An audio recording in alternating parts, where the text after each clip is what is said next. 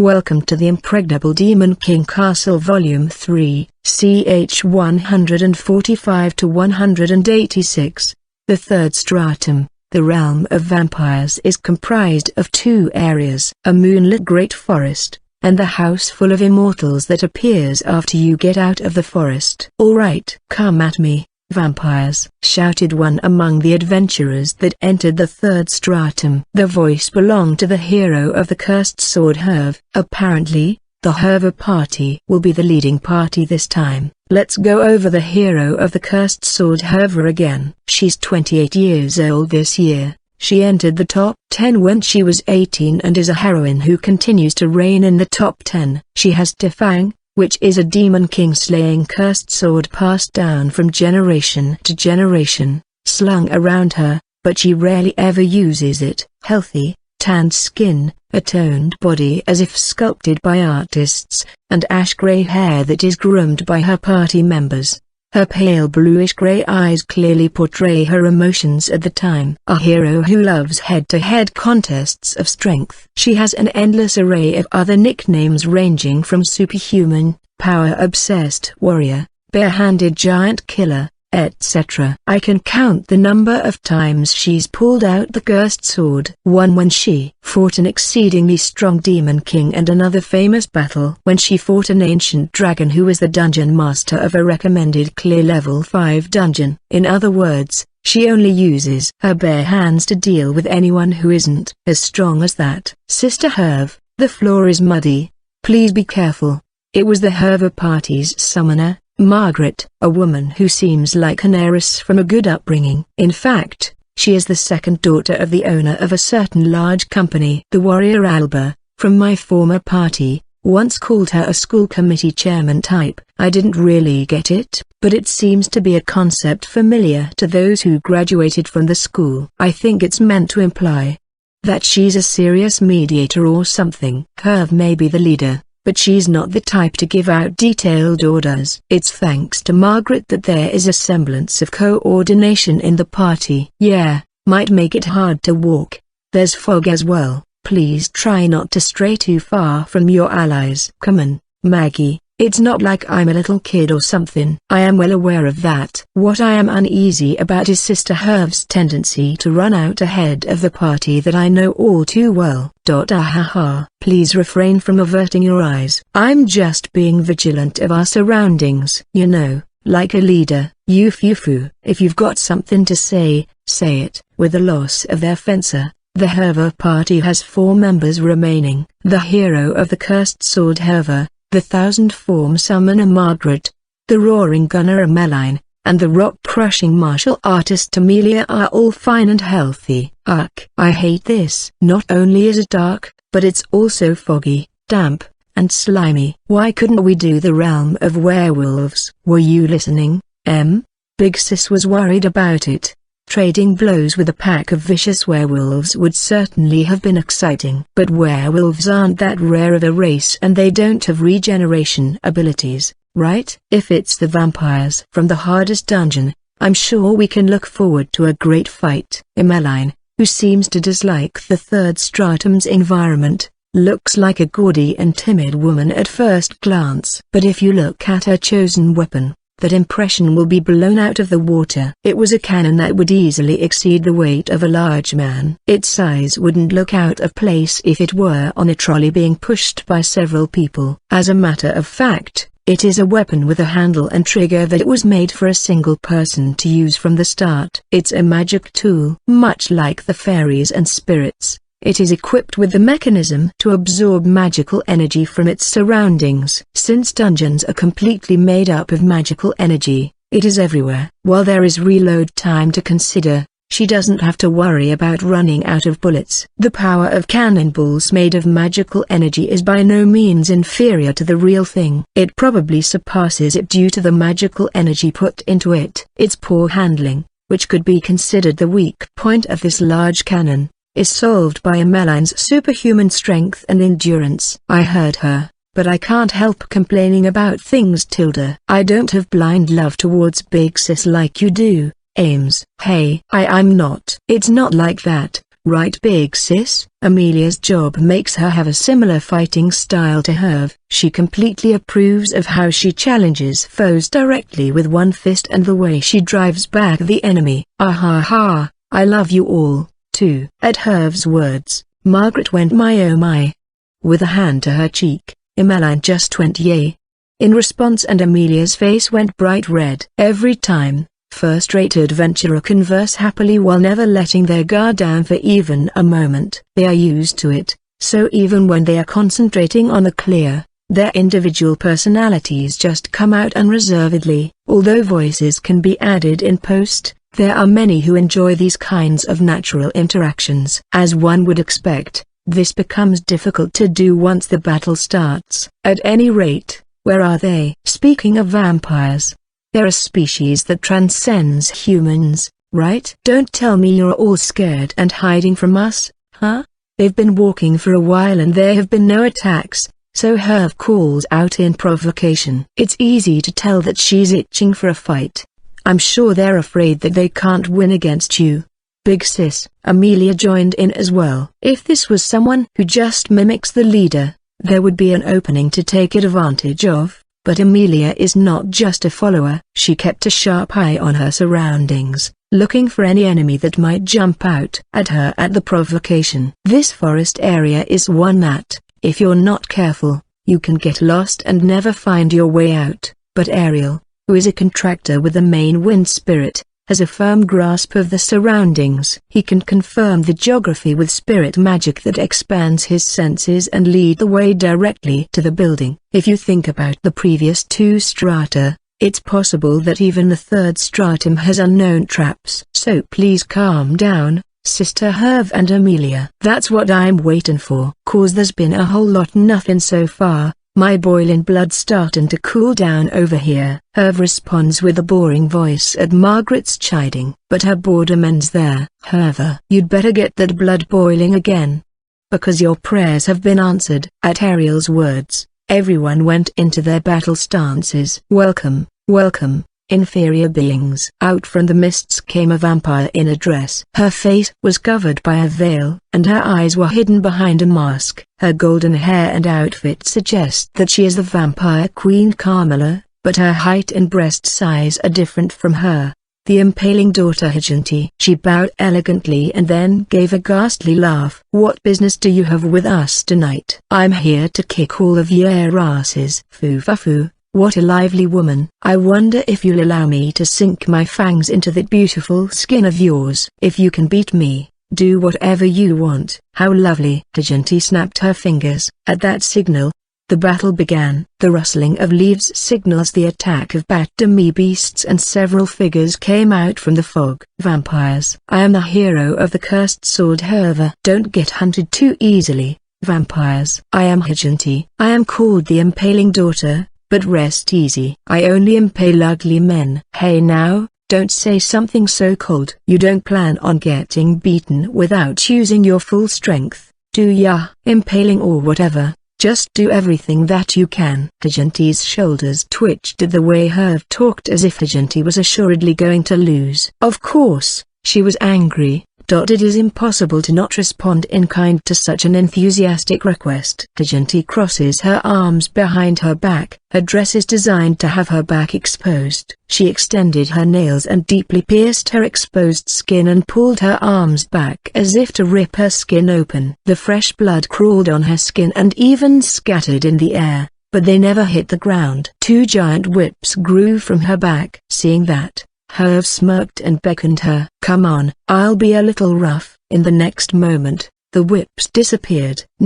They were swung at the same time to get Herve from the left and right. The whip crack sound of the sound barrier breaking can be heard. Hajanti is gentle to women and violent towards men. She normally swings her whips in order to insta-kill male adventurers, and she has two of them. Herve grabbed onto the two high-speed blood whips and held them under each arm. She had a happy smile on her face. Well, aren't these faz?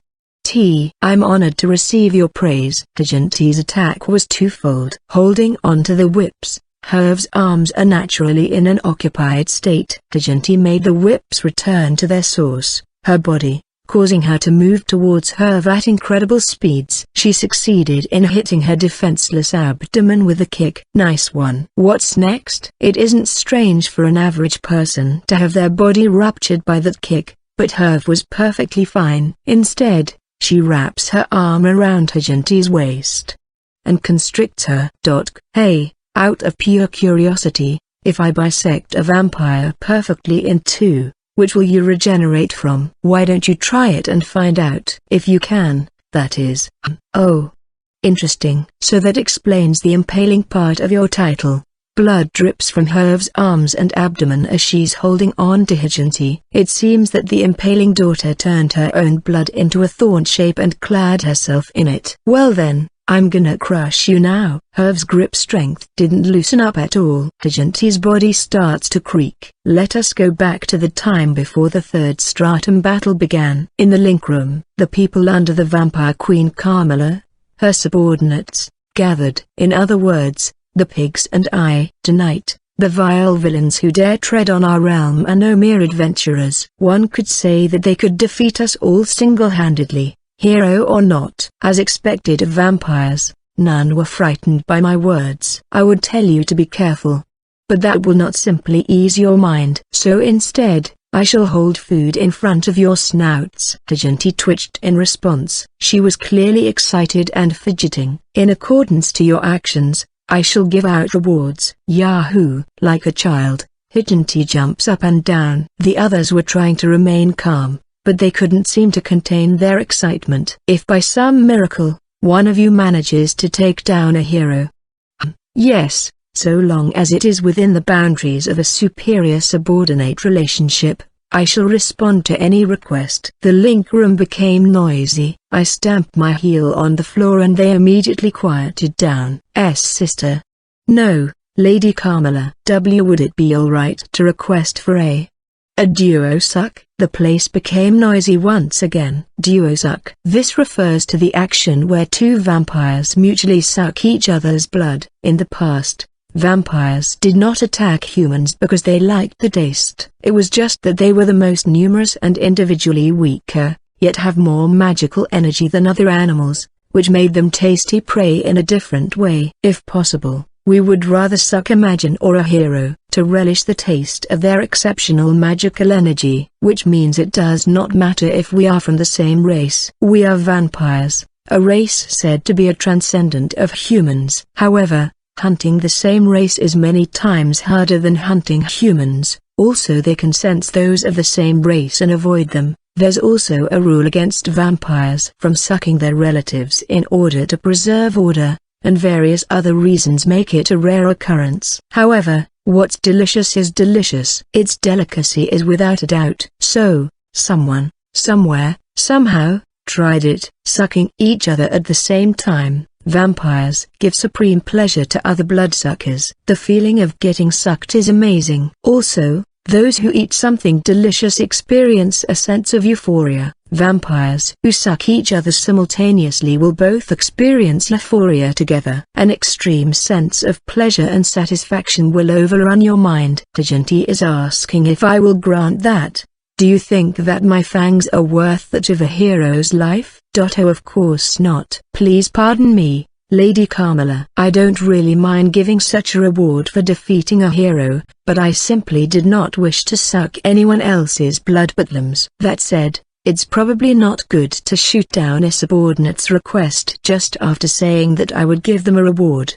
But yes, if you so desire it, I am willing to give you my blood. Hajinti fell to her knees. She wiped off her drool and continued. Slurp. That's too amazing. I suppose directly sucking it is out of the question. Then, let your blood drip on your foot so that I may please lick it off of it. Is this girl all right in the head? That is what I think. Slightly worried, but it honestly isn't enough to put me off. I, too, say embarrassing things to learn when I feel an intense desire to suck blood. To vampires, the desire for the blood of someone you like is fearsome. In her case, it is slightly strange how she can express to her partner, reflecting her sexual preference, without hesitating. I guess it's acceptable, considering how good she is. Yes, if you are able to defeat a hero, I'll think about it. Tajanti's body trembled in anticipation. Foo. Foo fa foo, foo ha ha ha. Thank you, Lady Carmilla. On our pride as vampires, we will bring you victory. Almost in concert, the other pigs begin to squeal. If she'll give her blood for a hero. I wonder what reward she'll give for the other adventurers? I want her to sit on me like a chair. Then I'll be the footstool. That's getting physical is for amateurs. I shall ask her to allow me to stare at her eyes beneath her mask. What are you doing with your hands? These guys are hopeless, but not all vampires are like this. Ever since the incident at my previous workplace and the case where Lim saved me, I could not wipe away the unpleasant feelings I had toward men other than Lim, and may have trained my subordinates rather harshly. As a result, they became like this before I realized it. The other vampire girls, other than Tajanti, are normal, I think. I feel like I'm getting a lot of passionate looks and swoony eyes, but that's normal. As long as morale is high and there are no problems with leadership, it should be fine. Now then, go forth. I send out my subordinates, and I head towards the night building where I shall await my enemies. Is it just me, or are the vampires moving better than usual? They're overflowing with motivation. That said, the adventurers are full of people that can't be dealt with by ordinary means, like the Scathach party for example. The threads released from the weaving magician Theo's 10-ring type magic tool entangles the enemy and cuts them into small pieces. But the vampires are just barely able to turn their bodies into mist to get out of the strings.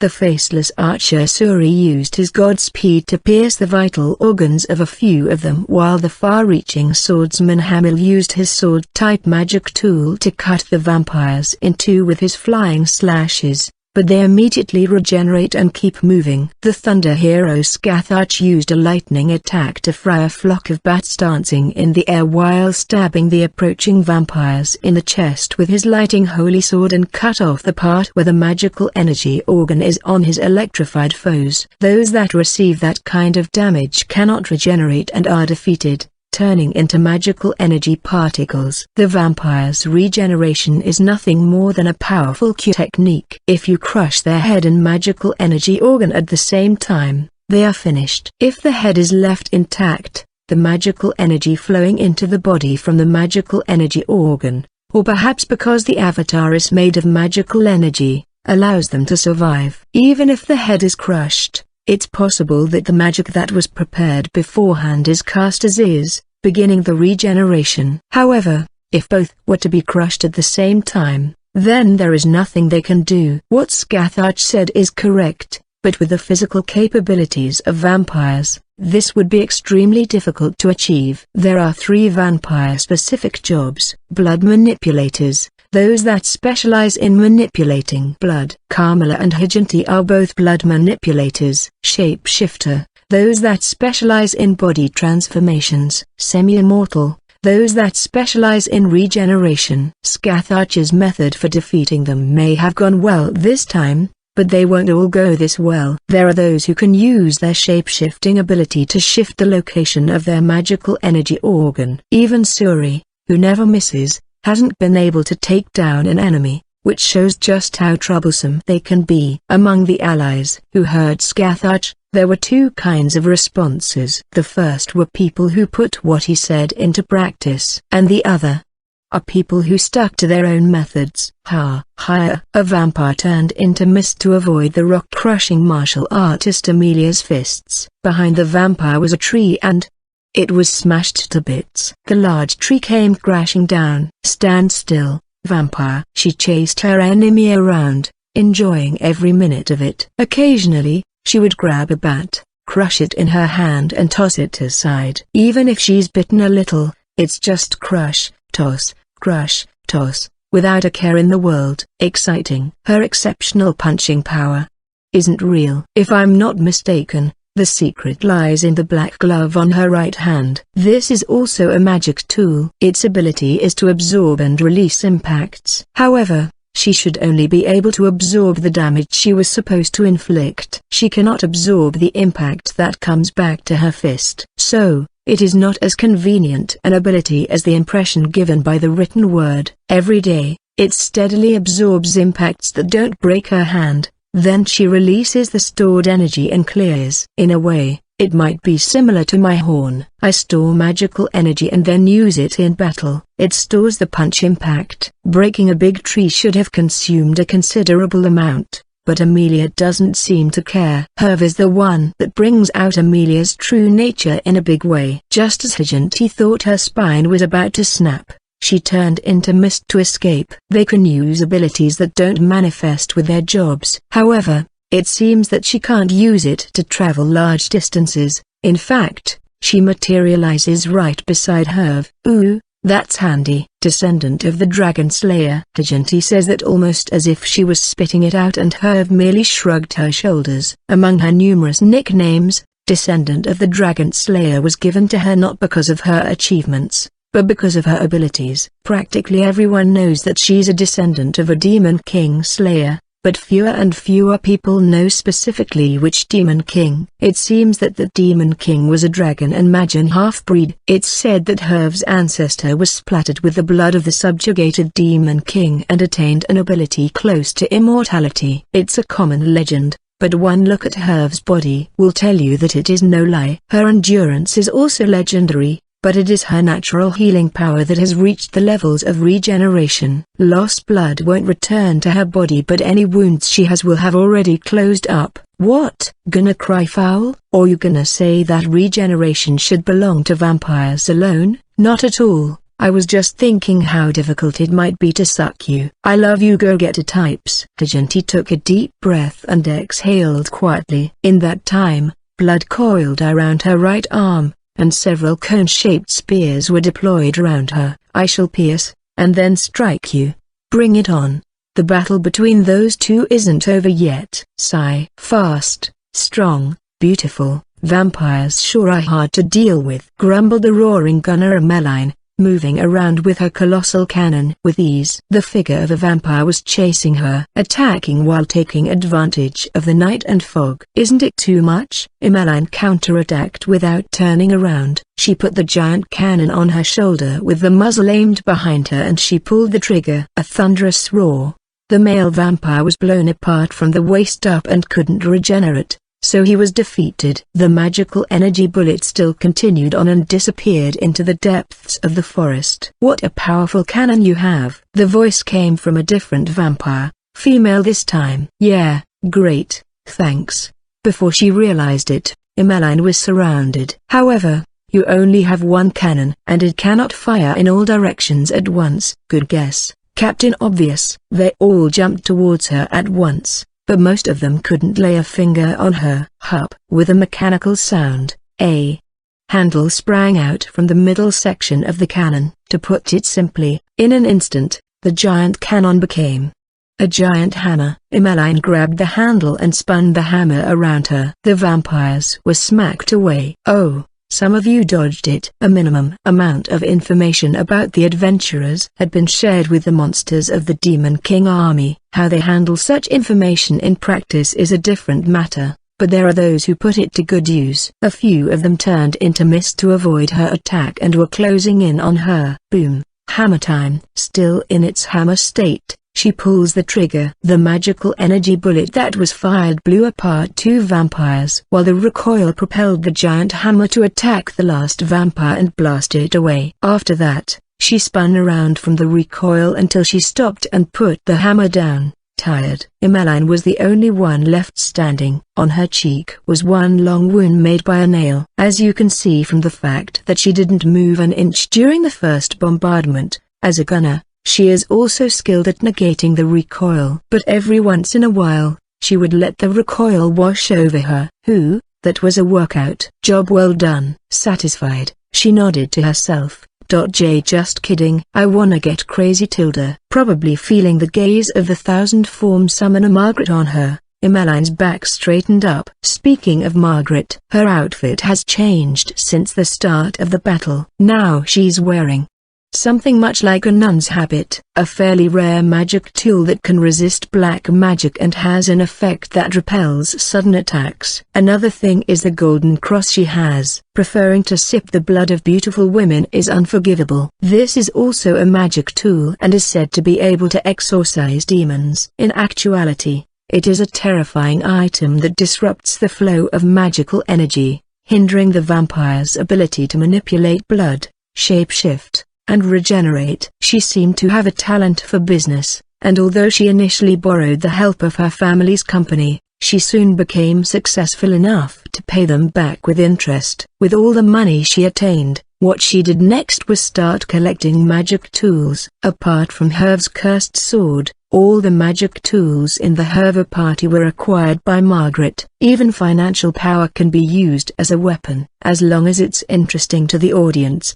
anything goes. Another special thing about her is her abilities as a summoner. Originally, similar to Myring, a summoner forms contracts with people and excels at the art of summoning them. But somehow, she is able to also make contracts with inanimate objects. In every clear, she summons what she needs in that instant in her hands. Incidentally, since she wears her clothes in layers, she will be naked once. Of course, in clear videos, it's done well in a way that her important bits are just barely hidden, but people in the dungeon side can see them, the video editors as well. It's rather imposing how she doesn't seem to care about that. I'd like to mention that I couldn't see anything, the fog hid everything from view. Yup. Now then, I'm counting on you, Nick. Nick is the name of the bear demi beast that she made a contract with. That's right, living things can be summoned by other living things. Nick, who is normally the master of the forest, stands on his hind legs and swings his claws downwards at the vampires. Because of the cross's ability, the vampires' abilities were weakened and they were defeated. So far, it sounds like the adventurers are getting overwhelmed, and despite none of them actually being defeated yet, the adventurer side has certainly received some damage. Herve and Amelia continued to fight while ignoring their injuries, and even Emmeline and Margaret, who dealt with the vampires well, have been having their blood sucked by the bat demi-beasts that they didn't take care of. The ones that you can truly say are unharmed are all the heroes aside from Herve, the samurai Masamune, and the faceless archer Suri. Although vampires are getting defeated at an alarming rate, they are succeeding in whittling the adventurers down. Ahaha, unlike the monsters that burst apart with just a little nudge, you Demon King Castle vampires can take a beating. Now, this is fun. At least, I think it's working. Besides, the preparations are already complete, and the plan is still underway. The adventurers still don't know the threat of the reborn third stratum, the realm of vampires and underlings. Alright, I get the gist of it, the water hero Wraith says with a wide grin on his face. Creating something like a wall of wind, the bats weren't able to bite him. The further apart the manipulated blood is from the manipulator, the weaker the influence. So there's a limit to how far they are able to use their own blood once it's out of their body. A thrown blood knife can change its trajectory in midair. One such knife was headed towards Fran, but Wraith raised a defensive wall with earth magic to block it. Fran immediately closed in on the attacker and sent them flying with her right arm. Perhaps due to being too far from its owner, the blood weapon could not keep its shape as a knife and returned to being liquid. Moving around the placement of their magical energy organ using shape-shifting is pretty interesting, but there are only so many places you can move it to in the body. Forcibly shifting around the placement of your internal organs alone is an amazing feat, but one has to think of balancing the other organs. Forcibly moving it was manageable, but changing its position would be a hassle. In other words, creating a space in time for an instant evasion is limited. Also, there is no place to hide the organ in the lower parts of the body. Even if you forcibly moved it down there, it will soon become obvious where it is. In the end, he arrived at the conclusion that it is better to blow apart their entire upper body in order to kill a vampire in one shot. If you want to beat them without them regenerating, This is the way. Both Wraiths and the Crimson Wizard Michelle's explosion magic blew up at almost the same time. Various vampires were defeated. Then there are the ones that can turn into mist. When they become mist, they can't think, right? Which means they thought about where they are going to materialize beforehand. So, about here, just before they are crushed by Fran's grasp, they turn into mist and then materialize in a place a little bit away. But then, just as that vampire felt a weird pressure on their chest, they burst open in the next instant. Defeated. Thanks to the defeat mechanic, all that gets splattered around is magical energy particles, but still. What a fearsome technique. This is just a guess, but I think he placed a box or ball of compressed air at the materialization spot. The vampire materializes there without realizing it. It's like having a bomb in your body. But man, they're tough. They're difficult to aim at, and defeating them in one hit eats up magical energy. Vampires are troublesome monsters, says Wraith, giving high praise to the enemy, while he, himself, remains unharmed. It's hard to believe that this is his first actual raid battle. He's so stable and strong. Despite the vampires steadily dealing damage to the adventurers, they were annihilated. And now, the conclusion to the hero of the Cursed Sword and the Impaling Daughters battle draws near. Countless blood cones shoot out from the ground aiming to pierce Herve, but she simply smashes them, parries them, steps on them, and sometimes ignoring them completely while she forcibly closes the distance between them. Come on, Tajanti, let's end this. Bring it. Tajanti called back all the blood that she could and clad the right arm with them. I guess she's already determined that she can no longer escape Herve's fists. The distance between them vanished as they exchanged fists. The space around them shook. The trees rustled. There was a sound as if the forest itself rang out and the hair of all the adventurers in the vicinity swayed as if hit by a shockwave. Tsk, what was that? Bring it. All about, Tajanti. Herve was smiling with a complicated expression. In terms of the match, Herve is the victor. But that wasn't what she wanted from a simple, pure head-on collision. Big sis. The rock-crushing martial artist Amelia ran towards Herve, ignoring all the wounds that she herself has. I'm fine, although, I don't think I can grow this back, Herve said, jokingly, showing her right arm which was completely gone all the way to the joint. In response to Herve's way of doing things, Tajanti laid bare her fighting spirit. Or so it seemed. At the moment that they clashed, the armor of blood that covered her right arm changed its shape into the fang of a beast. That fang was successfully thrust deeply into Herve's right arm. But at the same time, Tajanti was hit hard enough to send her flying into the forest, knocking over countless large trees, and was defeated.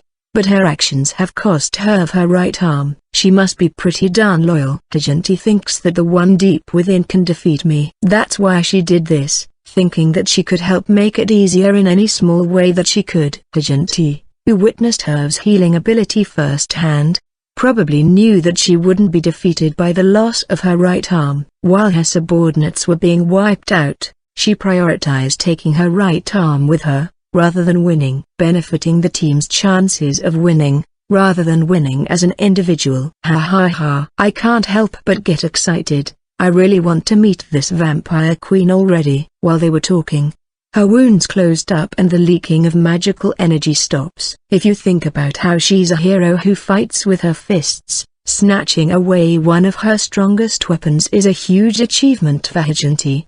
The group then made their way through the forest without letting their guard down, and finally arrived in front of the mansion. The adventurers enter the entrance hall of the mansion and are greeted by a single male vampire in a butler outfit with a large crowd of maids, and then they got ready to explain the rules of the raid battle. The vampire queen Carmela, one of the Demon King Army's Big Four, serves as their floor boss of the third stratum.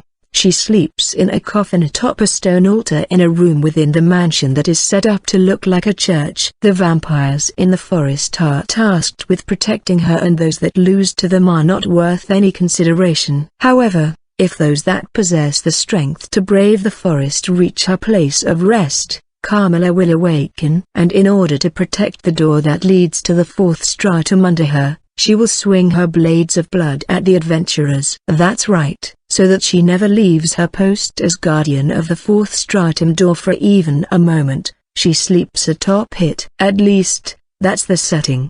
The exterior of the mansion is always the same, but the interior, or rather the structure of each room, is different each time. It is not possible to locate the church from other adventurers' videos. In addition, they will need 3 items to get to Carmilla's resting place: a rusty candlestick, a corpse's candle, and a black flame. When you light the candle with the flame, place it on the candlestick, and then set it in front of the door of the church. It will open. Usually, all the members of a party will search each room, sometimes falling into a trap or getting ambushed. They find items, other than the 3 important ones, like keys to unlock locked rooms, maps, etc., that get them closer to reaching Carmilla. However, this time there are a large number of people and the rooms have been set up under the condition that they will be searched by a full party. The Aerial Party, Herva Party, Scatharch Party, and Wraith and Fran each search one room. For TV, this is a welcome proposal. A large number of people fighting all at once is the exciting part of a raid battle, but leaving that aside, the fans of each party still wish to see their favorites party play an active role. Splitting up the group to fight their own battles is the easiest way to do that.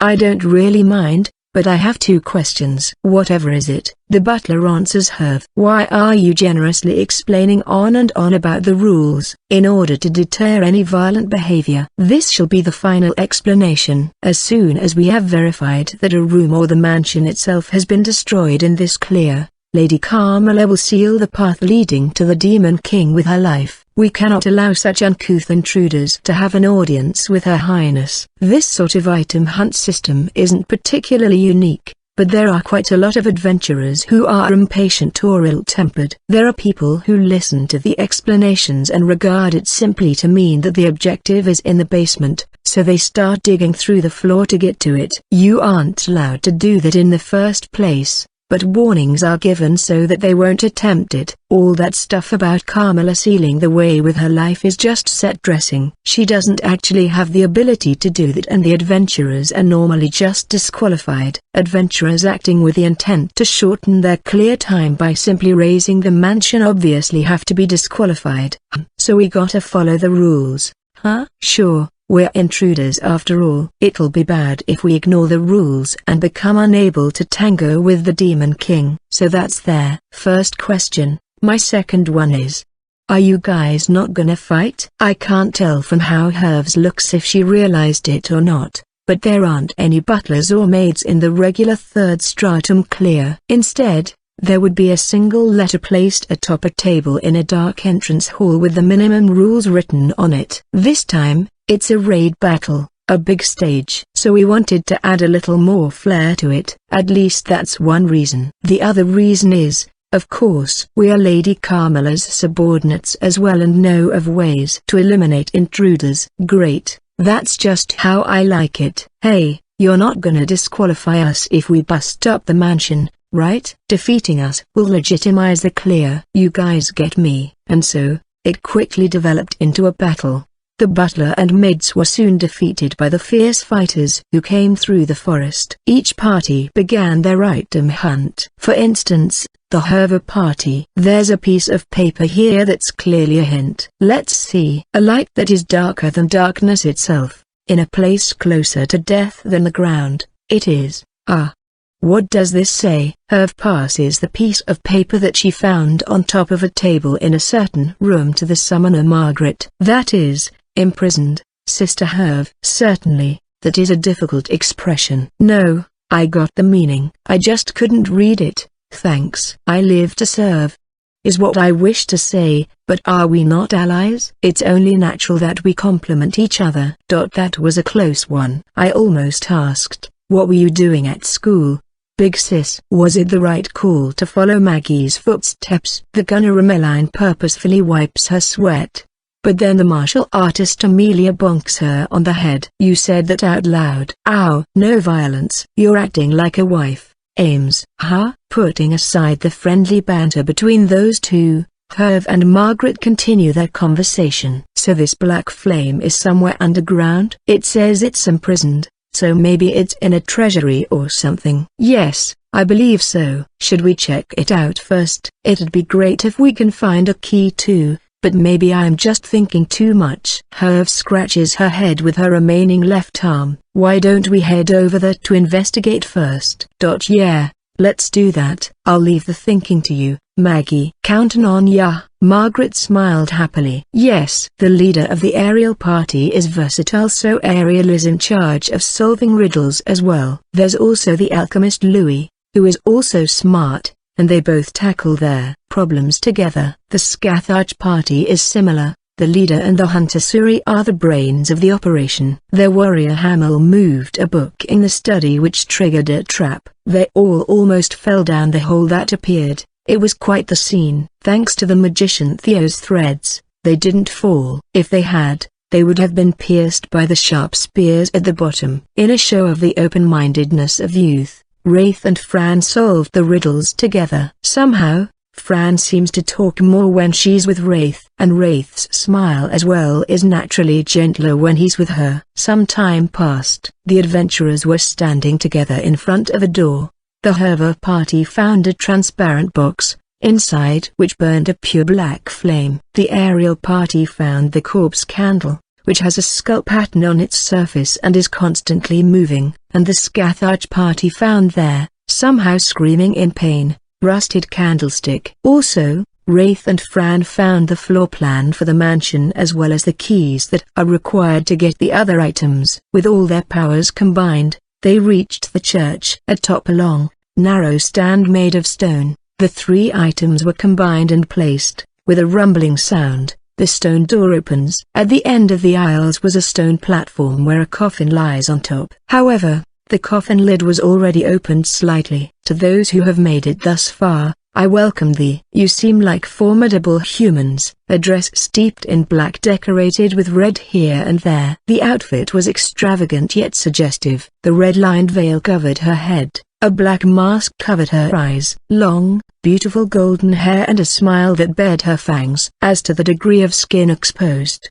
her breasts are exposed as if she were wearing lingerie. Her abdomen and back are freely exposed and even her thighs are exposed enough to draw the eye of the viewer. Some parts of the costume are in the form of bands, and they cover the body in a way that connects those lines to each other. However, the area of cloth used is quite wide. This is because only the front part of the dress, aside from the back, is exposed, and from her back grow the large wings of a bat. The little bat wing antennas on her head are also lively. Overall, she gives off the feeling of a bewitching and beautiful female monster. You're Carmela, right? We went through a lot of shit to get to you, so I hope you're strong, and if you're as strong as Agenti believes you are, all the better. Carmela smiled and gave a little chuckle. The third stratum floor boss fight begins.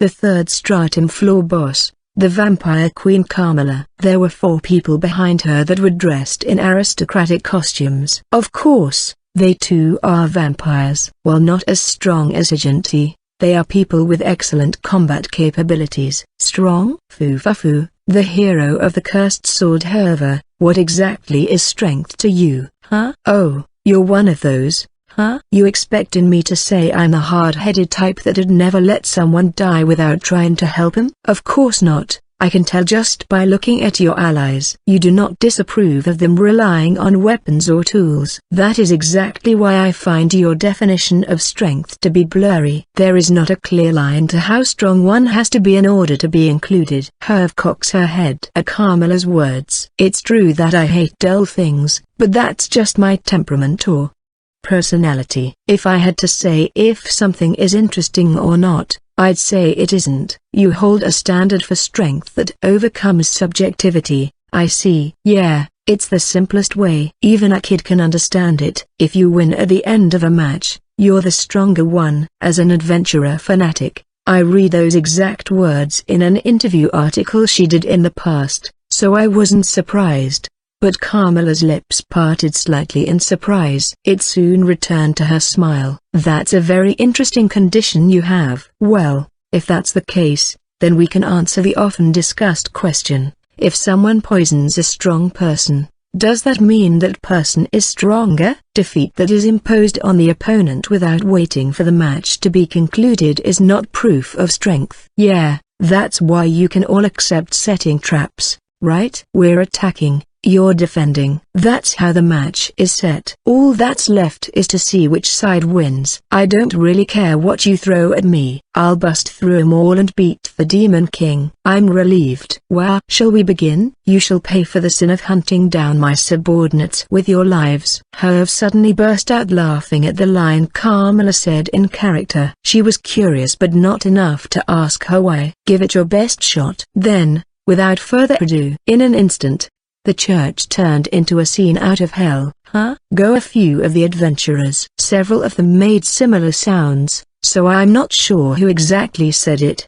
"The church is wide. As soon as you enter, there is an aisle that leads to the stone altar, where a red carpet is laid out. To the left and right of the aisle are rows of long stone benches, all lined up. From the red carpet and the shadows of the benches stretched countless blood thorns that assaulted the adventurers in an instant. Whoa, whoa. There's way too many of them." Even the ever-calm Wraith's eyes twitched.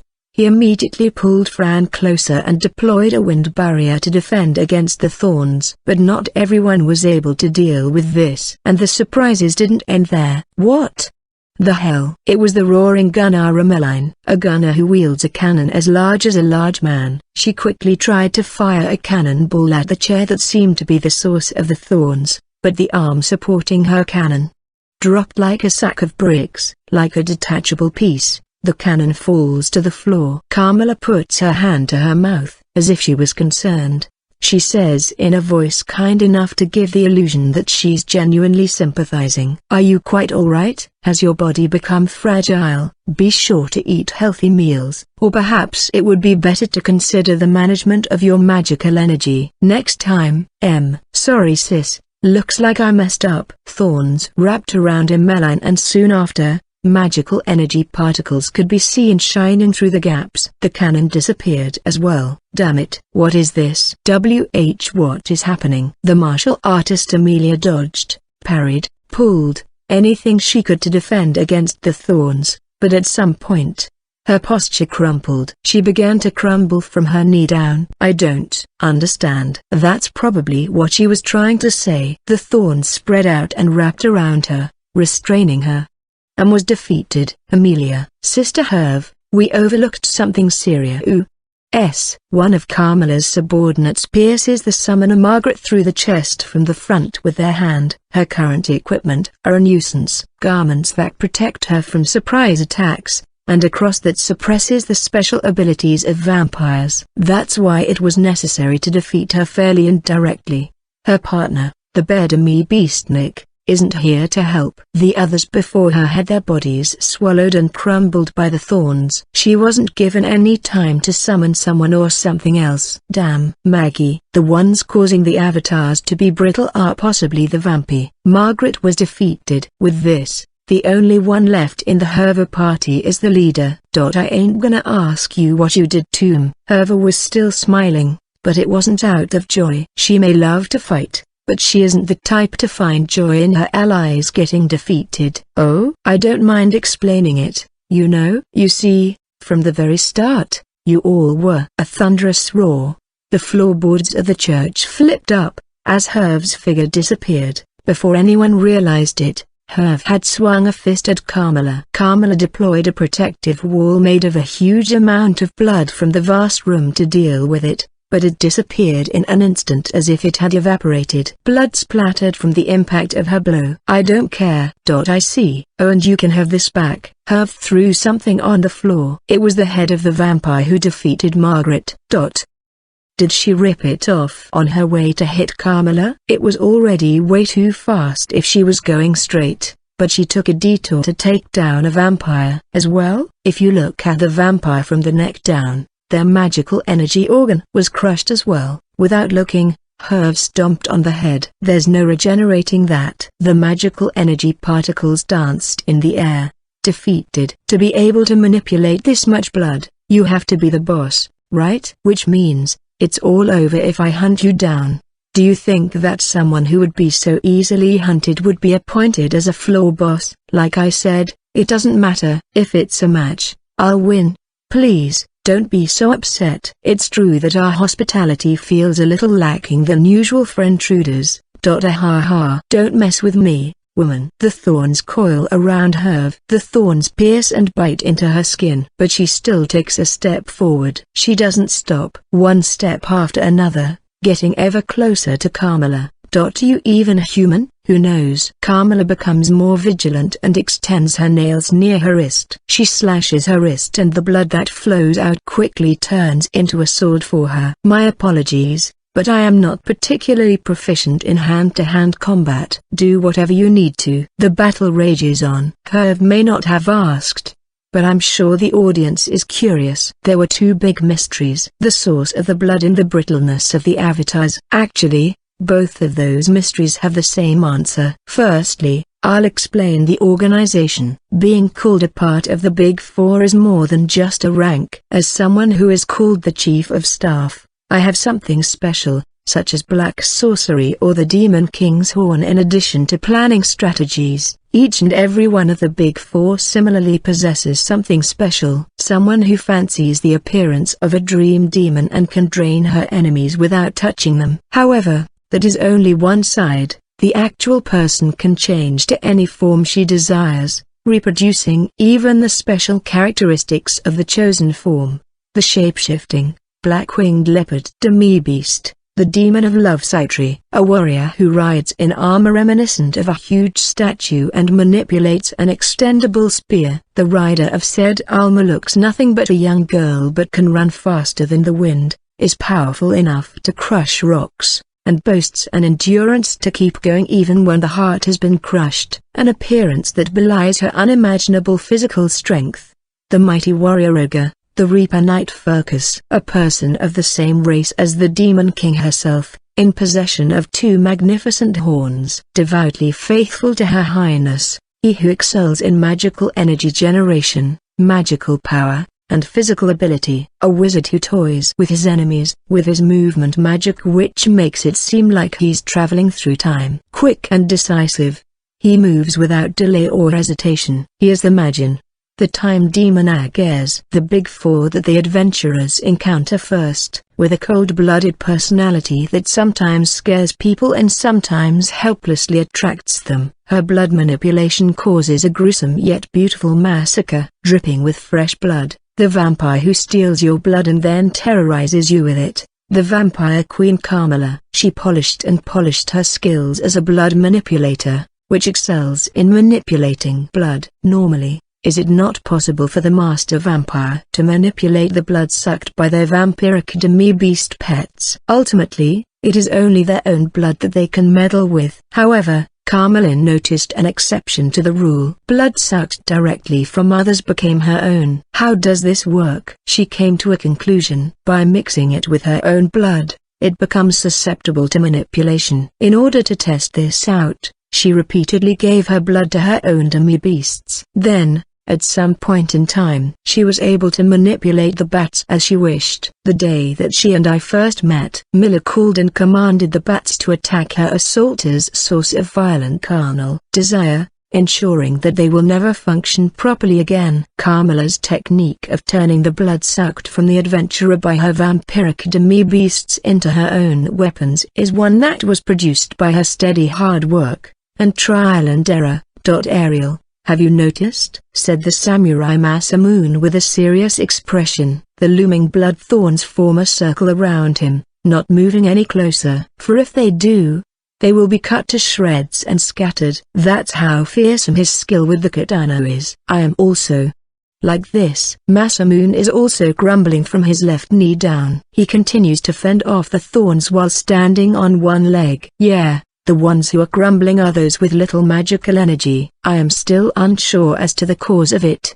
but if that is true, then it matches the current state of our party. Other than Masamune, none of us have shown any noticeable deterioration. The alchemist Louis turns a stone bench into a shield in the blink of an eye in order to defend against the thorns. Ariel's guess isn't wrong. But to be more precise, the bodies of those that spent little magical energy in their avatar generation are crumbling. Avatars are reproductions of living things using magical energy. The magical energy cost of the reproductions depends on the living thing. Of course, the more information and the more complex it is, the more magical energy is required. So why are the bodies that were generated with little magical energy crumbling at this time? If you count just the bats, it doesn't make sense. Isn't there something else? Wraith really is sharp. The bats that they encountered in the forest were mostly dealt with by the adventurers, but no matter how many they get, they can't get all of them. For example, if there were bats that sucked just a little and ran away, it would be impossible to notice all of them. However, even if there were dozens of such bats, this doesn't mean that Carmilla can manipulate such an amount of blood. There is a possibility that she stored her own blood somewhere. But if that were the case, then there would have been plenty of ways to use it. For example, she didn't use it during the Phoenix Party fight. Sucking blood without us realizing. Mosquitoes? Said Fran while tilting her head. Ahaha, good one, Fran. But in order to have collected this much, they would need a very noticeable amount of mosquitoes. Besides, you'd hear the buzzing of their wings, right? Even in this situation, the banter between the childhood friend duo doesn't miss a beat. Leeches, mutters Scathach. They seem to have arrived at the correct answer. That's right. In each stratum, a new plan for the purpose of the raid battle was formulated. The one Carmilla has been working hard on is controlling a demi-beast other than bats. And so, without the adventurers noticing, their magical energy was sucked from their avatars. The forest environment, with its rustling trees and night wind, moist air and soil, poor visibility due to the night and fog, and the dungeon that is entirely made of magical energy called a field. Furthermore, the vampires joined the fray there. Many of their reliable allies have excellent magical energy. If all the conditions are met, the weak little leeches stick silently onto people and suck away at their blood, naturally unnoticed. Whether it is magical energy born from a magical energy organ or not, they steal their blood, or in this case, the magical energy that their body is comprised of. When the adventurers enter the forest, the leech demi-beasts stick to them and suck their blood,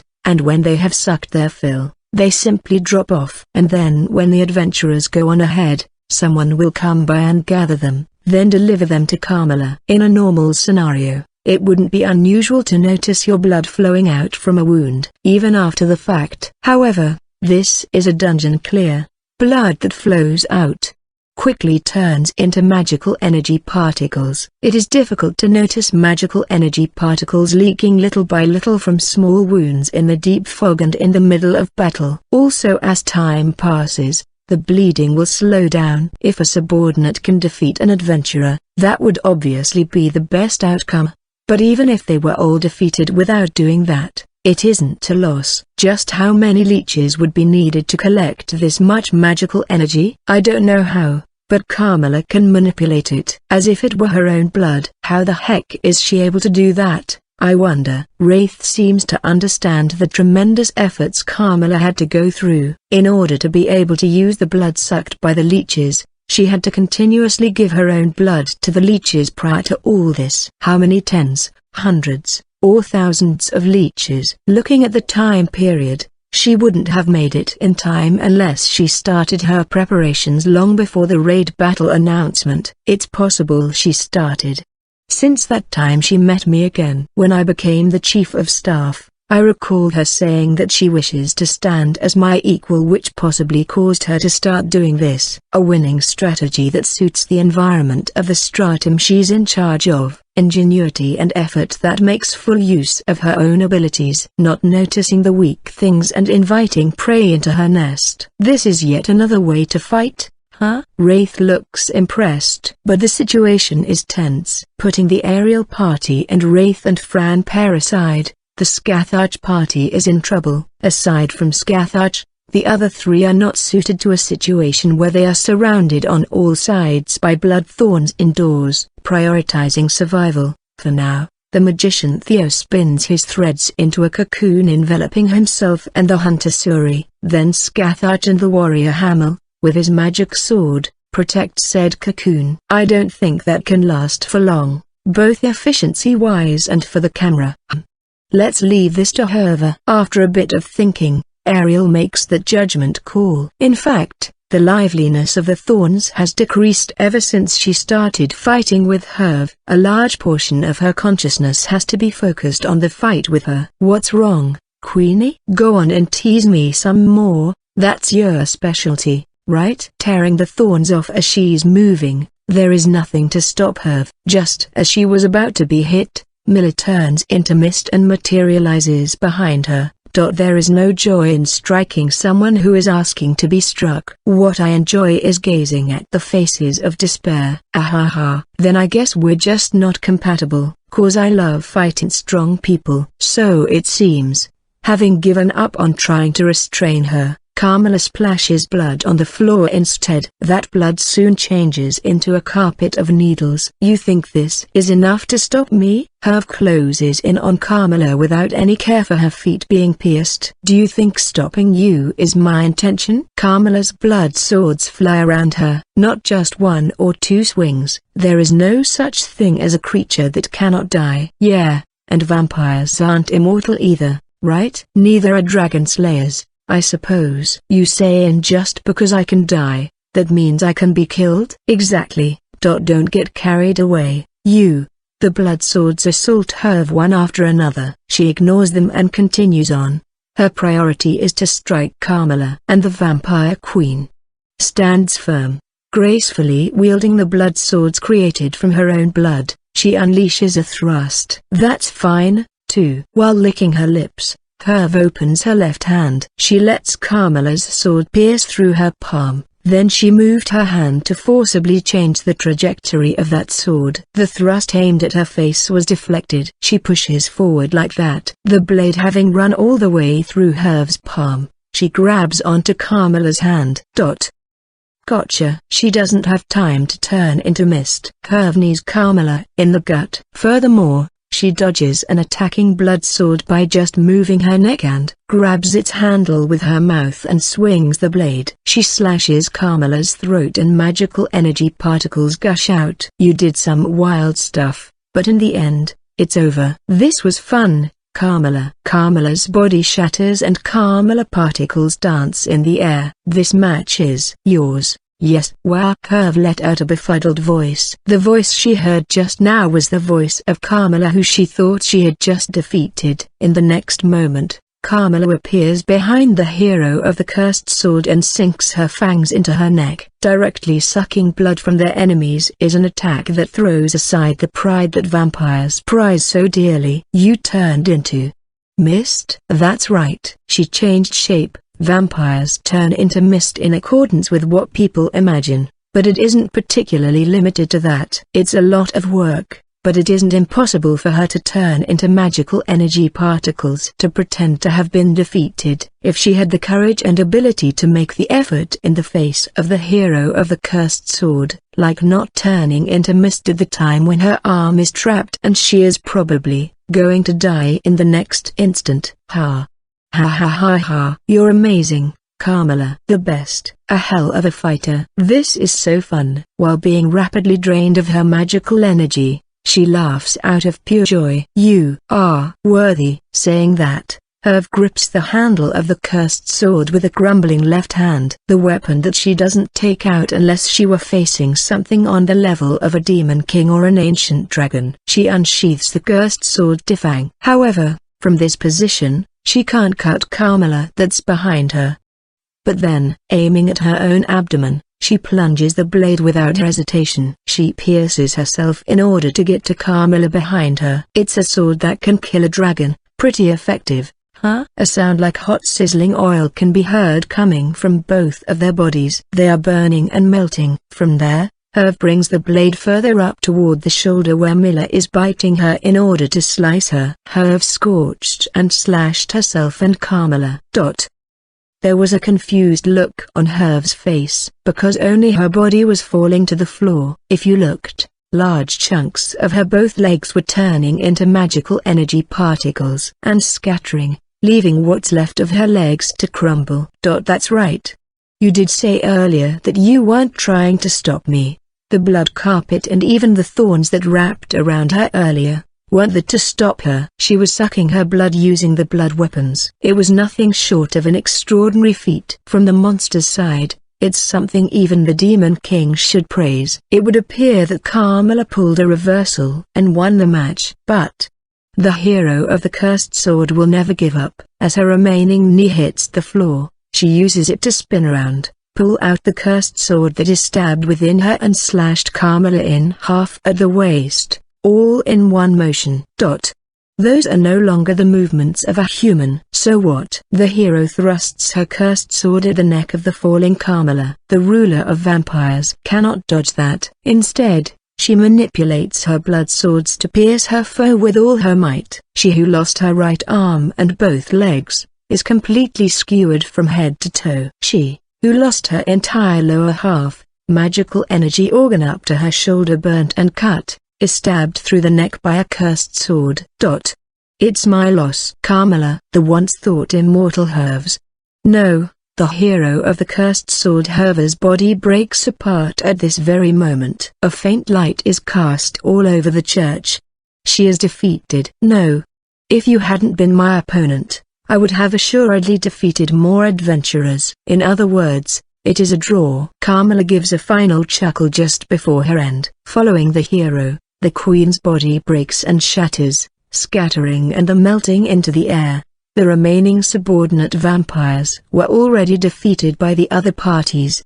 The third stratum, the realm of vampires and underlings. 4 members were defeated. The adventurers have been decreased to 10, their greatest loss so far, and they have decided to continue on to the 4th stratum. Carmilla has undoubtedly showcased the true strength of the Big Four this day.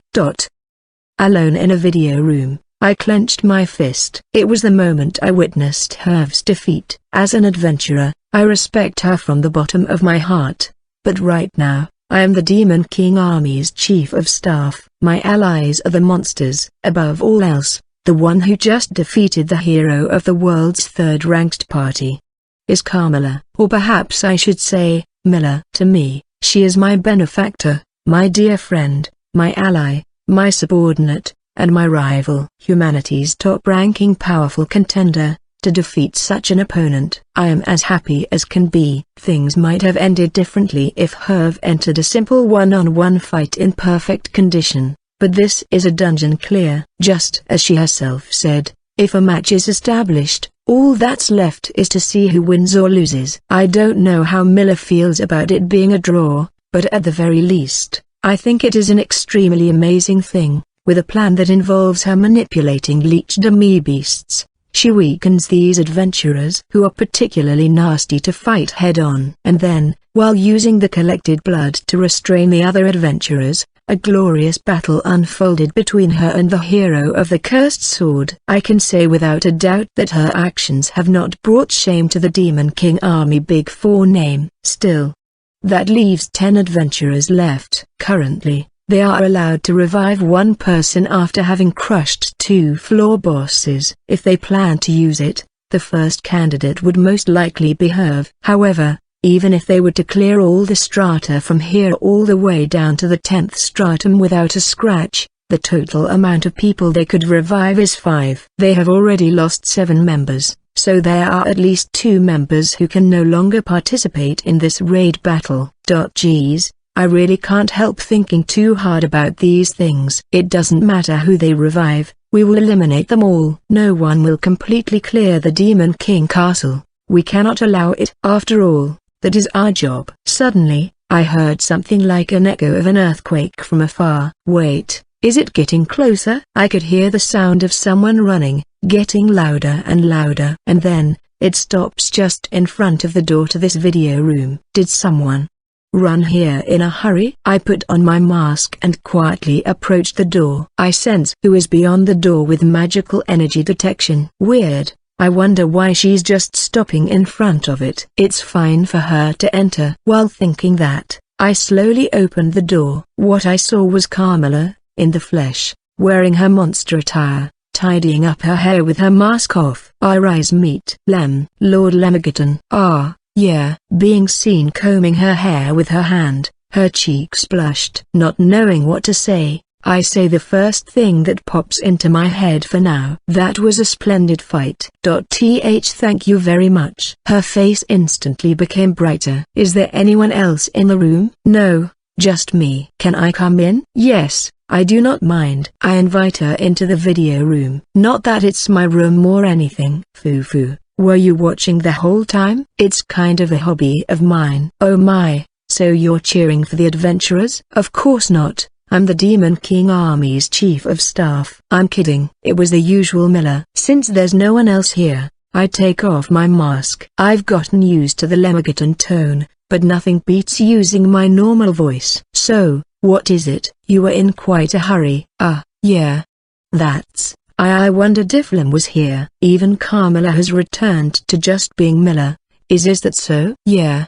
But, when I thought about it, I wasn't sure what I wanted to do. When I woke up in the cocoon, my body just started running like this. I think I kinda understand Miller's feelings. It's just that I'm too overly self-conscious to say it myself, so I say nothing. Miller intertwined her fingers together, weaving a web of words while looking down. I'm sure that I wished to report to you since the start, and then, if possible, share in the joy. I'm sure that's what I was thinking. After the fight with Phoenix, I wrote a letter to my master before I sent one to my parents. He was the one who trained me to that level and had me inherit his horn. Just like how a child rushes towards their parent when they've done something well, there are times when those who have experienced something important want to immediately share it with someone. In regards to this battle, I am that someone to her. I am honored and somehow I am welling up with emotions. Thank you. It really was amazing. I couldn't help but clench my fist during your fight with Herve. Fufu, thank you very much. It's all thanks to you, Lem. Me? I didn't do anything. It was all you, Miller. Not at all. It is because I met you that I am standing here today. If I hadn't met you 2 years ago, I would still be at my old workplace, spending my days in despair without ever seeing the light of day. In her previous place of work, her abilities were underappreciated and she was treated coldly. In just 2 years, she rose up the ranks to become one of the Demon King Army's Big Four as a floor boss who has just defeated 4 members in the raid battle. Just because she didn't succeed in one place, doesn't mean that she is incompetent, including being given a place where her efforts can be rewarded. I was very happy for her. In that case, if I hadn't met you, Miller, I wouldn't be here right now, either. I knew you would say that. Miller smiled modestly. Earlier, you said we were rivals, right? Why yes. Her expression became very nervous. This time, I'm the one who smiled. When I saw you in the clear this time, I thought that for the first time. And then, I panicked. I thought, I can't lose to you as a floor boss or as a monster. It seems those were very pleasing words to her. After shaking a little, she gave a beautiful smile. From the corners of her eyes, there were teardrops. Thank you so much. I'll do my best. Yeah, I know very well that you are an amazing person, but I cannot simply look up at you and admire. I feel the same. Neither can I. Because there's a guy that I don't want to lose to. It's because of Phoenix that I'm able to do my best. You can't raise yourself up by yourself. There are some efforts that are made possible by the clear presence of someone. Phoenix, is it? Asks Miller directly with a straight face. Yeah. It would seem that I still have more work to do. Hey, come on now. I've known him since we were kids. It's fine, Lem. This is my problem. I suppose if this is enough to keep her motivated, it's not a bad thing. Yeah, I'll leave it at that. Oh, that's right. I just thought of something, Lem. This time, I promised the pig my subordinates that I would give them a reward if they defeated an adventurer. I see. I was wondering why their morale was unusually high this time. As a result of that, they were of use to me, so I am thinking of rewarding them. While her subordinates did not directly defeat an adventurer, it goes without saying that their battles were a huge help. Forcing the adventurers to focus on fighting them made it extra hard for them to realize the leeches. Also, Higinti managed to steal Herv's right arm. It gave us a big advantage. Yeah. I'm sure they'll be very pleased. That's the problem. Is it? You're worried if they ask for something weird as a reward or something? No, I am free to refuse any requests I don't like. She's resilient. I expected nothing less. I am sure that my subordinates will be delighted by my reward. But the thing is Lem. Why yes? I unconsciously gulp. I, too, did my best. Sure. Mila moves her face closer to mine. I believe I have done very well. Yes you did. You were wonderful. Isn't this almost exactly what she just said? Or I wonder if she's trying to hint at something else. I wonder if someone will reward me for my hard work. Mila kept sending me glancing looks. At last, I understood what she's getting at. Oh, I see. If there's anything I can do, just say the word. Ever since we met by chance, I have been taken care of by her from work to my everyday life. While it may not be a reward, I did plan on congratulating her. Mila smiled and tilted her head, saying nothing. Did I misunderstand something? We stared at each other like that for a while. Could it be that rather than me asking her what she wants and then simply granting it to her, she wants me to think of a congratulatory gift and tell her? I think it would be more helpful if she just told me what she wanted, but human relationships don't work by logic alone. Seeing me start to worry, Mila's eyes sparkled. Looks like my first guess about her wanting me to propose ideas wasn't wrong. Blood to drink, I mean, mine. You said that it was delicious, so as I was saying that, I could see Mila's expression get steadily grimmer and grimmer. Lem's blood certainly is delicious. It might even be the most delicious flavor in the world. But it isn't something you just do. I see. I'm not really sure what to make of that, but I'll leave it for now. If not, I'd probably have to acknowledge it. Mila likes me. She doesn't hide it, but she respects my wishes. Unless I acknowledge that and think about what would make her happy, I won't arrive at the right answer. It's very difficult for me to admit that because I've lived a life that has little to do with being liked by others. This might not be a reward. Exactly. Yes. I was very nervous uttering these words. I wonder if we could celebrate. Mila repeats my words, almost as if she were rolling them around in her mouth. Yeah, if you want, we could go somewhere. Go out for a meal, or shopping. Sorry, I can't really think of a solid plan right NNN. Mila put a slender finger to my lips. Because I'm saying too much. Yes, please. Her smile was so beautiful that I froze. Somehow, I pulled off the correct answer. Foo. That is the best possible reward. It was worth tormenting those adventurers for. A beautiful woman with the best smile saying disturbing things. I let out a sigh as if I had just scaled a mountain. But, are you sure? We're rivals, right? It doesn't really feel like a reward. Then, let's celebrate as friends. Ahaha, I see. Oh, and one more thing, Lem. This might be selfish of me to ask, however. No, please. Go right ahead. She put her hands around my neck and put her lips close to my ear. Her scent tickled my nostrils and I could feel her body heat. Her breath was on my ear. After we have enjoyed our date, if it's all right with you, would you let me suck your blood? I see. The act of blood sucking isn't something you simply do when you feel like it. She seems to think of it as a way to extend our fun time together, or perhaps as a way to conclude it. Is that hey? No? I haven't heard that in a long time, so I say this for the first time in a long time. I wouldn't mind. On that day, we were reminded of something. Mankind's strongest. A phrase that seems cliché-y and sought after by young boys, but gradually becomes harder and harder to say aloud as they get older. There are only two people in this world who can be called that with every ounce of gravitas. The flame hero Phoenix, the man who was acknowledged by the main fire spirit, which is said to be the world's first ever flame. The compatibility between the two is outstanding compared to previous generations, which can be inferred because he unleashed an esoteric spirit magic in the previous 10th stratum battle. The flames of the gods. The spirit magic can burn anything that is of this world to cinders. And then, there is one more person who also made a contract with a spirit of equal power. The storm hero Ariel. The man who was acknowledged by the main wind spirit, said to be the source of all the air that fills the world. There are many who have a long history as an adventurer, but there are also those that change their clearing style as the years go by. Ariel is no exception. Once,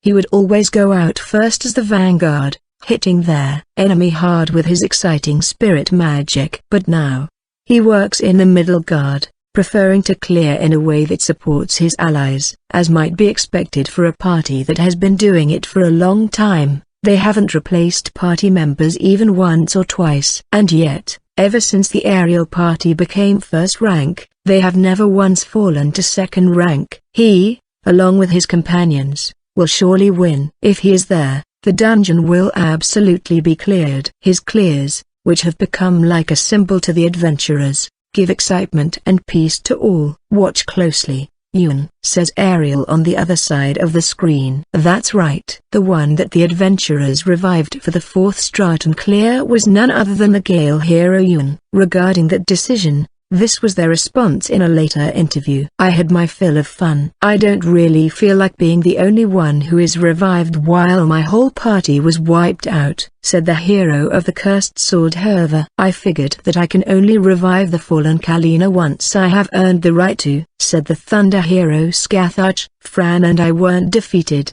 so I wasn't really interested in the whole revival rights thing in the first place, said the water hero Wraith. What better nourishment for development is there than personal experience? He will become a fine hero, said Ariel, and after getting the approval of his allies, Ewan was revived. I wish to remember one thing here, or rather, a strong impression was made on me. In this raid battle, a leading party is appointed for each stratum. That's the plan that they seem to have. In the 1st stratum, the realm of the Watchdog and Hellfire, it was the Scathach party. In the 2nd stratum, the realm of the Necromancer and Traps, it was Wraith and Fran. In the 3rd stratum, the realm of Vampires and Underlings, it was the Herva party. How about the 4th stratum, the Werewolf realm of Fang and Claw? If you go by order, it should be the Ariel party, and in fact, it was. Those who saw the clear video were excited, praising it for being exactly what people were looking for in an adventurer, and even sympathizing with the werewolves of the 4th stratum. You guys aren't bad. You're probably very strong, but too bad you're fighting that party. And so on. The chief of the werewolves Marchosius managed to land a blow on Phoenix in the 10th stratum battle. That much is said of him by the werewolves of the 4th stratum who he protects. Oh, how overwhelming. That much can be seen in the number of fallen adventurers. In the 1st stratum, 1 fell. In the 2nd stratum, 2 fell. In the 3rd stratum, 4 fell. The Demon King Castle was doing well in whittling down their numbers. But in the 4th stratum, none were defeated. Honestly, I was surprised. The 4th stratum is tough. Even the Phoenix party got caught in a dilemma despite me being in there. We somehow got out of that. But Phoenix had to use his magic. Luckily, Marchosius responded in kind to have a one-on-one duel with Phoenix and was defeated with 1 blow. But if he hadn't done that, it wouldn't be odd to say that 1 or 2 members would have fallen. The 4th stratum stage originally looks like a mine. The newly added Tooth and Fang part is actually only there to emphasize the already existing things in that stratum. The number of deployed werewolves was increased. They will search out the adventurers and rush them. That's right. That nice guy Marchosius's subordinates are all pleasant people and don't like cheap tricks. Of course, I appreciate their methods and he greatly appreciated my black magic. They're good people, really. However, They are people who prefer to fight using their bodies as weapons to the last. Below, I shall list the actions the aerial party took in the fourth stratum clear. 1. Using spatial awareness, the intricate shafts and tunnels of the mine were revealed. Using that, Yuan senses where the werewolves are coming and slice them up into tiny bits with wind blades before they can even encounter the party. When checking the camera footage, the werewolves on the way to the adventurers were suddenly defeated. 2.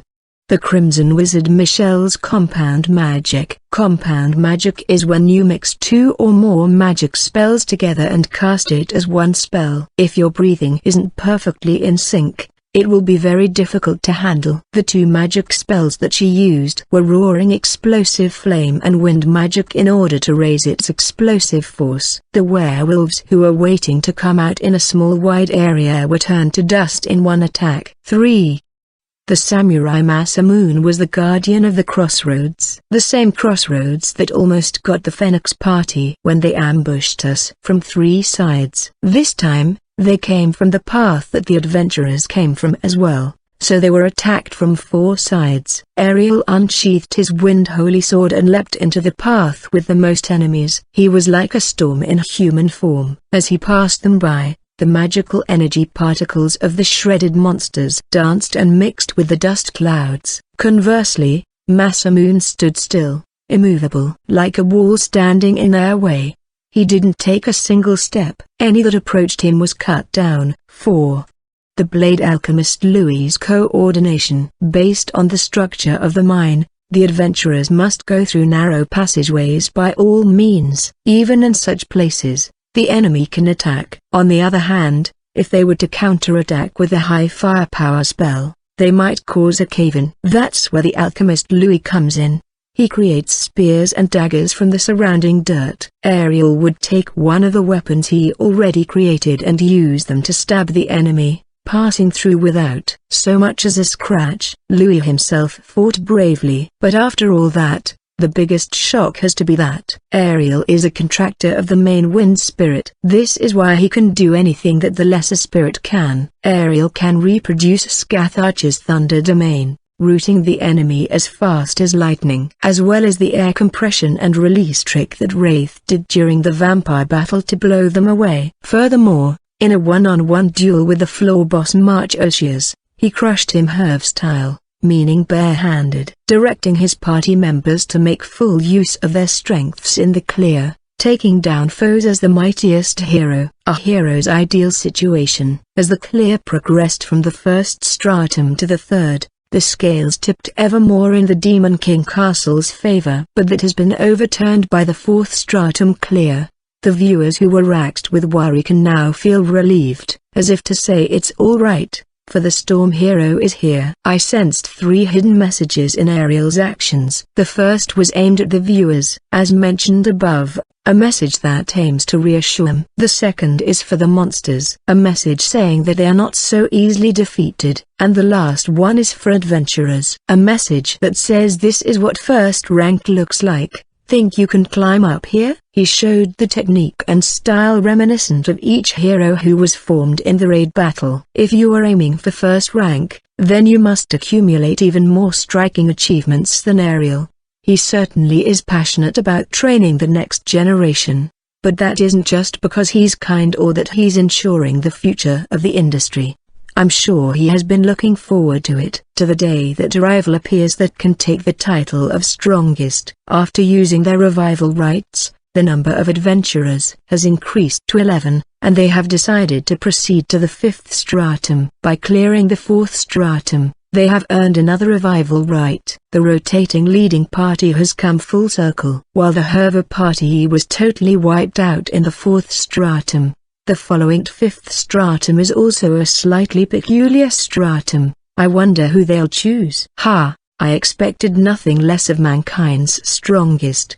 It was a pure and utter defeat. At a later date, March Osias came to visit my office. I am ashamed of my inadequacy. 1,000 pardons, Sir Chief of Staff. He's in his human form today. A large man with silver hair and red eyes, perhaps due to his presence or smiling face. His wild and sharp facial features don't feel intimidating. It's nothing to apologize for. All we have to do is annihilate them at the end, together. Just like last time, I'll be able to summon contracts like March Oshia's.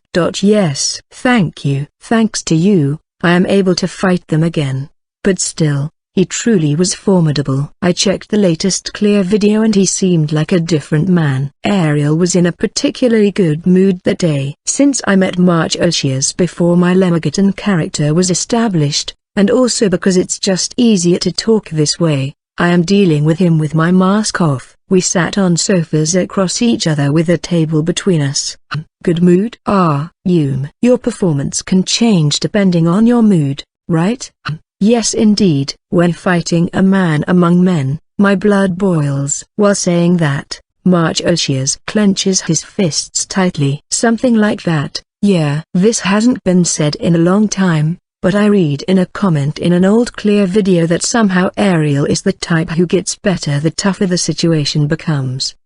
I could get along with the man. There is nothing more boring than a battle that you know you're going to win. It's when neither side knows which will win that they both fight their hardest. That is precisely when the fighting spirit burns brightest. There's also that way of thinking, I suppose. On the contrary, there are those who don't wish to see their heroes losing a match. Everyone has their own way of enjoying and engaging in a match. But they have always been the immovable first-rank party. There are people who look forward to seeing how stylishly they win, but only small children are likely to be on the edge of their seats wondering whether they will win or lose. If they're a young child who isn't yet used to seeing their clears, they'd be totally absorbed in the video, nervous over whether they'd win or lose, just like I was long ago. However, adults who are used to it are different. They don't even consider the possibility of them losing. Their victory has become absolute. It has become extremely rare to see his party on the verge of defeat. I see. So what Sir Chief of Staff is saying is the fact that he has lost 7 members at the time of the 4th stratum in this raid battle has lit a fire within him? Yeah. Also, I'm sure you noticed it too. Didn't it seem like he was enjoying himself? After saying that, March Oshias let out a great hearty laugh. Indeed, despite me being twice his size, that man seemed happy as we traded blows and he truly laughed joyfully. I got caught up in it and ended up laughing myself, and at that timing, Cashew came into the office. Her dog ears drooping slightly, her fluffy and soft cheeks, and her beautiful eyes that looked like trapped stars. A dog demi-human girl, once a small fruit seller, now the secretary to the Demon King Army's chief of staff. I brought you some tea. She put down the tray on the table. She then carried the tea sets which were on the tray and put it in front of March Oshias and me. Cashew made tea because we had a visitor in my office. Although Cashew did it properly, I was worried about her handling hot water at first. She might get scolded. However, when I asked her about it, she told me that she has some experience helping her chef sister Maka at home, who watched her with some trepidation, but apparently, she did it very neatly. So I decided to leave it to her. March Oshias picks up the cup on the saucer and brings it to his mouth. Due to his size, it looked like he was grabbing a child's toy tea set. Delicious. To be able to brew such delicious tea, I am envious of your talented secretary. March Oshias got along well with Cashew. Cashew couldn't say his name properly, so he told her to just call him Marco, and before I knew it, she started calling him Mr. Marco. Yeah. I'm proud of my secretary. Following March Oshias, I praise Cashew as well, which made her blush. I saw her ears start flapping. Guess she's embarrassed. After that, we talked for a while about the future defenses. Until now, Ariel has respected and supported each party's methods. But in the 4th stratum clear, he really resembled his past self. Next is the 5th stratum, the realm of dream demons, ruled by the demon of love Saitri, the second Big 4 member. Well then, what will happen? One time, when I returned to my office. Welcome back, Chief of Staff, a young voice greeted me. A maid had welcomed me back. It's a voice I've heard many times before, and a familiar face. In fact, It was my secretary, Kashu. She wore an ensemble of a black dress with a white apron over it, complete with lace decoration on her head. She was in a maid style today. This, too, gave me a feeling of déjà vu. That's right. It's the same design as the maid outfits the Dream Demons wear in the 5th stratum. Her dress doesn't have an opening at the back for the bat wings, but that's pretty much the only difference. That and the size. It fit her perfectly. Looks like it was made just for her.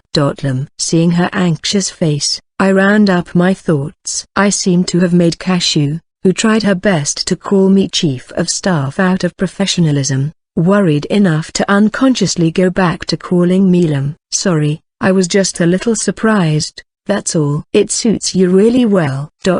Thank you very much. Kashu really looks her best with a smile on her face. Anyone who sees that smiling face will cheer right up. But why are you wearing that? I have my guesses, but I asked anyway. Saitri gave it to me. The demon of love. Saitri, a woman who loves cute things. Her true identity is that of a demi-beast leopard with wings. With her shape-shifting ability that can reproduce the special characteristics of a different race with outstanding accuracy, she is a powerful person who can be counted among the big four. She is a contract and a friend. I see, it was from Saitri. Kashu is an innocent and good girl, so she has a good reputation even among the Demon King Castle personnel. When I ask her to relay messages for me, she often comes back with her arms full of sweets. She is treated very dearly, and I can completely understand why. But a maid outfit is a gift. Also, Kashu is a really good kid, so she would be hesitant in receiving a gift for free. Hey, greets Saitri, waving her hand. Distracted by Kashu's maid appearance, I failed to notice Saitri lying on the guest sofa, using the sofa's armrest as a pillow. She looks at me upside down.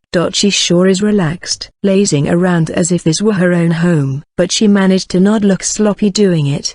Her pink twin tails droop over the side of the sofa, just barely touching the floor, and her bangs flow to the sides of her head due to gravity as she looks at me. Her maid outfit didn't have a single wrinkle. One of her wings was just lazily hanging off the sofa while the other one was wrapped around her torso so that she can fiddle with it. She raised one leg, causing her skirt to be alluringly short, exposing her youthful skin. Her tail, which has a tip like a reverse heart shape, is coiled around the raised leg. She has perfectly achieved a cute pose that has a theme of completely relaxed. Hey there, did we have an appointment scheduled? Inside, I was startled, but I talked with calm composure. None at all. Saitri's reply was brief. With a wry smile, I sat opposite her. Thanks for the clothes. Kashu seems happy. All I said was Lam will love it. And she immediately put it on. Cute, right? I see. So that's the reason Kashu accepted it without reservation and wore it. If there's anything I can do for you as thanks. Geez, you're too serious. I just wanted to see little Kashu in cute clothes. That's all. That's all the thanks I need. If you say so. Relax, just relax. Saying that, she sits up properly. And I'm glad she did, because the posture she had before was honestly a little too suggestive. Kashu pours out some tea for me and refills Saitri's cup. Her usual secretary look is cute, but the maid look at a time like this really sets the atmosphere. Sorta. But in terms of her age, something just doesn't feel right. What should I do? I don't know. Although Kashu doesn't seem to dislike it, so I guess it's fine. Right? Yay tilde. Thanks, Kashu. Got anything sweet? We have cookies.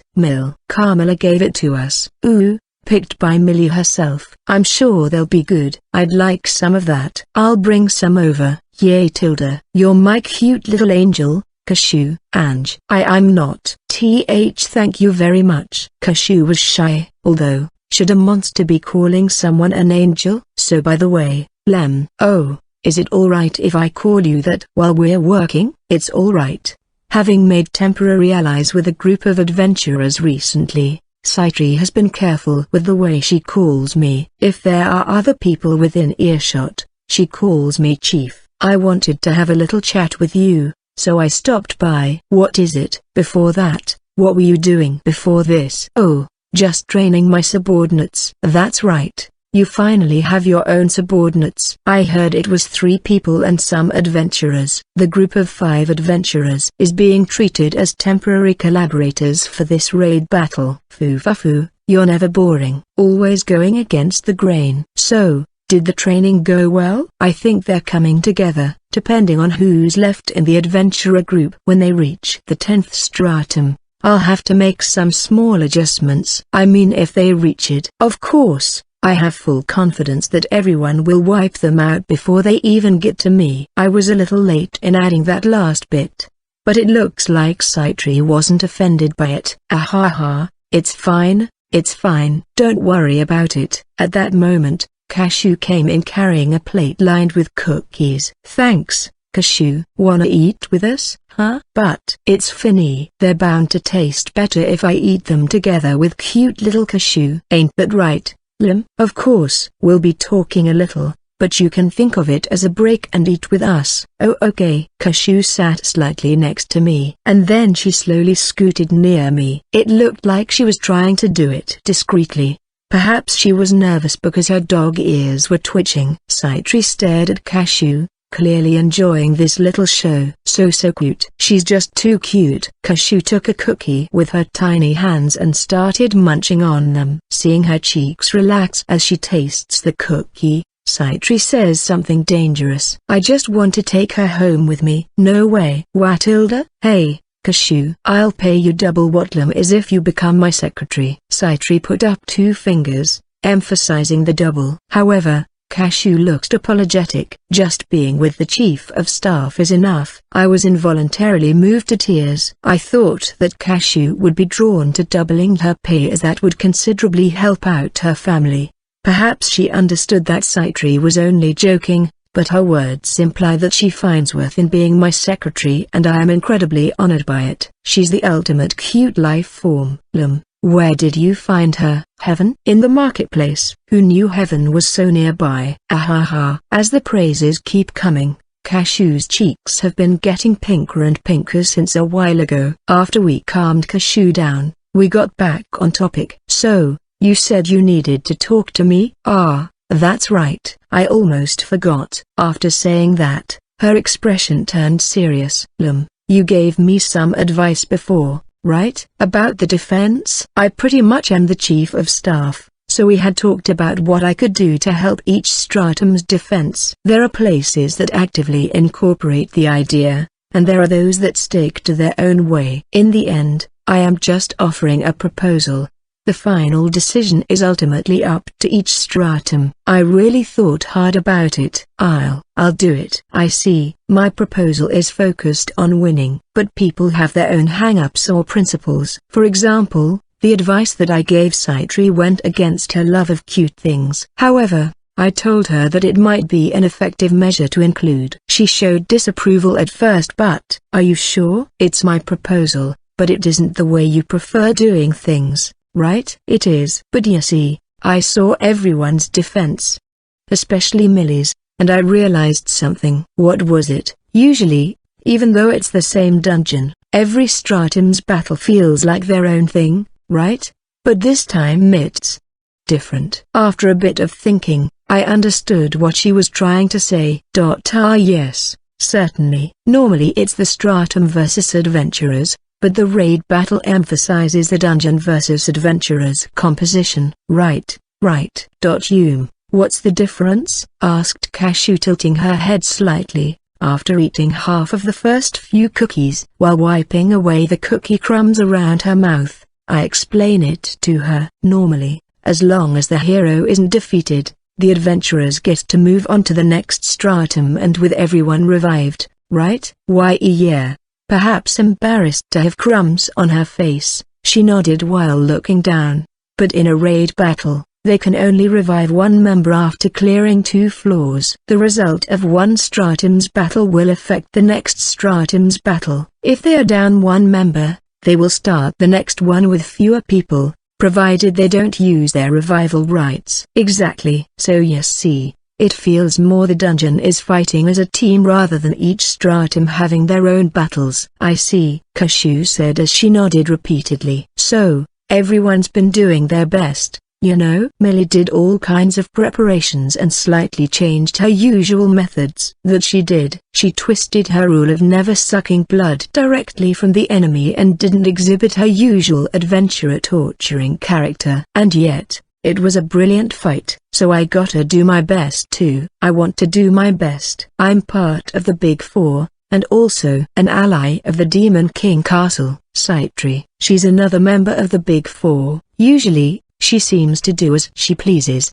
but within her hides a burning passion. Of course, this doesn't mean that she normally does a shoddy job. She just does as she likes. She is allowed to do so there's no problem. However, Saitri probably thinks that isn't going to cut it this time. Not being useful to Lu is the last thing I'd want to do. Saitri, who adores cute things, wanted to be cute herself. So her chosen race was Dream Demon, in other words, the form she has right now. However, work for a Dream Demon was limited from the start. Saitri chose to be a Dream Demon, but she couldn't find a dungeon that would hire her. The only work she found was in the Demon King Castle. Saitri feels like she owes much to the Demon King Lucy. She's obsessed with winning enough to bend the rules of her own obsessions. I understand. If I am able, I will give as much advice as I can. When I said that, she smiled broadly. It was a smile that felt natural and not seemingly that to butter you up. Thanks, Lem. Just now was only part of the plan, so I'll tell you the rest of it. I'll turn into that and then put together. We talked long enough to finish the plate of cookies. Even the 5th stratum's appearance will be changed to raid battle specifications. My advice is only concerning Saitri's individual movements. How will the adventurers handle the realm of dream demons? A thought just occurred to me. In the safe room connecting the 4th stratum to the 5th stratum, the Gale hero Yuan opened his mouth to speak. A safe room is a modest square space with a dungeon clear recording stone installed on a pedestal at the center. Then there are 2 doors. So long as you are within this space,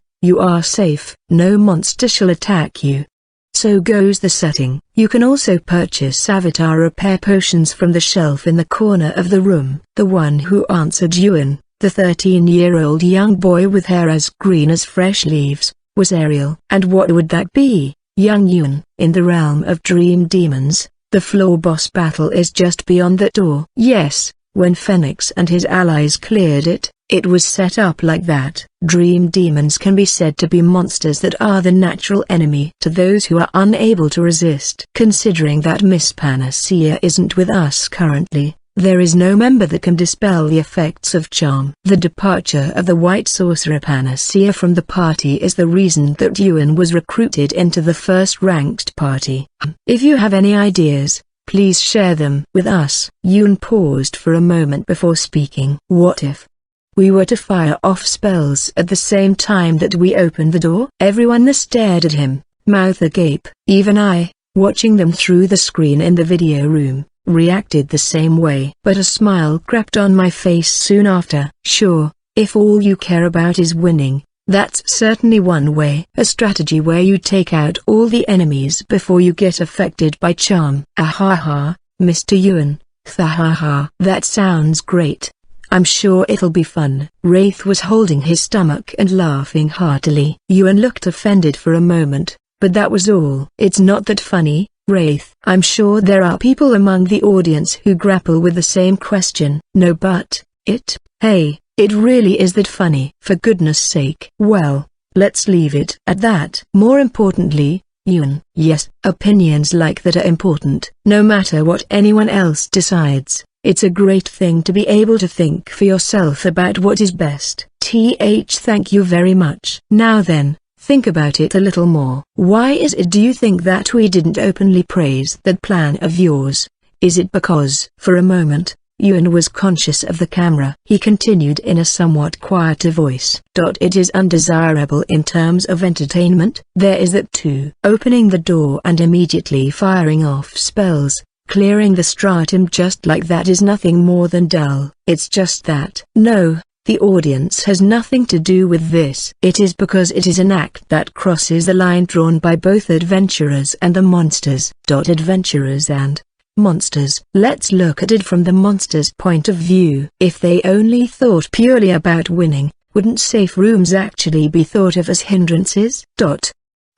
He's right. If all monsters needed to do was just defeat the adventurers, then there would be no need for a non-aggression area like the safe room. Of course, what led to its establishment was due to dungeon clears becoming a form of entertainment. But more importantly, the monster side has followed that rule to the letter. Never breaking the rule, they don't attack the adventurers in the safe room. Your plan is to open that door and decimate them while they cannot attack us in this room. No matter how effective or efficient that may be, it cannot be said to be the deeds of the courageous. You should do whatever you can to win. But that plan just now was in strict violation of the rules.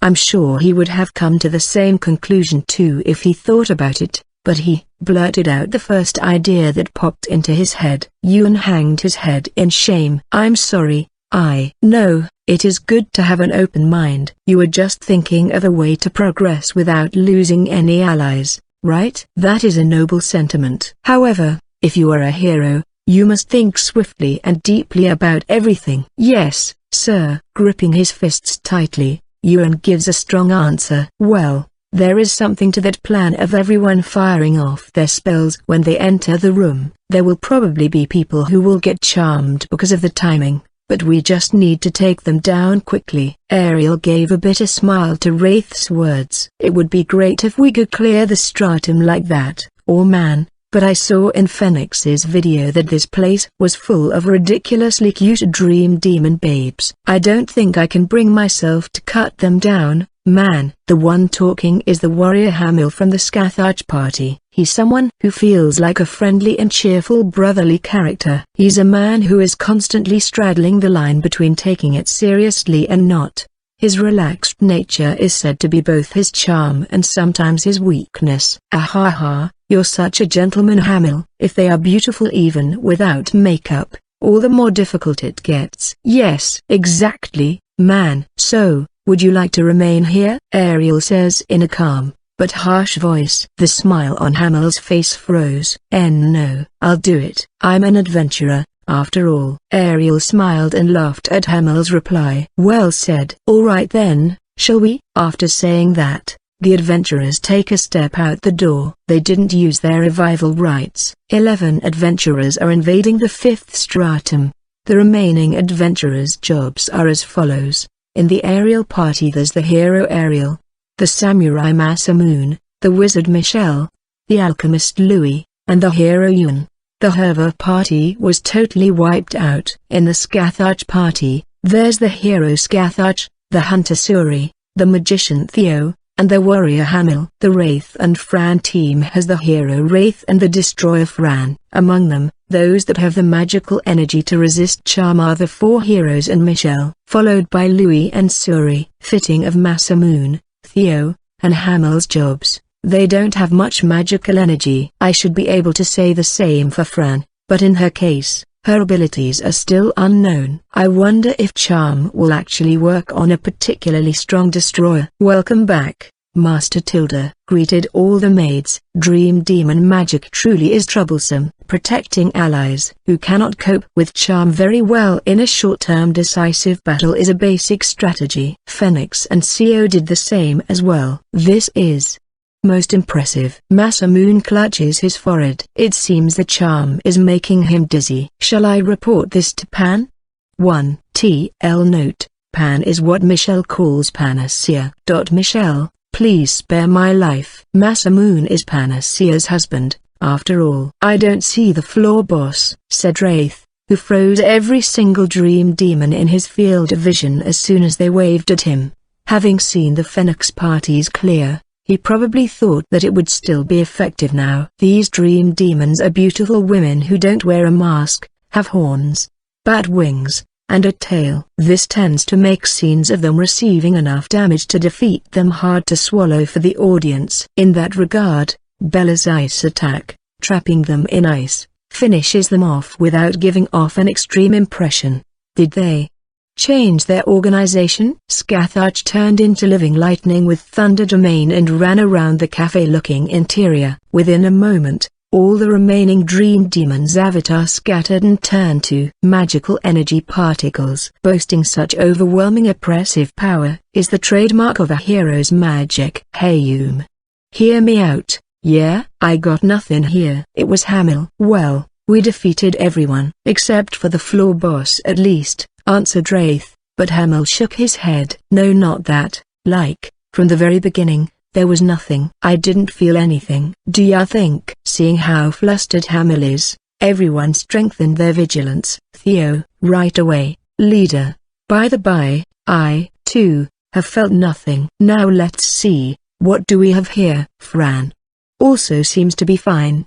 Charm should easily affect those with little magical energy and low magic resistance. Yet, those three weren't targeted in the first place. Why is that? It's not because the adventurers' reactions were too fast. In fact, there was one person who felt dizzy.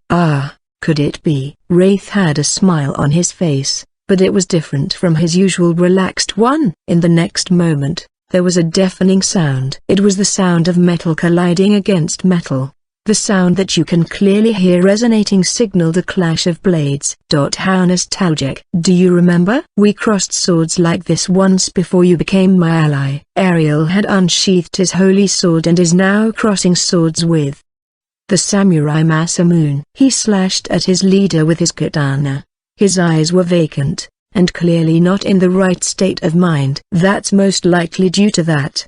The Dream Demons, whose numbers were enough to almost fill the whole space, all focused charm on one target in a short time before they were all defeated. For example, like how Alba was willing to let them touch the holy sword he's so proud of. Dream Demon's temptation is that strong and that hard to resist that the target's cognition is warped. If the target is deeply affected, it can make them perceive even a sworn friend as an enemy. From there, he continued with 7 more slashes, which produced 7 more sounds. All of that was in the space of a single moment. It is a battle of swords that would have killed an ordinary person 7 times by now. As always, your skill with the blade is superb. They are both unharmed, but the one being pushed back is Ariel. In terms of swordsmanship, Masamune is a powerful man who surpasses the Storm hero. I don't even know if my sword master, Furcus, can rival him. Everyone, you must ensure that you do not enter within reach of Maz's katana. The fact that the charm wasn't dispelled despite all the other girls being defeated must mean that there is one girl left maintaining it. There was tension in Michelle's voice. It might be easier to understand if you compare it with healing magic. Say someone gets hurt. The white sorcerer tries to heal it, but then gets defeated. However, if there was another white sorcerer, he or she can resume the healing of the wound. The healed part was left as it is so the healing could be continued by someone else. In terms of charm, while I'm not saying that it's exactly the same as healing, the effect will start to fade when the caster is defeated but can be taken over by another caster much like healing can. The Dream Demons entered deep into the heart of Masamune. It isn't possible for him to simply regain his sanity. Then, I'll just freeze him. What the? Masamune dodged Wraith's freezing attempt. He sliced up and broke the icicle that formed immediately after and continued his battle with Ariel. Wow, he's fast. Now this is getting fun. This is not the time for that, Wraith. We have to find the floor boss and defeat it, shouted Yun. She's hiding, isn't she? Samurai have a strong will to get through that and make him this crazy. She must be very careful about maintaining it. Can you find her with magical energy? I can't sense her. Their warrior Hamil isn't good at sensing magical energy, but he is able to quickly detect any killing intent or hostility. Since magical energy was scattered everywhere thanks to all of them using charm, I can't sense it well, said Scathach, perhaps looking for the right moment to assist Ariel. The hunter Suri swayed and began to move, hiding his face with the hood of his cloak. His true identity is an elf from the same hometown as Lily from the Phoenix Party. An insect. He readies his bow and nocks an arrow. He points it directly at Theo. Oh my, could it be that even Sir Suri has fallen prey to charm? Theo, down. With Suri's curt order, Theo complied. Without hesitation, Theo lay flat on the ground. Suri's arrow passed through the space where Theo just was, embedding itself into a wall.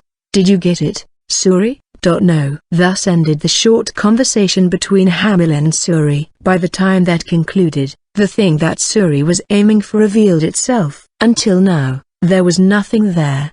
But now there is. Almost as if it materialized out of nowhere. It was a hellhound. The figure of a hellhound bearing its fangs, about to bite off the grounded Theo's head appeared. Theo really is quick, because he immediately deployed his threads to protect himself just in time. But it wasn't enough. The hellhounds spits out flames at him at point-blank range. Theo burst into flames. "Aren't you in the wrong stratum?" Wraith quickly invoked water magic. He tries to extinguish the fire by pouring a large amount of water on Theo. Theo manages to get up and redeploys his threads. Hamil fires his flying slash and Suri lets loose his Godspeed at the hellhound, both hitting their mark. However, the hellhound turns into mist. "What? It can do that?" shouts Hamil in surprise. Even Theo's threads couldn't prevent the mist from passing through. Maybe if it was completely airtight it would have worked, but it's impossible for the net-like formation he made. Theo immediately wrapped himself repeatedly with his threads, instantaneously creating an armor substitute. There is a point to what he did, even if only a little. The mist materialized into a werewolf. That large body let loose an explosive palm strike right at Theo's abdomen, knocking him into a wall. It turned into mist again to dodge the attacks from the Scathach party and materializes next to Theo. The form picking Theo up and using him as a shield. As she runs around is the demon of love Saitri. This form really is the cutest, after all. Don't you all agree? The twin-tail, pink-haired maid gives a lovely smile. While casting Drain on Theo, Theo's body turns into magical energy particles and scatters and they all get sucked up into Saitri's mouth. He is defeated. Saitri is a winged leopard demi-beast with transforming abilities. Also when she changes form into a different race, she can perfectly reproduce that race's special characteristics. Reproducing the clothes that she was wearing is also a part of shapeshifting. It seems that she is able to shapeshift her body into outfits and ornaments with great detail. What's even more special about her is that she can reproduce just the special characteristic of things. For example, she can maintain the charm while she's a flying insect, turn into mist while in the form of a hellhound, and materialize from the mist as a werewolf. Is she not a dream demon? She was defeated in one blow when Mr. Phoenix got to her, so I guess it isn't odd to think she has a different ability, said an agitated Hamil and a softly nodding Wraith. Everyone's looking at me with such a burning gaze. I suppose I am cute enough to be admired, but I think it's a little rude to stare so much. How dare you do that to Sir Theo? Release Sir Masamoon's mind right now. Wow, so feisty. Yuan, was it? You've got a cute face, why not try smiling? Yuan didn't respond and simply let fly his wind blade. The crescent-shaped air slash closed in on Saitri and cut the wall behind her. What? Wow, you suck. Are you training properly, or maybe it's because of black magic? Her appearance had changed again. This time, it was a jet black robe with a gold design, decorated with purple cloth reminiscent of darkness itself. Head covered by a hood, a single horn sticking out of the side. It was the form of the one-horned dark sorcerer Lemegeton. Yuan didn't miss his shot. By disrupting his sense of aim, it resulted in him firing his magic in the wrong direction. Resist has to be undone during the magic building phase, right? That's why in that instant black magic took effect immediately. The Demon King Army's Chief of Staff, the Saitri version, that is. There is also a limit to her reproduction. If she doesn't have enough magical energy to construct that body, she can't transform, and for the special characteristics, if she doesn't fully grasp how to use them, she cannot reproduce them. She has currently unmistakably reproduced the body of Lemegeton, but not all of my abilities. To put it simply, it's like a version of me that can't unleash the horn or use black sorcery. I'll take her. This'll be good practice before taking on the real thing. Wow. The way you said that was so not cute. Wraith and Fran turned their full attention to Saitri. It was a tense scene. But all I could think in the corner of my mind was, speaking that way with Lemegeton's form is a little. The samurai Masamune has been in the party and an ally to Ariel for a long time. His skill with the blade has been said to be nothing more than miraculous, being able to slice even magic. As a wanderer, he met Ariel, who then invited him to become an ally. Masamune, himself, had no desire to show off his swordsmanship and refused, but Ariel is pretty persistent, so Masamune gave a condition. They will fight, and the one who loses shall listen to one thing that the winner wants. The two of them don't like to talk about it, so I don't know the details of the match. But it somehow ended in a tie. Masamune thought that dungeon clears were merely a show, but then he thought there had to be something to it if there are people who fight as seriously as Ariel does, so before long, he joined the party. Those two have fought side by side ever since. The samurai who wields earth-rending, sky-splitting, and magic-cutting sword techniques. I'm starting to enjoy this a little, said Ariel, smiling like a child. I can't see Masamune's hand. All I see is a blur. Every time there was a high-pitched sound, it's followed by a sound like hair being sliced. It was Ariel's wind blades being cut. In a flash, Masamune dips and gets in close on Ariel. Ariel immediately stopped Masamune's swing with his holy sword, but the sword started to crack. The holy sword itself isn't an exceptional blade. No matter how inferior the item is, if a spirit inhabits it, it will turn into a holy weapon. Its attack power,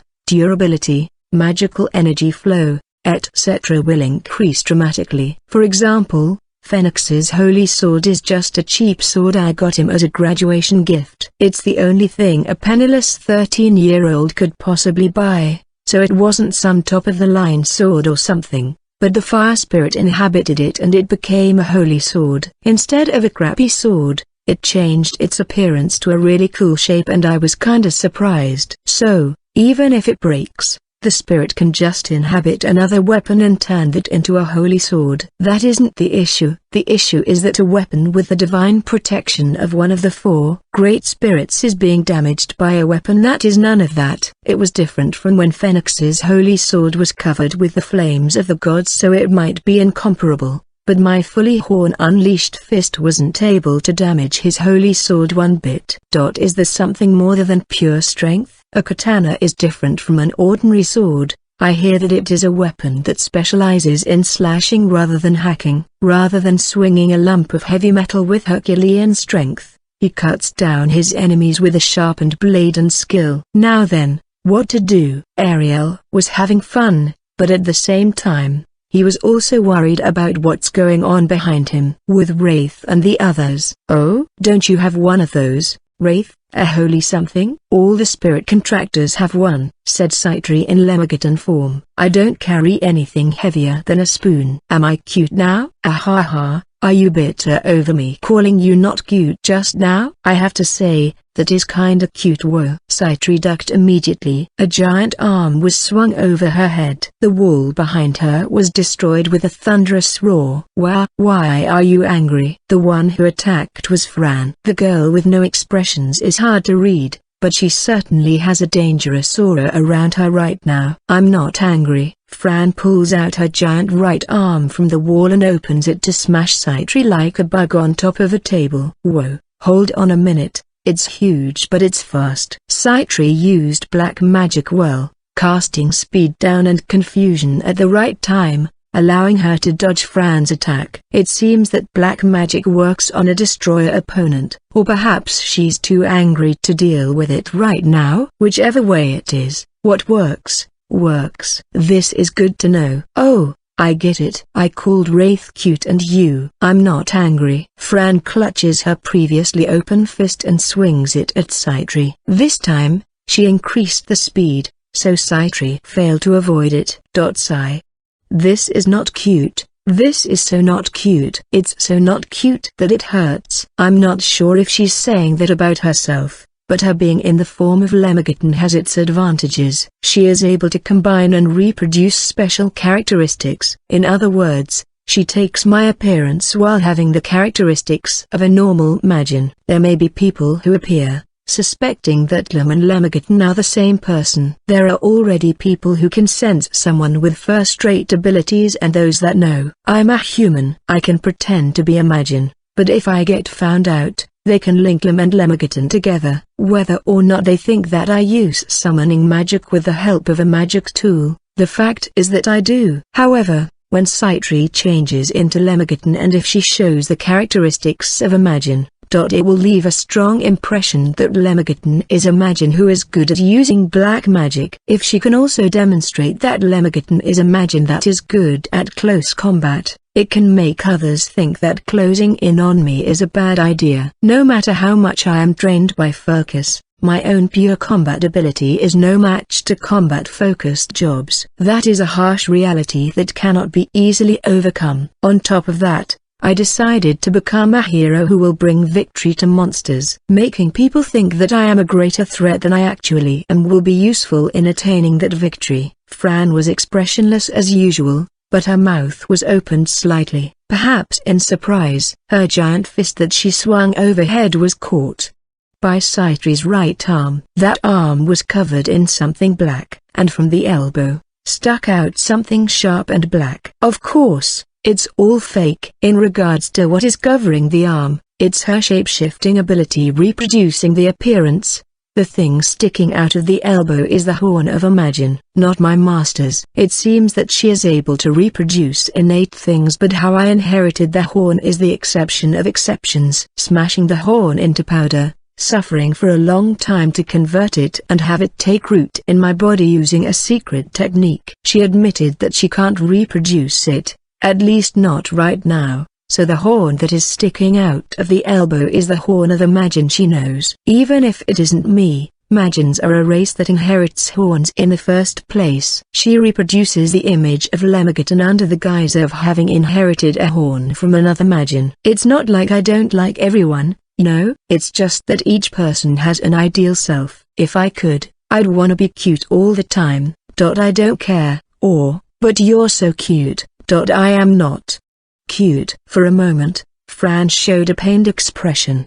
At least that's how it seemed. Sitri pushes Fran's fist back. Haha, yeah, you're a Magian, alright. So you won't lose to Fran in terms of strength if you become the chief of staff. Huh? Wraith nodded as if in admiration. By the way, the reason Sitri doesn't turn into mist to dodge is that she is wary of him. Wary of the wind magic he used to defeat the materializing vampire in the third stratum. If that happened to her while she materialized, even Sitri would be in trouble. Also about what Wraith said, if I ever compared my strength with Fran, I would be crushed and defeated. Wraith, yeah.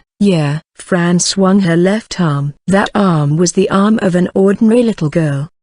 But not for long. As it swung, Wraith covered it with rocks using earth magic. Ah, geez, I really hate this. Just when I thought she was about to be hit, Sitri's figure disappeared. Oh my.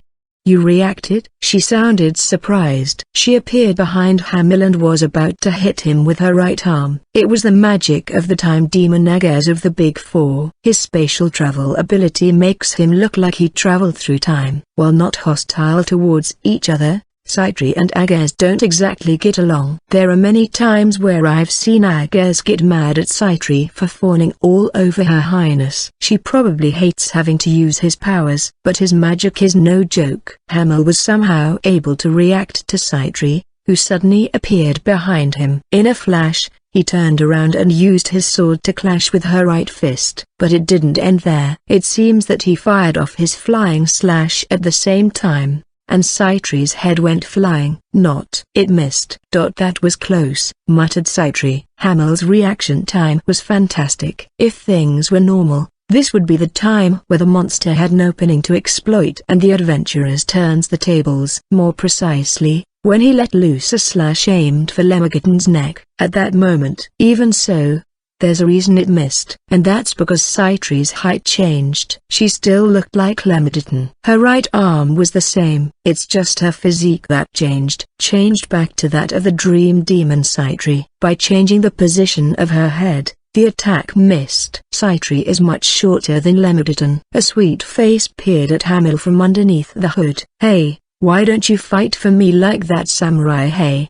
The charm attempt was cancelled. Yuan's wind blade was approaching. Too many? There's just too many of you. Everyone ganging up and bullying a sweet little girl isn't gonna look good, you know? Someone who's able to stand up to this many opponents is not a regular little girl. Wraith used his freezing magic to freeze her feet to the floor. So it's okay to be cold to an abnormal girl? I'd be nice to everyone, you know? If we weren't in a dungeon. Sitri grabbed Hamil's magic sword with her right arm and didn't let go. Sir Hamil, please move aside. Hamil looked like he hesitated for a moment, but then he eventually did as he was told. Much like the warrior Alba in the Phoenix Party, those who are particularly attached to their weapon tend to hesitate to let go of it even in times of danger. In order to not hit an ally, Yuan reduced the speed of his wind blade for a moment. Hamil got away. The wind blade accelerates again. But in that moment's delay, Sitri got out of her predicament. Using the magic sword, she cut off her own legs. She changed into something tiny, a bug perhaps, and dodged the wind blade. I guess being stuck in place was preventing her from transforming, which is why she cut off her legs. That's not all. She fired off a flying slash and carved a slice into Yuan's shoulder. You're good, but I got you now, said Wraith. He stuck out the thumbs and forefingers of both his hands and put them together to form a rectangle, staring at a space through it. Hamil, who tried to take back his magic sword, noticed something. A wall. Wraith, did you do this? Yeah. It's like I trapped her in an invisible box. Not even steam can get through it, let alone a bug. You can't get through it as a bug. You're trapped. Magical energy is needed to use magic, so she can't cast magic as a bug. Perhaps noticing this, Sitri returned to her dream demon form. I really wanted to fight more with Lemurditon, though. As a dream demon, I can show you naughty dreams, but in a dungeon, I don't think I can let adventurers do whatever they want. Ahaha, I wonder if you avoided revealing Mr. Chief of Staff's hand. Well, I suppose I'll know when I fight the real thing. Wraith, finish her. Yup, well, see ya. He crossed his fingers and made the rectangle smaller. In accordance with this, the invisible box became smaller. Geez. This is Millie's fault. Sitri's body changed. Her left arm changed to that of a werewolf. An arm as large as Marchosius's. Her right arm changed into Imagine's arm. She spread both arms in order to stop the shrinking box. She's putting up a fight. Wraith, can you crush her? Yeah, I'm fine. This might be too gruesome. I should have gone with Freezy. In the next moment, Masamune was defeated. Crap. Took too much time. Wraith's expression twisted in regret over his blunder. That's right. Sitri didn't fight in order to eliminate everyone. She deceived them with her exceptional skills, but actually, her magical energy is almost out. Masamune surpasses Ariel in sword technique. And right now, he has become the adventurer's enemy. Ariel was fighting with no intention to kill, but Masamune was not holding back. Ariel can't hold him off for long. It won't take long for either of them to sustain enough injuries to fall. Sitri fought the way she did precisely to buy more time for that to happen. So now, Ariel had to use his spirit magic to defeat Masamune. The wizard Michelle lost her legs. The alchemist Louis lost an arm. Scatharch's holy sword and Suri's bow were broken. Even though Ariel fought under the condition of not killing him until the last second, Masamune is the wielder of such swordsmanship to push these members to such limits. Oh, thank goodness. I'm all out. Sitri was frozen and was defeated. The fifth stratum was cleared with 2 casualties. Despite succeeding, there wasn't a hint of joy on the adventurers' faces. Pardon the intrusion. I am the Hunter Lily. I am currently working as an adventurer. Yes, welcome to our humble abode. My name is Miller. I work at the Demon King Castle as a vampire and so forth. A rather uneasy-looking elf beauty and the vampire beauty that is smiling with her whole face. So this is where you live, eh, Lim? Wow, Phoenix, this isn't some fun trip to a friend's house or something. you know. Do you not feel the intense pressure coming from Miller? We're in my apartment in the dormitory area. Miller, who has become more or less my roommate, is welcoming Lily and Phoenix. Oh man, how did it all come to this? I recalled the time I had a conversation with Miller about meeting these two. Meeting Phoenix and Lily, you say? Yeah, I'm sure we talked about it before. Didn't we? They wish to help us out as monsters. Well, yes we did. But, this would mean that you have to spare your free time out of working hours for your old allies, right? Yeah, I guess so. But I thought we had discussed that you and I would go on our big date when the raid battle has reached somewhat of a stopping point. Yeah, we did talk about that. I concede that it is of the utmost importance to make advance arrangements. Know that I understand the full importance of such a thing. However, if I may say so, you are using your time off work in order to meet with your former allies. Under any normal circumstances, I would not mind in the slightest. What you do with your own leisure time is your business, after all. Alright. What is currently bothering me is that you graciously promised that you would reward me with a precious portion of your free time. I did say that, yes. So then, what have those two done for you? Have they perhaps contributed enough to wedge themselves into our prior engagement? Miller, I sort of understand what you're trying to say, I think. But, this is a meeting that I can't afford to cancel. Yes, I have already agreed that this is important in the grand scheme of things. However, so far as you do not think of me as annoying or troublesome, I have a suggestion. I would never think that of you. Thank you very much. Alright then, I was thinking if it would be possible for me to participate in this meeting. What do you think? So that's what you're suggesting. Sure, I don't think those two would mind. Would it be alright to hold the meeting right here? But isn't this the Demon King Army dormitories? Is it okay for adventurers to enter? Well, you're an adventurer too, aren't you? Touche. Well, I suppose we could meet up somewhere and then from there, as long as I use my magic, we won't get found out on the way here. May I ask you to do just that? Sure, I'll let them know. But why here? In order to show off, of course. I mean, I would like your former colleagues to witness the life you live now. The wonderfully full life that you are able to live after leaving the party. This is simply my own selfish desire. Alright, I get it.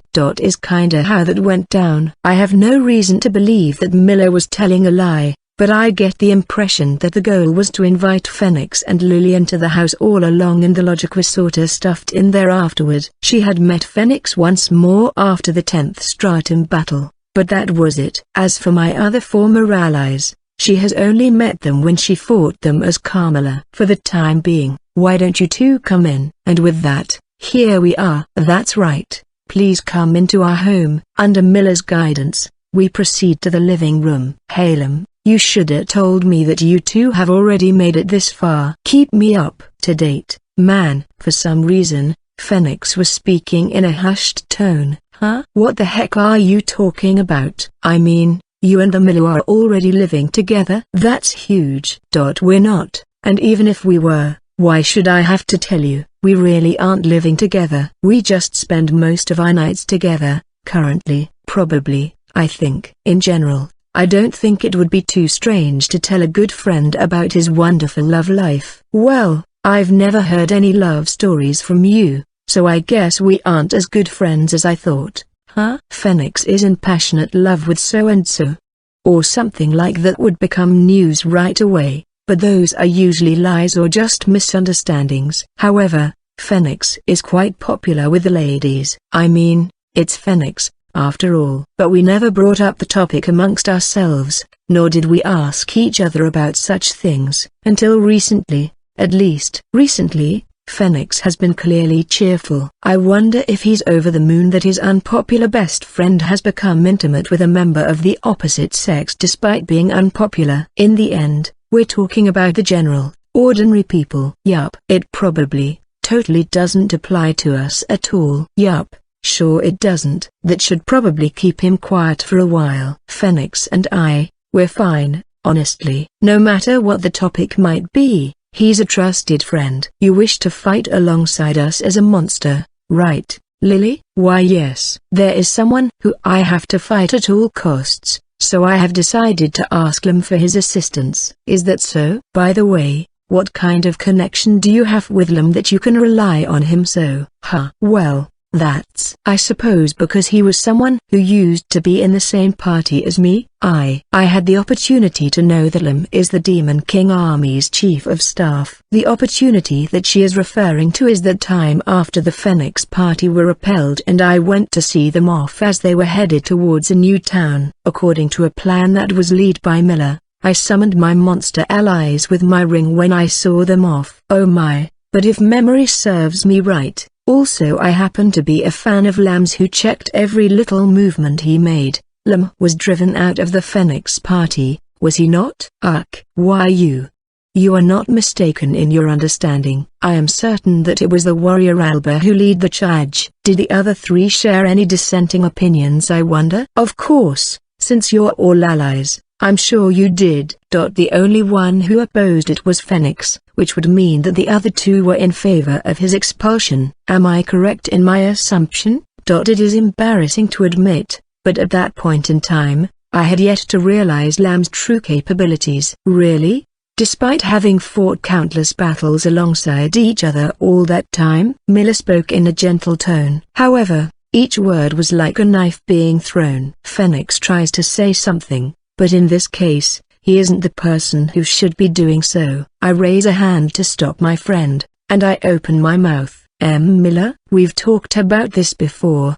The main cause was the fact that I tried to hide it in the first place. Lily was shrinking away. I tried to gently calm Miller down, but I am fully aware of that. Lem, I wish to discuss feelings. As a fan, the fact that the one you are a fan of is being treated like dirt within the party and is then forced out is a painful one, no matter what the reason was behind it. Having one of the people who drove that person out now rely on the very person that they drove out, there's no way that their feelings can remain calm. It is also probably only natural to feel angry at how convenient it all is. However, I can't just leave Lily, who I finally became friends with, to wallow in self-loathing again. If Miller wants to talk about feelings, then I'm very happy about how you feel about me. But, please, don't say anything bad about the discussion that eventually led to me leaving the party. Lim, after all, if it weren't for that happening at that exact timing, I wouldn't have been able to reunite with you, Miller. Also, I was able to meet Kashu in this town when I was driven out of the party. I was able to become friends with the Fruit Celebrates. I was able to become allies with everyone in the Demon King Army. I also got to know the people in the elementary level, beginner's dungeon. And I was also able to enter the tag tournament together with the silver hero Nicola. All the encounters and experiences I had after I left the party are all filled with joy and warmth to me. It's true that things were tough during the time when I just left, but now I am nothing short of thankful for it. I would be glad if you would look at it that way, Mill. I do look at it that way. The anger that was seeping out from within her has been blown away without a trace, leaving only happiness behind. The Flame Hero, Forest Hunter, Black Sorcerer, and Vampire Queen Part 2. Would you like anything to eat, Lily? Phoenix? It seems that the problem involving feelings has come to an end. Lily was utterly confused. Phoenix was smiling broadly. By the way, Miller did the same thing when she first met Phoenix, aiming to kill him softly with words. But Phoenix just immediately apologized, which drove away all the spite that Miller felt towards him. It was quite effective. Speaking of Phoenix, when Miller turned to head towards the kitchen, he was about to open his mouth, but I glared at him. Don't say a word. Even if what I said was from the heart, saying lines like that in front of my best friend and colleague is so embarrassing that my face feels like it's on fire. Lim. My arm was tugged a little. It was Lily. She tries to bring her face close to my ear. Due to the height difference between us, Lily had to stand on her toes. Even this wasn't enough, so I also had to bend my knees a little in response. Thank you very much. Apparently, She thinks that I did that in order to save her from Miller. The long sigh that hit my eardrum felt a little ticklish. At that moment, in that gap between my ear and Lily's lips, something ripped through that tiny space. Something passed through quickly with a whoosh. Oops. Pardon me. I was aiming at a little insect that was flying around. I looked in the direction the sound went and what I saw was a blood knife sticking out of the wall. Why don't you all sit down and wait patiently? Why yes, we'll do just that. Lily normally has a curly string of hair on top of her head, but I saw it fall flat like all the strength was sucked out of it. That knife flew by really quickly. It felt more like a gunshot than a knife throw. As expected of a blood manipulator, her ability to manipulate blood towers above the rest. Although I wish she wouldn't use it in the living room. Perhaps not trying to fall victim to Miller's wrath any further, she sat opposite me. Phoenix thought about it a little and chose to sit next to Lily. I think he was worried for a moment whether or not he should sit next to me, creating a boys and girls side separation, or if he should sit next to Lily, so that it becomes a separation by affiliation. Miller came back holding a tray and she confirmed the empty seat, the one next to me, and smiled with satisfaction. Apparently, it seems that everyone chose the correct seat. Thanks, Miller. It's perfectly fine. It is my pleasure, after all. She prepared tea for all. Miller then sat next to me. But will it be alright to utilize these two for the defense? I have absolutely no doubts about their abilities, but I am worried about the coordination aspect. The Phoenix Party is currently in high demand ever since starting the training of those that are participating in the raid battle. TV commentary, the events planned by Her Highness's further fellow, and the like. Taking this opportunity, they are putting a hold on dungeon clearing, only during the raid battle period, and taking on more work, such as magazine interviews and commercial appearances, which they normally take only a select few of. Setting aside cooperating with me, it will be hard for them to cooperate with my subordinates. They can't even come and train with us in the Demon King Castle. Ah yeah, we have to talk about that too. This time, I want the two of you to move separately. Meaning, I won't summon you two at the same time. Just as you desired, Lily, I'll summon you so that you can fight Suri. Yes. Once again, thank you very much for allowing me to join. I will surely take him down and contribute to your victory. Lily has a bone to pick with Suri, who came from the same village as her, but continues to fight while hiding his face. Wishing to fight against him, she will be summoned as a monster this time in order to do just that. Phoenix, you need to. Yeah, I know. I have to take him on. Phoenix nodded while smiling. Miller's eyebrows twitched and shook. I expected nothing less from two best friends. One look at each other's eyes was enough for you two to understand each other as if it were telepathy. I see. From my point of view, it is I who should be envious of you, for you two are connected by a strong bond despite not knowing each other as long as I have known him. Oh, do go on. Miller's mood instantly improved. This guy looks like he has already learned how to handle Miller. He really is mankind's strongest. His adaptability is terrifying. To the side of him, even Lily had a face that seemed to say I see, so that's how you do it. All things considered, the raid battle sure has gotten a lot of attention.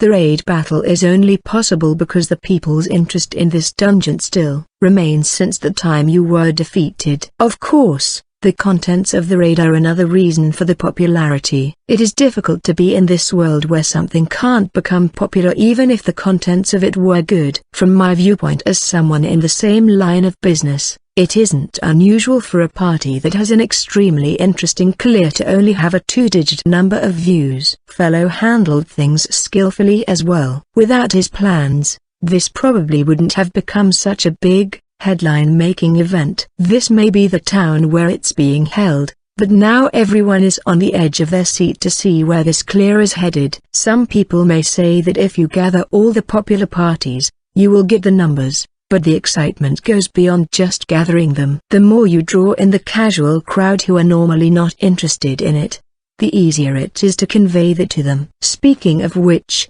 Even Kashu's older sister and younger siblings would ask her to secretly tell them the results of each battle. Even Blitz asked me the same thing when I would show up at his stall. Kashu would say it's strictly confidential, and keep the results a secret properly. By right, I shouldn't even be saying this, I suppose, but I will make sure that I annihilate them all. Is the great flame hero going to betray all of mankind? The only one who's going to defeat you is me. I laugh back at him defiantly. I'll win the next time as well. Phoenix laughed at that joyfully. Besides, I don't believe lending one's strength to a friend is a betrayal in any shape or form. He said something so grand without batting an eye. Come on, you're embarrassing me, man.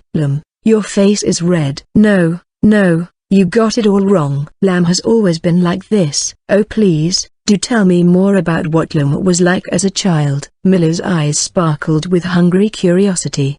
Come to think of it, since not much of my private information was ever released to the public, Phoenix is a treasure trove of such information to a die-hard fan like Miller. I glare at him, commanding him in my mind not to dare say anything. You know, that friendship telepathy thing Miller mentioned earlier. Oh right, well there was this time when he was 7 years old. It's not working at all. Where the heck did all your kindness and consideration from earlier go?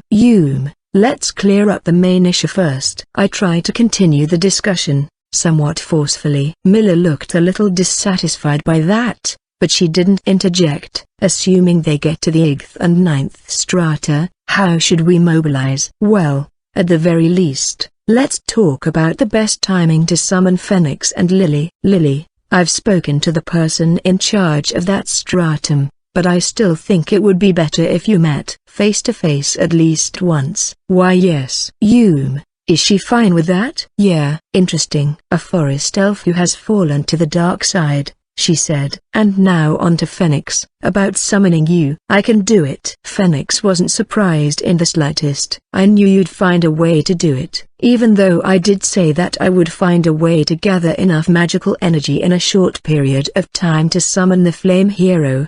He said it like it was a matter of course. Well, I suppose it doesn't hurt to have someone who believes in you that much. And of course, I shall make my appearance as well, said Miller. Why yeah. Good luck out there. I shall present to you complete and utter victory this time. I'm looking forward to it, Miller. That's right. Herv has returned to the raid battle via the revival rites. As I continued the discussion, I think back on the 6th and 7th stratum battles that have already finished. The 6th stratum, the realm of aquatic monsters and the depths. Originally, the 6th stratum is one where pathways made of sand are spread out across a field of water and adventurers are to walk across them to progress.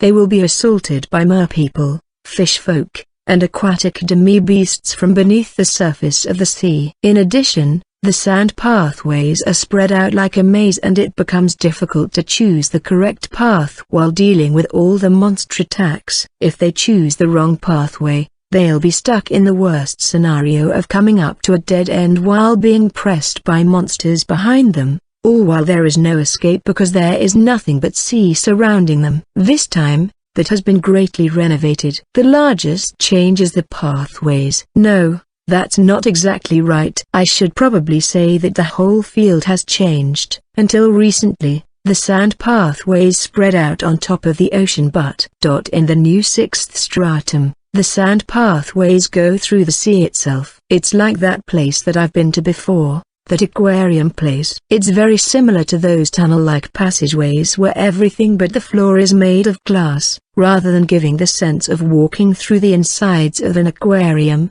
this is more like a dungeon where they walk through the actual sea. The adventurers have to be on guard in all directions. On the aquatic monsters' side, this allows them to attack the adventurers from every direction. Furthermore, in order to deal with Ariel's spatial awareness, a system was put in place where we will wait until the adventurers reach a fork in the road, and then we'll block the passage with water. Even if he were to read the path the wind tells him beforehand, we can block the path with water at that point in time, essentially nulling his ability to lead them down the correct path.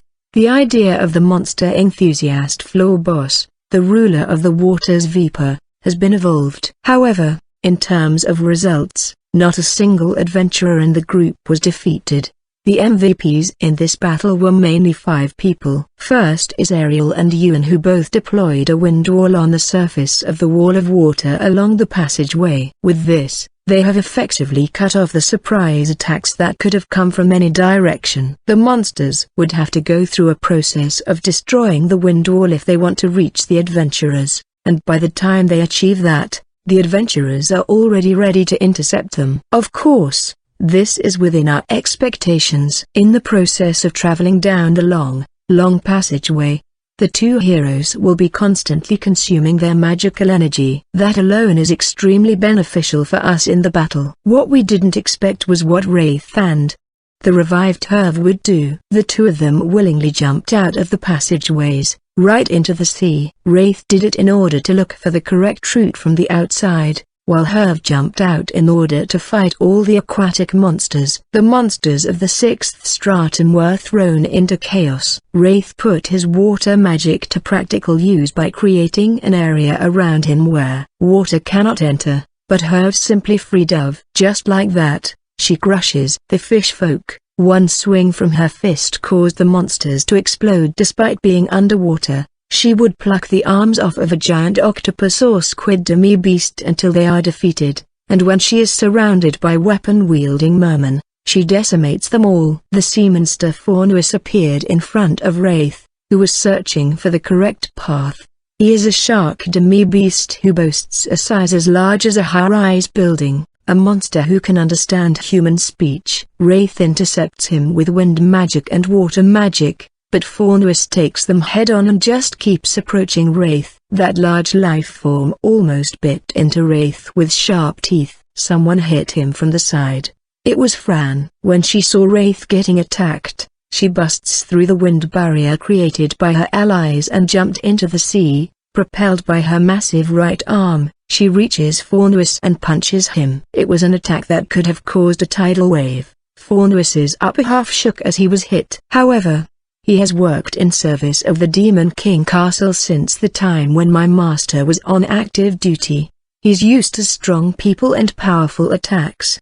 He immediately shook his head after Fran's attack and ate her. However, this was an attack that was meant to crunch her with his teeth. Fran used her quick wit to swim forward in order to avoid the teeth. In other words, Fran entered Fornuis's mouth willingly. No matter how sturdy a living organism is, the same cannot be said about its insides. There are parts of the body that simply cannot be tempered. A loud, dull thump could be heard ringing in the sea. No, not from the sea.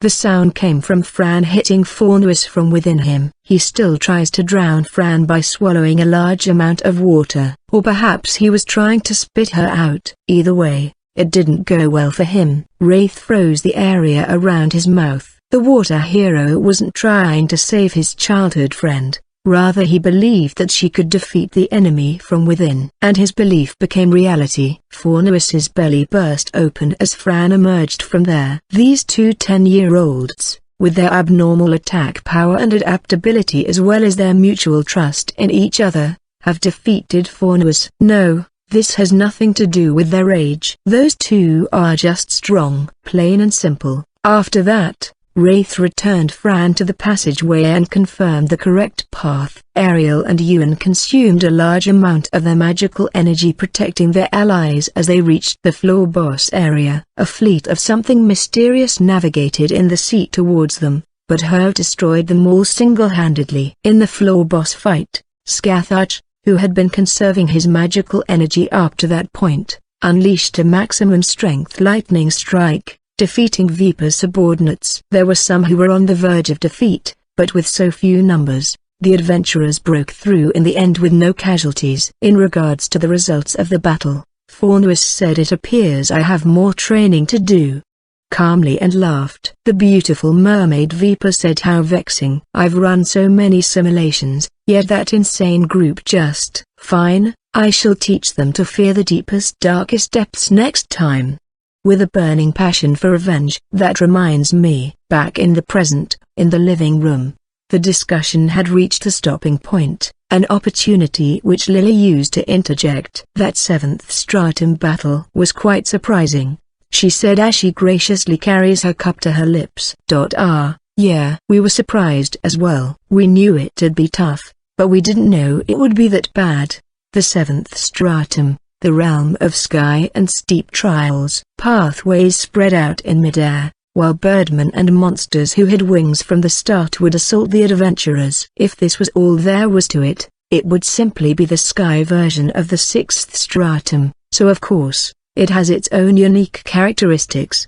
The 7th stratum's concept is like the good old dungeon clears where there are traps, riddles to solve, and an outrageous reset mechanic, where you go back to the starting point. Also, when an adventurer falls off the path, or more precisely when their entire body is lower than the pathway itself, they shall experience falling forever, forcing the system to use the give up function and release their consciousness from their avatars. Falling off the path when trying to solve a riddle is an exception, and they will be instead returned to the starting point.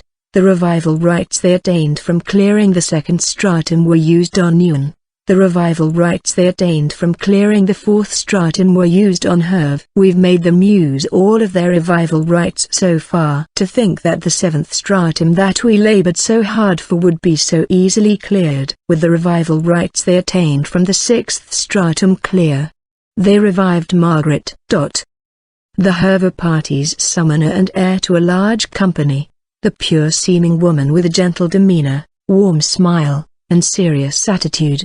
Despite also having the audacity to get fully naked for a moment, even if it's just to change outfits. She can summon not only living creatures that she's formed contracts with, but also her own possessions, a rare kind of summoner who occasionally summons suitable equipment in order to fight. As such a woman, she has the intellect to match her equally intellectual appearance, and this was the bane of the 7th stratum. All the riddles that the floor boss, the eloquent Thrush Lord, came happily, and sometimes laboriously, thought up were relentlessly and efficiently solved by her. The tears falling down from heaven flow alongside it, those bound to the firmament fantasize about its peak. I see, Sister Herve, please destroy the 3rd and 5th ones. Yes, if we destroy only the mountain art pieces, we can continue forward. Oh, the 2nd one is not a mountain, but an ancient tomb. And the 7th one is a hill. What's the difference between a hill and a mountain? The definition is vague, but the buildings to the side of the hill depicted in the 7th one actually exist, and the residents there refer to that as a hill, so we can exclude that one as a mountain, and so on. Those who believe they can be saved without asking the heavens, step forward. Those who do not qualify. I got it. Sir Wraith and Miss Fran, please go through that gate. Sir Yuan and myself shall head to the same place, and so on. Live for 10 days in search of a better tomorrow. I got it. Monsters will start to appear from here on. I shall give you all instructions, so please defeat them as and when I say. You must not get carried away and defeat more than is needed, Sister Herve, and so on. Stop the hands of time and force them back. I got it. Rend judgment. I got it. I got it. I got it. I got it. And just like that, Margaret would find a solution for the riddle in almost no time at all after she sees it. Incidentally, the first riddle had 9 numbered art pieces and a stone plaque with the riddle written in it, and you cannot proceed unless you do the right thing. When you read the whole sentence, you would realize that you need to move or destroy something. But when it's written in such a long and poetic fashion, it becomes difficult to fully grasp the meaning. The correct answer is to break the mountains. As a trap, there were actual existing hills mixed in the bunch. The second riddle was themed after a gate from a famous legend which roughly goes like this: innocent children can ascend to heaven without having their eligibility checked. There are many who know of that legend, but I wonder how many know that innocent children is actually an anecdote referring to height. In other words, if you correctly interpret this long and poetic sentence, it actually means, those who are shorter than the height of the innocent child in the legend must pass through the gate, and those who are not must wait. It is a puzzle that tests a lot of your knowledge. In the third riddle, A timer is set and monsters will land here and there in a limited space, but simply defeating them all will result in a failure. Once the timer expires, it is reset and counting begins again. The total number of countdowns is 10, and the correct way to solve this is, defeat more monsters in the second countdown than you did in the first one. Defeat more monsters in the third countdown than you did in the second one. Defeat more monsters in the fourth, and so on until the 10th and final countdown. This may be a little mean, but there aren't enough monsters standing on the field, so they also have to defeat the monsters that are flying around their surroundings to reach the numbers they need. In this way, the 7th stratum, which normally takes adventurers a long time to clear, is cleared in no time at all thanks to Margaret's efforts. Of course, there are many instances where strength is needed to fight monsters, which is where the other party members shined. Those who could contribute to solving the riddles were Wraith, the hunter Suri, and the wizard Michelle. However, it seemed like Ariel was holding himself back from speaking up. Despite being in a little trouble for only a moment, the 7th stratum was cleared just like that. Kame said, "What an impressive intellect. But still, how vexing it all is," praising Margaret while realizing his own inadequacy due to his failure to defend his stratum. "You weren't inadequate, Kame. Those puzzles were really difficult. Your puzzle-solving system is surprisingly well received by the viewers. I wonder if they feel like it's a quiz show where those watching along can also try and solve the riddle together with the contestants. Also possibly because it is a rare spectacle these days, seeing a stratum where the adventurers can't simply fight their way through with pure combat ability feels fresh. If I recall correctly, it was mainly Lily and Phoenix who was in charge of solving riddles in the Phoenix party. Bella's free thinking was also quite brilliant," said Miller. Her words were somewhat more gentle than before. "Thank you very much." Although, it was clear that came with a lot of regrets. Phoenix replied with a smile. "Since I lived in the forest for such a long time, I became very interested in the world beyond the trees. Investigating various things became a sort of hobby of mine that led to me being surprisingly useful in that stratum, although it did take us quite a while to get through." Lily certainly does have a voracious appetite for knowledge. However, solving riddles also requires flexible thinking. Phoenix looked at me. "The difficulty of the Demon King Castle has gone up since the last time we challenged it, right? It's all for the raid battle. Let's just say that you and Lily are in that category. I don't expect many people to reach the 10th stratum, but I can't call these two every time they appear. The Phoenix party is very busy. Whenever you call for my help, I will always answer it." Sure, it's fine. I don't want to cause trouble for your allies. Just this time is fine." Ahaha. Phoenix laughed. At that moment, both Phoenix's and my stomach growled at the same time. Before we realized it, some time had passed. "It's already time for dinner. I shall start making dinner." "Ah, sure. Thanks.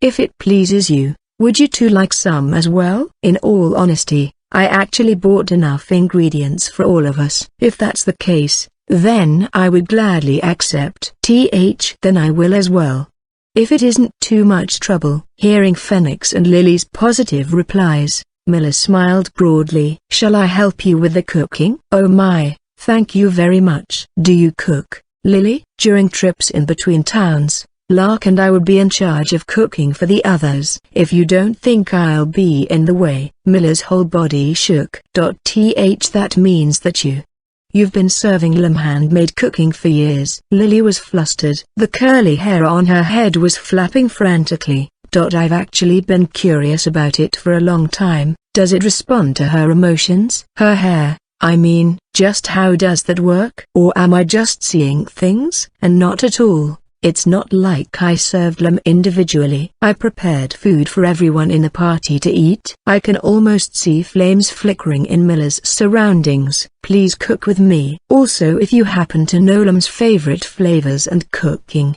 I shall pay handsomely for such information." What should I? For each of the party members, I believe there was a dish that they somehow responded well to. For Alba, He is a simple man who is satisfied as long as there is a large serving of meat. How much for the information on Lam? I don't really have a specific cuisine that I like. All of Miller's cooking is delicious, so I always tell her the same thing when she asks, but it seems like that isn't exactly what she wants to know. I am not going so far as to ask you for money. I think I'll recall while we cook. Is that all right with you? Yufufu, goes Miller while smiling. It would appear that I have misjudged you, Lily. Looks like those two have gotten closer, I think. I put a hand on my chest, relieved, and when I turned to look at Phoenix, he suddenly laughed. What's so funny? Oh, nothing. Just say it, man. You really care about her, don't you? Never mind. Don't say any more. There is no way I'm gonna talk about romance with the sky. He'll discuss it super seriously and I don't want to say anything related to that anyway. The only way to get out of this is to change the topic. Anyway, have you been giving it some thought? About him, right? Hearing your story, I think I can give an answer in my own way. I think with this, we'll be able to knock some sense into him. When the time comes. You think you can win? I wasn't doubting him. I was merely lighting a fire under him. Perhaps knowing my intention, Phoenix answered cheerfully. I won't lose. I always win in the end. That goes for you too, Lem. Oh? I'm looking forward to both encounters. We kept on talking about silly things while the girls carried on cooking in peace. Oh, I was allowed to take care of putting out the dishes as well as taking care of them after the meal. After this and that, 4 people enjoyed a meal together on that day. The 8th stratum clear approaches. The way I spend my mornings has changed a lot as of late. At least, ever since I've been on active duty in the Demon King Castle. Miller has helped me so much that it wouldn't be a stretch to say that I am indebted to her, and she helps me in the mornings as well. Unsurprisingly, waking up in bed next to a gorgeous woman, who is only pretending to be asleep because I can tell that she put on makeup and did herself up before lying next to me, is bad for my poor heart, so I started getting up a little earlier. Before I do anything else, I go over the maintenance of the various black magics that I cast on myself, adjusting the effectiveness of some of them. For example,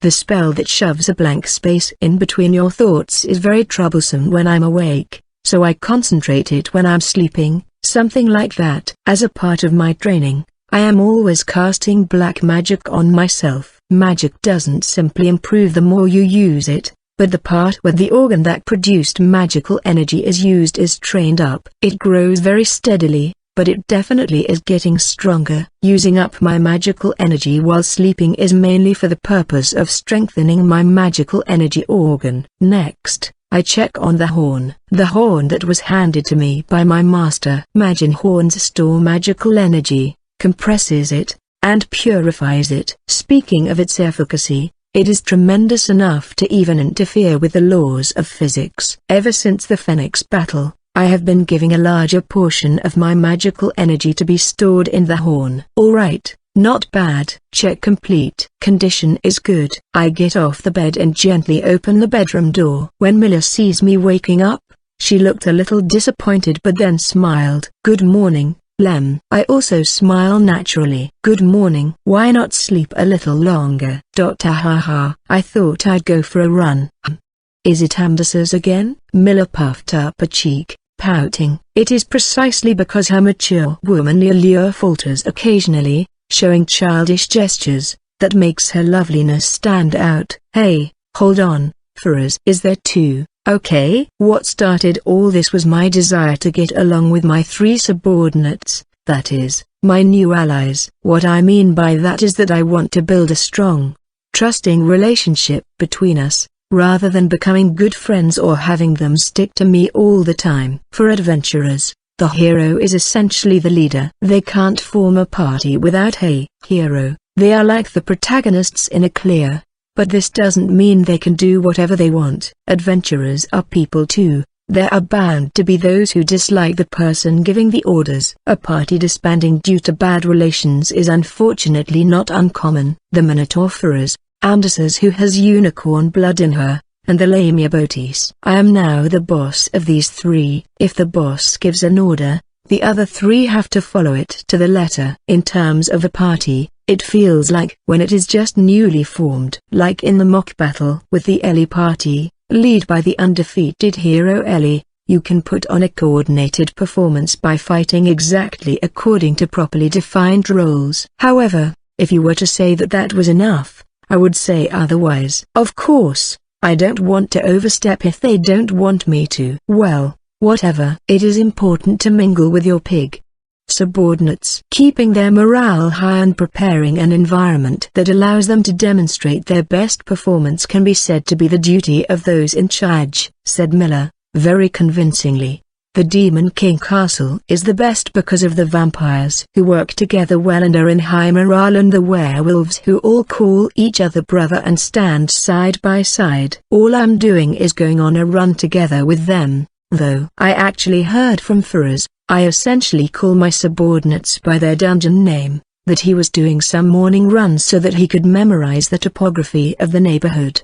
In that case, I offered to join him, and I got his approval. At that point, Anders came in and happily said that she wanted to join in, so of course, we said yes. Since things were proceeding this way, I thought to ask Baptiste to join us as well, but she said my apologies. I'm not exactly a morning person. However, if it's an order, sir, then I'll know. It's not an order.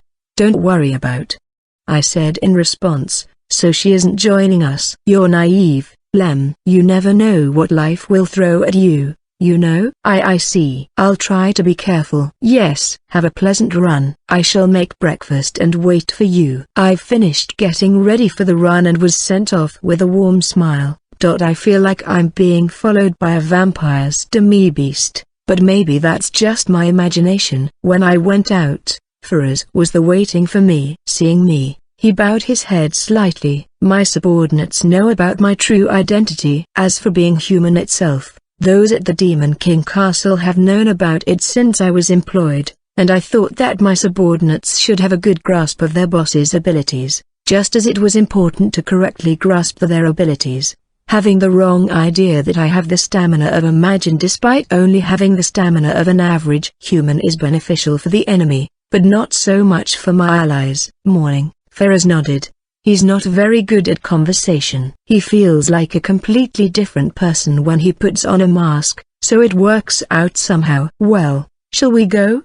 He was staring at a fixed point, which was at the bat demi-beast that was following me. I told him not to worry about it, so he didn't point it out. By the way, it seems that he stays in the Dragonkin dormitory. Normals and Magians use the same sized things, but there are many races that are different. Faraz the Minotaur is larger than me on average. His arm is as big as a log. There were several candidates and it seems that the Dragonkin dorms were judged as suitable for him. Good morning. When we reached the female Magian dormitories, Anders was already outside. As a beast master, I guess she gets up early to let out the Elroni in the courtyard. While she was thinking about what to do while the Elroni were sunbathing, she heard about our run. Ever since then, we have been running together. The taciturn Faraz and the talkative Anders have surprisingly good chemistry together. She doesn't talk in a way that seeks a reply, so the atmosphere feels somewhat calm even if she's the only one talking. While making the occasional interjection to show that I'm paying attention, I change our running route today to show them around the town while jogging lightly. I must say, Chief of Staff's magic is really useful. Even running with us, no one seems to mind at all. There aren't that many people out in this time of day, but the scene of a human, Minotaur, and a beauty with a horn growing out of her forehead jogging together is surely an uncommon sight. But there isn't a single person who has noticed us. Ahaha. It's not convenient. It's fine, Faraz. I think it's convenient, too. I can tell that it was a compliment from Anders's tone. Yes, I think Faraz said that thinking about the hardships of mastering it. He was self-taught and came up with the same training regimen as I did, except he wasn't blessed with a master like I was, and continued to work hard in solitude. We're from a different race from one another and were both raised differently, yet we are linked by black magic. Did I say something wrong? If so, I'm sorry. I've been told that I'm not very good at going with the flow. No, It's fine, really. Ferris wasn't angry either, right? Ferris nodded. We ran around the town like that. I popped around Blitz's place to say hello and went back to the dorm. I ate Miller's breakfast and went to pick up Cashew where I ate my second breakfast. I head to work along with my secretary. This is how my mornings have been recently. On the day of the 8th Stratum battle, I'm in the link room. It's a room where large cocoons, equipment that transfers one's consciousness to the avatar, a setup. A girl with hair as white as snow is there. Her face is a blank canvas and her eyes are silver. She is a person with a somewhat ethereal air about her, as if she could disappear the moment you looked away. Chief of Staff. When she noticed my presence, she looked my way. The Reaper Knight Furcus, the floor boss of the 8th Stratum, and one of the Demon King Castle's Big Four. During battle, she is clad in massive black armor, but within it is actually a girl of small build.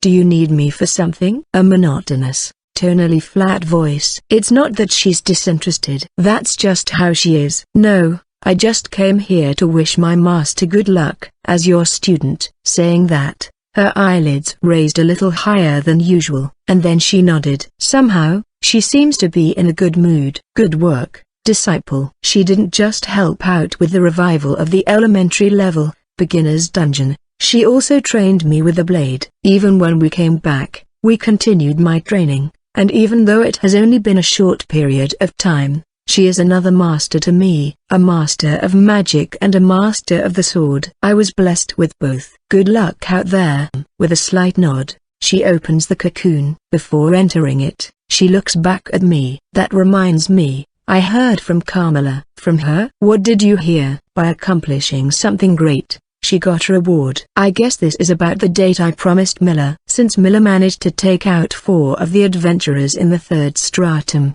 I invited her out for a date after much deliberation. To think that she told Furcus about it. I got really embarrassed, but I nodded. Yes, we have decided to do it when the raid battle is over. I see. Why yeah. Furcus looked up at me, staring. What about it? She continues to stare intently at me. Furcus? Finally, she muttered something quietly. I'm a floor boss too.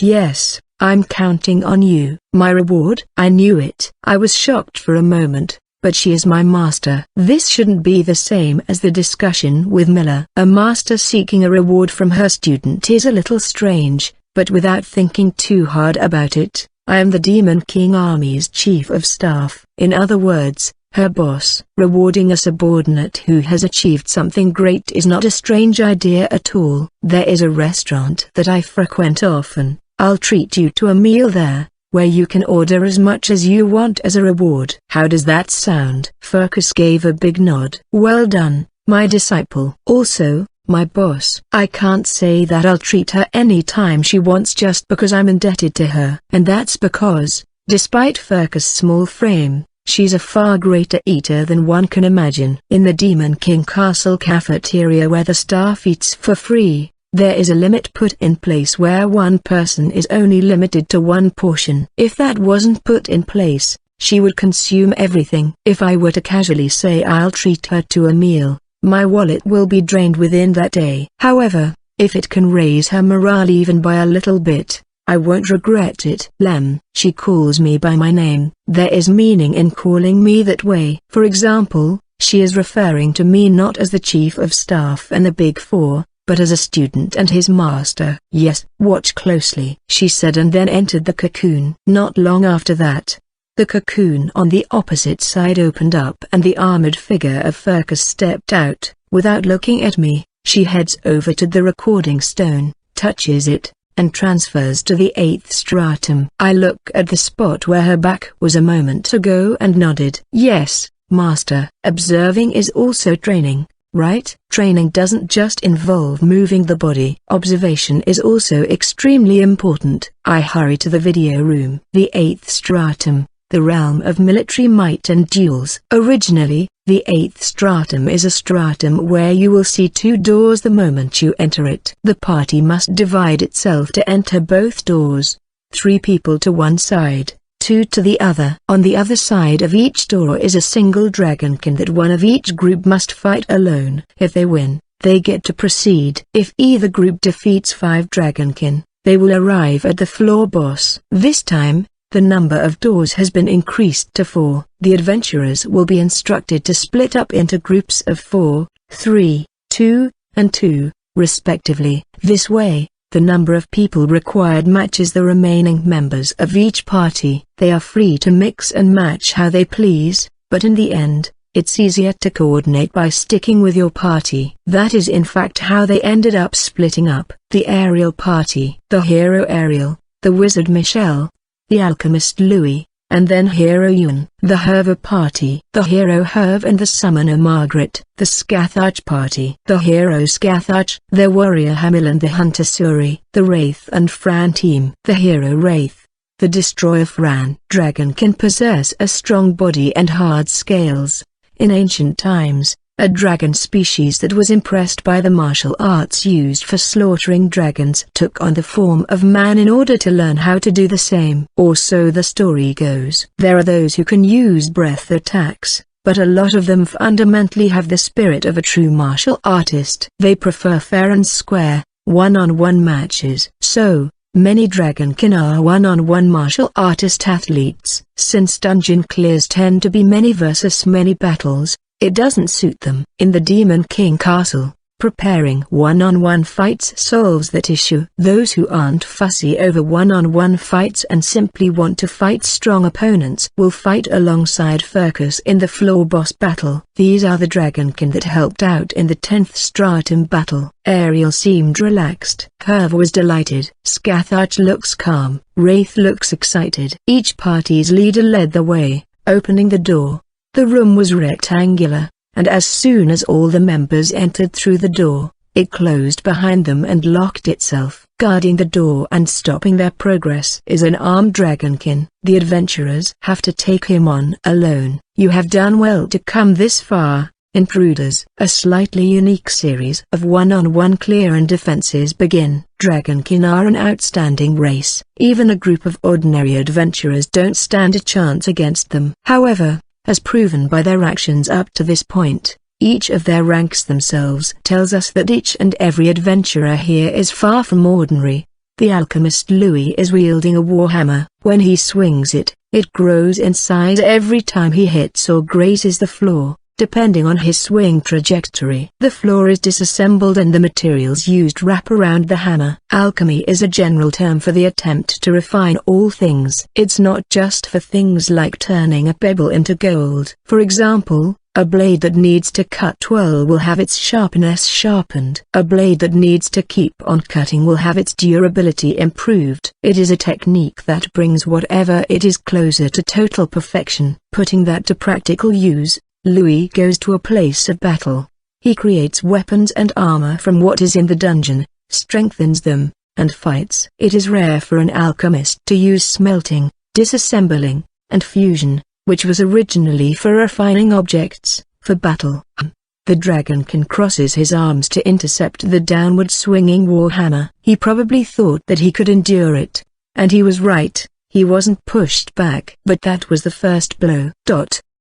When the Dragonkin pulled away from the hammer, scales coated it. In the moment of the attack, Louis stripped off his opponent's scales and fused them with the warhammer. They can defend against the stone weapon, but what if the scales that protect them were used by the same weapon? Doing that, Louis was swollen all over, but in the end, he smashed the Dragonkin. Like that, the 8th Stratum battle continues on. The wizard Michelle said, "Here I go," in high spirits and let loose an absolutely massive explosive spell that scattered her enemy to the 4 winds. For the Gale hero Ewan, it was his first time going against a monster one-on-one. Against such a hardy opponent, he proved why he's the prodigy who graduated second in his class from the school. Making full use of his wind magic, he brilliantly defeated his enemy. The hunter Suri pierces both the eyes of his enemy with goddess speed before they could even get close to him. By following up a normal slash with a flying slash, their warrior Hamil concludes the battle in a moment with 2 successive attacks. The summoner Margaret summoned physical strength improving equipment and a giant axe, and then she fought alongside a contract dummy beast. The destroyer Fran is irregular, showing on this stratum as well that her actions are nothing if not strong, rather than being swung around by her grotesque right arm. The way she willfully manipulates it was nothing short of spectacular. The heroes got through unscathed. There were injured members, but none were defeated, and so, they all reconvened. What lay beyond the four doors was a spacious arena-like area. Lying in wait there was a large black knight and several dragonkin. Great Furcus, do you remember me? Ariel calls out joyfully. Ah ha ha. No, never mind. Do you recall that time you entered the tag tournament alongside Debuffs? I was in the commentary room. The tournament that Berith and I took part in. Oh, it seems that Furcus remembered something. What does that have to do with this battle? No, nothing. I am merely honored to be able to fight you, who I witnessed that day. Even so, your words remain unnecessary. Furcus readied her spear. Ariel quivered with delight. You are absolutely right. I have been tactless. If you wish to fight, then simply fight. Even Ariel was moved by such words from Furcus. Wanna fight them solo? Looking at Ariel, Wraith asked that. No, do not worry about it, Wraith. This is a raid battle, after all. But thank you. Oh, okay. Well then, feel free. Ariel probably has a strong desire to do this alone. However, that is just a personal desire. As a person who will lead the team to victory, he has decided that his desires should not be a priority. The heroes shall handle Great Furcus. The rest of you, take care of the dragonkin. The storm hero gives a succinct order. Everyone starts to act immediately. The storm hero Ariel approaches head-on. The hero of the cursed sword however also runs ahead head-on. The thunder hero Scathach is in the rear, hand on the hilt of his holy sword. The gale hero Yuan and the water hero Wraith moves with wind magic to the left and right, aiming to attack Furcus on both sides. The existence of living beings known as heroes is outside the norm. The job that can deal with them is the Demon King, but they are essentially only in the deepest parts of a dungeon and not all dungeons have a Demon King. They are extremely rare. Basically, a dungeon is where the adventurers win. When I was recruited to become the chief of staff, the demi-humans in the dungeon asked themselves, are we here just to get beaten up? That is precisely why I chose to find this new path to walk of becoming the hero of the monsters. The reason why this Demon King castle bears the title of Impregnable is that it is the only dungeon that has never been completely cleared among all the dungeons. With the Phoenix Party, the deepest that mankind has ever reached is the 10th stratum. However, even the 4th-ranked party could not grace the presence of the Demon King. But what will happen this time? There are a total of 5 heroes, led by Phoenix's rival for the title of mankind's strongest, the Storm Hero. They are all first-class adventurers. And now, those 5 are closing in on Furcus. She brandished her spear overhead. Her large frame stirred the air vigorously. In the next moment, the spear came down. It was aimed right at Ariel. The spear, which can extend itself while being swung downwards, naturally reaches him. But, he responds, with his wind holy sword. He slashes upwards, severing the spear. This is. Ariel realized something at the same time as Furcus's attack. From the cut cross-section of the spear, several spearheads grew out, and each spearhead extended out, aiming at the individual adventurers. Furcus's spear is a magic tool. It can extend and contract, with the longer part acting as the main body. It extends itself again. Be it the spear tip or handle, it can regenerate either. And the degree of freedom seems to be quite high. To think that it can even change its shape, only the wielder of the spear can manipulate it so. This is why now, Furcus is assaulting all 11 moving adventurers with her spear. Against this series of direct attacks, what will they do? The tip of the spear divided into several tips. As far as I know, this is the first time Furcus has shown this technique. Even though I'd already memorized her moves in my head from watching the battle with the Phoenix Party in the tag tournament, there was no way I could create a countermeasure against this unknown attack beforehand. What is tested in these situations is the ability to adapt in the spur of the moment. Wraith, Yuan, Ariel shouted. Yes, Yes, you understood. Soon everyone knew what the instructions to the two of them had been. A wall of air, or perhaps an armor made out of wind would be easier to imagine. It doesn't matter how sharp the thrust is, it would be useless as long as it cannot pierce the body. An armor that does not hinder the movement of the wearer, yet still maintains the hardness that could defend against the thrust. First of all, Ariel, Wraith, and Ewan covered themselves with a transparent armor. Ariel is with Herve,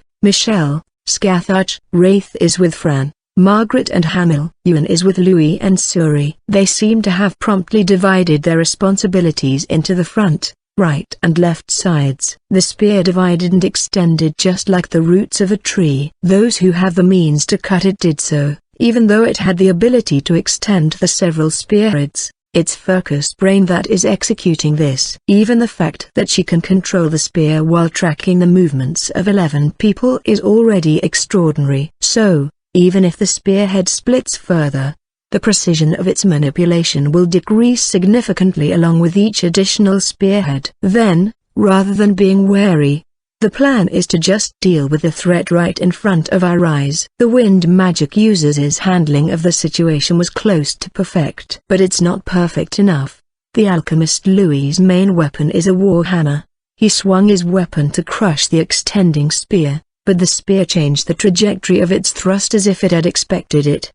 Then, it wrapped around Louis as if it is a snake that is trying to strangle its prey. Just like that, Louis's body floated in the air and slammed his head into the wall while still being tied up. This is not a shock that thin armor is capable of defending against. Something that people should not misunderstand is the fact that most adventurers are normal humans. Excluding the heroes, their stamina is not much different from ordinary people. No matter how hard they train their body, they will never have steel muscles that can repel knives. If they shed too much blood, they'll die. If their head is smashed, they'll die. A fatal blow for an ordinary person is also fatal for most adventurers. After a fierce fight, a flashy defeat will be a good show. In fact, that's exactly what the viewers like to see. But, as with most deaths, most defeats are not interesting. You never know when, who, or how someone will fall. In my opinion,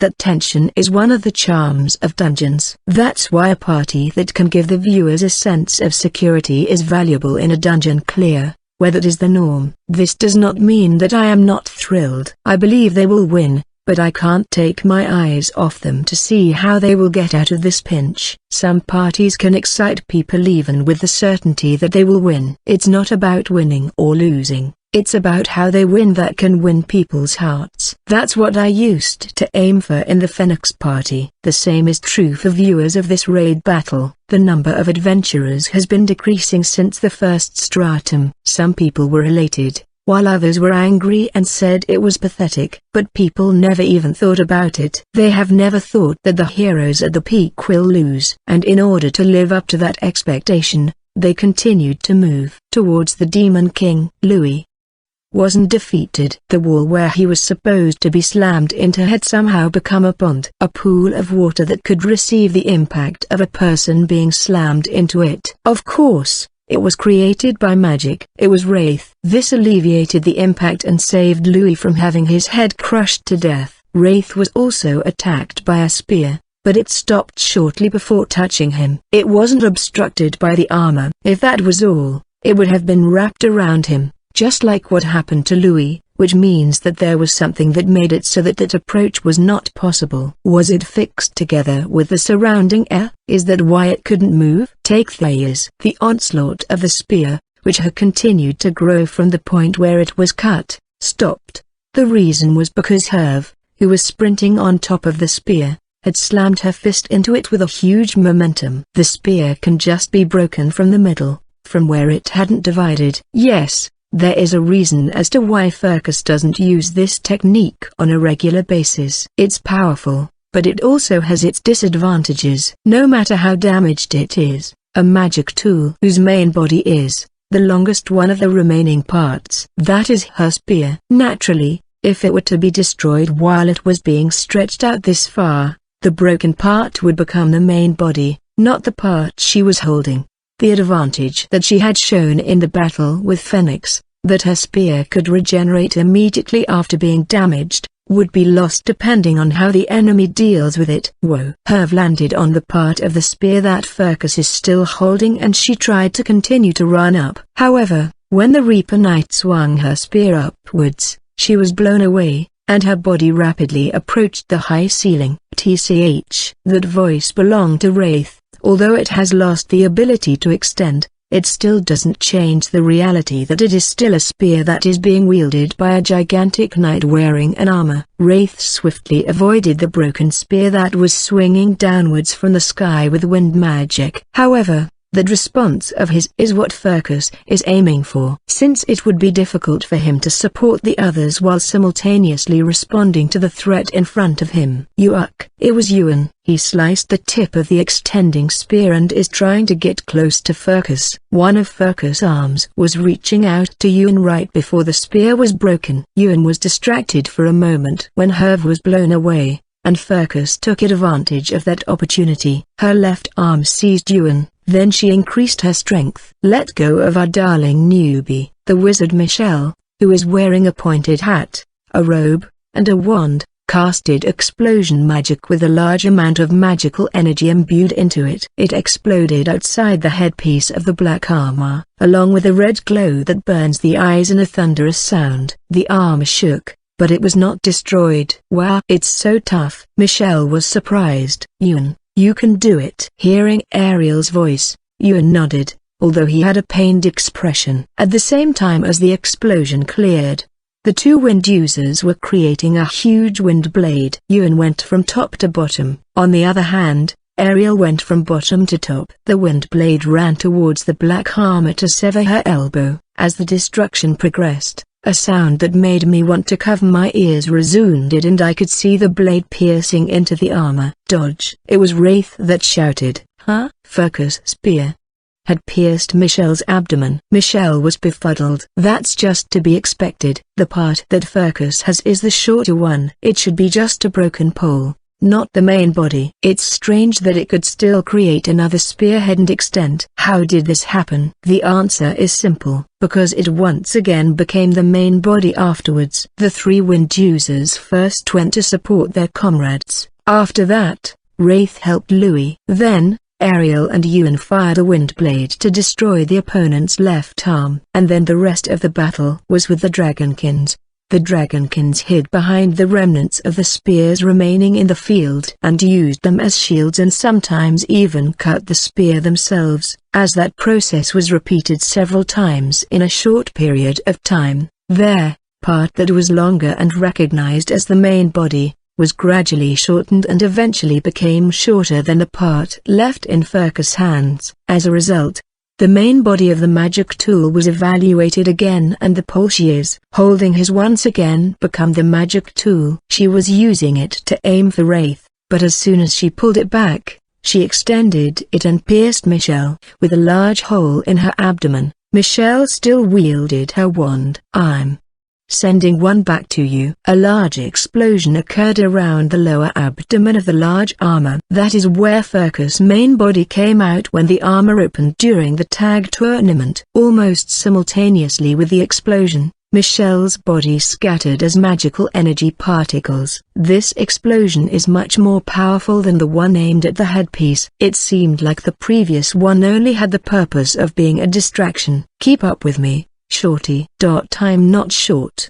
The alchemist Louis and the destroyer Fran have already started running. Sorry, but I'm going to shorten this spear again. Wraith stood on Furcus' headpiece. The wind blade once again severed the spear. Furcus had reached out her right arm to seize Wraith, who had let go of the spear. However, it didn't reach him. Hey, don't forget me, I'll feel lonely. Herv kicked the ceiling and accelerated suddenly. Then she hit the back of Furcus' armor with the same momentum. The armor caved in and the impact led to her stance being broken. Then, Louis' warhammer and Fran's huge arm struck her in the abdomen. In addition to Michelle's explosion, Hamel's flying slashes proceeded, and then it was followed by two simultaneous blows. Her left arm was on the verge of being severed, her right arm was hit, and her abdomen was destroyed. If there is a girl inside the armor, It is an attack that will not let her go away uninjured. However, ugh! The Reaper Knight's right foot jumped up and her right knee welcomed the two adventurers who had hit her abdomen. The two of them disappeared from one of the cameras like a meteor. When I looked over, I found them embedded into the wall. Fran, worried about the safety of his childhood friend, Wraith moved away from Furcus' headpiece. The armor on the abdomen has been destroyed and we can see what's inside. There were no signs of a girl who had been hurt there. She's not here. But at that time, it can't be helped that Hamel would be confused. It is true that the Furcus that Gareth and I fought against in the tag tournament came out of the abdomen part of the armor. But that doesn't mean she's always in the same place. That's right. There is still the possibility that she was only coming down and she was actually maneuvering the armor from the top. The armor's left arm had been severed. Starting from the elbow, the left hand fell to the floor. Something jumped out from the hollow elbow. A petite female. It was Furcus. She ran on top of the falling arm and approached Ewan, who was still grasped in her armor's left hand. I won't let you do that. Just when I thought that there was something like a streak of light running through, a person appeared to block Furcus' path. He was the Thunderclap hero Scathach. He closed the distance in an instant, but Furcus just ignored him. She avoided the slash that was similar to a flash by lowering her stance. What are you? She stabbed her fingers into the left arm of her armor and through it. Furcus' race is an ogre. Unlike her small physique, she is unimaginably powerful. What? Hamel was the one who raised his voice in surprise. Furcus, who had thrown her arm, had no choice but to fall slowly. She is an excellent warrior, but she does not have the ability to fly. But Furcus was able to accelerate in the air without anything to know. That's not right. There was Hamel's flying slash. Some people misunderstand it because it is invisible, but as long as it can be touched, it exists. It's just a slash made by an invisible blade. That's right. It's not impossible for someone to evade and kick the blade that was aimed at them. It's just that I don't think that it would actually be possible to execute. Furcus accelerated and easily landed on the ground. There was someone who was waiting for her. It was the storm hero Ariel. No words are spoken between the two people facing each other. There is no need for that. There was only the sound of wind. The raging storm was drawn to the holy sword and coiled around it, eagerly waiting for the moment it would be released. Furcus' white skin was tinged with scarlet and a bump-like structure rose from her forehead. It had a close resemblance to the appearance of the ogres heard of in the legends. Furcus ran through the rain of wind blades released by Ariel. She would find a narrow opening and leap into it, and if she couldn't avoid it, she would choose the route that would cause the least damage. It was an artful sprint derived from her vast amount of combat experience. Seeing such movements from his opponent, the storm hero smiled happily. The distance between them shortened at an astonishing speed. The two of them approached each other at such a high speed that everyone thought that they might crash into each other. Ariel was ready to attack her and showed a stance with his weapon facing the sky. Furcus still didn't stop. Just as she was about to step within the range of the sword, she stumbled. No, she kicked up the floor. The impact caused the floor to turn over upwards. The size of it was like a wall. Suddenly, there was a wall between them. Ariel didn't move. It's such a shame. No words are needed for this battle, so that sentence was meant for the fact that they were unable to compete earlier. Ariel turned the tip of the holy sword to the right from his point of view. A man-made catastrophe assailed that direction. A storm that would normally be directed by the heavens is now being manifested by a human. This is one of the spirit magic that Ariel is allowed to use since he is the contractor of the main body of the wind spirit.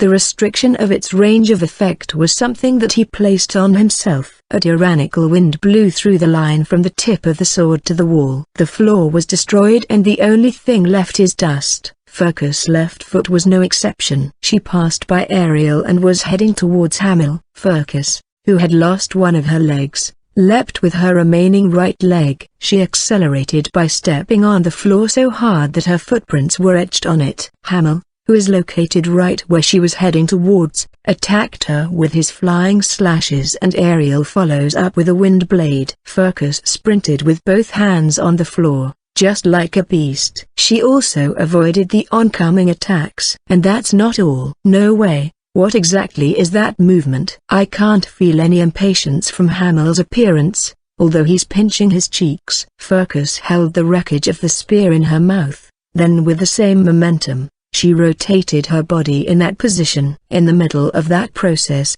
she picked up another wreckage and threw it at Hamel. Hamel tried to deflect that scar-ending javelin with his flying slashes, but he wasn't able to achieve his objective. His skill is top-notch. He never misses his target. If he ever missed his target, it's either because his opponent is also top-notch, or because the target changes their movements after recognizing the attack, as was the case with Citri. In Citri's case, she avoided the blow to her neck by changing her form from Lemegeton to her dream demon form. But what Furcus threw was a spear. She can't deceive a top-notch warrior just with that. So yes, it was Furcus who did it. She used the second throw to hit and change the trajectory of the first spear, and with the third throw, she adjusted the trajectory again. This was done in an instant. Haha, this is quite the... Hamel must have noticed. Even if he already knew it, he should have strongly recognized it. Furcus is not just an excellent armor manipulator. She is not strong just because she is an ogre. She has extraordinary strength, a sturdy body, and delicate techniques. That is the current Reaper Knight Furcus. At the very last moment, Hamel deflected the spear fragment. However, his counterattack towards Furcus, who had caught up with the spear she threw, was also delayed by that amount of time. Furcus' hand was blurred. Actually, it was because her hand was so fast that it looked that way. She had actually hit Hamel's arm with the back of her hand. This had easily shattered his bone, and his arm was bent towards its joint, a result created by the violence. Naturally, he can no longer hold the magic sword. Furcus caught the magic sword as it fell. I guess that means that what a disciple can do, the master can do as well. I might be thinking too much. However, I did snatch the magic tool from the warrior Alba from the Phoenix party during the battle in the 10th stratum and from Furcus in the tag tournament. Wow, this is embarrassing. He kicked Furcus in the chin with his knee immediately after his arm was broken, but she was unfazed. Then Hamel's leg was also broken, but he was able to avoid getting defeated. That's because he was turned into a living shield by Furcus, who is grabbing him by the neck. Ariel stopped attacking. At Furcus' current speed along with the increased weight, it should be possible for him to cut her. However, that would be like killing his own comrade along with the monster. Moreover, it's not like the enemy is manipulating his comrade, like that time with the samurai Masamune. For those who are standing on the justice side in the setting, it is an act that they would hesitate to do, and the decrease in the number of people in the raid battle will affect the subsequent clear. As a method of clearing one of the stratums, the decision to desert one of their comrades is a heavy one. Furcus fired off flying slashes in all directions. Louis and Fran, who somehow have managed to avoid defeat, were rescued by Wraith. The Gale hero Yuan is still caught in the left hand of Furcus' armor. It seems that he is being restrained by a very strong force. And the one trying to help him is the Thunderclap hero Scatharch. The Faceless Archer Suri and the Thousand-Form Summoner Margaret are fighting with the Dragonkins. There was only one left and his eye had been pierced by Suri's arrow. The wreckage of the spear is burning due to the breath of the Dragonkin. Smoke is coming out of it and the visibility is poor. There is no way for Hamel to kill himself now. His arms and legs are broken. The withdraw feature is designed in such a way that it cannot be used if the distance to the opponent is too close. One of the reasons for this rule is because in the past, there were many adventurers who wanted to avoid taking damage since it would make them look uncool. So they would withdraw right before they were attacked by the monsters. Nowadays, it is used only when an adventurer is caught in a trap that won't cause him to die, but he also cannot escape from it. You also can't hold out much longer, can you? Even if you manage to defeat me, then what's next? How will you fight with one leg, no weapons, and no subordinates. Fergus didn't respond to Hamel's words. Slowly, the members who were available approached Fergus. But because of the flying slashes, things don't seem to be going as planned. At that moment, when all of their attention was on her, except for Scathach and Ewan, she moved. To be more precise, she and her armor started to move. All of the adventurers are surprised. The armor that had no one in the began to move, so it is natural for them to be surprised. There was no one else inside the armor. When I saw the screen, I was as surprised as the adventurers. But I was also trying to comprehend the situation. Well, she never said that she had to be inside the armor in order to manipulate it. I guess she had a way to control it remotely. Considering that she is usually inside the armor, is there a demerit such as a decrease in operation accuracy if it is manipulated remotely? Anyway, the armor is moving.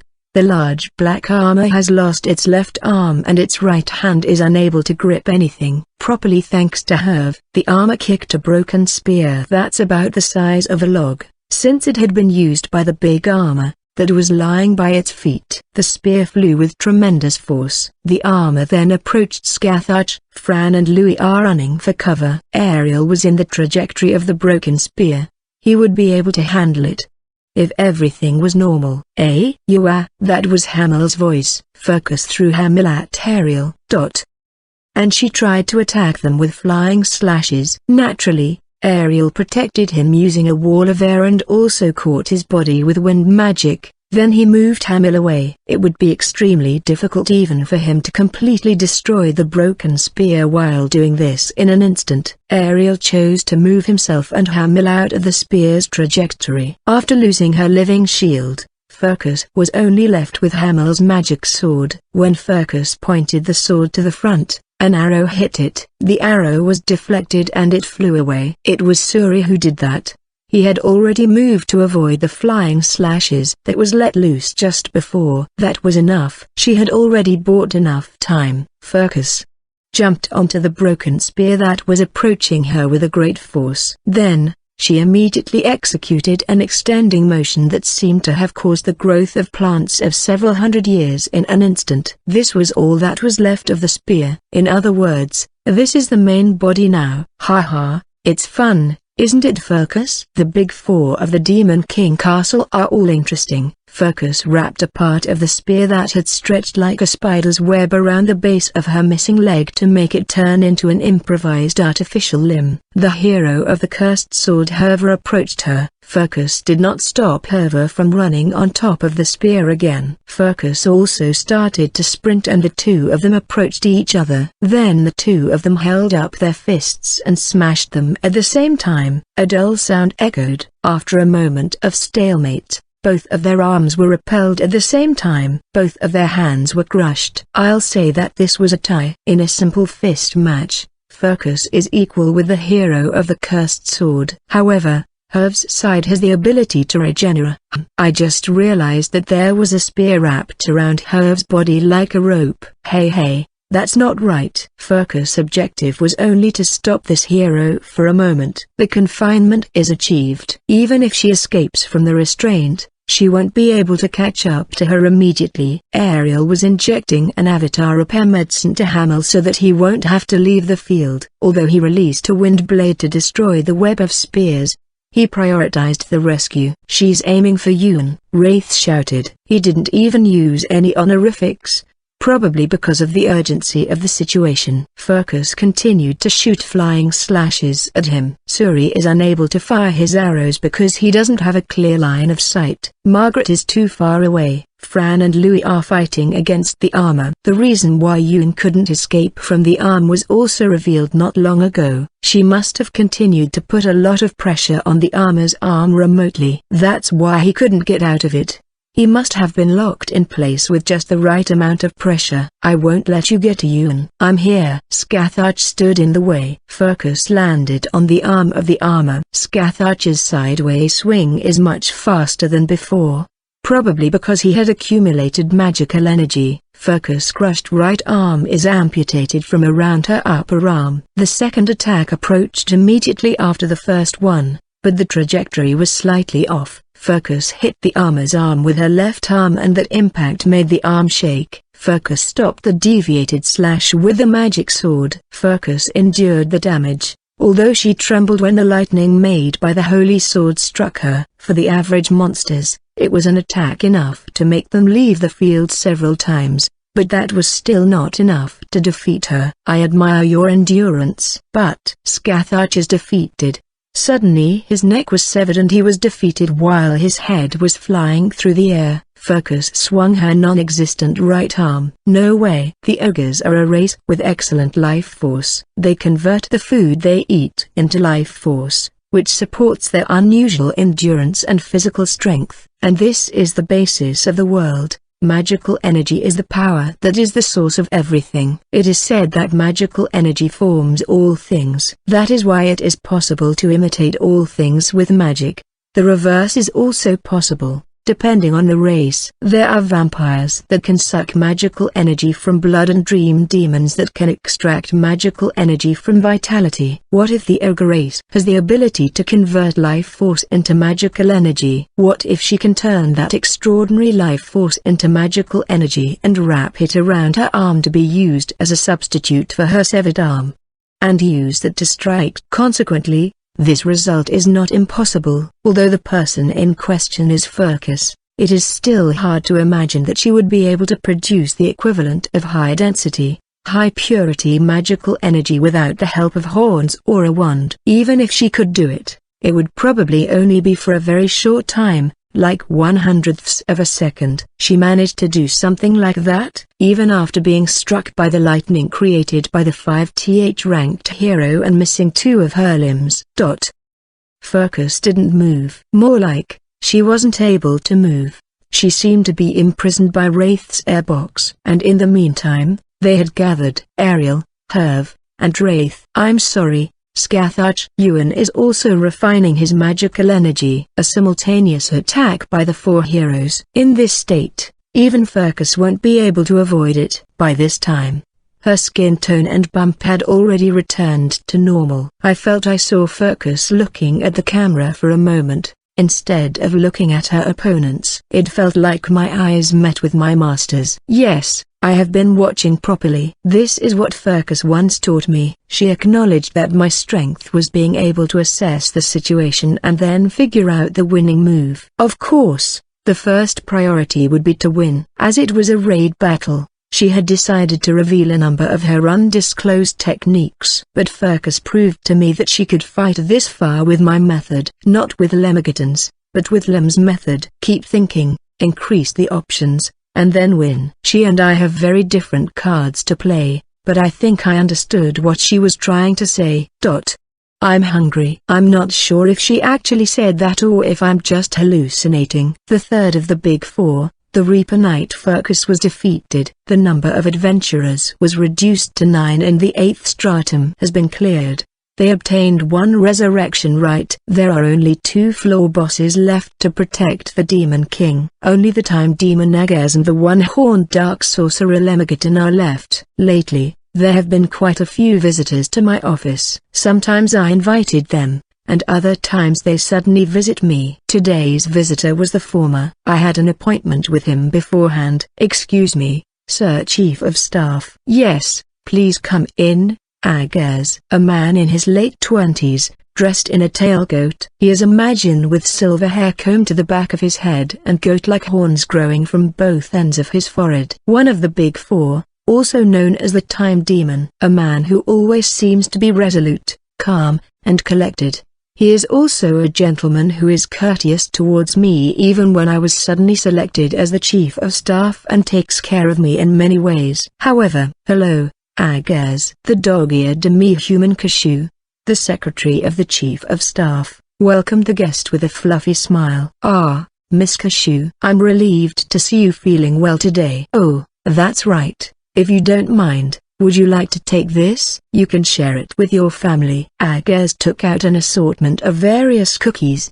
It was a beautiful box with a lot of cookies in it. Thank you for doing this all the time. But I can't accept it. Kashu is very popular with the monsters in the Demon King Castle and often receives various presents. Even among them, Agars often give her presents. Don't worry about it. It is a present I ought to bring as a guest, of course. There is the Chief of Staff's share as well. So it's only natural for me to prepare one for you as well. Yes. Kashu glanced at me. As long as you don't mind, I think you can just accept it. Kashu gulped. She loves cookies. The same goes for her sisters and brothers, so she is actually feeling really happy.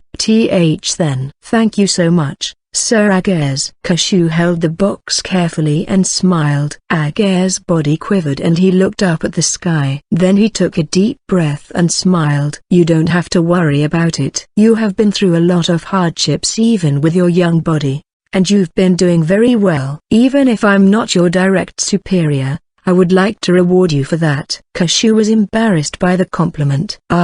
I'll bring some tea over. Kashu went to prepare the tea. I called out to Agars, who was looking at her back.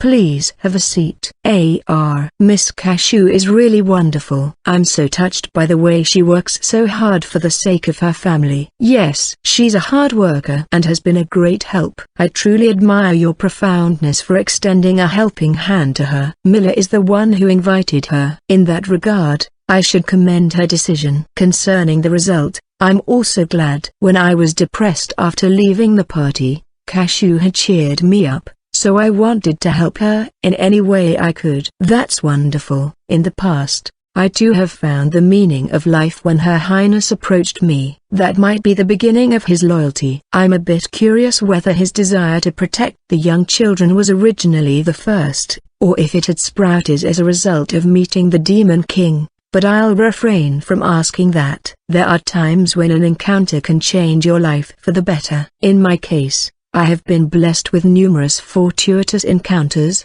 such as Kashu, Miller, Master, and also Phoenix. If even one was missing, I might not have been able to reach where I am now. Yes, I agree. Agars nodded deeply. Oh, by the way, thank you for the cookies. No problem. It's a small price to pay to see the girls smile. Well, I also bought some fruits since I wanted to see Kashu's smile.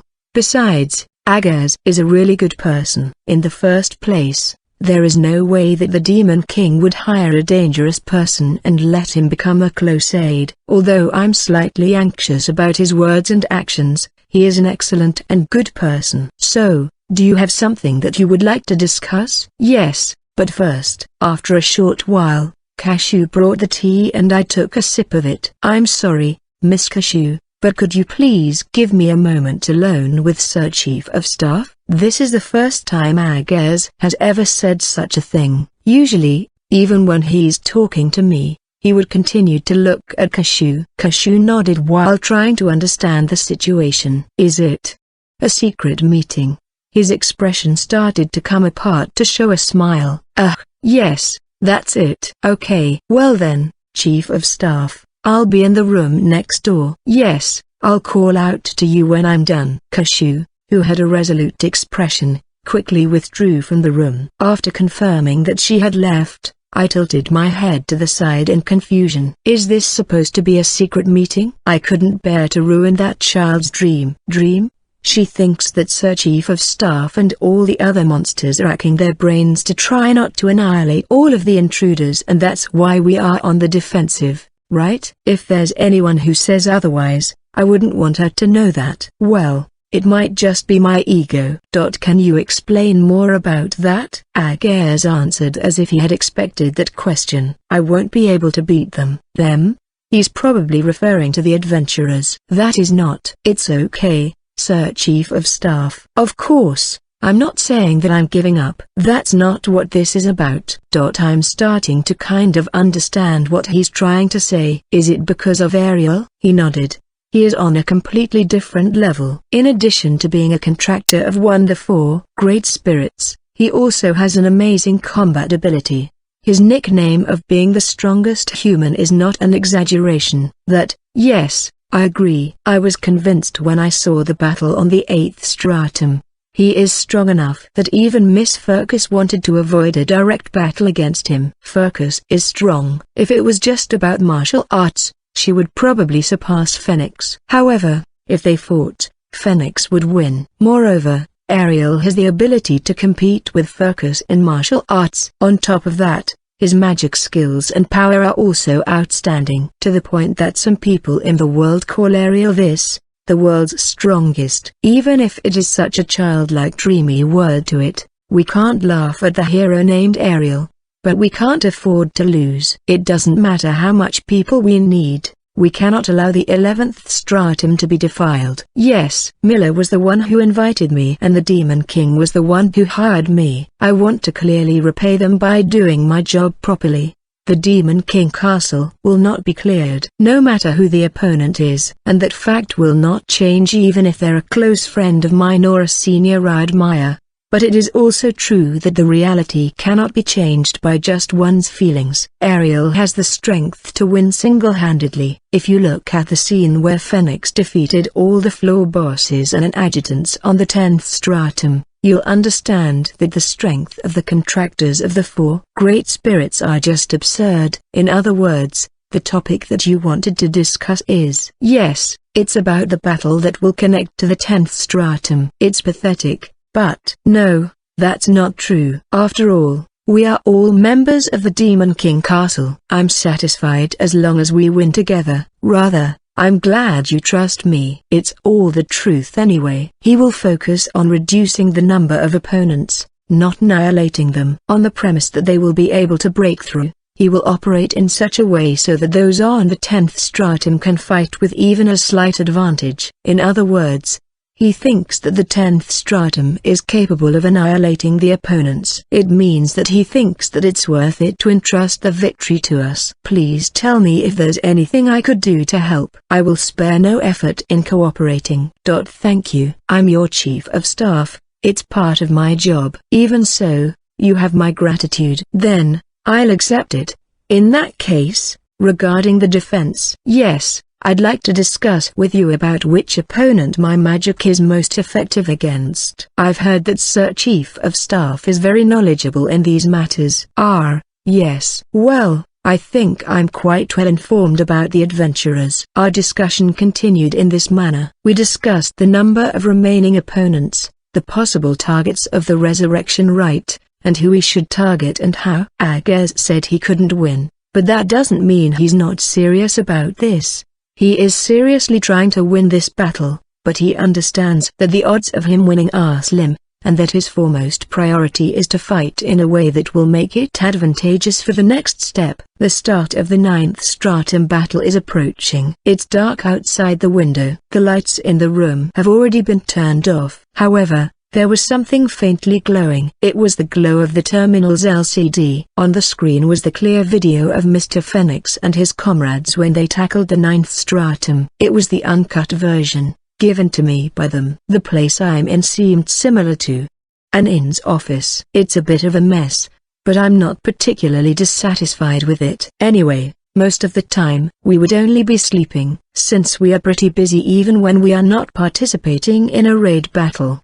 By paying for the 3 magic stones needed to activate the terminal, we were given permission to use it at any time during our stay. It seems that unless you're staying at a high-class inn, they won't have a terminal in each room. Is that spatial mobility? Earth, water, fire, wind, these are the 4 major elements. There are corresponding spirits for each of the attributes. A long time ago, elemental magic remade the spirit's magic so that it could be used by humans. But of course, these are not the only magic in the world. We, normals, have no particular weaknesses, but we also have no particular strengths. As a race, that's just how we are. In order to win the war as this kind of race, we borrowed the power of the 4 great spirits. And even now the most commonly used magic is from these 4 categories. I think that even ordinary people can use water magic to wet the palm of their hands or fire magic to make fire on the tip of their nails as long as they work on it hard enough. However,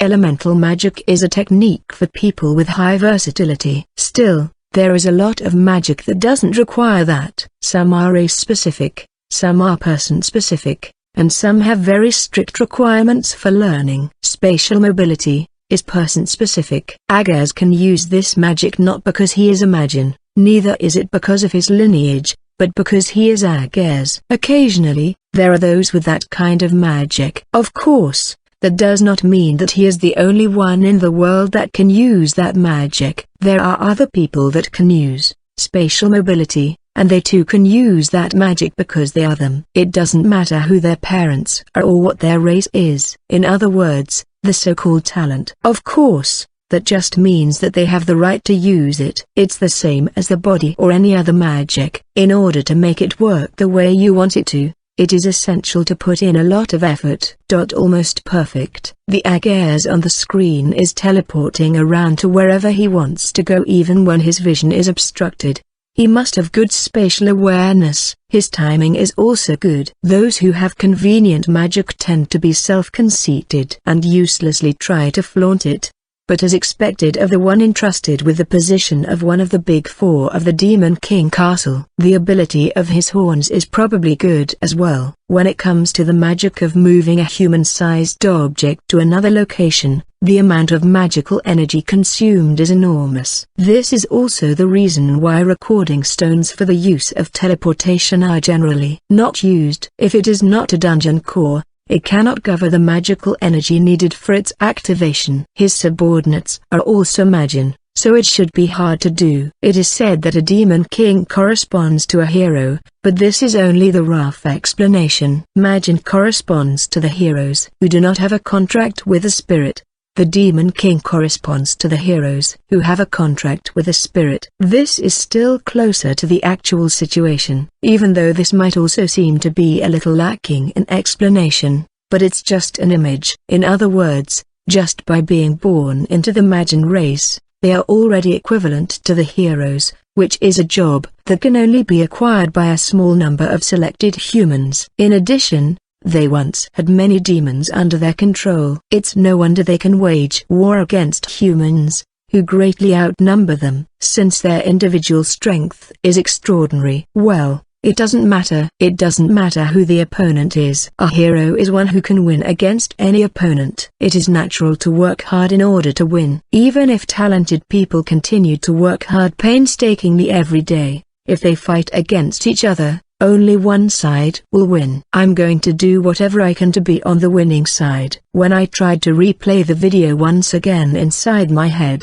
I heard a sound. I don't like the idea of a hero trespassing. This is a staff room-like place, right? I called out to the figure. The one who appeared is Yuan, the Gale hero. 13 years old. He has a contract with a wind spirit, and if I'm not mistaken he previously said that he had graduated from the training institution in second place.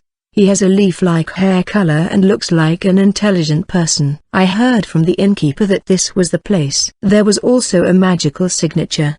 So what do you want from me? Yuan slowly approached. Then, he glanced at the screen. Are you researching the 9th stratum? Yeah.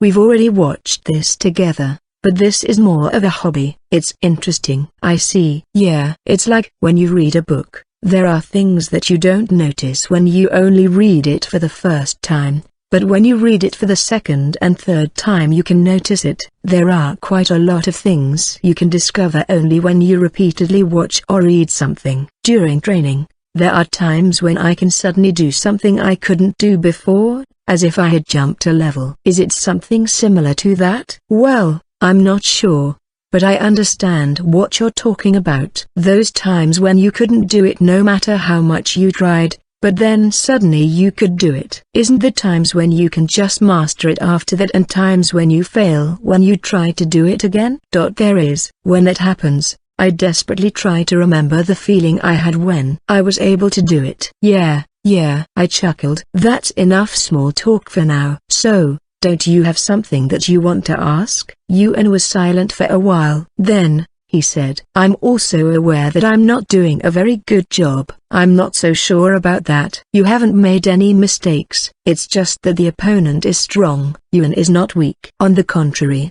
he's strong. Compared to others of his age, he is one step ahead of them. Probably, the honest students of the institution have good skills. For example, the Frost hero Bella had so many variations of ice magic that she could play an active role immediately after joining Mr. Phoenix's party. There were some misjudgments and carelessness, but that will change as she gains more experience. The same goes for Yun. It's true that he was made to leave the field once, and although he often falls into a pinch, his magic skills are solid. Also, in terms of power, he's probably better than me. Well, there is a big difference between magic and spirit magic, but a spirit is also part of his own strength. Do you remember what I said to you before it started? I don't remember. No, when I think about it for a moment, I feel like he did say something to me. Ah, that's right. He said that he doesn't like me or something along that line. Since, even though I could have made a contract with one of the 4 great spirits, I didn't do it. Ah, yeah, but I don't really mind that. I didn't even remember it until just now. No, I'm the one who minds. In the end, you did a great job once the battle started. On the contrary, I think I'm the one dragging the team down. I don't know if that is something that you should say to me though. Anyway, are you planning to tell everyone about this? None of them are blaming me. That's because your mistakes were due to inexperience, and the one who brought you into the party was Old Man Air, right? If you were at fault, then that would mean that he's also at fault. But everyone is a newcomer at first. So, in the end, no one is at fault. Isn't that the reason? But you're being kind of bothersome, Yun. It was easier to deal with you when you were a little snarky like before. You know, yeah. You probably started training after your job was identified, right? Eh? Yes. I think there are more people like that. Even if they vaguely understand their own aptitude, the foundation for it is not clear until they find out what their job is. That's why the training for each occupation is usually done after the job is identified. I've been using magic since I was 4 years old, so I have 6 years of experience. I've spent more time with magic than you, who has been in the training institution for 3 years. As for Fran, she has continuously stayed together with me, and she's also a destroyer. You don't need to compare yourself to us. We grew up in different circumstances. It's not that he's inferior to me, it's just that I've been living while wholly focusing on being a hero from the beginning. Oh, I see. I actually came here because I have a request. A request? I should have said it earlier, but my stupid pride got in the way. You don't need to beat around the bush. Sorry. Can you please teach me your methods? What should I do to make quick decisions just like the first-class adventurers? Yuan bowed his head to a younger, cheeky hero that he disliked. There is only one reason. Because he wants to win. Ugh, damn. That's why I'm not good at handling him. In the truest sense, Yuan is one of my comrades now. Of course, I'm aware that it's not going to happen overnight. Even the things that I need to be prepared and be aware of. It's fine already, I understand. Just bring that chair here and sit down. Yes, thank you. My method isn't particularly difficult. It's just a hassle to do. What do you mean? I just watch the opponents and remember it. Then, I'll create a list of plans, like when the opponent makes a move like this, then I'll do this. I also make a list of all the things the opponent can do and think about what they might do and the countermeasures. I see. For example, we watched the clear videos side by side. I think it was slightly more fun than doing it alone, probably. Well, I might just be mistaken. The 9th stratum, the domain of space-time and demons. Originally, the 9th stratum is a place where people can see a flashy magic battle. But this time, Ager's trusted intermediary has welcomed several magians from other dungeons as helpers and succeeded in strengthening his forces.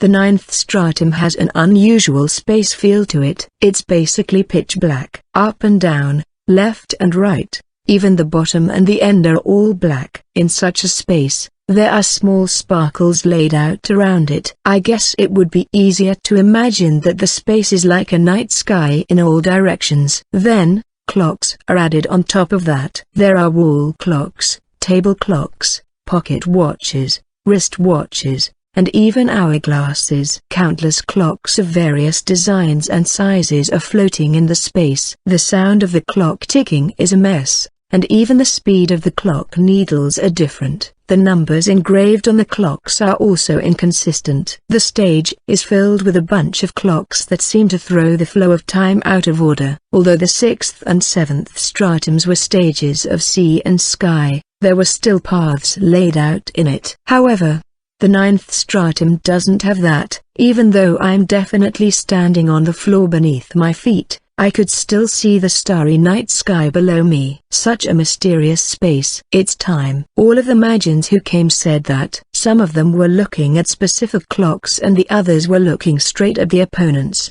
But all of them said it simultaneously. It's time. Time for what? Wraith asked. There was an immediate response. For battle. In addition, the other Magians answered like this. For destruction.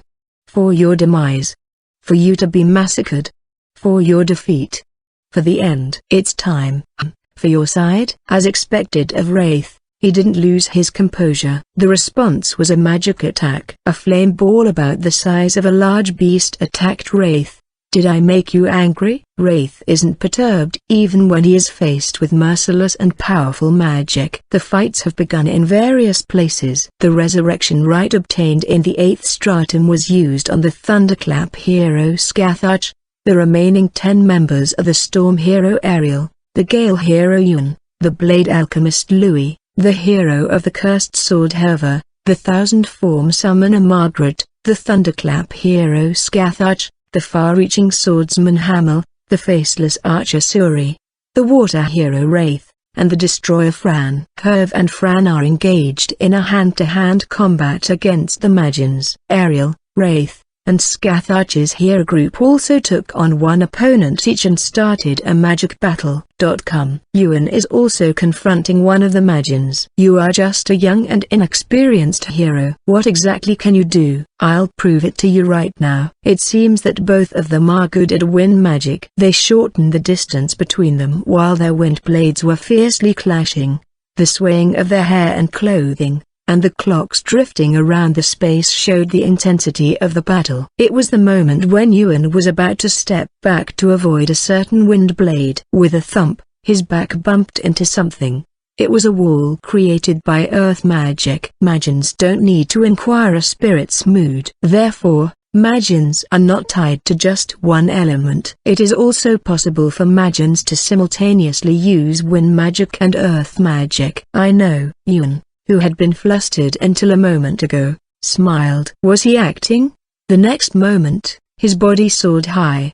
He flew in the air with wind magic. But there's something strange about the timing. It was too quick. If he hadn't prepared this in advance, there's no way it would be this fast. Sir Hamil, I'm already on it. Blood is flowing from the Magian's chest. From 2 locations. He was bleeding from the position of his heart and magical energy organ. It's called soaring thrusts. Part 2. Hamil put his thumb and index finger on his chin and said that with a cool expression. His flying slashes can be used for any kind of slashing. It doesn't matter if it's a slash or a thrust, as long as the blade can cut the opponent. That was a well-known fact. But the previous situation was also a good opportunity. As a result, the Magian personally obstructed his own view and was pierced. Were you aiming for this? From the beginning? It's true that I'm young and inexperienced, but this kind of injury, the Magians have horns. So, even if he can't escape death, with his inherent sturdiness, he still has a little time before having to leave the field. He can still defeat a hero with his remaining magical energy. Of course, that's only if the magic can hit the opponent. Yuan also prepared a huge wind blade. I'm definitely not weak. Moreover, I'm not alone. The clash between the huge wind blades did not last long. It's not because he ran out of magical energy. It's because he has reached the limit of his body from continuously using his magical energy. The Magian's body collapsed and the magic was undone. Then, there were magical energy particles fluttering. He was defeated. He's like a completely different person. In the past, Yuan seemed to have been careful to not fail, especially since he left the field in the 2nd stratum. Whenever he received support from his teammates, he would seem apologetic and apologize to them. That's what the monsters in the Demon King Castle saw as well. Since they watched the unedited version, they know much more than the viewers. Now, he is utilizing the inexperienced parts of him that had been accumulating so far in the battle. He acted as if he hadn't changed since the 8th stratum and set up the Magin who tried to exploit that weakness of his. He incorporated the opponent's evaluation of him into his strategy and actively asked for help from his teammates. Hamill's surprise attack worked so well because Yuan's planning was so skillful. His expression seems refreshed, perhaps because he had a breakthrough. He has accepted the fact that he is inexperienced, but he does not abase himself for that and instead changed it into a tool for the sake of victory. Even though he's the opponent, he did well. As expected of Sir Hamill. Little Yuan also did really good. That calling me little is a bit. While saying that, the two of them moved on to the next opponent. It seems that they are heading to support Margaret, who looks like she's struggling. People can change with just one trigger. He's an excellent person to begin with, so it's just a matter of how he manages it. He had stumbled and seemed to have dragged it along, but he seems okay now. I'm happy that a promising adventurer had escaped the darkness, but as the chief of staff, I'm troubled by the birth of a strong opponent. But only a little. As a senior adventurer, I could at least mutter something to him. Congratulations, Yuan. That's it. That's all. He and I are opponents. An opponent to be defeated. After a moment of celebration, I stiffened my expression and returned my attention to the screen. Yuan's movements have changed. Looks like the number of strong heroes has gone up by 1. No matter how strong the Magins are, this place is just filled with heroes who have made contracts with high-ranking spirits or the 4 great spirits themselves. If the adventurers follow their role well and support one another without dying, we are at a disadvantage. In the end, while there were those who were injured, they managed to reach the floor boss with no casualties. The more powerful a species is, the more they tend to ignore exploiting an opponent's weakness and prefer to crushing them from above. Like how when people step on an insect, they don't tend to think up grand battle strategies to defeat it. It is precisely because Magins are that strong that they chose to confront the adventurers with their superior technique and overwhelming magical energy, and lost. The floor boss area is mostly the same as the previous area. The difference is that there is actually a floor. A round, white space made out of a hard material cut out in the blackness. The flow of time cannot be reversed. The silver-haired Magin who muttered that has his eyes hidden behind a mask, and in each of his hands was a head. The head of the alchemist Louis in one and that of Summoner Margaret in the other. The adventurers looked on in bewilderment. Those whose job is not focused on combat will have a slightly inferior reaction time to others. Taking advantage of this, the time demon Agas most likely used his unique spell, Spatial Mobility, to attack those two and cut off their heads before the battle started. A technique used to kill 2 excellent adventurers before they do anything. Even while being a powerful species, he is a serious man who will not hesitate to formulate a plan. The viewers won't be able to catch it, but this most likely used up a large portion of his horn magical energy to do that. Of course, he does not show it on his face and continues to look indifferent. Therefore, I cannot feign ignorance to the crimes perpetrated by you lot, who dare approach in hopes to harm the Demon King. Magical imitation. Blood drips from the heads. Blood sprays from the necks of the headless bodies which sway and then collapse. I, the time demon Agas, shall render judgment personally. What's all this about, sins? We're just here to fight. The 2 bodies grumbled and turned into magical energy particles. Right at the moment they were defeated. And the hero of the cursed sword however moves as fast as Agas' spatial mobility to strike him in the face. But it didn't connect. Before she knew it, Agas was standing behind her, and was touching the back part of her clothes. Have you ever seen a meteor? Wow! The figure of her disappeared, fall to the ground from a realm higher than heaven itself. I managed to confirm her location. In the video room, there are cameras that film various places. The floor boss area actually has another difference from the previous area. It's hard to tell from the scenery, but the ceiling is actually unusually high. DOB similar to the actual sky. And now, Herve is approaching the ground like a meteor, falling. She was so high up that none of her allies could even sense her magical energy, let alone see her. That's right. He used spatial mobility to blast her away. Among the heroes who are taking part in this raid battle, she is the weakest to these types of attacks. She has limited ways to handle falling from a height compared to the others. Even if it was Herve, I wonder what would happen if she were to hit the ground from that height. To even think of fighting the Demon King with this level of strength, you all should know your place. His voice can be heard from a different place than it was a moment ago. He was in front of Yuan. Oh, you seem to be of use. Agaz's sword hand was repelled. Yuan used Wraith's airbox trick that he used previously to protect himself. However, don't think that I cannot kill trapped prey. Yuan spurt blood from all over his body and collapsed to his knees inside the box that he created. My power can teleport things beyond spaces as well. He created a tiny air blade in his hand and teleported it inside Yuan's air box and cut him up. Agaz didn't move. He couldn't. There was an odd feeling on his right foot. It would appear that Yuan is grabbing onto it with an air hand or something. Strong spells like spatial mobility consume a considerable amount of magical energy and their usage requirements are strict. Since his clothes teleport with him, it's safe to say that whatever he holds onto will also teleport with him. The question is, how far will it go? What kind of state will it teleport in? In conclusion, spatial mobility is done according to the configuration. For example, if he has set it to teleport him and whatever he is wearing, he will move to the predetermined spot with his clothes as he configured it. And so, if something were to be added to the configuration, it would deviate, preventing him from teleporting. In order to teleport while an air hand stretching from the box growing out of the floor is grabbing onto him, he would have to configure the spell to teleport him along with that. Unless he configures it to teleport him, what he's wearing, and the air hand,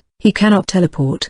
This is bad. Yuan is growing faster than expected. Young adventurers are eager to succeed. They seek flashy performances and prefer big skills. Even the calm, collected and open-minded adventurer, the Frost hero Bella, felt that she had to make the audience acknowledge her in her first clear, so she took care of all the dream demons on her own. But while she dropped her guard because she thought she had done a good job, she was defeated by the demon of love Saitri. With things like that, they accumulate such failures and grow. On that point, Wraith and Fran are exceptional beings. Yuan is a prospective newcomer who has both ability and power. While he hasn't been able to showcase much of his ability up to this point, he still has it. He wouldn't have graduated second in his class from the school if he didn't. But to be able to not only defend but to stop his enemy from moving after taking a large amount of damage. His style up to now has changed.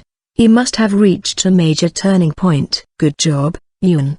The sound of thunder could be heard. First came the flash. The thunder hero Scathach, who unsheathed his holy sword, dashes forward. A little later is the sound of thunder. Normally, the enemy would scatter with the thunder. However, I suppose to man, the lightning spears that fall from heaven are something to be feared. Agaz stops the holy sword with a kick. He immediately cut off his right foot that was grabbed, and kicked with the stump, releasing a wind blade from it. However, it was done. The thunder and lightning caused sparks to fly in the wind blade, not affecting Agaz in the slightest. The only thing we fear is the wrath of our Demon King. He teleported. Along with Scathach, Agaz appeared in front of the destroyer Fran, and Scathach was dropped in a straight line between himself and the hunter Suri. This way, he can disrupt Suri's line of fire, albeit slightly. In that slight time, he plans to end his fight with Fran. Be they old or young, man or woman, it makes no difference on the battlefield. Of course. Well said. Fran swings her massive right arm at Agaz. It was a swing and a miss, because Agaz appeared behind her. But she already saw him do this with Herve. Perhaps expecting this, her swing kept going. She made it look like she was swinging at the Agaz in front of her, but she actually swung, aiming for when he appears behind her from the beginning. Fran turns with her fist, a swing that could bore through space. But once again, he isn't there. He appears upside down above Fran. He reaches out a hand to Fran and unleashes a massive explosion magic spell. And then he teleports. Overwhelming. The last of the big four is dodging all of the adventurers' attacks, whittling down their numbers, and toying with them. It's an onslaught fierce enough to cause the viewers to think that the adventurers might almost get wiped out here. That onslaught ends abruptly. There are two surprises. The first was that Fran was unharmed. In an excellent display of timing, Wraith unleashed wind magic to save his childhood friend from the explosion. It would have been fine if that was all. I know what Wraith is capable of. He can pull off things like that. The other surprise was Agares's body was disfigured as if he had been scraped. The spirit magic known as Sky Garden, able to cut and rearrange space freely. A circle was cut out of Agares's upper half and it was floating in front of Ariel. This was a strange sight. It's strange how there's no blood. Huh? Even now, this is still connected to your body. But if I were to do this and break that connection, silently, blood spurted out of Agares's body. An esoteric spirit magic that rivals that of Phoenix's Flames of the Gods. More so than spatial mobility, it is a high-ranking spirit magic that should be called spatial dominance. You did well, Time Demon Agares. I am not particularly fond of this spirit magic. In fact, it has been 20 years since I last used it. The magic of the four elements of earth, water, wind, and fire. This is magic, spirit magic that has been diluted to the level that people can handle. And then, the people crowned the existences who gave this to them as thus, the earth spirit, the water spirit, the fire spirit, and the wind spirit. From the people's viewpoint, they are the beings who bestowed magic upon them. But it seemed particularly hard to cut you with wind magic. However, it might go without saying, but there exists spirit magic that is on the level of spirits. The earth origin, the mother sea, the one wind, the primordial fire. These may be true, but they are mostly man's imagination. They govern over something far greater. Like that fire-shaped thing that burns anything by just getting close to it in the flames of the gods. Limited to only those with who they have high compatibility, esoteric spirit magic is magic that transcends that of the four major elements. Spatial domination is not wind elemental magic. It is the power that the existence that is called the wind spirit lends to Ariel, who is the contractor. One of the many miracles that the main four great spirits bestow upon special people that they take an interest in. I can still, Agares, who had a circle cut out of him, still hasn't been defeated.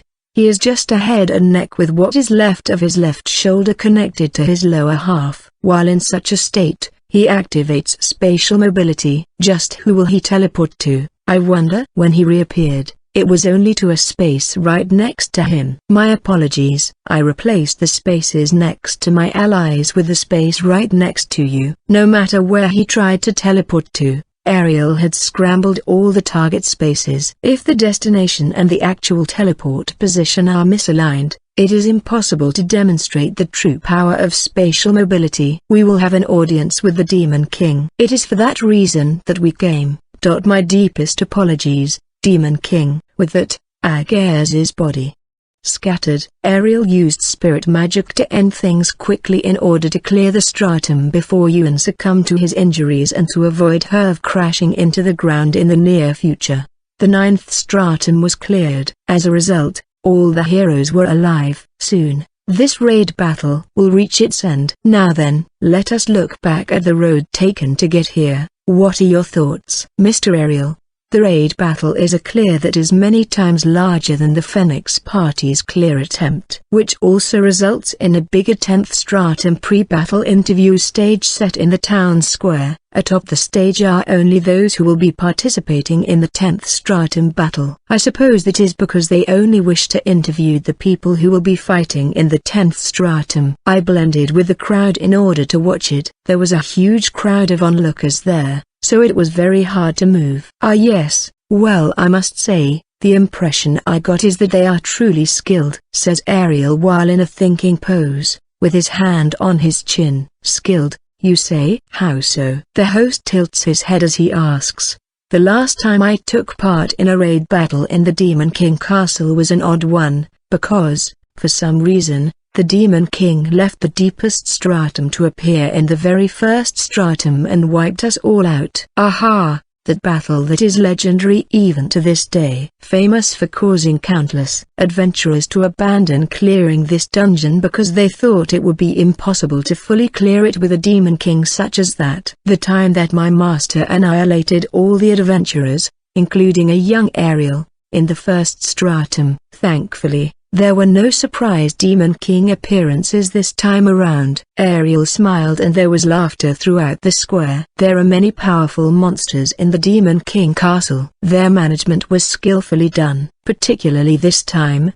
The strategy and unit placement done in order to repel the 17 participants in this raid battle shined bright. For example, instead of focusing on defeating someone, they clearly focused on ensnaring me in a trap. And so on. I see. It is because of the viewers that we can all stand in the higher rankings, but because of that, there is a lot of information that can be attained about us. The plethora of clear videos that are published becomes a research treasure trove for the opponent. Conversely, the deeper you go in the Demon King Castle, the less information there is. Aha, are you saying that the enemy has incorporated this gap of information into their plans? The host forms a fist and strikes his open palm. That is exactly right. If they had simply strengthened their military might only, we would have all been able to fight the Demon King together. However, the Demon King Castle raid battle didn't stop at just doing that. But I must say, is it really that simple to just research? Do you think that the clear participants were investigated prior to this? On the monster side, we didn't just polish our skills. We check up on the adventurers long before they make an appointment. Indeed, personally, I wonder if there is a big brain behind this whole operation. If there is a personnel who is well versed with adventurers, knowing each of their abilities and personalities, including what they might do at a given moment. He's sharp. I suppose a personnel who is well versed with adventurers isn't too far from the mark. I am just an adventurer fanatic, though. Oh, in that case, the reason that Mr. Wraith and Miss Fran were able to do so well is because of how little information there is of them. Am I correct to assume that? The host shoots a glance at Wraith. It's all skill, is what I'd like to say, but I do think that has a lot to do with it. There weren't that many attacks or traps that aimed for Fran or me in the first half of the raid, right? They were probably still trying to gather information on us, and that's why we could be a little more flashy and heavy-handed than everyone else. There were more and more hairy situations in the latter half, though, but even so, we still haven't been defeated once. Wraith and Fran were unknowns. Unless we understand them, we can't take countermeasures. In the clear up to this point, I have understood a lot about those two. Ahaha, you two are really reliable. From there, the interview continued on as they moved on to talk with the remaining 3 members of the Scatharch party and the sole survivor of the Herva party, Herv herself. After that, they moved on to the main topic. So the next battle shall be in the 10th stratum, which is the stratum where the 4th-ranked party led by the flame hero Phoenix was totally wiped out. I suppose it was for this very topic that they chose to deliberately conduct an interview now. Mr. Ariel, you had to use Sky Garden in the 9th stratum. According to what I've heard, this used up quite a lot of the spirit, right? Indeed. Although normally, this spirit magic would use my own magical energy. To use it in that scale unsurprisingly required me to borrow the power of the spirit, but I used it in a narrow area and for only a brief period of time, so it is not as if I am unable to use it anymore. Please rest assured, I interpreted this as his way of appealing to the audience, and also as a message to the monsters, letting us know that he still has this trump card. Although, even if he is still able to use it, it probably can't be used in the same maximum condition anymore. Agas was able to succeed in forcing him to use it at maximum output, therefore degrading it during later uses. However, Many viewers were truly surprised to see you unleash that esoteric spirit magic that you haven't used in over 20 years. The return of the spirit power that transcends elemental magic. Magic that is given only to those who have made a contract with the main four great spirits and truly goes beyond what we know as magic. Was the Time Demon Aghast truly such a formidable opponent? There are several esoteric spirit magics. There are at least 2 or more for each main spirit. After the battle in the 10th stratum, Phoenix is working hard to learn another esoteric. None of them are elemental magic. Phoenix's Flames of the Gods is not fire elemental magic. The miraculous ability to return all to dust is just recreated with something that mimics fire. Indeed, the spell and the caster himself were troublesome. I think the viewers might have noticed the same thing we did, that the Demon King Castle has added some new things. Honestly, I find it all quite enjoyable. He had a smile full of expectation, like a child who just received a present and is about to open it. Enjoyable, you say? It's quite rare to hear you say such things, Mr. Ariel. No matter how old you get, men don't change. 2 souls fighting with all their might to decide who will come out on top. I don't know anything more fascinating than that uplifting feeling. This raid battle made me remember something that I almost forgot. The raid battle rolled in out of nowhere in front of the storm hero who had long since lost a place where he could go all out due to him being the strongest. Standing at the summit, he turned to training the next generation and refining their skills. Even if he were to train an adventurer who could surpass him, there is nothing he can do about the enemy. He can't raise a strong enemy. All he can do is hope and wait to meet such an enemy. Ariel is looking forward to this raid battle. He is hoping there is a place where he can fight with all of his power. I truly am looking forward to fighting with the Demon King. The crowd gasped in awe. So then that means, in the 10th stratum, you're going to. In the words of a respected friend of mine, heroes always win in the end. Those are the words of the unyielding hero Altreed, Ariel's friend, Wraith's father, and the hero that I look up to. Also, the person whose catchline that Phoenix and I indirectly inherited. I slowly left the crowd as they got more and more riled up. The words are deeply etched in my heart. That is why we are the ones who will win. Fending off the strongest adventurers should prove it. That it is okay for monsters to win. That they aren't just there to be beaten up. When I turn to look back, I feel like I locked eyes with Ariel. Although, it won't be that easy. Before we meet the Demon King, we have to fight the Chief of Staff that defeated Phoenix. I truly am looking forward to this as well. His lips twisted upwards in high spirits about the upcoming battle. I muttered to myself, I'm looking forward to it,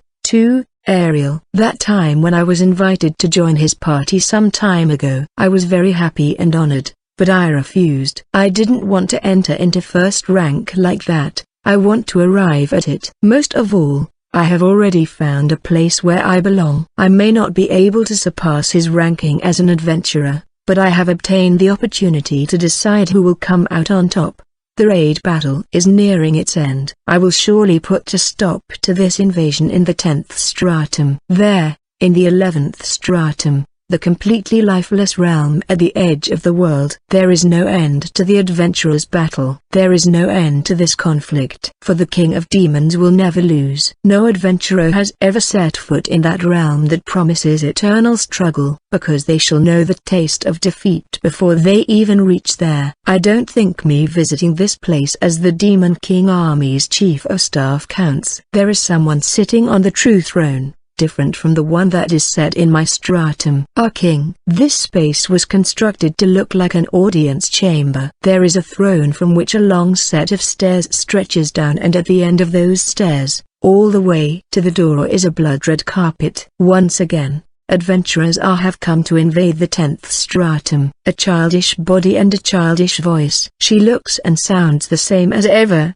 yet her usual friendly demeanor is nowhere to be found. All that's left was a pressure that made it feel like gravity was 10 times stronger than normal. It feels as if the air itself was shaking. She is a true descendant of the Demon King, a direct bloodline from my master. Her aura alone is enough to kill a man. But I feel neither fear nor dissatisfaction, for I know that they shall never trample upon my realm for all eternity. Isn't that so, Lemegeton? Yes, Your Highness. Under the steps leading from her throne, gathered her subordinates who are appointed as floor bosses. In addition to them, including my direct 3 subordinates, all the monsters who are to take part in the defense can be seen. Despite being collaborators, the undefeated hero Ellie and her party cannot enter here. Even the leader Ellie, herself, said I would refuse to go as well. We wished to unveil the most delicious part of this dungeon ourselves. And laughed. In a similar fashion, Phoenix, Lily, and Nicola aren't here. They shall all follow the same fate as the Flame Hero lot. It is good to hear that from you. Now, is there anything you have to say to them as well? I gave a single nod and turned my back to the Demon King. In other words, I turned towards my allies. You all have done well thus far. The intruders' numbers have been whittled down to half, and that is on top of them already using their 4 revival rights. This is a great advantage for us. None of my subordinates said a word. They silently lent an ear to Lemegeton's voice. I will not order you to obey me. Previously, I had said that if there is a slim chance that victory can be achieved, it is necessary that my allies obey my orders. But this time is different. You have all evolved just as our 10th stratum has. Even my command has changed. I say that while looking at each and every one of them. Do as you wish. Trample all the enemies beneath your might. Destroy them, and prove your worth. I pause for a moment and then declare.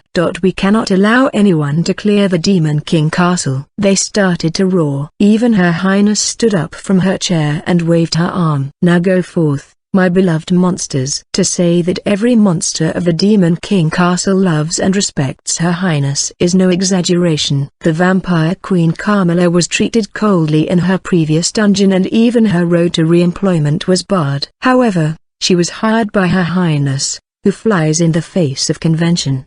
The demon of love Citri loves to be in the form of a dream demon, but nobody wanted to employ one. But she really wanted to work in a dungeon in her desired form. It was Her Highness who offered her hand. The time demon Agares, as well, mentions that he had his heart rescued by Her Highness and he decided to work for her. The same goes for the one-horned dark sorcerer Lemegeton. Miller was the one who invited me. She is still my benefactor. Even so, no dungeon boss other than Lucy would have approved of such a thing. They wouldn't even have entertained an interview. Her Highness was different. Even if she was urged on by Miller, she still considered the idea of welcoming the talked-about Black Sorcerer, who was kicked out of the 4th-ranked party for being incompetent, into the Demon King army. Our tiny, young Demon King is worthy of our servitude. We will not allow anyone to set foot on the 11th stratum where she resides, for that is the only thing that we can truly do to repay her kindness. The watchdog of Heln Aberius, the invisible slaughterer Glacia Labelas, the spirit commanding General Camarys, the black wound hunter Lera, the vampire queen Carmilla, the impaling daughter Argenti, the chief of the werewolves March Osias, the demon of love Citri, the ruler of the waters Viper, the eloquent thrush lord Came, the phantom thief Crow Rorm, the reaper knight Furcus, the time demon Agares, the one-horned poet Andesas, the evil eye assassin Botis,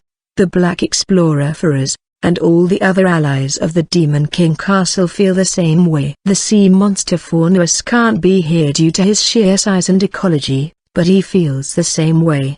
The 2 that came from the elementary level, beginner's dungeon, the Orc Thor, who is now the magnanimous sage Ronav, and the Centaur, who is now the horseless archer Obaz, are filled with determination. 1. TL note, it's time for another demon lesson, kids. Ronav is another demon from the Geisha. He is a marquis and great earl of hell that teaches art, rhetoric, and language. There were those whose expressions showed that they were fired up. Some simply understood and looked more serious. As for me, I'm not really a guts and determination kinda guy. I don't really believe that simply working hard is enough. All you need is the right amount of effort and a sense of purpose to be able to do it. If there are people and words that to support you, you can work all the harder. Just as how being touched by the kindness of others gives you a warm and fuzzy feeling. Someone's actions and words can affect their state of mind. We are being watched by the dungeon boss we respect,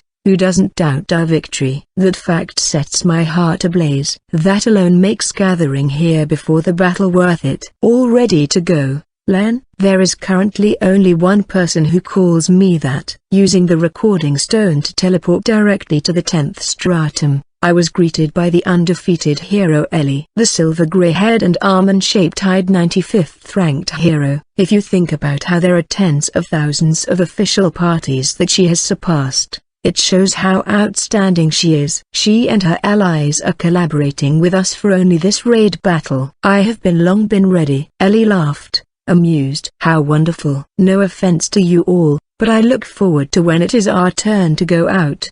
Before the adventurers get to fight us, they have to defeat a lot of enemies. That is how the reborn 10th stratum is set up. When that time comes, work to your fullest. Indeed, I can't wait. I heard Ellie mutter, not only do I get to fight them, but I get to go all out and so on. She looked up at me with a fierce-looking smile on her beautiful face. Well then, oh great chief of staff sir, have a pleasant journey, she says in a joking, flattering voice. I nod and head towards the first area of the 10th stratum.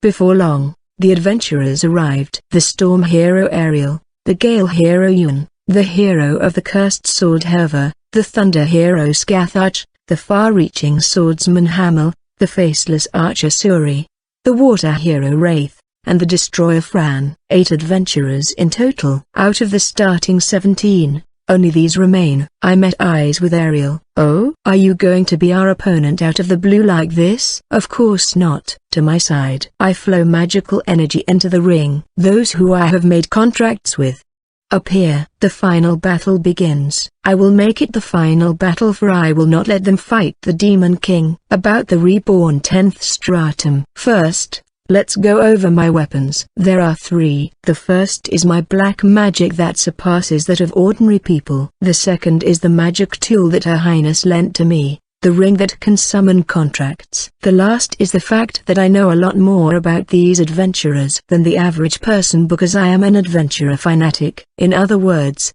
knowledge. Making use of all of that, I have established a stratum with key differences from the previous strata. On top of that, I'll have the monsters that have appeared in the previous 9th stratum play an active role. The result of that is this: the realm of demons and the awakened interceptors. A space ruled by the Demon King Army's chief of staff, where he will call upon a variety of monster races and command them all to intercept the enemy. The interior is the same. A black passageway with black pillars on the side. It feels like the previous 10th stratum. To my side. Heeding the will of the summoner, the contracts cross over to this space. Through vast amounts of magical energy, strong monsters who are bound by a contract all start to appear. The robed man, the faceless archer Suri, wasn't exactly shaken, but more surprised. That is to be expected. I was immobile. With his godspeed, he intended to shoot down a defenseless Slemodon. A course of action that is both quick and correct on his part. But there was someone who shot it down. It was a surprise. Furthermore, he was shot at from a different direction. The arrow that he evaded pierced the ground and dissolved into it with a sizzle. Well done, my faithful subordinate. Archer of the Deep Woods Stullers.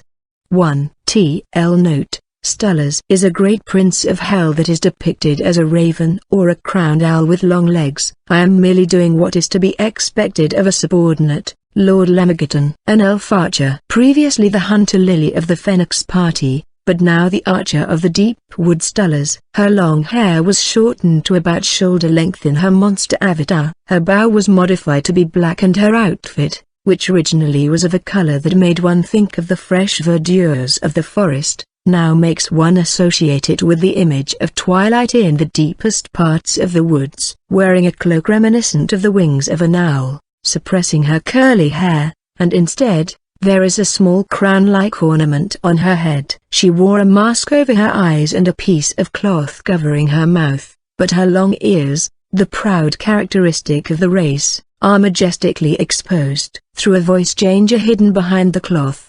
Her voice becomes indistinguishable from her real voice. The one who shot the poison arrow was the Black Wound Hunter Lara. But she couldn't be seen. She was made invisible by the invisible Slaughterer Glacia Labellers, so the adventurers cannot see her. O faceless archer, I have heard tell that your Godspeed was originally a bow technique of elf origin. Pray tell, just where did you learn such a thing? Suri does not answer. I already know the answer. He is an elf, just like Lily. A man who became 5th ranked while hiding that fact. Lily does not approve of how he hides his racial characteristics. Lord Lemigaton asked you a question. Answer. Stullers piles on, but he still doesn't say a word. Instead, he answers with an arrow. It soared in the air, but the arrow was blown off course by a gust of wind, rendering it harmless. Wah, that's the Gale hero Yuan shouted. HMPH, this would mark the first time that I have ever had the opportunity to attain 2 of the same avatar. You should be honored, Gale hero. It was a puppet of the spirit commanding General Kimmeries, a necromancy technique that puts him in direct control of a fallen enemy's avatar. Yuan's avatar, who was defeated in the 2nd stratum by the frost hero Bella's zombie, is now under Kimmeries' control. That avatar blew away his ally's arrow with wind magic. You think you can get me again? I don't think so, and this time, I'll release Bella's avatar too. She, too, said that she would return to free her own avatar. Either way, neither will happen. It will, because I am a hero. The wind swirls around him in response to Yuan's determination. You can't just pay attention to the boss-class monsters.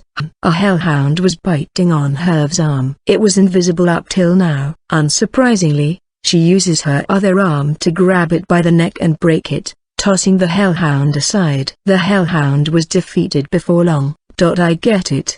It's a combination of the two. The 1st stratum and 2nd stratum have combined. The far-reaching swordsman Hamel was right. For now, he swung his blade and the rattling sounds of skeletons breaking apart could be heard. A little later, their invisibility was dispelled. A side effect of them being defeated. Did the sound of their footsteps give them away? The first area, the realm of watchdogs and necromancy.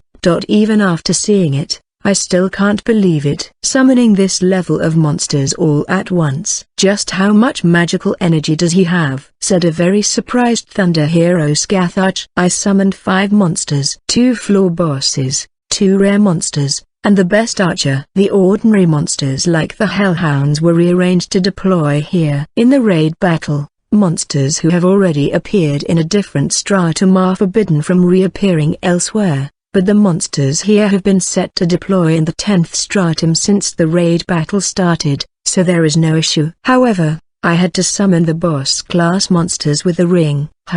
Bring it on. I was itching for a rematch with Ajanti and Carmela. Are they next? I can't freaking wait. Herv was very excited. She was cracking her knuckles. Yeah, you're right. To be able to defeat that many monsters again. This is gonna be fun. Even the water hero Wraith looked like he was having fun. Unsurprisingly, his childhood friend, the destroyer Fran, lacks any expression on her face. So then, Sir Lemigaton, are we going to fight here? Only the storm hero Ariel was standing there, calmly. He looked at me with a gentle smile.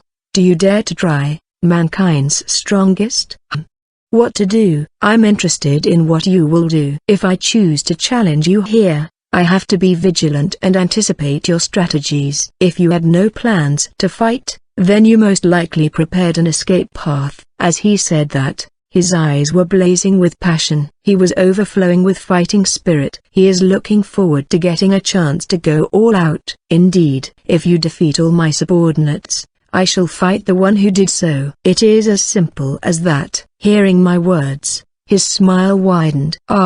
Rest assured, it will come to that because we aim to clear this dungeon. We'll pay you a visit once we've annihilated everyone. Daring of you to say. I'm looking forward to it, to the fight that you and I will have. Mankind's strongest has set his sights on me. The battle is on. There is a reason why I don't want to fight here. No matter how much my magical energy organ was tempered by my master's teachings, summoning this many strong contracts at once is exhausting. I don't plan on using the magical energy stored in the horn just yet, so it would be foolish to remain here while I am regenerating my magical energy. Also, I ordered them to do as they please this time. I did not issue any proper instructions. I could wait a little and support them with black magic. But Ariel would forcibly try and make his way to me. He's only going along with the match because he understands the rules of this stratum, but if at any point he thinks that I am not worthy of being cautious over, there's a good chance he'll try to take my head. And that isn't my intention either. Lord Lemageddon, please retreat. You can leave it to us, said the elf monster, the archer of the deep woods Stellars. I nod once, stopped to think for a bit, and then said this: take down that hunter where he stands. That was the whole reason Lily chose to become a monster in the first place. To defeat the faceless archer Suri. I hope you can fulfill your original purpose as well. I feel like I could sense her smiling behind the cloth covering her lips. Most definitely. Very well. I wave my robe, turning my back on the enemy. Uno. You ain't getting away that easy. They aren't so naive as to let an enemy that they could defeat escape. Hamel let loose his flying slash. It was aimed to the side of Stellars, right at me. I guess Hamel's the only one who took the bait. What the foo? Just before Hamel's flying slash hit me, my body disappeared from the first area. The last thing I heard was his dull, surprised voice before the scenery changed completely. I teleported to the second area. You could say it was spatial mobility, but I didn't use magic. This time, I equipped myself with a recording stone. With that, it becomes possible for me to move between areas. However, teleporting recording stones are normally placed in a point where the viewer can't see. Other than safe rooms, they are installed behind walls or inside a giant rock, where you can enter and leave through a door. Of course, I have also teleported into the staff-only room in the second area and then I leave it. In each area, Lemageddon will summon contracts and Lemageddon himself will only fight the remaining people who have reached the deepest part of the 10th stratum. This is a method that can be used because of this format. Teleporting recording stones don't normally teleport with a teleporter. This one is special. In contrast with the regular ones that draw magical energy from the dungeon in order to teleport people, the one I have teleports people only by using the wielder's own magical energy. It isn't something that can be conveniently used by everyone. Now then, what will happen? While regenerating my magical energy, I think about the battle in the first area. Perhaps I got here too early. A voice. WH. How? A voice that I know all too well, but also a voice that I shouldn't be hearing here. Even if I were to hear it, I expected to hear it much later. How could something like this happen? Even if this area is connected to the last by a door, I teleported to this area. Also, it has been barely a minute since I came out of the door. So then why? Why is he in front of me? Why is the storm hero Ariel here? I guess the welcome party hasn't been set up yet, huh? Or could it be that this is where I get to fight you? To me, whether this is unexpected or not, what I have to do hasn't changed. My magical energy organ screams as I shift it into high gear, summoning my contracts. He shows great interest in my decision. Splendid. Like a child who was given a new toy as a present, he smiled happily. Mankind's strongest drew near. Just not too long ago, I didn't have the slightest idea that I would become a monster. The faceless archer Suri's true form is a senior disciple to me, and my father's best student, so I noticed it immediately. While it may be called Godspeed, There was no mistaking it. There is only one thing that I cannot forgive, just one, and that is hiding his racial identity. He is treating his pride as an elf as if it was something to be ashamed of. I think it is wrong to avoid discrimination and adapting to the outside world by hiding your true self. It is true that elves are criticized harshly. It was very harsh and it changed for the better in a few years. But cold-hearted words are still thrown at me when I walk around town. Even when I walk in the adventurer part of town as an adventurer, people would say this ain't no place for a demi-human, girly. You guys locked yourself up in the forest during the war, but now that dungeon clearing has become a safe sport, you show yourself, huh? An adventurer is an occupation for pure humans. And other such things. That has decreased significantly now. And when I am with my allies, I almost never hear it, but it is not uncommon for people in the industry to respond differently to humans and demi-humans without explicitly saying so. I know of the past. Elves are conservative people and respect the tradition of being born in the forest and dying in the forest. It is also a fact that we remained neutral during times of war. That fact cannot be changed.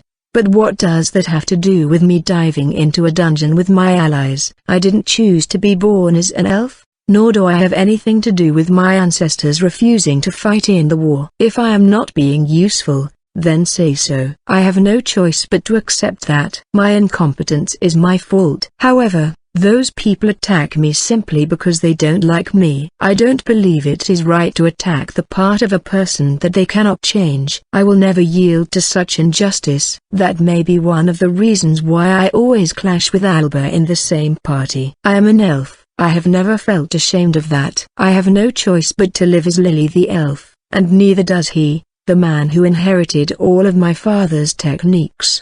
The senior disciple I respect. He is working as an adventurer while hiding his face. It is impossible to not care. Whoa.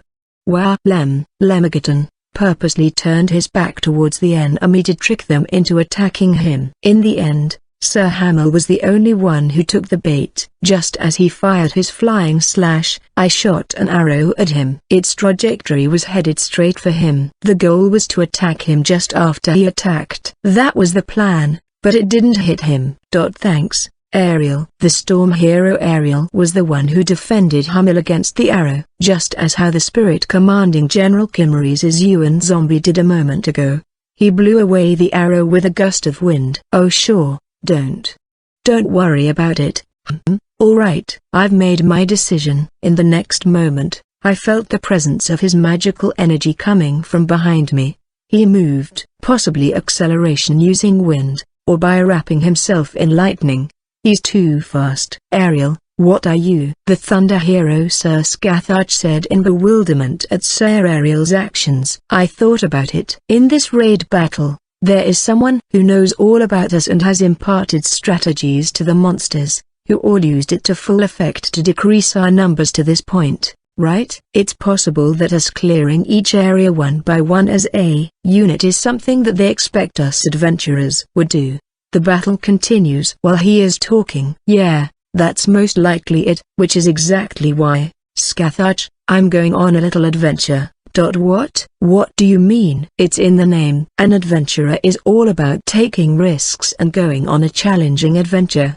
He sounded cheerful. Mazza, Lou, Michelle, and obviously Pan aren't here anymore, and even Ewan will be alright by himself. So when I thought about all that, it occurred to me. It's been a while since I've been on an adventure. There were several skeletons standing in front of the door leading to the second area, but you could tell they were there by the sound. However, they weren't even enough to buy time. In an instant, they were cut up and scattered. Only rattling noises could be heard as they were defeated. I have to turn around to shoot him, but that would mean turning my back to Suri. Suri isn't moving, but I know he's just waiting for the right opportunity. If Sir Kimmeries is defeated, his zombies would disappear as well. If Glacier Labelers is defeated, we lose his powerful invisibility magic. Lara is a hunter. She isn't good at close combat. All that's left is Sir Naberius. Such magnificent firepower.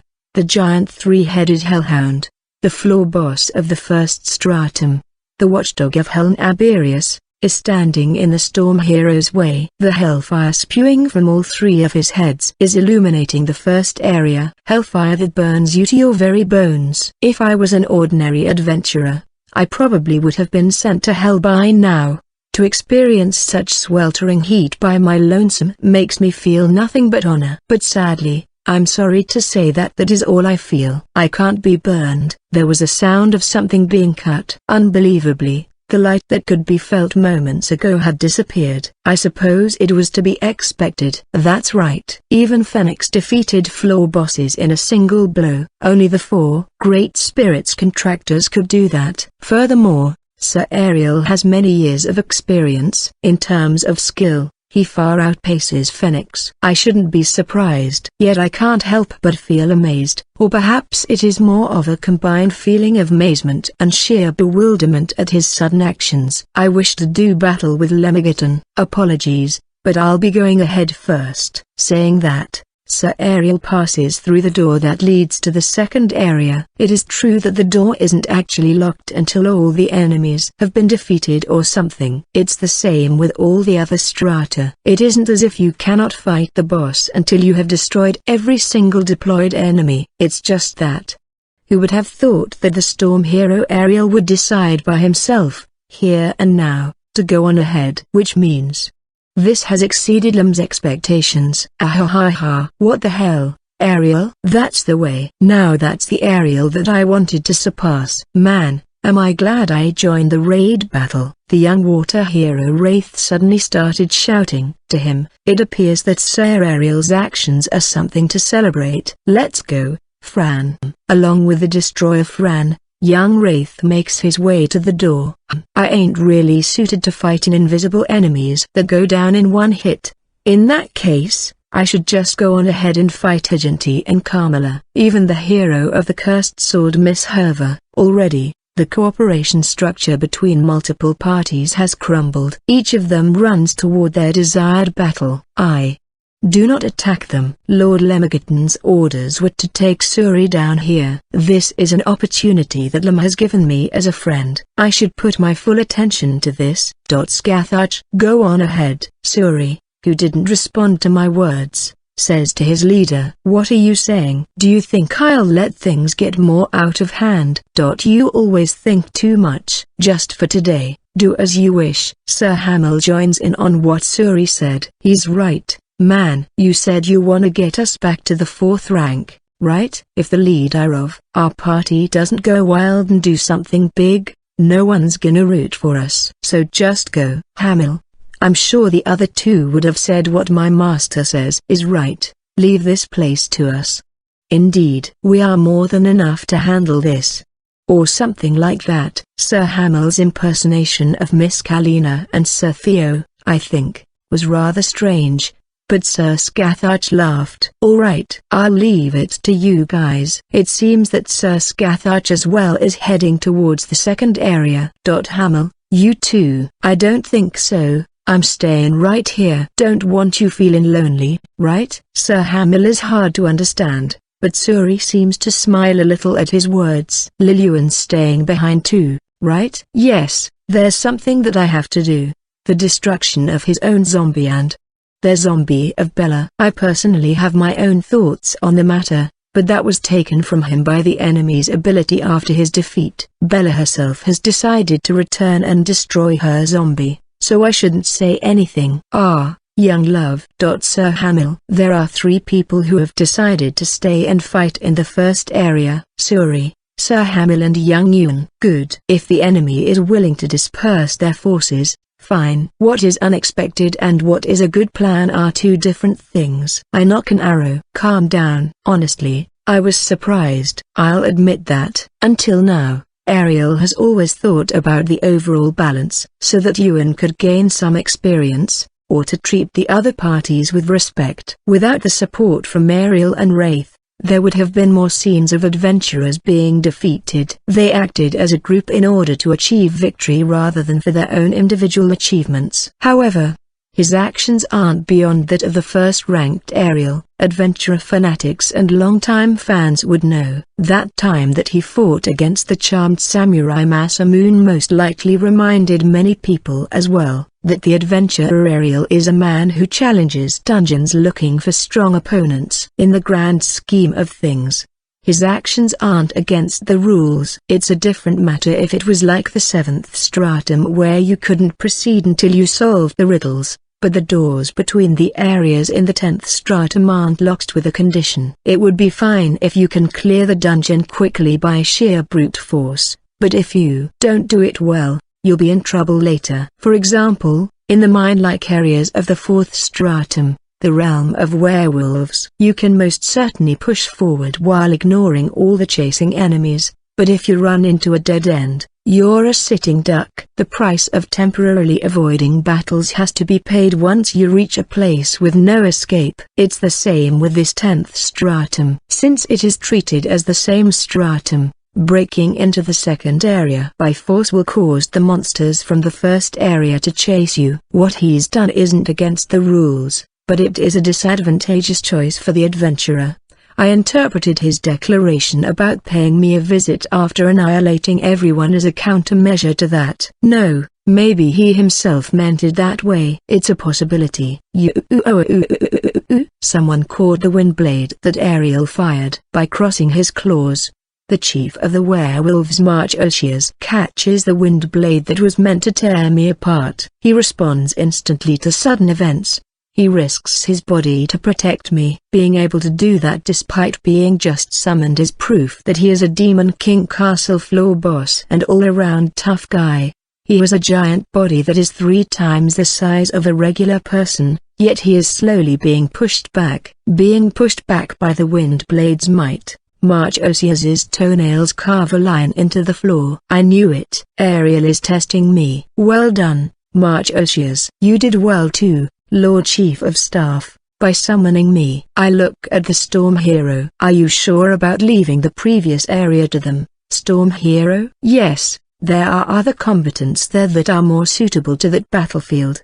He must be talking about Yuan and Suri. Yuan wants to destroy his own zombie, as well as that of Bella's. There's no way Stellars will let Suri pass her. And there are other battlefields that suit you better? For a moment, his expression was forlorn. That is what I have been searching for so long. You have been as well, haven't you, Sir Lemagatan?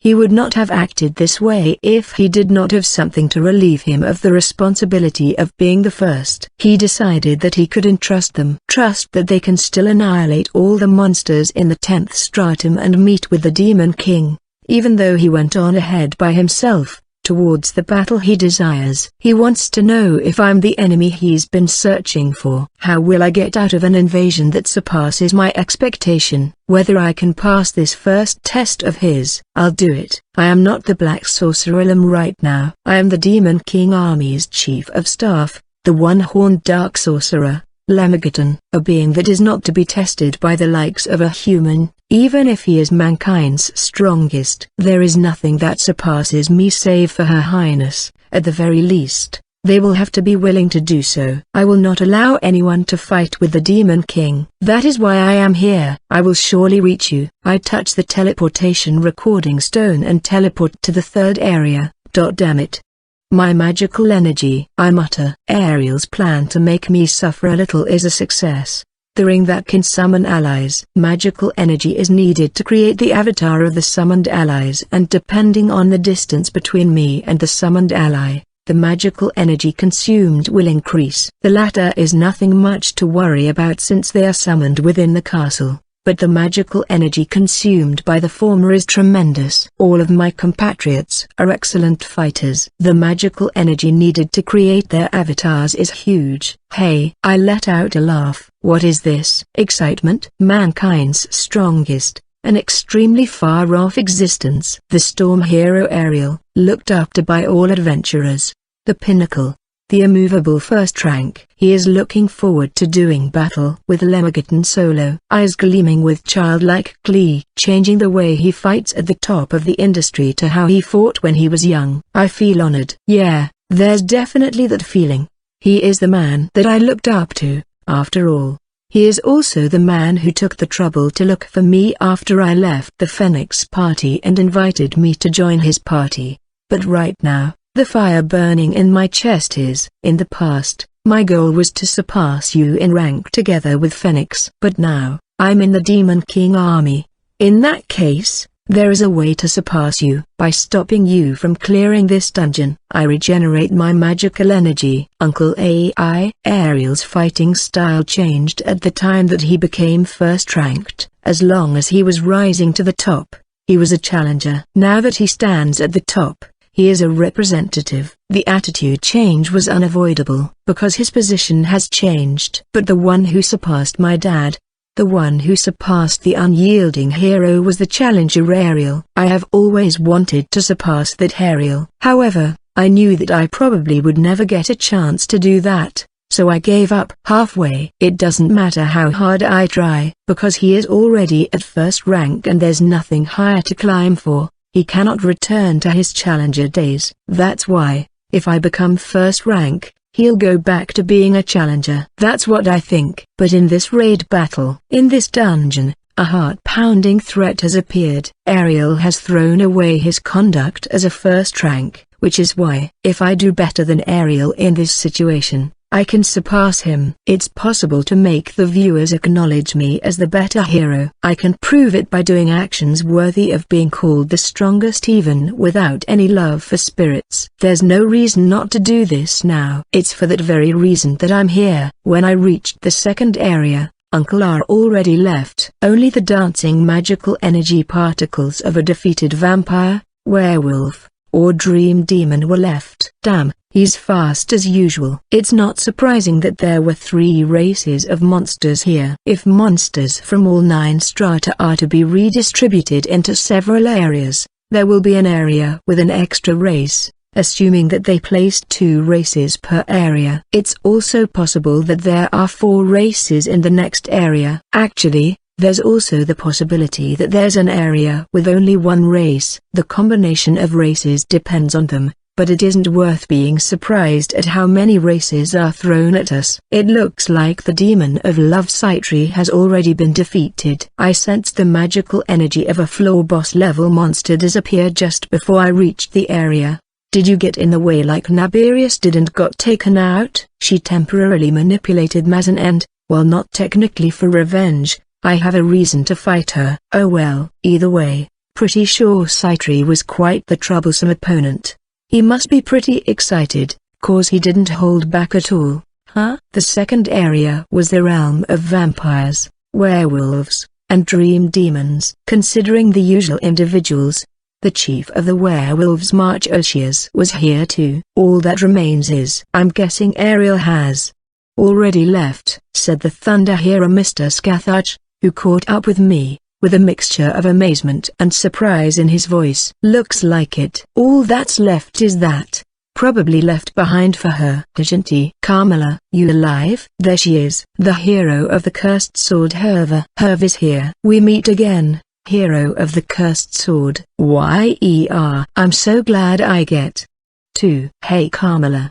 What the heck are you sitting on? Yeah. That's a good question. The vampire queen Carmela is sitting down. What she's sitting on is none other than the impaling daughter Hajanti. Last time, this thing took your arm. Yes, she was referring to her chair, Hajanti, which is basking in ecstasy and panting. Why yeah, it was fun. Herv is a woman who can enjoy a fight where she gets to go all out, but it seems she is utterly confused in the face of this. Because of that, I am giving her a reward. Oh, I see. Sure. So, how long are you gonna be giving her this reward? Herv has abandoned trying to understand it. I wouldn't mind if it was for 4F Kyan. My apologies, Lady Carmela. While standing up, Carmela smacks Hajanti in the ass and she lets out a happy moan. Seeing her immediately stand up must mean that playtime is over. Well, I guess not showing any weak spots even while she pulls a stupid face is to be expected from a rare monster. I understand the situation. I shall punish you all for the crime of disrupting Lord Lemigaton's plan to send you all into the abyss. I don't really get what's going on, but I'm down if it means we get to fight. You winning would do fine as a punishment for me, right? I suppose so. Herv has been looking forward to fighting the vampires. While picking up on the conversation in the corner of my senses, I head towards the door. Did you think you could just pass by this area without stopping, young hero? Marchosius stands in my path. Even though I'm moving with wind magic acceleration. What amazing reaction and speed. You bet I am. I will never stop. I fly to barely pass by his sides. Not so fast. His claws are fast. More than enough power to rip me to shreds. The speed is nothing to laugh at either. But there's just one thing. Don't get in Wraith's way. There's someone who used her arm as a shield to block the claw. None other than my childhood friend, the Destroyer Fran. Oh. Well met. Go, Wraith, I'll be waiting ahead. Marchosius. Doesn't chase me. To become a shield for your friend.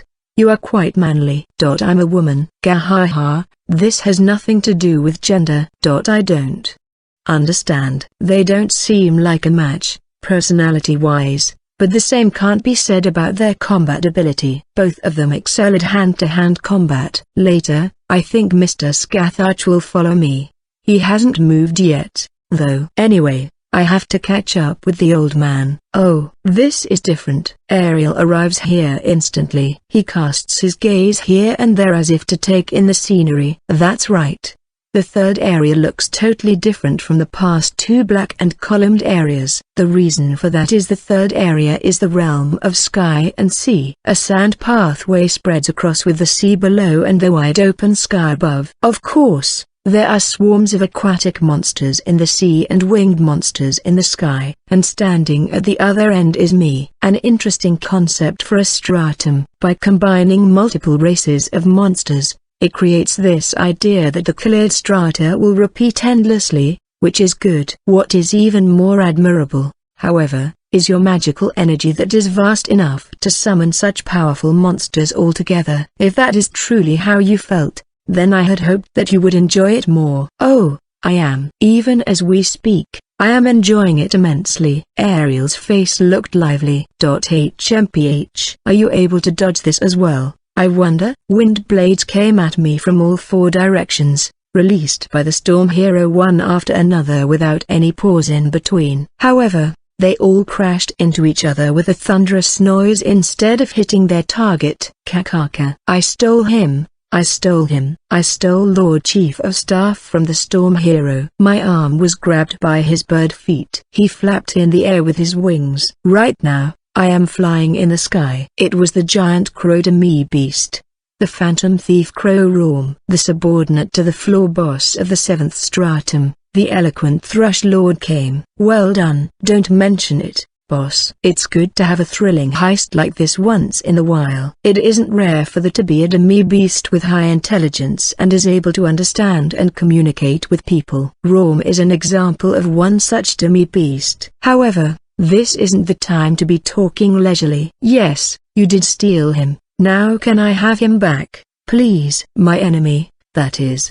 The next attack is coming. A transparent blade that tears through the sky approaches. Teleport. I order him. Aye, sir. Raum is compliant. My field of vision changes completely. I am now at the bottom of the ocean. A magic circle was carved into the bottom of the ocean, on top of which I have just teleported on. One of Raum's spells is teleportation. However, this isn't the same as the time demon Agaz's spatial mobility. In contrast with his spell, where he can teleport anywhere with anything depending on his skill, Raum's spell has conditions. 1. The teleportation subject must be within sight. 2. The destination must have a magic circle carved there. Raum's spell is the one responsible for returning adventurers who fall while trying to solve a riddle back to the entrance in the 7th stratum. This means that, compared to Agaz, Raum's spell consumes a small amount of magical energy. As I appeared at the bottom of the sea, a shadow approached me without a moment's delay. An ally, a lone female mermaid, makes her way to me and touches me. At that moment, I feel something warm wrap around me. A film of air stretches around me. An application of water magic. Thank you. An avatar is defeated when it takes enough damage to kill your real-life body. Of course,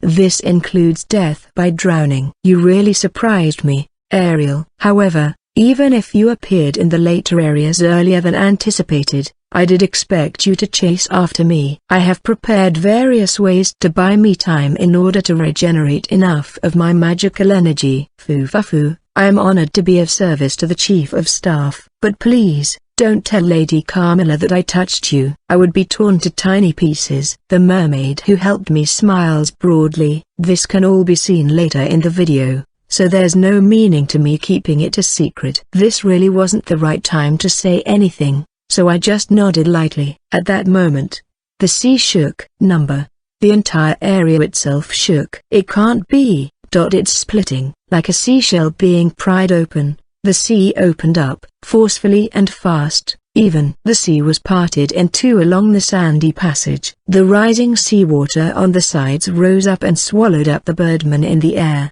and those that managed to avoid it got their wings wet, which left them with no choice but to lower their altitude. And then there's me. I grabbed onto the mermaid's hand and advanced through the rampaging ocean current. Were you planning on teleporting some of us adventurers to the bottom of the sea? Or perhaps, this is how you intended to use it all along? In any case, I applaud your methods. This isn't a good time to be underwater. Just as I thought that, I was caught in something. Not inside an airbox, but an air sphere. Within it was seawater, the mermaid, and the Demon King Army's Chief of Staff. What now, Sir Lemigaton? Is this how it ends?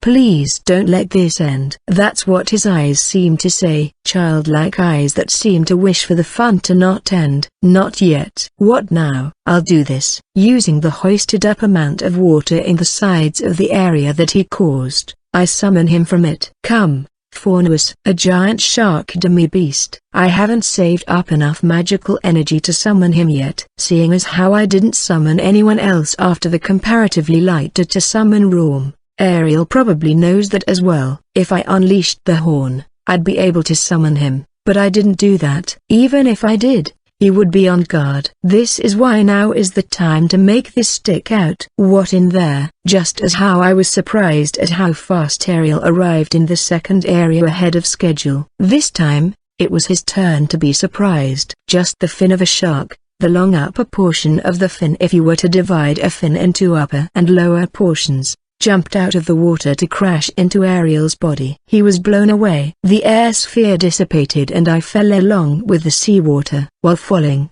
the mermaid pushed me out of the water and a birdman catches me. Let us distance ourselves from him. I search my surroundings, but I can't sense Raum's magical energy. It appears he was defeated. Understood. But I must say, magnificently done, sir. I managed to do it. Partial summoning. Summoning magic calls contracts from beyond the boundaries of space. It might be easier to understand if you recall Ariel's spatial domination. Even though a piece of Agaerz's body was placed in a separate space, it was still connected to his body. It doesn't matter how it looks visually. No matter how distorted the space is, what should be connected is still connected. I thought that it might be possible to slowly summon a contract instead of how I usually summon their whole body instantly. So I started summoning the sea monster Faunus's giant body, starting with his fin. As expected of Faunus, who was around since the age when my master was in charge of the Demon King Castle. Even in that state, he sensed the magical energy in the connected space, surmised their intention of the summoner, and delivered an intense blow to the enemy. Ha. This is the first time I've seen such a move. Such intricate technique, yet such a powerful tactic. This is getting more and more enjoyable. Just before he crashed into the wall around the door, Ariel decelerates by emitting wind. Using said wind, he starts levitating like that. Will he aim for the piece of Faunus that disappeared into the sea? Or will he fly towards me? It's definitely going to be me. As he's approaching me, he prepares wind blades. It's easy to tell because he's using a lot of magical energy. But it's still a lot of them. How should I say this? It's like a storm. But rather than strong gale force winds, it's more like a storm of sharp wind is raining down on us. I instruct the birdman carrying me to find a way to avoid the wind blades. Seeking the help of the surrounding birdmen, they use wind magic, or sometimes they apologetically use their own body to shield me. None of them hesitated to do so. Because we are all working towards the same goal. We will not let anyone reach where Her Highness resides. Believing that that goal can be achieved with my guidance, the birdmen nobly sacrifice their body and wings. I would like to at least, finally, make you use one of your black magic spells. If there is a need for it, I will. The last birdman lowers his altitude, who is the male one carrying me and had one of his wings torn apart. He begins his descent. My apologies, Lord Chief of Staff. After saying that, he threw me with the last of his strength. Immediately after, his body was torn in two. No, you have done well. To me, Ariel, who is chasing after me as I fall, dodged out of the way. From beneath the surface of the sea came a spear-like, or arrow-like, or perhaps even a beam of light-like attack. I thank you for the invitation, Lord Lemigaton. I land on the water column that she created. Yeah. So what is the situation? Fornuis's summoning is incomplete. I have not yet summoned Kame. Yufu. Understood. On my honor as the ruler of the waters Viper, I will buy you some time. I'll leave it to you. At that moment, the water hero Wraith joins the fray. Whoa, Ocean and Uncle Ares. Still here, good. Viper's water magic is on par with a high-ranking lesser spirit wielder. In addition to her ability to generate large waves, she has also developed the ability to blow apart targets by shooting highly pressurized streams of water. It is a spell called Water Blade that has very few users. This is what Ariel dodged earlier. It's powerful enough to make him choose not to take a direct hit, even if he is enveloping himself in an armor of air. We meet again, boy.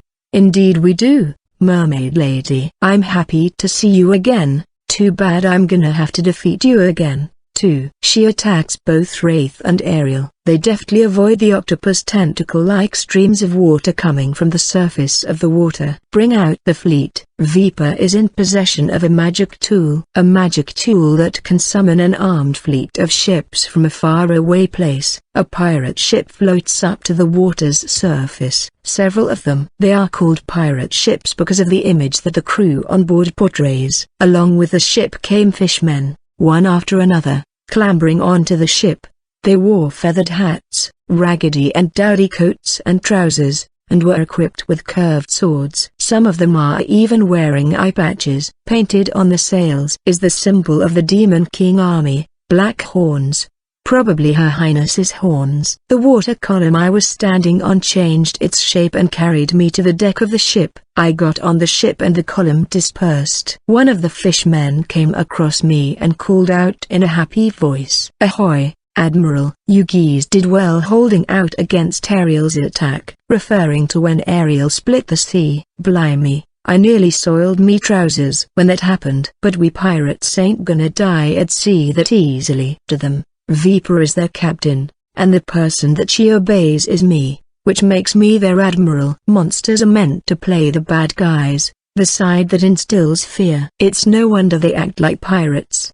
There were a series of roaring explosive sounds ringing out. They had immediately started firing their cannons. This would be a considerable threat to people who have no choice but to walk on the sand pathway, but those two heroes can fly. However, they are also being aimed at by the water blade. The number of attacks that they should be concerned about must have increased. Thanks to that, they managed to buy me some time. To me, came the strangely dressed birdman who wears a costume of a cartoon bird appears. Don't forget his tall hat and staff.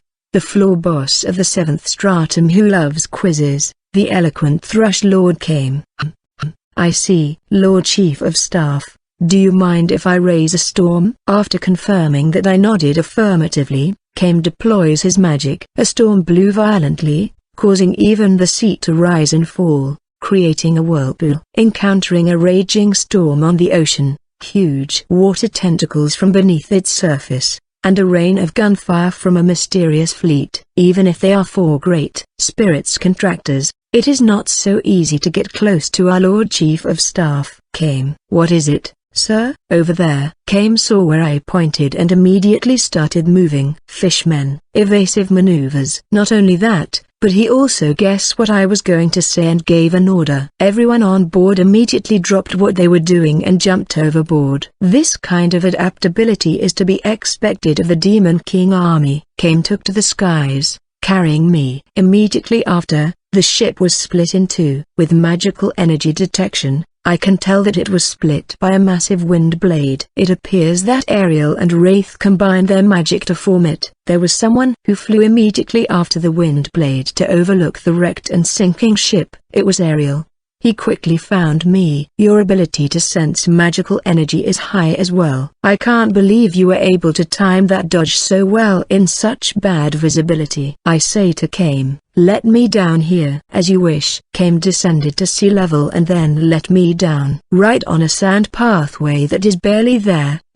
Ariel was wary of me. I'm leaving myself too open, so he suspects some sort of trap is lying in wait. Something like Viper's magic, Faunus or fishmen that are under the sea, or some sort of unforeseen strategy. That way of thinking saves me some time, which is of great help to my magical energy organ. Alright. Surprisingly, he lands in front of me. No, he didn't just do that. The storm is unnaturally calm only around us. I think he is using an air pathway, lid, and other wind magic to prevent any surprise attacks from below the sea. I wonder what you will show me next. Nothing. Nothing? If you insist. How about I show you darkness? I flow my magical energy into the ring and complete the summoning. Ariel, along with the sand pathway, was swallowed. Visibility is terrible in this stormy weather. Because the storm itself was caused by magic, the surrounding is filled with magical energy. In that kind of situation,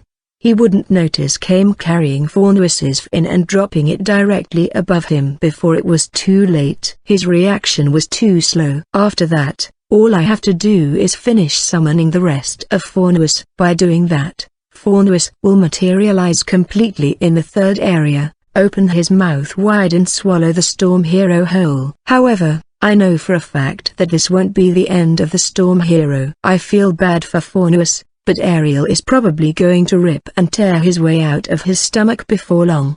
But even Ariel has used up a considerable amount of magical energy. It doesn't matter if he's a 4 Great Spirits contractor, everyone has their limits. In that case, there is only one other method left: to borrow magical energy from the main spirit. This, too, is finite. I sense someone watching me. Wraith, who is battling Viper, looks my way. I, in turn, look back at him as I touch the teleportation stone. Then I teleport to the 4th area. Ariel took longer to get to the 4th area compared to how fast he had been advancing thus far. It was enough time for me to summon the Reaper Night Focus and have a little chat with her. Even after I teleported, I'm sure the monsters in the 3rd area are hard at work. Kame and Viper are wizard types. Each of their bodies may not be strong, but instead, their magic is fearsome. On top of being fast, Ariel is prioritizing reaching me, so they have to resort to space-changing magic in order to stop him. Even he can't ignore raging seas, wild storms, water blades, and cannon fire. While thinking about that, I consulted with Furcus about something. Interesting. She agreed to it. And then, is Sir Lemagatan in? Ariel, who finally arrived, was noticeably less unscathed than before. His body was covered with small cut-like wounds. Even in the areas where his skin isn't exposed, his outfit is cut and you can see the wound underneath. It could have been Kame's handiwork, or even Faunus's. If it was the eloquent Thrush Lord Kame, it would have been with wind magic. If it was the sea monster Faunus, it would have been with water magic. Normally, he is a mild-mannered, gentlemanly sea monster, but in battle, he is a force to be reckoned with. Just him moving his large body can be a terrible blow to the enemy, and no one stands a chance against his bite. Also, as I experienced that time I visited the 6th stratum with Miller, he is able to use water magic. He moved immediately after only having his fin summoned, so it is hard to imagine him being inept when the rest of him was summoned while he was just falling. After he swallowed Ariel whole, I wonder what happened. This is the second time that he's swallowed someone whole in this raid battle. He was ripped apart from the inside the first time, so I'm sure he has prepared a plan for that this time. After all, he is also a monster of the Demon King Castle, Dragonkin and Magin. It appears that the next area is Sir Lemagotton's area, right? Or perhaps the next area is one where only his subordinates are lying in wait. Either way, it's almost time. Isn't that right, Miss Furcus? So Ariel says, while looking straight at me. The reason for this is simple. It is because I am riding the black armor. Furcus's armor is a magic tool. Only someone with an exclusive key can use it. The key is not intended to be inserted and used, but only to indicate the qualification of the pilot. This is why Furcus normally wears her registration card around her neck. Borrowing that from her temporarily, I pilot the armor. The cockpit is simple. There is a seat, elbow rest, and a lever to adjust the seat. When I close my eyes, my field of view switches to that of the helmet. You wouldn't be able to judge who was inside based on appearance. I myself am suppressing my magical energy signature. That said, this isn't something that can fool someone like the storm hero Ariel. What happened to your beloved spear? Furcus's spear wasn't in my hand. Ariel moved quickly. He swung the holy sword in his right hand over his shoulder. He swung as if he was going to stab himself in the back, but it was the right decision, because by doing that, the blade stops the tip of the elongating spear that was aiming to stab him in the back. Immediately after, he lets go of the sword and turns around. He grabs the falling sword and there was a flash. The blade-shaped twin spins like a propeller, shredding the spear all the way down. In an instant, it travels all the way, cutting it until the butt of the spear, and there is the Reaper Knight Furcus. The moment that he guarded against her attack, she already broke the spear and dodged out of the way. As the spear was cut, the remaining part left in her hand is the longer part, meaning the main body, and it can expand and contract once more. She closes the distance quickly and starts stabbing. Countless branches grow from the point where the spear broke, and only the part used for stabbing grew straight.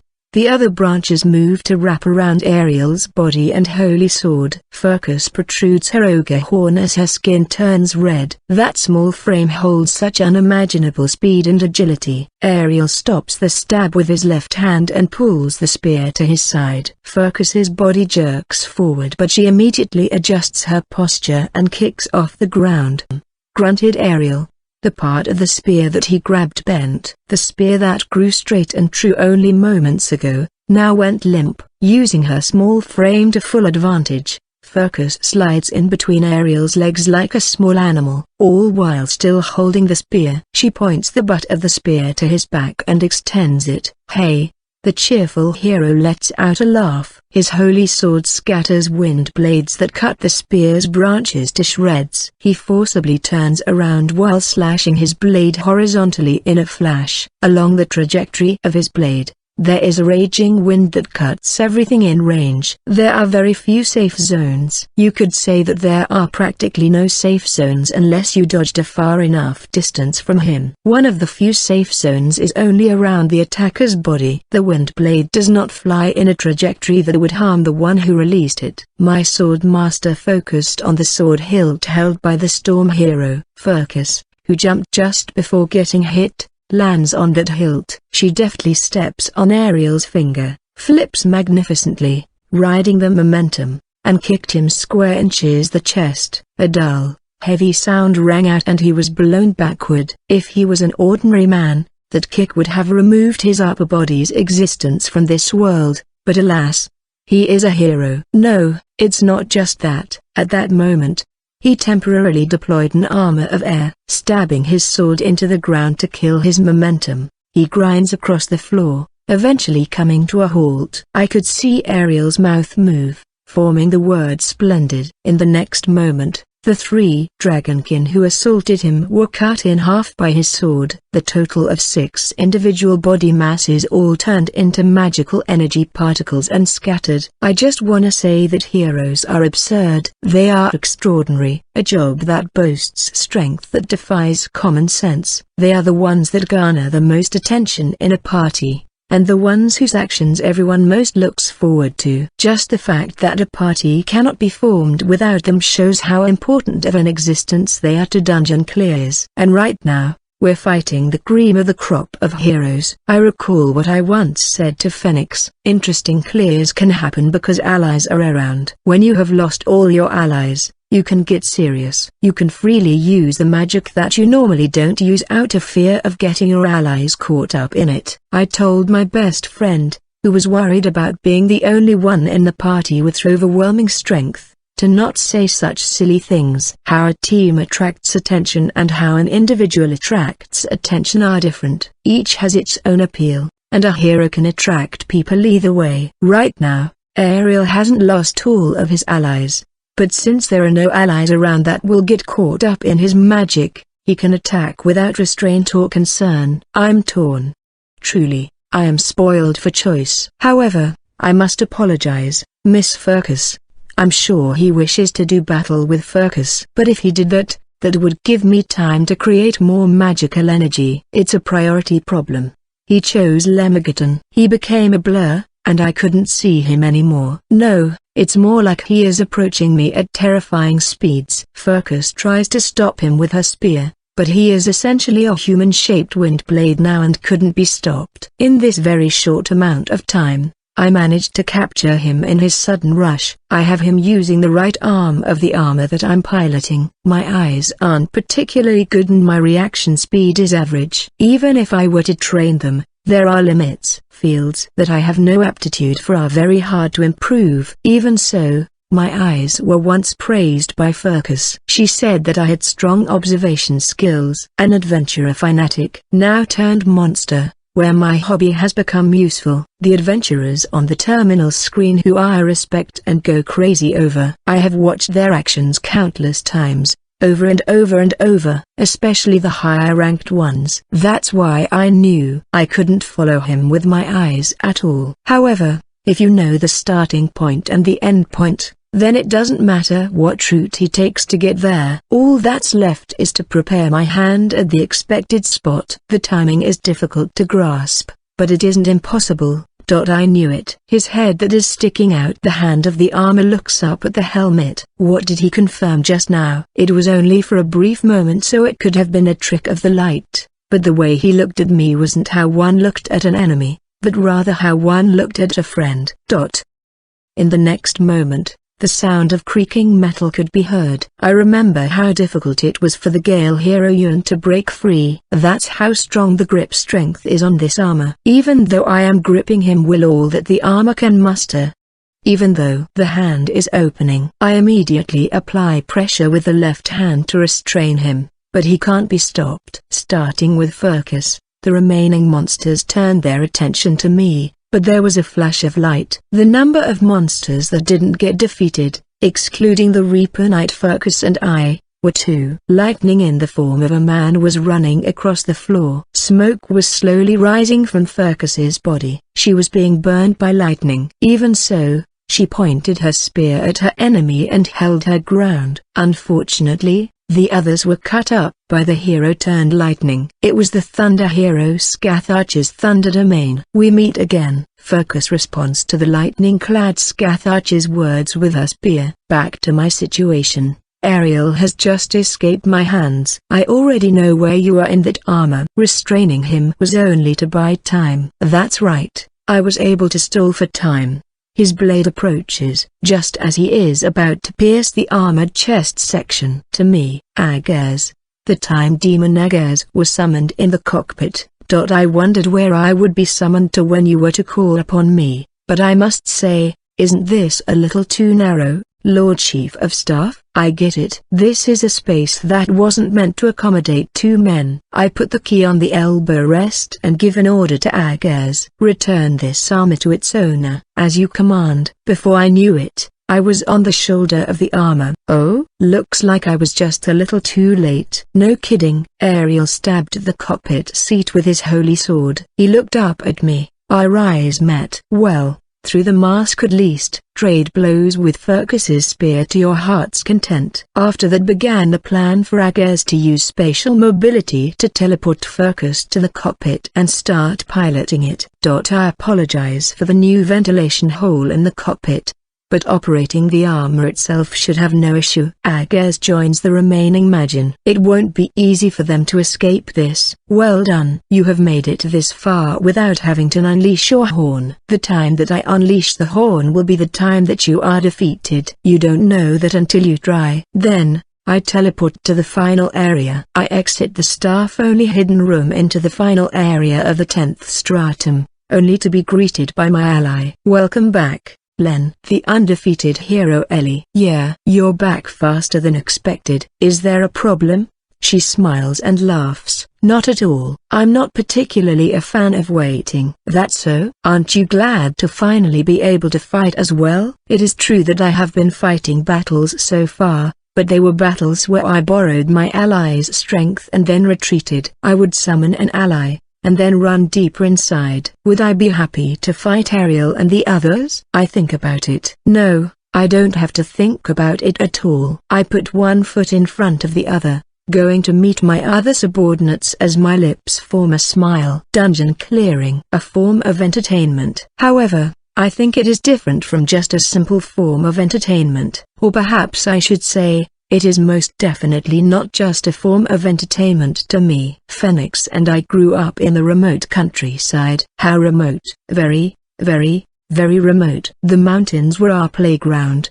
The village is small enough that everyone who lives there knows everyone else. Well, to be exact, my master lived outside the village, so he's an exception. But the village is small enough that it is very difficult to avoid someone who you don't get along with. It's for this very reason that the kids who bullied Phoenix at the time never left him alone. But no matter how hostile they were, there was one thing that we all came together to enjoy, and that was dungeon clears. Since there was only one TV in the whole village, everyone would gather in one house to watch. Before the show began, there would be all kinds of arguments going around. But once it started, everyone would be absorbed by what's on screen. Whether they be young or old, men or women, they would all collectively forget their squabbles and alternate between happiness and sorrow as they worry over whether or not these adventurers can clear this dungeon. I loved those times. A form of entertainment that brings people together, regardless of age. Back when I was a kid who looked up to heroes, he was already a top-notch adventurer. As I think that, I find it strange. Hey there. That there would come a time where I would have to face off against that hero I looked up to. A living legend. You have arrived. Raising a hand as if he were greeting a friend, the storm hero Ariel.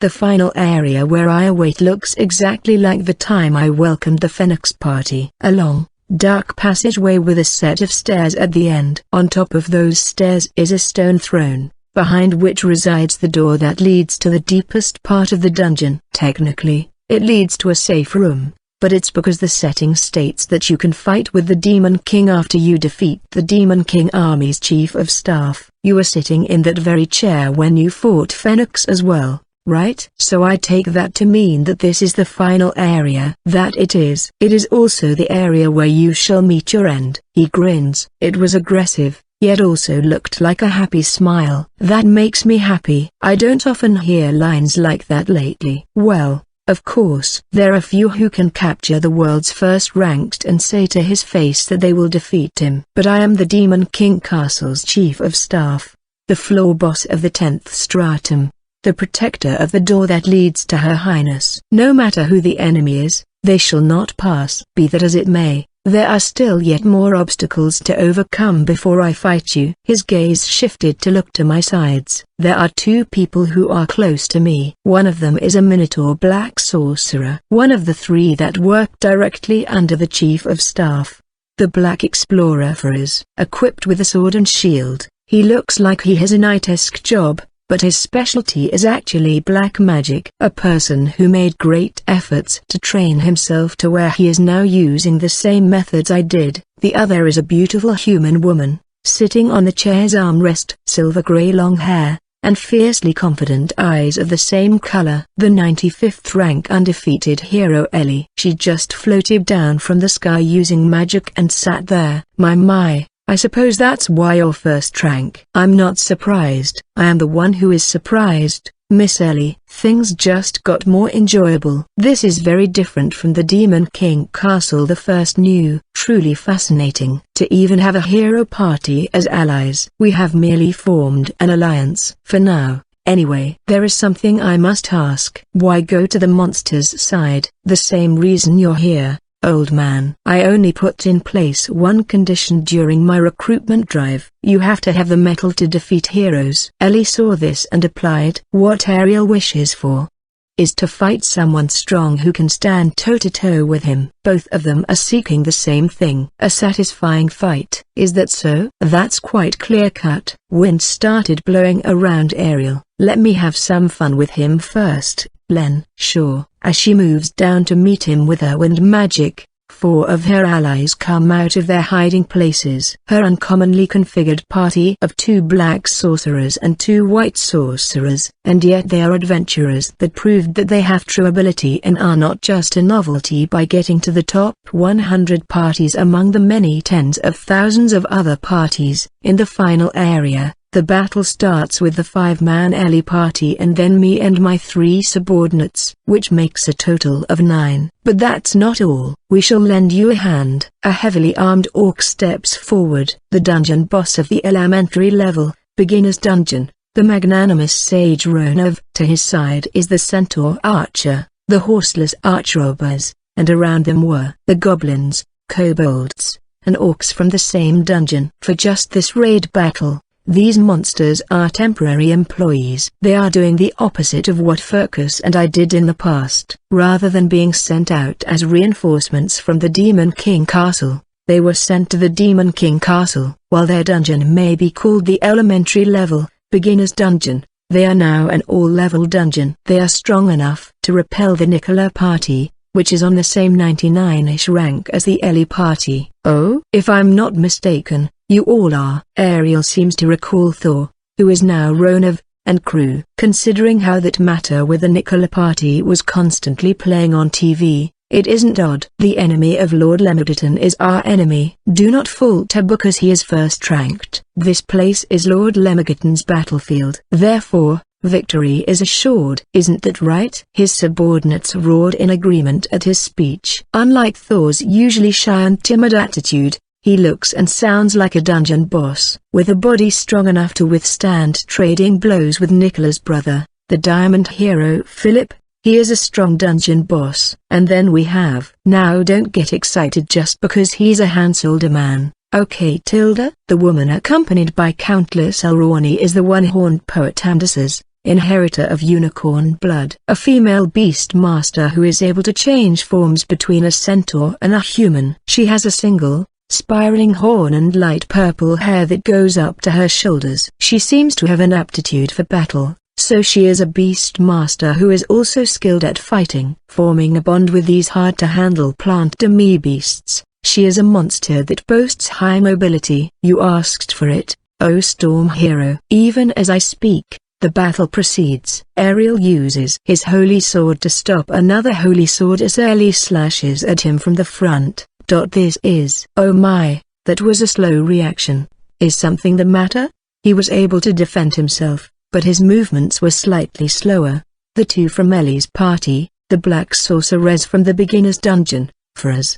And me. All of us assault the storm hero with black magic. He resisted most of it, but there was more black magic than he expected, so some of it was able to go through. I wouldn't focus my magical energy and attention too much on that if I were him. He'd been neglecting the frontal assault. By releasing magical energy and wrapping one's body with it, resist is a technique that allows one to escape the influence of other people's magic. Since magical energy that is released outside of the body will disperse quickly, a large amount of magical energy is needed to maintain it. Alas, Ariel has been continuously using up exorbitant amounts of magical energy up to now. Normally, he would go about the clear while skillfully adjusting his consumption rate, but this time, he ignored all that while trying to chase after me. While that has caused me to suffer as well, his actions right now are far and away from the steady fighting style that he has a lot of experience in. How is it? Our black magic. My voice seemed to reach him clearly after the wind blades used to attack and defend against Ellie had died down.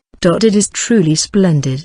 He immediately adjusts what exactly to resist. Just like Phoenix did previously, he prioritizes repelling the debuffs that would inhibit his ability to fight, while receiving the debuffs that don't reduce his movement speed, like defense down, in order to lessen the burden. It's different for Phoenix because his best friend is a black sorcerer, but this is not something that can be done normally. It requires the ability to sort out black magic, but I wouldn't be surprised if someone of Ariel's caliber is it. No, I'll fight on hard so that I can see the powers of your horn next. The Storm Hero's magical energy swelled up. He is a threat even when he's alone. However, it appears that he isn't alone. Someone new has just arrived at the final area. I got this information from the video after the fight. This is a record of the fights other than the one in the final area of the 10th stratum. First off, about the realm of watchdogs and necromancers. They're zombies controlled by the spirit commanding General Chimeras, along with the hellhounds and skeleton warriors, were made invisible by the invisible slaughterer Glacier labelers. In addition to that, the Black Wound Hunter Lara and the Archer of the Deep Woods Stullers both fired their arrows. The Watchdog of Hell Naberius was defeated when the Storm Hero Ariel bulldozed his way through. There are 3 adventurers who stayed back in this place. 2 from the 5th ranked Scathach party, the faceless archer Suri, who is from the same village as Lily, Stullers at the time. The far-reaching swordsman Hamel, who chose to stay behind to accompany him. The other is from the 1st ranked Ariel party. The Gale hero Yun stayed behind in order to destroy not only his own zombie but also that of the Frost hero Bela.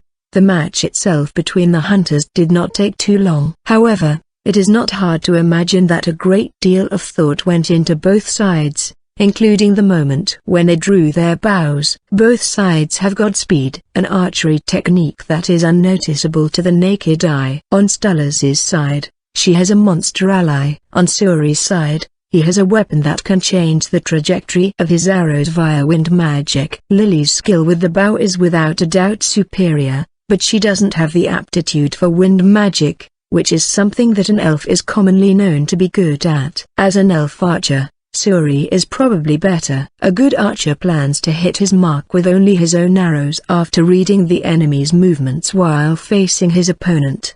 They wait for the right moment to pierce their target, as the battle situation changes from moment to moment. In that time, there was a conversation that Suri would most likely ask to be cut out of the video in the near future. Assuming if it is rare for Suri to ever respond to the enemy's conversation, just as how he didn't give her an answer when being interrogated by Lily after they met again. That's why she decided to stand before him in this way. Even if he avoids conversing personally with someone from the same village, she will impede him from clearing the dungeon as a monster so long as he doesn't defeat her. As an adventurer, assuming if, as you said, there was an adventurer who used a bow technique of elf origin. Also assuming that that person is hiding their true identity by claiming to be a normal. What is wrong with that? If there was nothing wrong with it, why hide it then?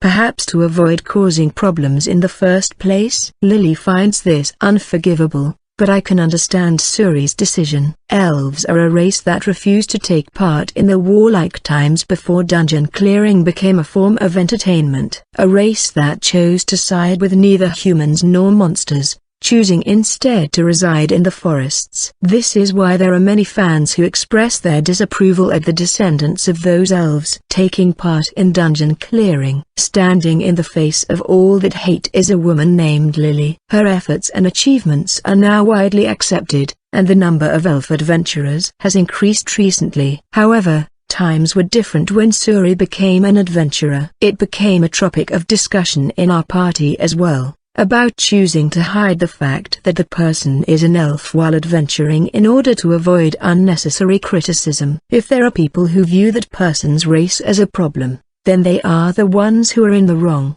If a certain someone was not happy with that person's choice, that someone would find contentment in their own way. But what of their allies? That person is referring to Suri, while the certain someone refers to Lily. Stullers stop talking. People acknowledge people's battles, efforts, and victories. Demi-humans mixing in is not a sin, but it merely creates noise. Even now, there are viewers who are not comfortable with elf or demi-human adventurers. Even if they are no longer the majority, they are still a loud minority. Boring entertainment does not function as entertainment. Let's say that someone thinks about aiming for the top with clears that ask the viewers to accept diversity. Who has the right to criticize that? Are you saying that that person chose a life of hiding his identity in order to not cause any trouble for his allies? Foolish, I suppose, to the eyes of someone who doesn't know what should take precedence over pride. The Scathach party are a friendly bunch. It is unthinkable that they would force Suri to hide his identity against his will. This is why I understood that if there was any reason for him to hide it, it was Suri's own decision to do so. Suri did not abandon his pride as an elf,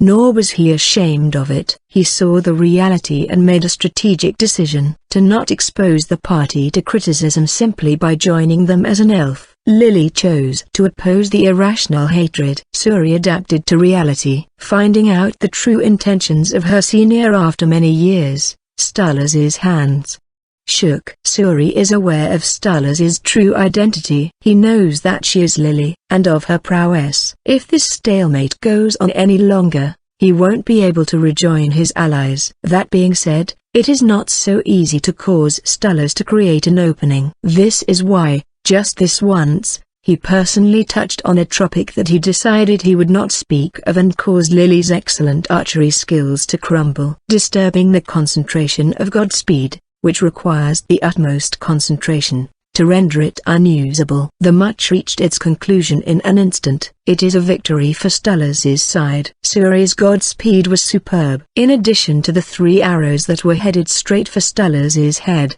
heart, and magical energy organ, there were 2 more high-angle shots that covered the left and right of her in case she tried to dodge the aforementioned 3, which makes up a total of 5 arrows that were fired with Godspeed. The faceless archer was not off the mark. However, he misinterpreted her. He thought that his little junior's heart was faltering after hearing of his true intentions. Was that man right? Stullers muttered quietly. An arrow stuck out of Suri's chest. 3 of his arrows pierced the elf, and the other 2 were shot down. But the elf that was damaged was not Stullers. TSK. Even though this is for the sake of victory, to think I'd become your shield. It was the Black Wound Hunter Lerra, the Dark Elf Hunter. She is tall, due to the height difference with Stullers. The vital spots that Suri aimed for were off when they struck Lerra. Even so, the second arrow penetrated her abdomen. She wasn't just made invisible, she also used elf wind magic to approach while evading detection. Even then, if he sensed her, he wouldn't allow her to get to point-blank range. Which is why she settled for this method. Combined with the fact that she's invisible, she would become Stullers' shield. Standing in the way of the arrow's trajectory, she receives the arrows in her stead. At the same time, the high-angle shots that were aimed at Stullers were shot down by Lerra's own Godspeed-like shots taught to her by Lily. It isn't easy to perfectly learn the real thing. Stullers' wavering was all an act, although that one moment where her hands shook was real. She wouldn't be able to use Godspeed in time. This is exactly why she planned to shoot an arrow normally when she predicted Suri's aim. She never intended to bring Godspeed into this match in the first place. You have my thanks, Lerra. HMPH. I merely carried out Lord Lemmerton's orders. Lerra's avatar sustained fatal damage and crumbled into magical energy particles and scattered. Suri's reading of her was not off the mark. If Lily had remained stubborn in her denial of his methods, she would have been shaken by his true intentions. The 3 of us, Phoenix, Lily, and I, met face to face countless times. In those times, we got through to her, even though it was a guess at the time. We told her the reason why Suri would hide his face and become an adventurer. It was certainly a shock to her at first, and then she was troubled by it. From the beginning, Lily never intended to hide her ears, and thought that Suri was simply choosing to run away from the problem. She assumed that he thought being an elf to be an inconvenience on their climb to the top.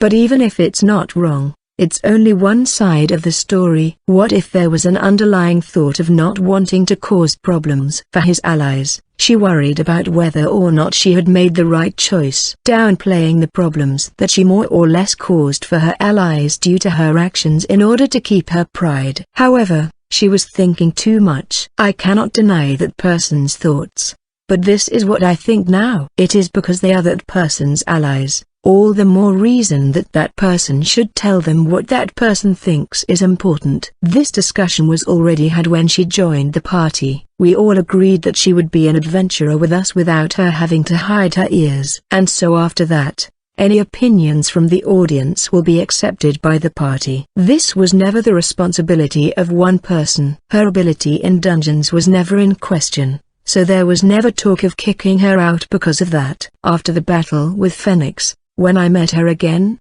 she was displeased with the fact that I hid my abilities while using my black magic to ensure everyone attains victory. Of course, she was tough on herself, so she was ashamed that she didn't notice my abilities sooner at first. She never pretended to be something she wasn't, so I guess she didn't like that I pretended to be something I wasn't. That person's allies respect that person's will, right? However, I do not know if that person is satisfied with the status quo. Even though elves are being acknowledged recently, Suri revealing his race will cause another problem to arise. It's possible that the viewers will think of him hiding his true identity up till now as lying to them. To some extent, there will be fans who take it that way. It wouldn't be odd for there to be people who think that he tricked them into believing that he was a normal who hid his face. On the other hand, if Suri were to discuss with his allies, everyone in the Scathach party would gladly agree to him revealing his race. That way, they can accept any criticism from anyone together as allies. Lily or Suri,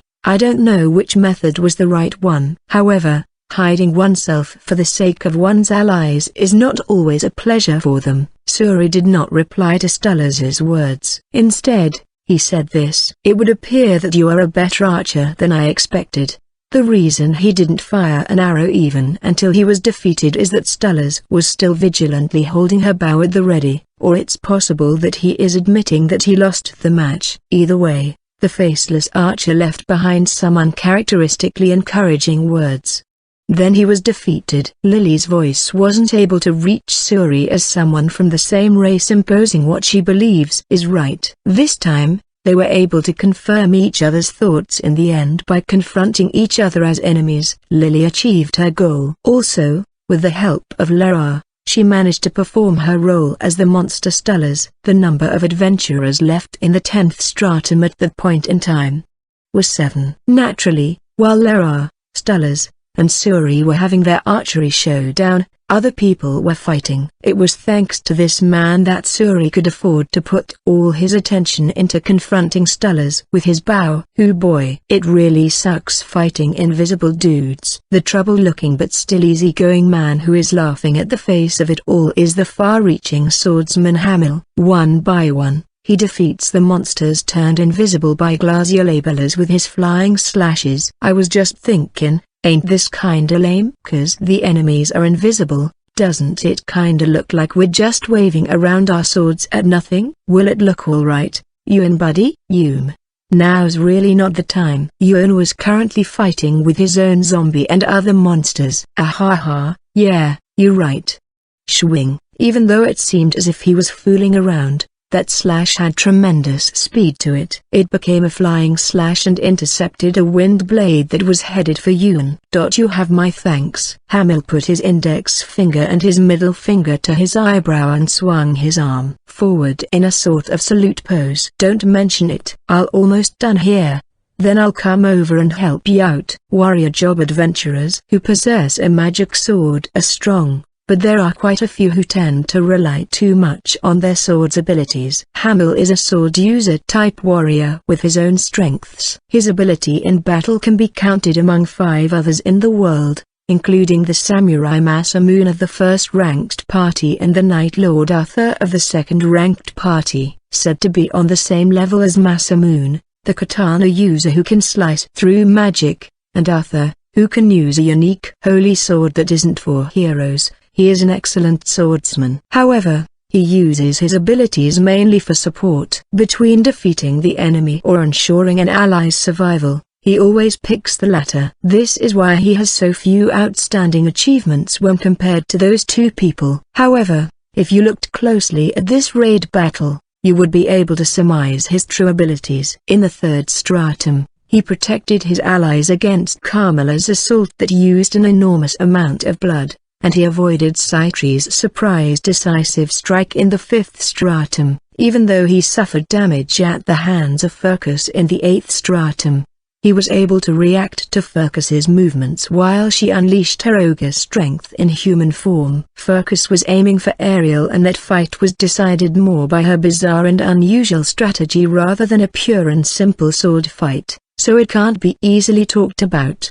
The invisible guys are a pain, but the skeletons make rattling noises, and you can hear the footsteps and breathing of the doggies, so you can tell where they are. I don't think that he doesn't take things seriously, but I do think that his priority is to make his allies look good. Even now, he regularly takes on monsters, taking down the ones that assault Suri while letting others get really close to himself and saving you at just the right time. Of course, he has a reason for not participating in Suri and Stullers' match. He believes in Suri's abilities. As long as no one else gets in the way, he believes Suri will win, which is why he never made any moves aimed at Stullers. Of course, he is wary of the Demon King Castle side as well. Several of the zombies of the Spirit Commanding General Kimmeries were waiting on standby to provide support.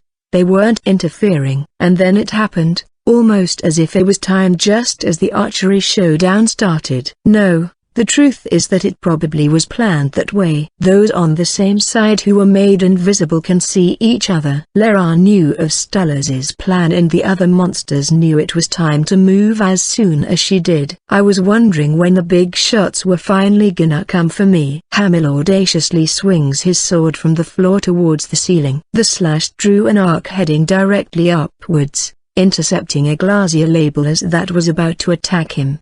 At least that's how it would have gone. What, either a zombie that could manipulate wind magic deployed an air wall to defend against Hamil's slash. At the same time, the air turns cold. A freezing attack by Bella's zombie. Hamil immediately jumps to avoid the ice attack from freezing his feet to the floor. But the attacks didn't stop there. Whoa. Crap. Godspeed. Stullers fired off Godspeed while he was in the air, making it unavoidable for him. The fact that she is firing at him means that Suri has lost. Otherwise, Suri would not have allowed her to fire at his allies. It wouldn't be odd if his mind was taken over by the shock of Suri's loss and dulled his movements, but instead he fired off 2 flying slashes at 2 arrows, skillfully used the belly of his blade and the pommel to block 2 more, caught one with his left hand, and tilted his neck to avoid the one aimed for his head.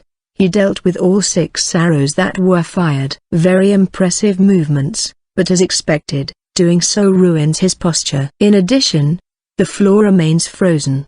He lands, almost falling over, but gets back up. Then he swings his sword. I'm not gonna make it in time. Glala lands while breaking the floor and bites onto his right arm. He starts to fly away, still holding onto his arm. Hamil grabs Glala's fur with his opposite hand and jumps in the same direction as Glala flies towards, so that his arm won't get ripped off. Glala's flight almost reaches the ceiling. Hamil is smiling as usual. Hey, you know my magic sword? It can make slashes go flying off. But you ever wonder what exactly a slash is? His magic sword draws from the will of the user. The slash is determined by the power as it is, and the speed is determined based on how fast it is swung. The user is the one who decides what is the start point and end point of a slash.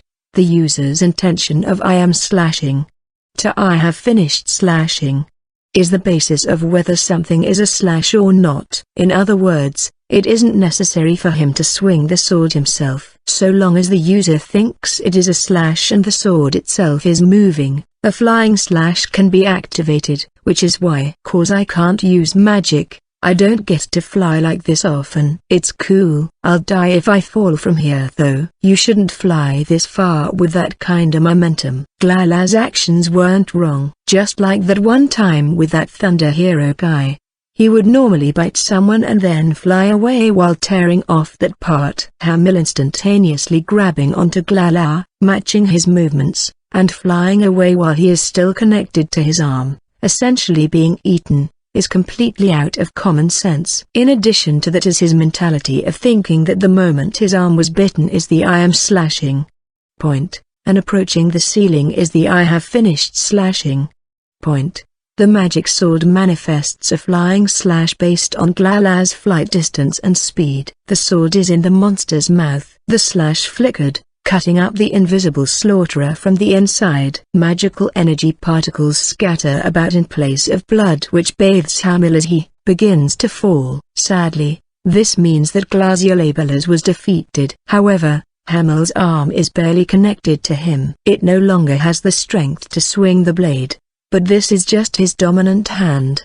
He immediately puts the sword in his other hand and shouts, "Yuan, defend." Yuan complies with his uncharacteristically serious-sounding voice. Immediately after, a torrent of flying slashes rains down upon the first area. All-seeing slash, a skill of Hamil's own invention where he instantly produces countless tiny slashes to rain down on the enemy. How it works isn't too hard to understand. If the flying slash is made from the movement of the sword from the I am slashing point to the I have finished slashing point, then it is possible to segment a usual single swing's starting and end point into starting point till A till B, B till so on until it reaches the end point. If his usual slashes are precise and meaningful, taking down enemies one by one, then this is a no attack. 1. TL note. The word used to describe his attack is equivalent to what we use in English to describe enemy area of effect attacks in games where a single attack can damage multiple entities. He swung his sword in all directions, sending out a flood of tiny swords boasting terrifying speed and power. The problem is that, in a short amount of time that is further ticking away, he must change his perception rapidly to activate the flying slashes. Above all, for this to be a successful attack, he has to fire off an enormous amount of slashes instantaneously. To pull that off with his non-dominant hand, while falling, and not be concerned that an ally is within range. Amazing. He continues to swing his sword towards the entire first area floor with his left hand. The sounds of hellhounds crying out and the bones of skeletons breaking apart rang out. Yuan seemed to be clad in an armor of air. That's right. Hamil was warning Yuan. Even the monsters of the Demon King Castle heard him. Kimri's reaction was swift. He probably started preparing the moment Glala was defeated. Excluding a portion of them, he stored away his zombies. Their shadows began to squirm and then they sank into them. It proved useful in the Phoenix battle how invisibility works well with zombies. Its abilities may be the same as the originals, but an avatar without a personality cannot be said to be equal in strength to the originals. By being turned invisible, they can put the strength of their magic to good use without having to fight a losing battle. When Glala was defeated, his invisibility was cancelled. The location of the necromancer Kimri's is also revealed to the enemy. Removing what is necessary, his decision to recover them was correct.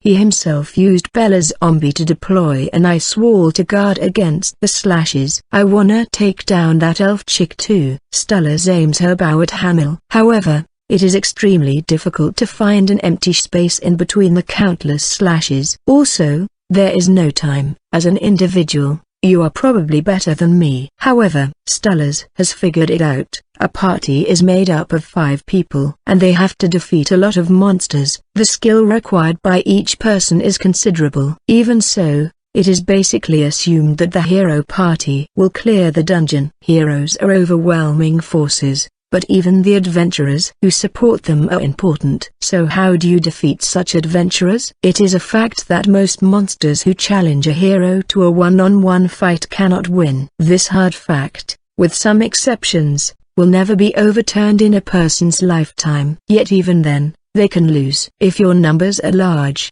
make good use of them. If you can't win in a one-on-one battle, then make use of your power for something other than that. So long as it results in the total annihilation of the adventurers, then that is an absolute win for the monsters. I thank you all for your dedication. At the moment after their invisibility wore off, the hellhounds and the skeletons all ran towards Stullers. There are those who didn't make it in time, but there are those who did. The hellhounds leap and the skeletons raise their shields. They offer their lives to decrease the number of slashes that are assaulting Stullers and blocking her line of sight.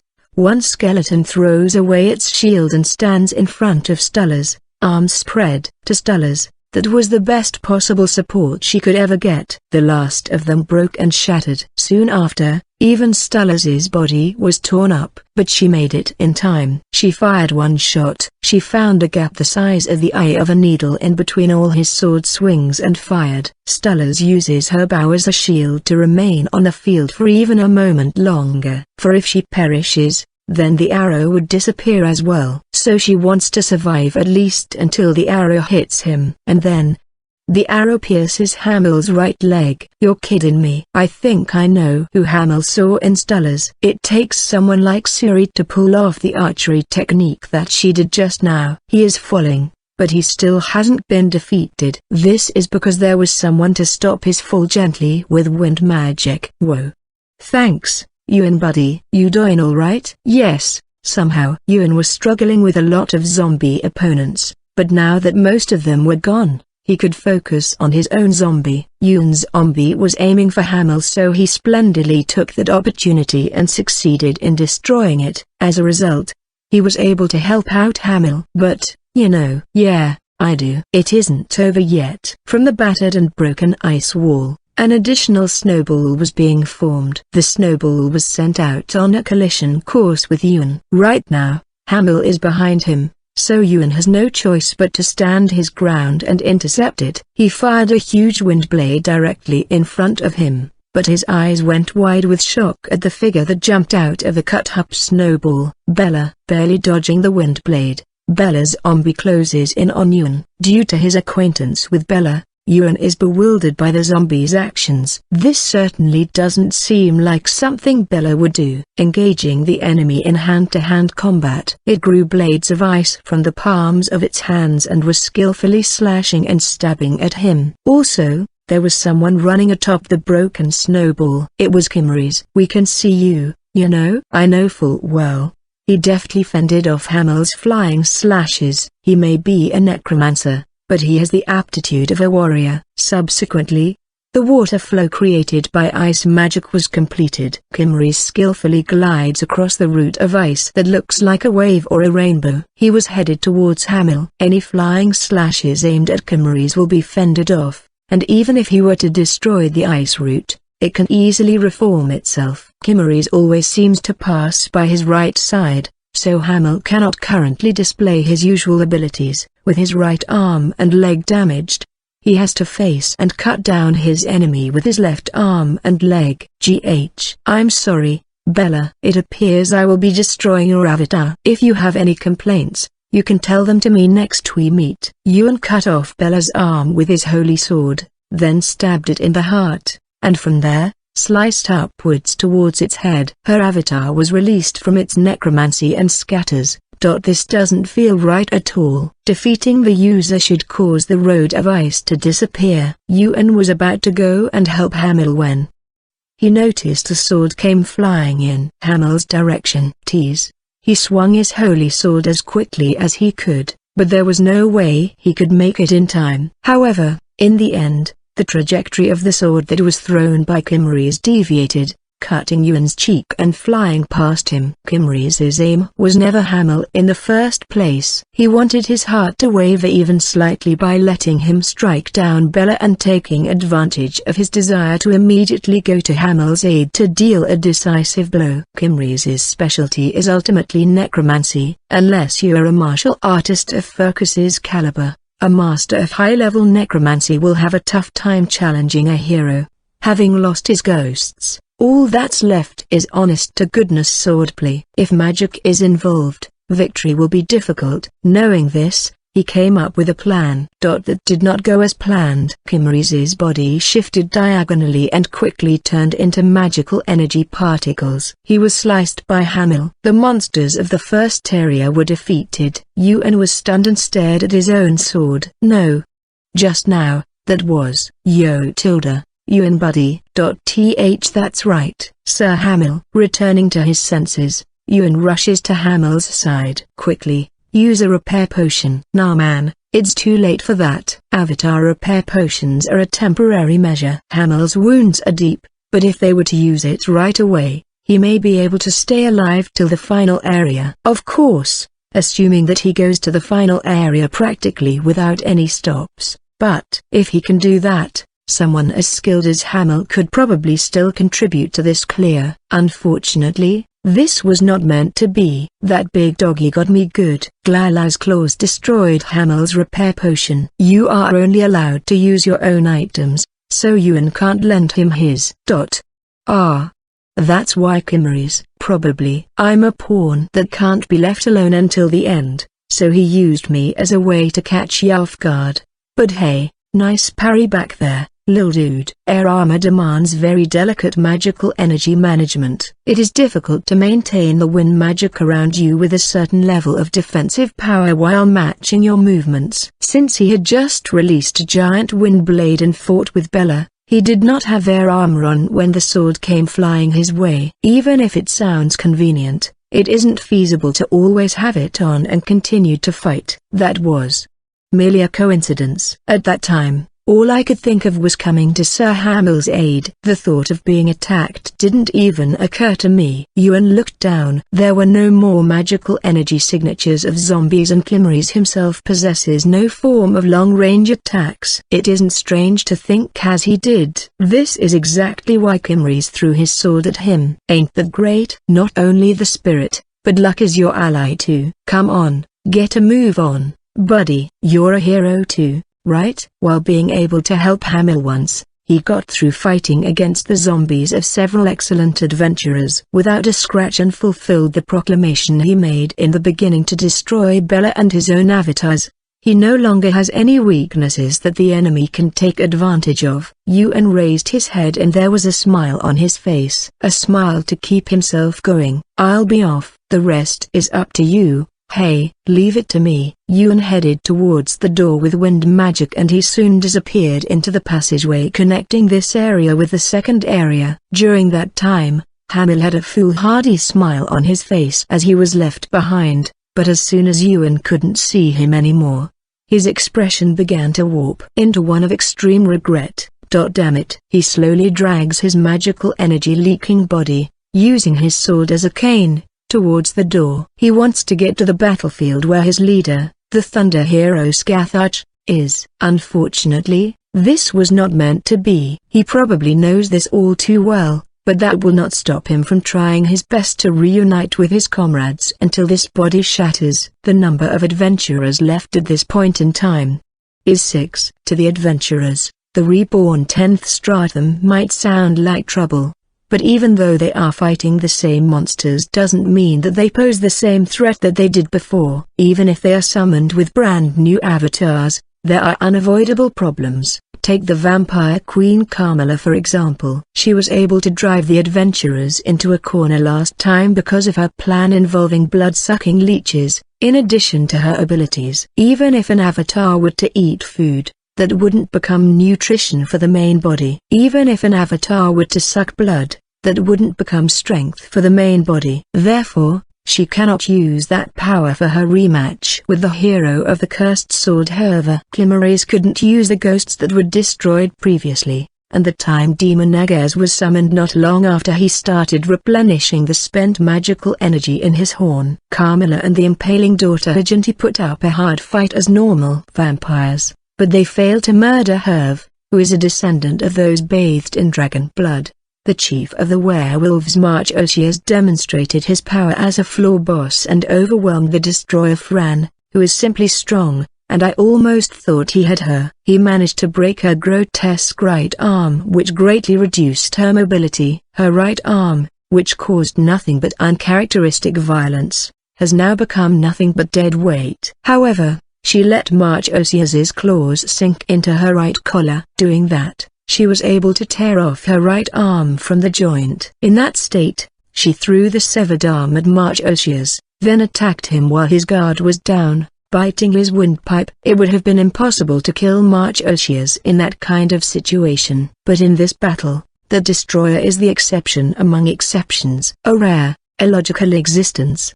Perhaps related to her growing up with Wraith, she normally looks and acts well behaved. But her actions in getting out of that predicament and defeating March Osias were bizarre. By the time Yuan reached the second area, all the monsters were annihilated. Yuan met up with Fran, who took a repair potion to stop the bleeding, and Herve, who said I like your style, to Fran as she supported her by carrying her side. In terms of the scale of battle, the one in the third area can be said to be the largest. The ruler of the waters Vipa summoned a fleet of pirate ships and she wielded water magic. The eloquent Thrush Lord came poured all his strength into attacking, creating large-scale wind magic. First off, Wraith dived underwater to destroy the fleet from below. He would blow a hole in the bottom of the ship and then use wind magic to capsize it. He overpowered them in the aquatic monster's own field, but Vipa could not allow that. You would know if you watched him that he is particularly good at using wind magic, possibly the influence of having Ariel as his teacher. No matter how talented a hero he isn't perfect in every element. He is very good at creating the illusion that he's good at every element, but there is a difference in proficiency with each one. From most proficient to least, the order would probably be wind, water, earth then fire. Due to the bad weather and the water blade, he can't freely fly around, and Vipa in the sea and came in the skies block his way. He could or might have been able to force his way through like Ariel did. But I guess even the water hero can't get away from water users, huh? How about borrowing the power of the spirit? I'd love to see it in action, boy. Sorry lady, I'm not gonna use it. Wraith has another problem he has to deal with in order to pass through. Magical energy. Magical energy related abilities are hard to develop. This applies to heroes as well. The only way is to increase the maximum amount little by continuously using the magical energy organ. The Frost hero Bella is an excellent adventurer, but in the Phoenix battle, she used the time in between her magic spells to regenerate her magical energy. She knew of the necessity to fight while considering such things. Even if Wraith has been training since he was a child, there is a limit. In Bella and Yuan's cases, they are spirit contractors. In times of emergency, they can borrow the magical energy from the spirit. But Wraith, on the other hand, refuses to make a contract. Not only can he not receive spirit magic, but he can't receive a blessing of magical energy either. The younger stage one would start as an adventurer if they had gone through school would be 13 years old, but Wraith flew right past that stage and took part in a raid battle at the age of 10. With how he rushed through each area and the flashy way he fought in this area, he used a considerable amount of magical energy. Unlike the other strata, you can't set your affairs in order after defeating a boss-class monster. He has to break through to the final area as he is. Perhaps taking that into consideration, Wraith takes up a defensive stance. Thinking that, Vipa began to attack him, but the truth is, her assumption was wrong. You're late, Yuan. We came as fast as we could. The two young heroes exchanged smiles. He believed that the comrades in the previous areas would catch up with him, so he was waiting. Oh, I'll leave the fishmen to you, Herve. Huh? On what's left of the sand pathway, the fishmen warriors detected Herve and Fran and came up from beneath the sea. Wraith didn't say anything to Fran. Their eyes met, and that was it. It was more than enough. Even I know how easy a battle will become once you can leave the other enemies to your allies. By the end of the fierce battle, both Viper and Kim were crushed. Herve tore the fishmen apart and threw them away, tore them and threw them away, over and over until they were all defeated. I'm pretty sure you would have been able to take them all on by yourself, me. I just thought it'd be a lot easier if I had help. Yuan and Wraith were franker with each other than before, cracking jokes. Returning to the sand pathway, he looked at his childhood friend again. Hey, your arm. You gonna be alright? Alright. What each person saw when they went towards the fourth area was a smoldering and smoking battlefield and the form of the Thunder hero Scathach. On his knees. There was no one else around. Sir Scathach. He turned his head slowly towards the rushing Yuan. Yo Fiver, you dead? He laughed in response to Herve's voice. Unfortunately not. You muscle girl. Scathach glossed over his stab wound in the abdomen with a repair potion and was resting to regenerate some magical energy in order to head towards the final area. Ariel destroyed Furcus's armor and went towards the final area before her true body came out of it. Furcus and Agaz were here? You defeated them by yourself? Scathach stood up while nodding at Wraith's question. Ariel's the one who took care of Furcus's armor, though. But even then, she was hell to deal with. Furcus had no armor, and Agaz did not have magical energy from his horn to rely on. But even then, they are both formidable floor bosses. The Reaper Knight is the mightiest martial artist and the Time Demon has an incredible magical energy organ. In the fourth area, Scathach used Thunder Domain twice. It is a technique where he runs around the field as fast as lightning, slashing his foes with his holy sword as he goes. Most of the enemies were defeated with the first use, but the floor bosses didn't die. Usually, it is a skill that is so fast that even the user can't aim with it. But Scathach is a rare individual who has complete control over it.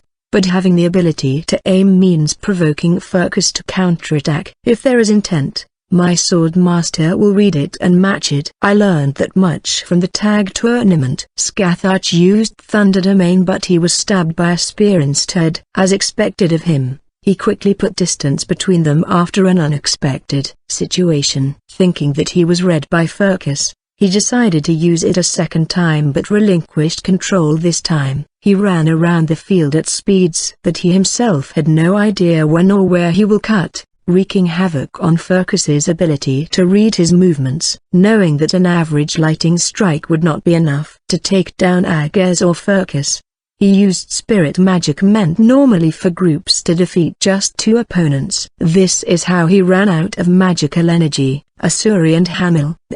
No, the fact that you're here means they won. That's all that matters. Scathach frowned at the absence of his allies, but he quickly faced forward. Let us win this. For the sake of those two. HMPH, you're right. Hey, I'm gonna go on ahead. Herve was already opening the door. Scathach smiled wryly at her and started walking. The number of adventurers who reached the final area is 6. The Storm Hero Ariel. There are several small lacerations on his whole body. The Gale Hero Yuan. No noticeable damage. The hero of the Cursed Sword Herve. She has made a full recovery thanks to her regenerative ability. The Thunder Hero Scathach. There is a stab wound through his abdomen. Repair potion was used. The Water Hero Wraith. Minor damage.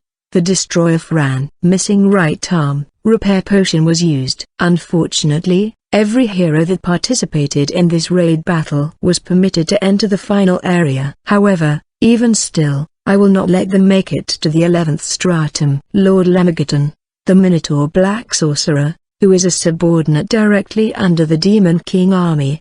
The Black Explorer for us raised his voice. Yes, I already knew what he was going to tell me. Other invaders besides the Storm Hero Ariel have appeared. At almost the same time, the Gale Hero Yuan, the hero of the Cursed Sword Herve, the Thunder Hero Scathach, the Water Hero Wraith, and the Destroyer Fran. All the heroes who partook in this raid battle have reached here. I stand up and look down at them. I am sure the lot of you must be thinking this. Next is the Demon King. We shall defeat the Demon King. It would seem that I must teach you just how foolish those thoughts are.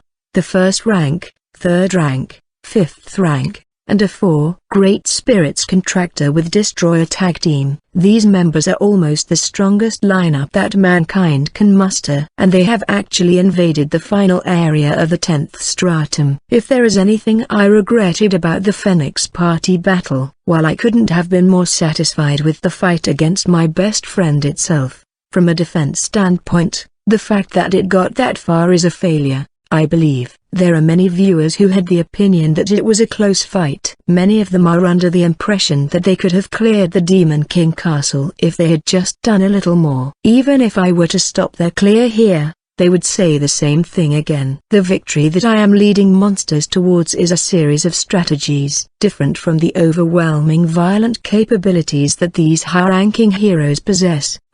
I'm looking forward to that. Ariel was laughing. While he easily fends off the undefeated hero Ellie's Mirage surprise attacks with his holy sword. My retreat so far was originally supposed to be where I would summon subordinates to oppose their clear and then calmly return to the final area. That plan went down the drain due to Ariel's pursuit of me. Right here, right now. It isn't enough to just annihilate them all after a fierce battle. I need to make a strong impression on them and the viewers that no matter what happens, the Demon King Castle will never fall. That no matter who it is, they will not kill the ruler of the Demon King Castle. And what is required for that is a certain someone. There is no one else I can call other than her. A black material covers my right arm. A hard material where something cone-shaped grows out of my elbow.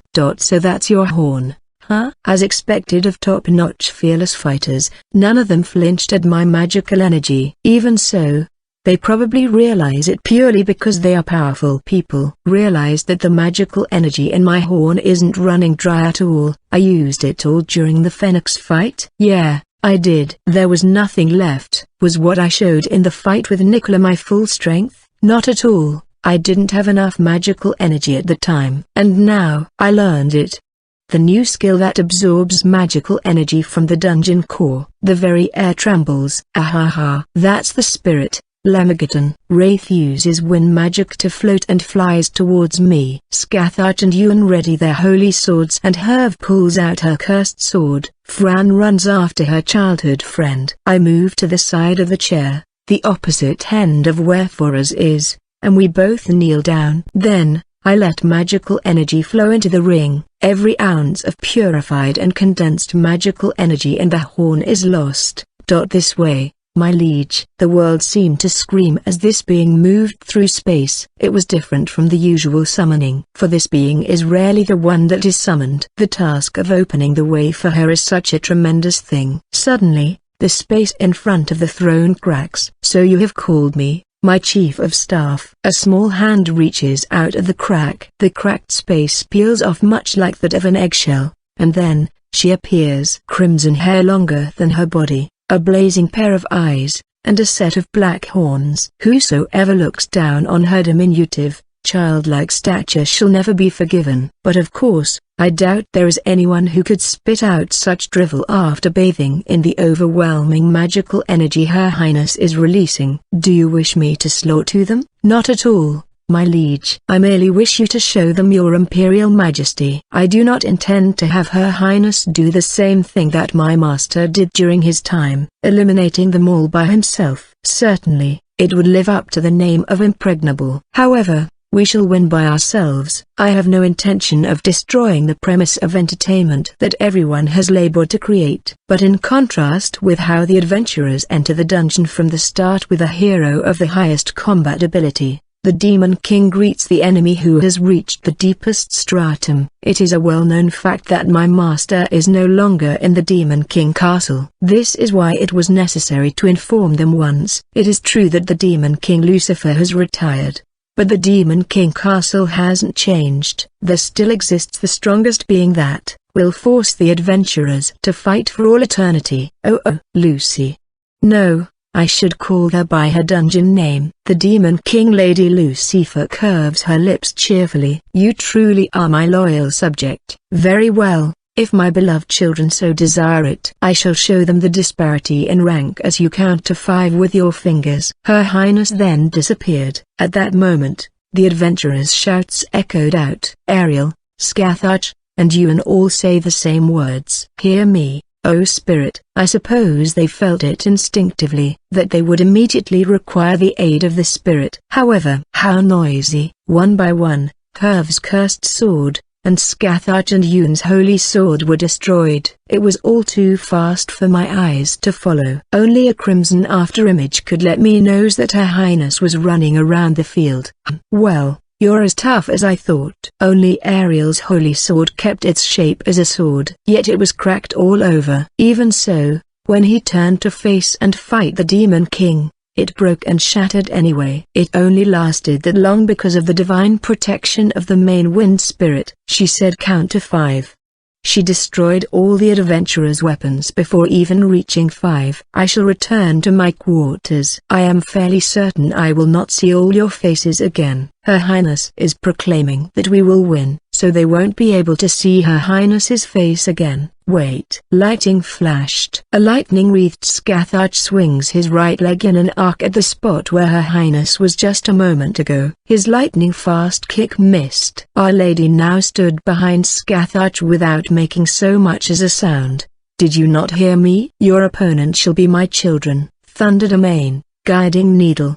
Just as I thought, Scathach disappeared. Lightning flashed with alarming frequency around Her Highness. Thunder Domain is an indiscriminate attack of which Scathach has complete control. What he is doing right now is an advanced version where he can focus on a single target, causing lightning to strike her from all directions. Her Highness became a blur. It seems that she handled all the lightning strikes with her 2 hands. Just as how I defended myself against Phoenix's flames of the gods, she is able to defend herself using high-density magical energy. Her Highness must be wearing it like armor. Hey, Scathach, let me get in on the action too. Herv is running in. I summon her in her path to me. Berith. Herv stops when she sees the female insect human who appeared and immediately looked delighted.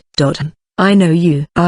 You were with Lam in the tag tournament. It is an honor to be known by a 3rd-rank hero. It was alright for her to use a monster avatar during the tag tournament thanks to the special rules, but this time, it's a dungeon clear. To compensate, she has on insect-human reminiscent decorations and a loose-fitting costume. The Silver Sands strong arm Berith. The person underneath is the silver hero Nicola. My friend, my dear fan, and my partner in the tag tournament. You work in here now? For now. I heard that I might be able to fight you. You're making me blush. Unfortunately, my cursed sword's all busted. But I think I can still play with you. Do you know about my spirit magic? Of course. The spirit does not like the curse of the cursed sword. While you're equipped with the cursed sword, the spirit doesn't lend you its strength out of anger, right? Huh? You sure know your stuff. That about sums it up. I don't get a lot of chances to use it, but it's earth elemental, just like you. Herv spreads her arms and rocks cover them. You love brawls, right? Let's do this. The cursed swordless hero of the cursed sword smiles belligerently as she slams her fists together. I would like nothing more than to be your opponent. Berith's arms were covered in silver. I guess the Demon King ignoring me means that you're gonna be my opponent? Wraith approaches me through the skies. Right now, I am his enemy. I shall tell him what I think as the Demon King Army's chief of staff. You are out of the question. You aren't even worthy of being a hero. What? To me, Bennu. 1. TL note. Another demon from the Geisha. Not. Bennu is an ancient Egyptian deity linked with the sun, creation, and rebirth. Its depiction resembles a heron and may be the origin of the phoenix legend in Greek mythology. Guessed who it is yet? Those flames burned blue. It was Imagine. 2 horns grew towards the back from the sides of his head. His hair was the deepest of blue and extremely long. He is on a metallic mask that covers his entire face. The immortal demon Bennu. The flame hero Phoenix is Majnavatar. He's a brat who doesn't realize his own folly. Give him a little roasting. Understood. Emitting flames, Bennu dashes to the sky. Who the hell are you? My fight is with Lemmigaton. Those who are unworthy shall not pass. I'm a hero, damn it. I defeat monsters and lead my allies to victory. How loud you boast about things you have yet to do. I don't get what either of you have been saying. Screw it. Bring it on. Storm winds swirl as blue flames flare up. Most people won't realize it, but a battle between 4 great spirits contractors is about to begin.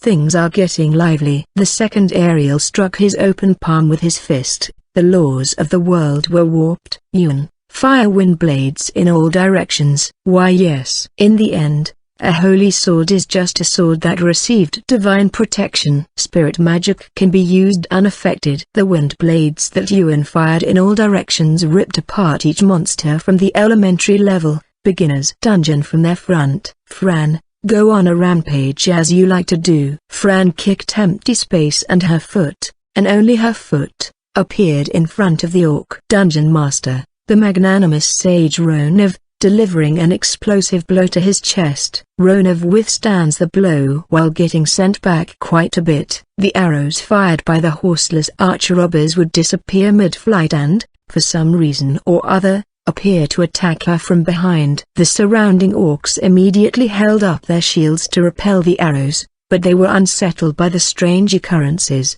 But they should soon realize what is happening. It was confirmed in the video of the 9th stratum. Complete control over space. One of the esoteric spirit magics, Sky Garden. Now then, Sir Lemigaton, how exactly will you defeat me? In answer to his question, I thought I said that I would take my leave. Her Highness's summoning took some time. Of course. It takes the same amount of time to prepare a return trip for her. It's a problem on the summoning system side. I don't know if the Thunder hero Scathach thought that far, but as a result, he has managed to keep Her Highness from retreating.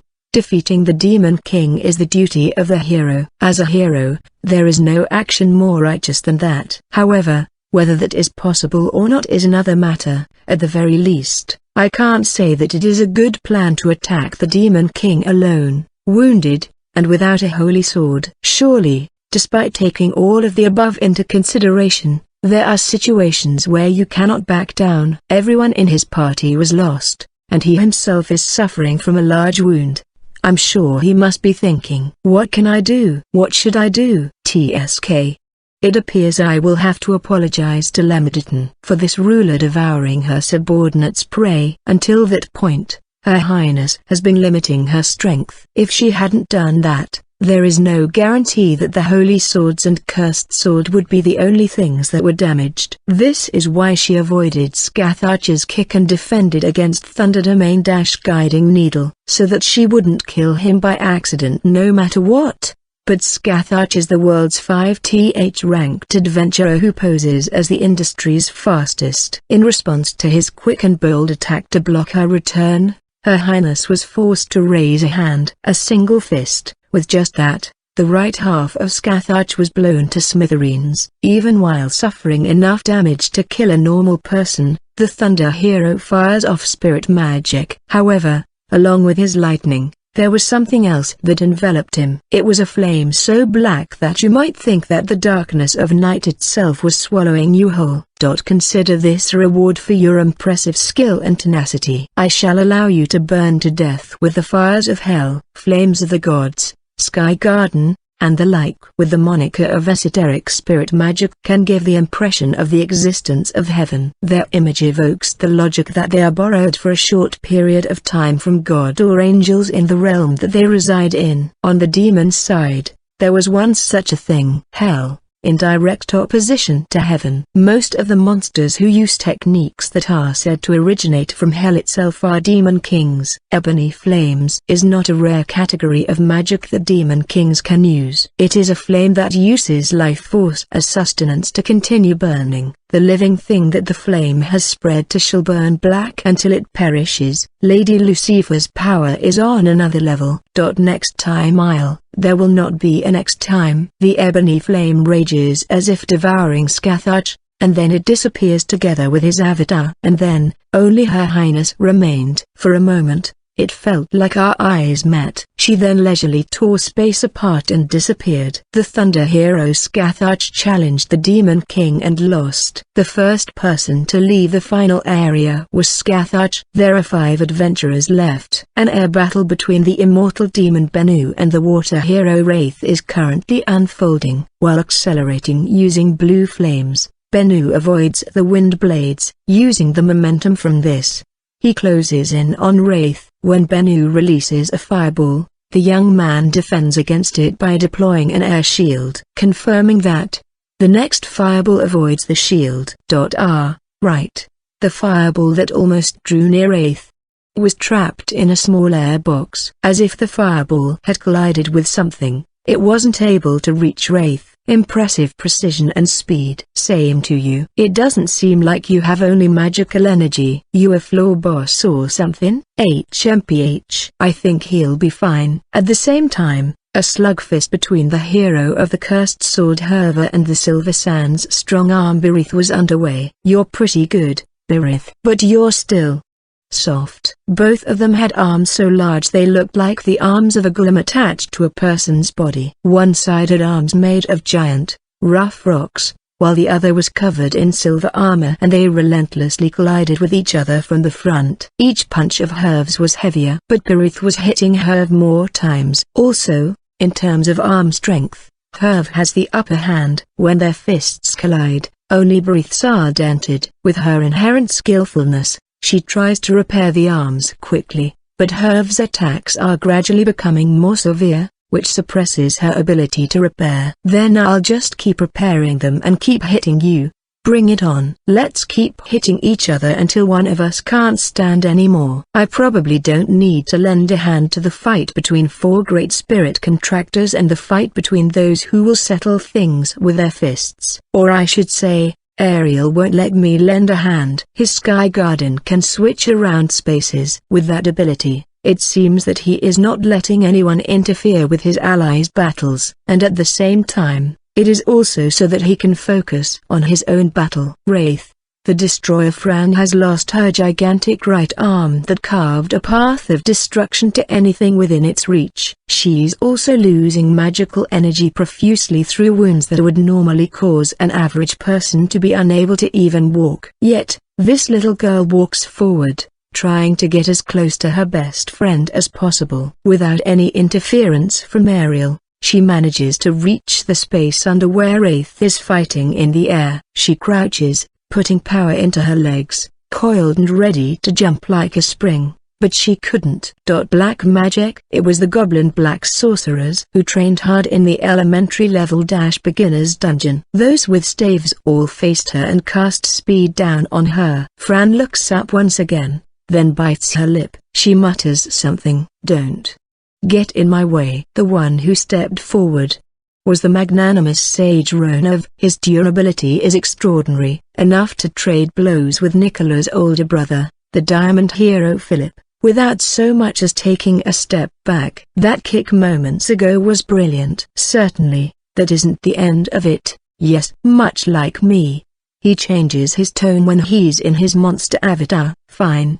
Pardon? Almost robotically, she turns her head towards Ronov and company. I'll destroy you all. Then go to Wraith. You're really looking down on us. Even in front of the riled up orcs, kobolds, and goblins, Fran's face has no expression. They are all excellent monsters who endured focus and my training, and then never neglected their own training after we left. This is the ability of only those that can establish an all-level dungeon, the existence of which is known only to a select few. Looking down? No. Enemies are enemies. That is all. However, it appears that all enemies are equal in Fran's eyes. The monsters let out a war cry as they descend upon the destroyer. On the other hand, the Gale hero Sir Scathach, even though he was concerned about the recently defeated Scathach, perhaps it is proof of his growth that he did not let that pull his attention away. Enough to counter the sudden wind blade that assaulted him with his own wind blades. Yuan has been growing at alarming speeds during this raid battle. No. Perhaps by learning how to conduct himself as a hero, he is able to showcase his true abilities. My, you're better than I thought. kid. If I'm not mistaken, aren't you a hero? Ellie smiles broadly. What if I am? Yuan grimaced at the undefeated hero Ellie's attack. I don't understand. Why would an adventurer be on the monster side? Does it matter? Yuan was shocked by Ellie's mocking words and he just stared at her. No, it doesn't. I will defeat you and help my allies, as long as that is clear. That is enough. He has already calmed down. Good boy. It pisses me off that I was tossed aside by that man. But oh well. I'm the undefeated hero Ellie. Like you, I specialize in the wind element. I am the gale hero Yuan. And I'll win. Ariel used his Sky Garden to divide up the battlefield, occasionally even sending people off together with the space. Bennu vs. Wraith, Berith vs. Herva, Fran vs. the elementary level. Beginner's Dungeon. Ellie vs. Yuan. Ariel vs. Lemageddon. At the same time as all these situations, I give an order to the one-horned poet Amdisas, one of the 3 subordinates who are in my direct control. The Black Explorer Foraz was waiting by my side and the evil eye assassin Botes is in hiding. Amdisas, do it. Okay Tilda. Alright everyone.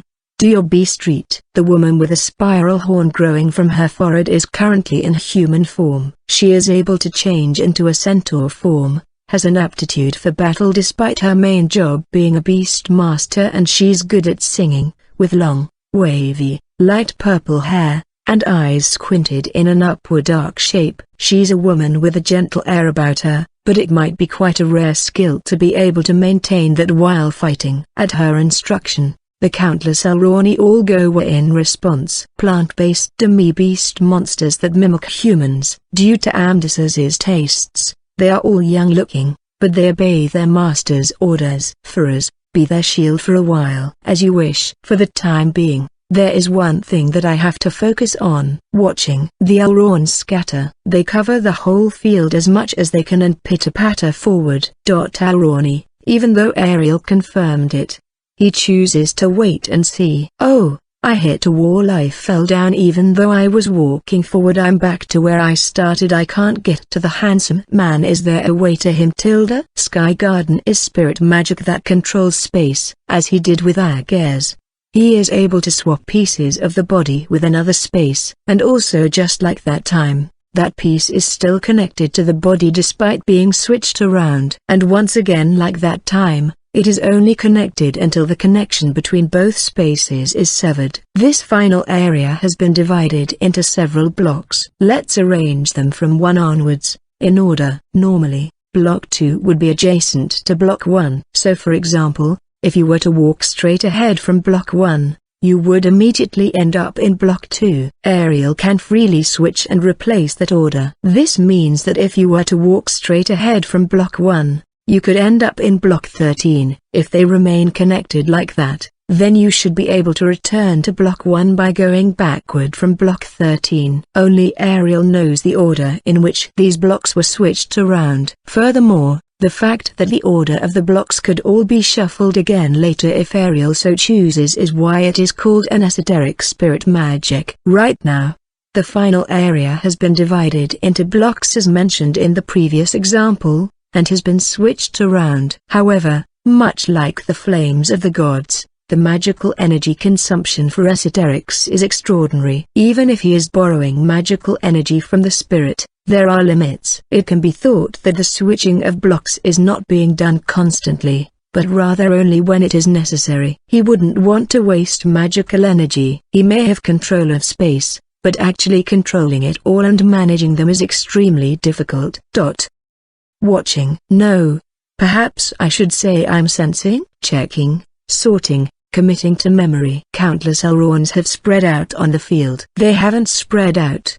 They're all over the place. One Elroni's path had her step out of a block only to end up on the ceiling, and then when you thought she'd fall, she reappears in a middle area between the floor and the ceiling. Then you'd think she'd continue falling. She reappears and runs into Amdisas's backside.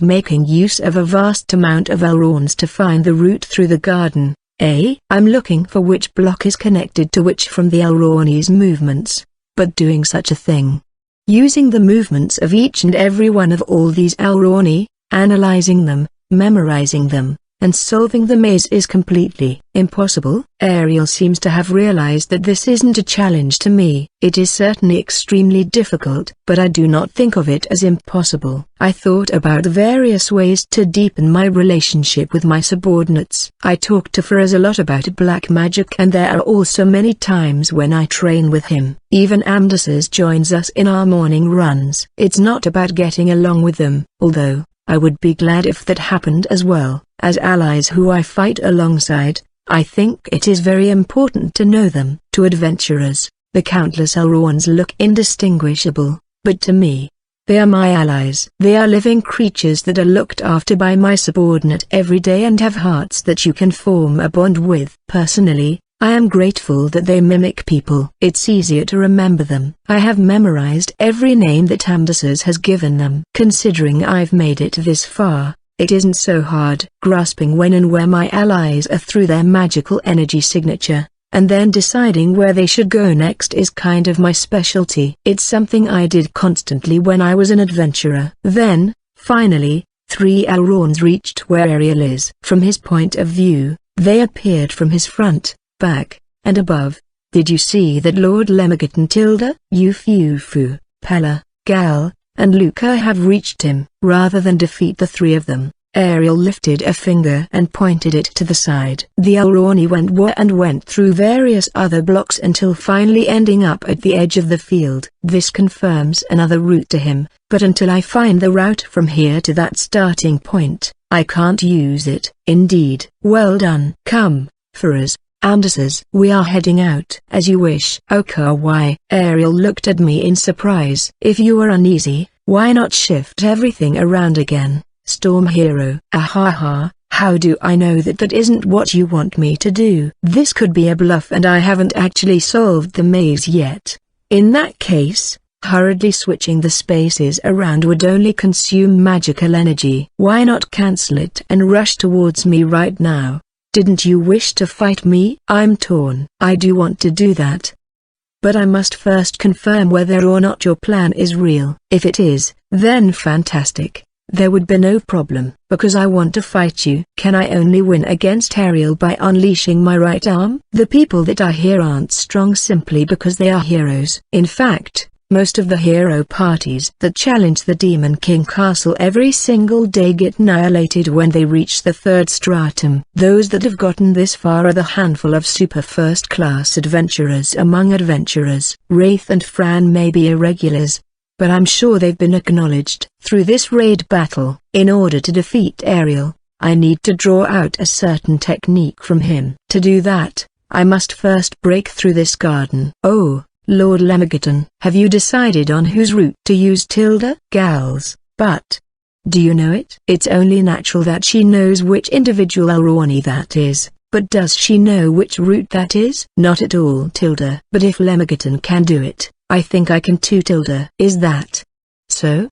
Do not worry, I will not let their efforts go to waste. Alright, let's go. We step forward. The scenery changes. We head towards the next block. With each move, Ariel's expression changes from astonishment and admiration to delight. Haha, honestly, you are full of surprises. His friendly-sounding voice soon changes back to one belonging to an adventurer. It would appear that you weren't bluffing, Lord Lemigoton. I speak in a voice low enough for my allies to hear. After the scenery changes 3 more times, we'll be at the Storm Hero. He started to move the moment that there were 2 blocks remaining before we reached him. I pointed a finger in the direction we were moving and muttered shield. The Black Explorer Faraz moved in front of me and readied his shield to protect me. At almost the same time, Faraz's huge body moved back, accompanied by a high-pitched sound. It was Ariel's wind blade. Well done. Thank you. Faraz is a Minotaur. However, among a race that, on average, always gets jobs that specialize in combat or physical training, he is a black sorcerer.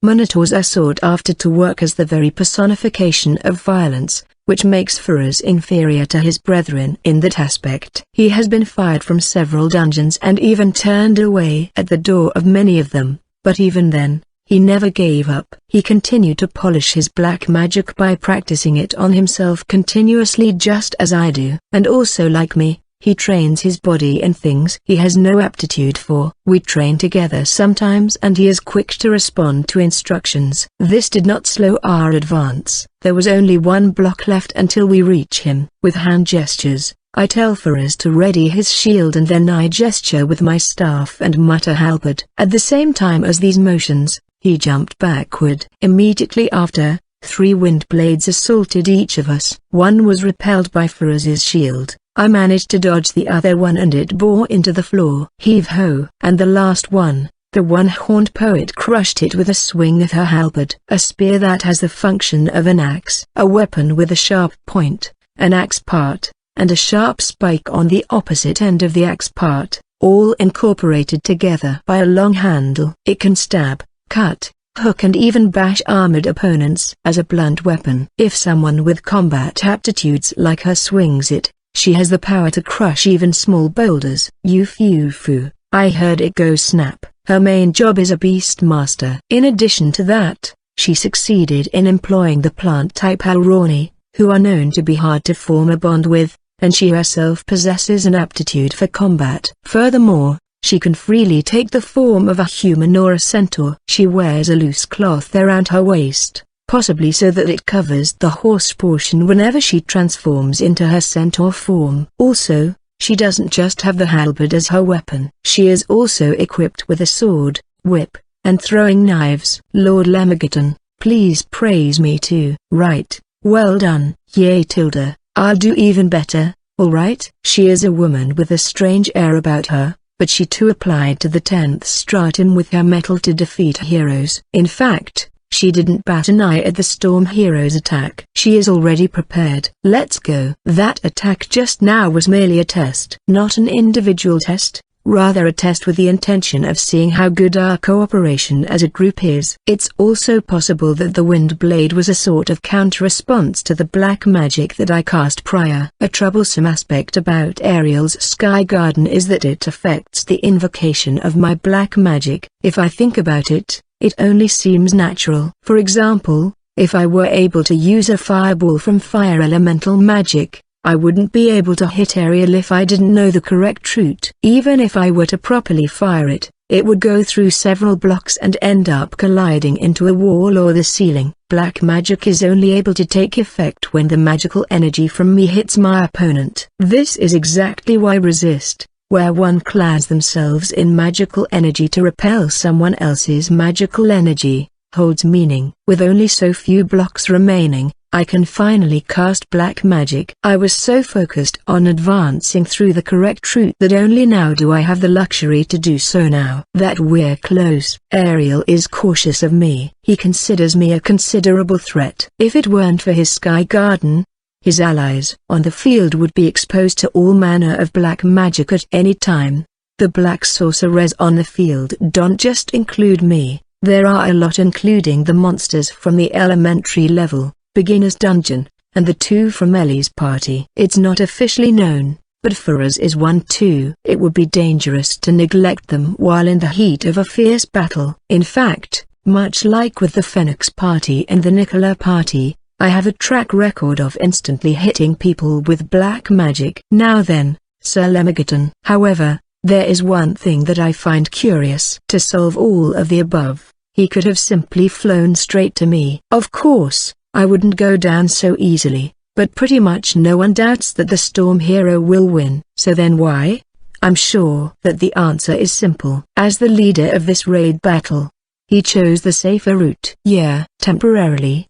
He chased me down while reliving his younger days, but once his allies caught up with him, he had to be aware of everyone as a whole once again. I'm not sure whether that change is beneficial or detrimental for me. We finally set foot on that block. Ariel stands before me. I'm impressed. You are the first person to ever conquer the Sky Garden in such a fashion. Is that so? How many monsters have defeated you like so? Ahaha. I lost quite a lot back in the day. If I were to limit it to the past 20 years though, 0. That time with my master was the first official loss of Ariel's career. From there, He would go on to challenge the Demon King Castle countless times, where a life-or-death struggle with the monsters, who have experienced countless battles under my master, would unfold. With their clears ending in failure many times, the young aerial party only reached the 7th stratum. That's the record of how far mankind's strongest could reach. That record was never broken until later when the Phoenix party reached the 10th stratum. Ever since the aerial party heard that the Demon King of that time had disappeared,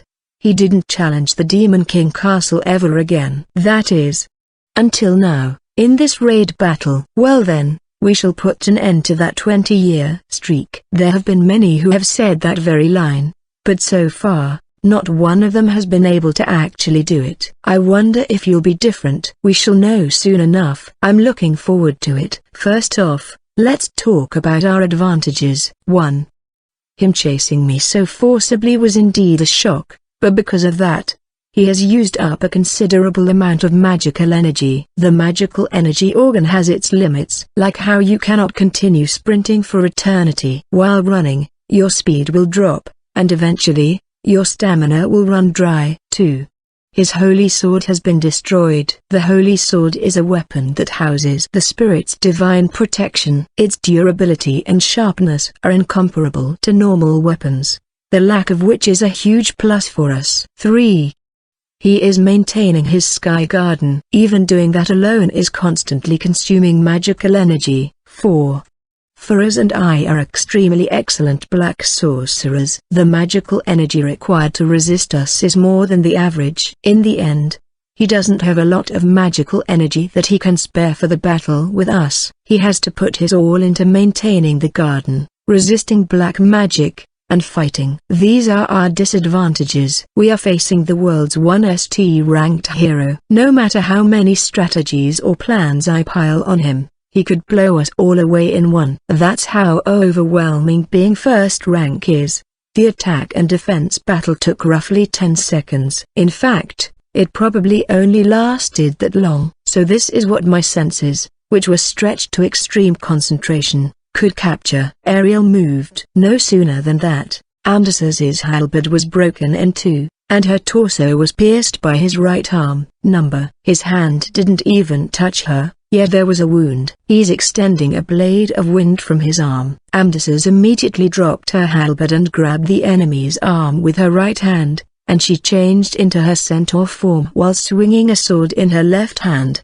When he thought he stabbed her chest in her human form, she changed to a centaur. What happens with this change is that she becomes much taller than her human form. Ariel, who was grabbed by the arm, is naturally lifted off the floor. Faraz and I let loose our black magic with all our might to aid her. Amdis's blade hit Ariel's neck, but it stops there. It wasn't air armor, it was on a much smaller scale and defended a pinpoint area like an air sheet on his neck, deflecting the sword. At the same time, Ariel puts on a blade of wind on his left arm and severs Amdis's right arm. He tries to pull out his right arm from her abdomen, but then Amdis starts running. Since she is moving forward along with him, he isn't able to pull out his hand. That's not all. His movements are slow because our black magic finally got through to him. Speed down. More precisely, the speed at which signals get sent from the brain to the body is slowed down,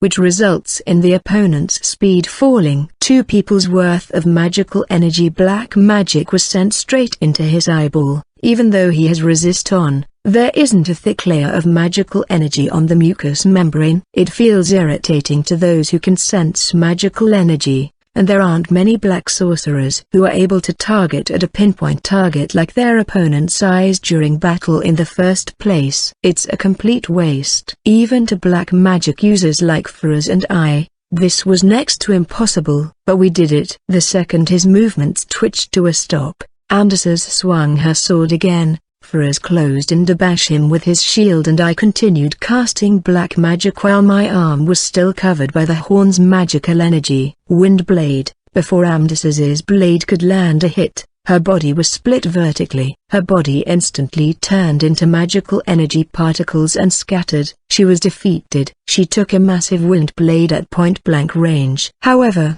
The fact that he had to deliberately yell out the elementary magic's name is evidence that speed down is working. Magic materializes the image in your mind via magical energy manipulation. The time it took to create said image was slowed down, so he was forced to practice the basics that they teach in the school, which is to say the word and then picture the effect from there. By that time, Faraz was approaching him. Since Amdas's was defeated, Ariel's right arm was no longer stuck in place and he was falling.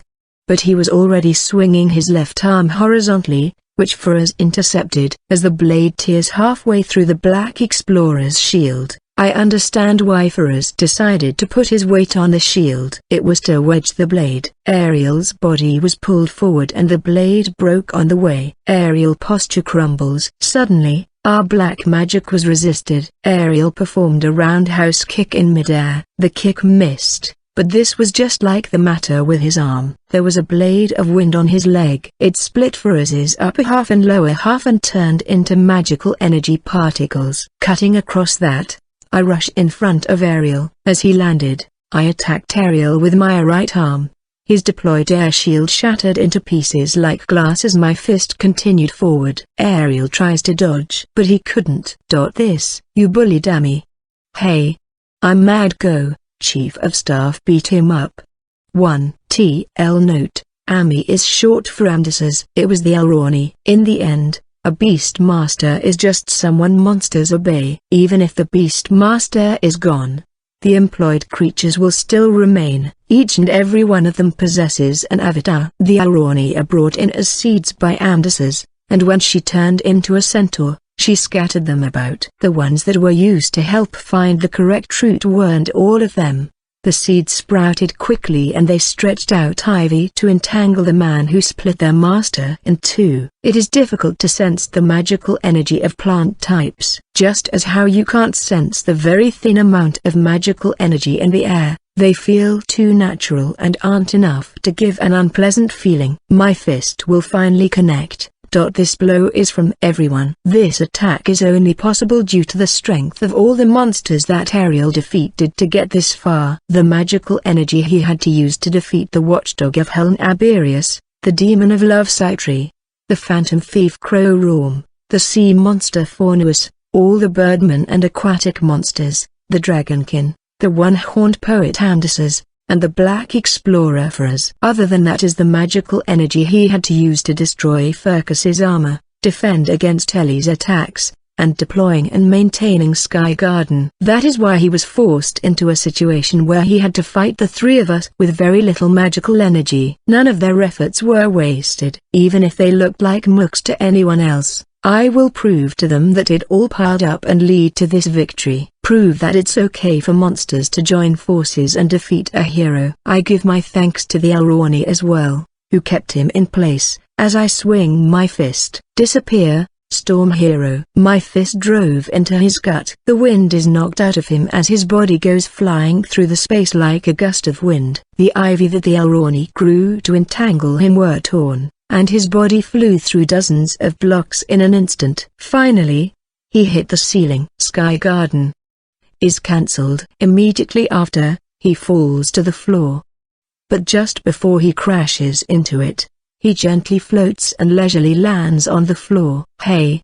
Hey! Ha ha ha! Is he laughing? Splendid. Judging from the extent of her wounds from the first attack, that one-horned woman immediately set out to buy time for her allies, and even thinking as far as after she is defeated, she sows Alrani seeds. That Minotaur was not in fact your shield and was actually an extremely excellent black sorcerer just like you. In addition, he fought while covering you, who was behind him. I was also caught completely unawares by the Alrani. Last but not least, your black magic and fist were nothing short of superb. The side of his torso was gouged by my fist. I was sure I was about to gouge a hole in his center. Did he divert my fist in that instant? But that spot is. I tried to dodge your fist but I failed. My magical energy organ is unusable now. Which is why, even if he had enough magical energy remaining within his body to cushion his landing, it is impossible to fight with anything more. Of course,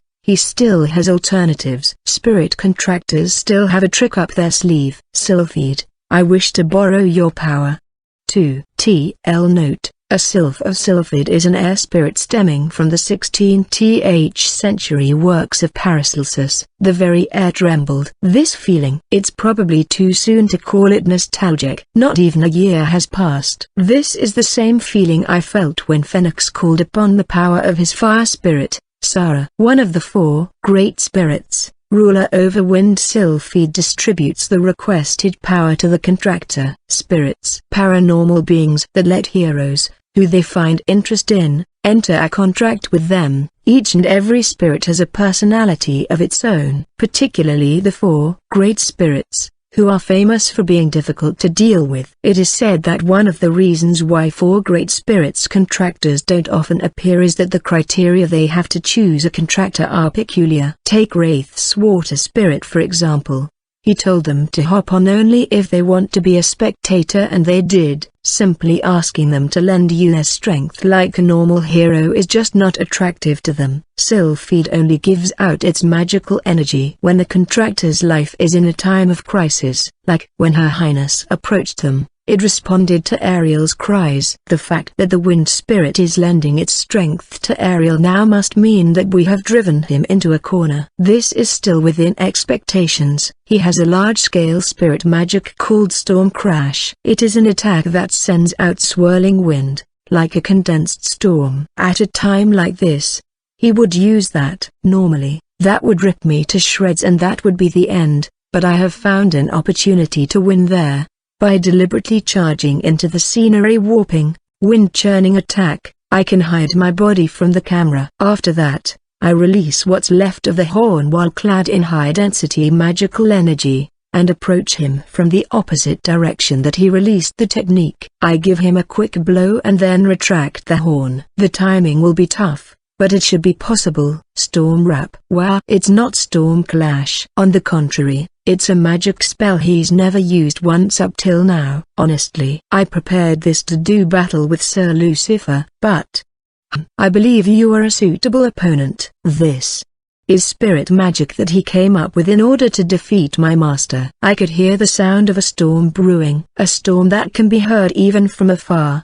The closer it got, the more unsettling the sound of the wind. It was a sound of a natural disaster that spreads fear, that people can never go against. The source of this sound was incredibly from a man's arm. A storm swirled round Ariel's right arm. There are many similar-looking techniques among wind magic users, but there are none that have ever had complete control over such an amount of magical energy.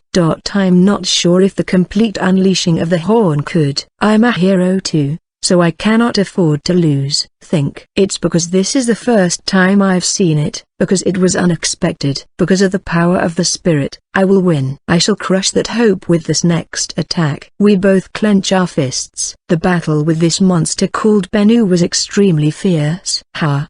Ha! Avatars have no sense of pain, but they do have sensations. There's no pain, but there is damage, and even if there is no sense of exhaustion, you become exhausted. It reproduces the act of breathing air in and out even though the body does not expend oxygen, and the heart pumps magical energy throughout the body in place of blood. Therefore, when you exercise in a way that would make your real body out of breath, you would be out of breath in your avatar. Similarly, if you are excited or agitated, your breathing will be disrupted. What is with this guy? He's way too strong, out of breath. Lad, he can read the movement of my wind blades, and he's too fast for me to catch with their box. The sweltering heat from his side is making my avatar sweat buckets. His speed and magic control in mid-air battles makes wind magic users look slow. He's got fire magic that not even water magic can extinguish. The more I fight, the clearer it becomes just how overwhelming the amount of magical energy he has is. I don't particularly think of myself as the strongest at the current time,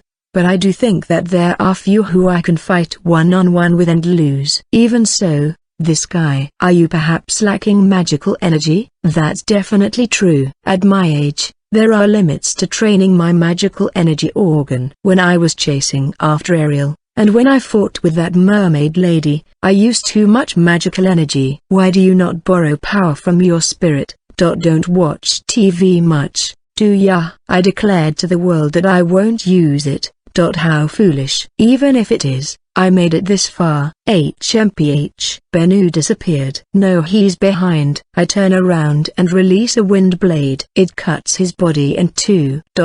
In the fight so far, he's been able to handle this level of counterattacks. For it to end so anticlimactically. The hell? What's happening? Bennu's split in half body grumbled and scat.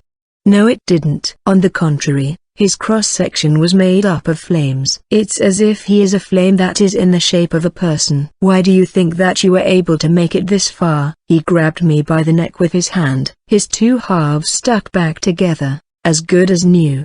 The hell is this guy? Isn't he a magian? Or was that hell magic? I immediately extended a blade of wind on my arm and cut off his arm.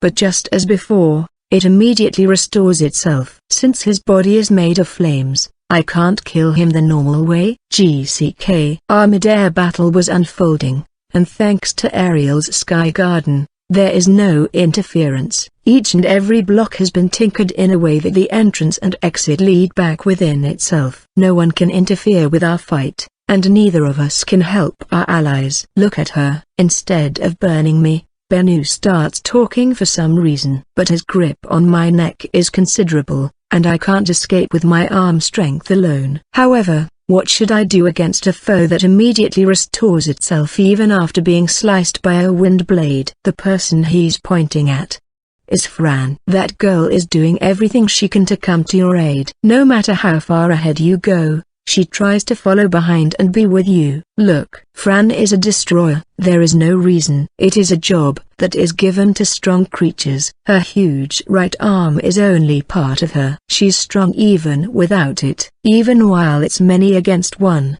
the number of elementary level, beginners dungeon monsters has reduced drastically. But she's already. Her body was trembling.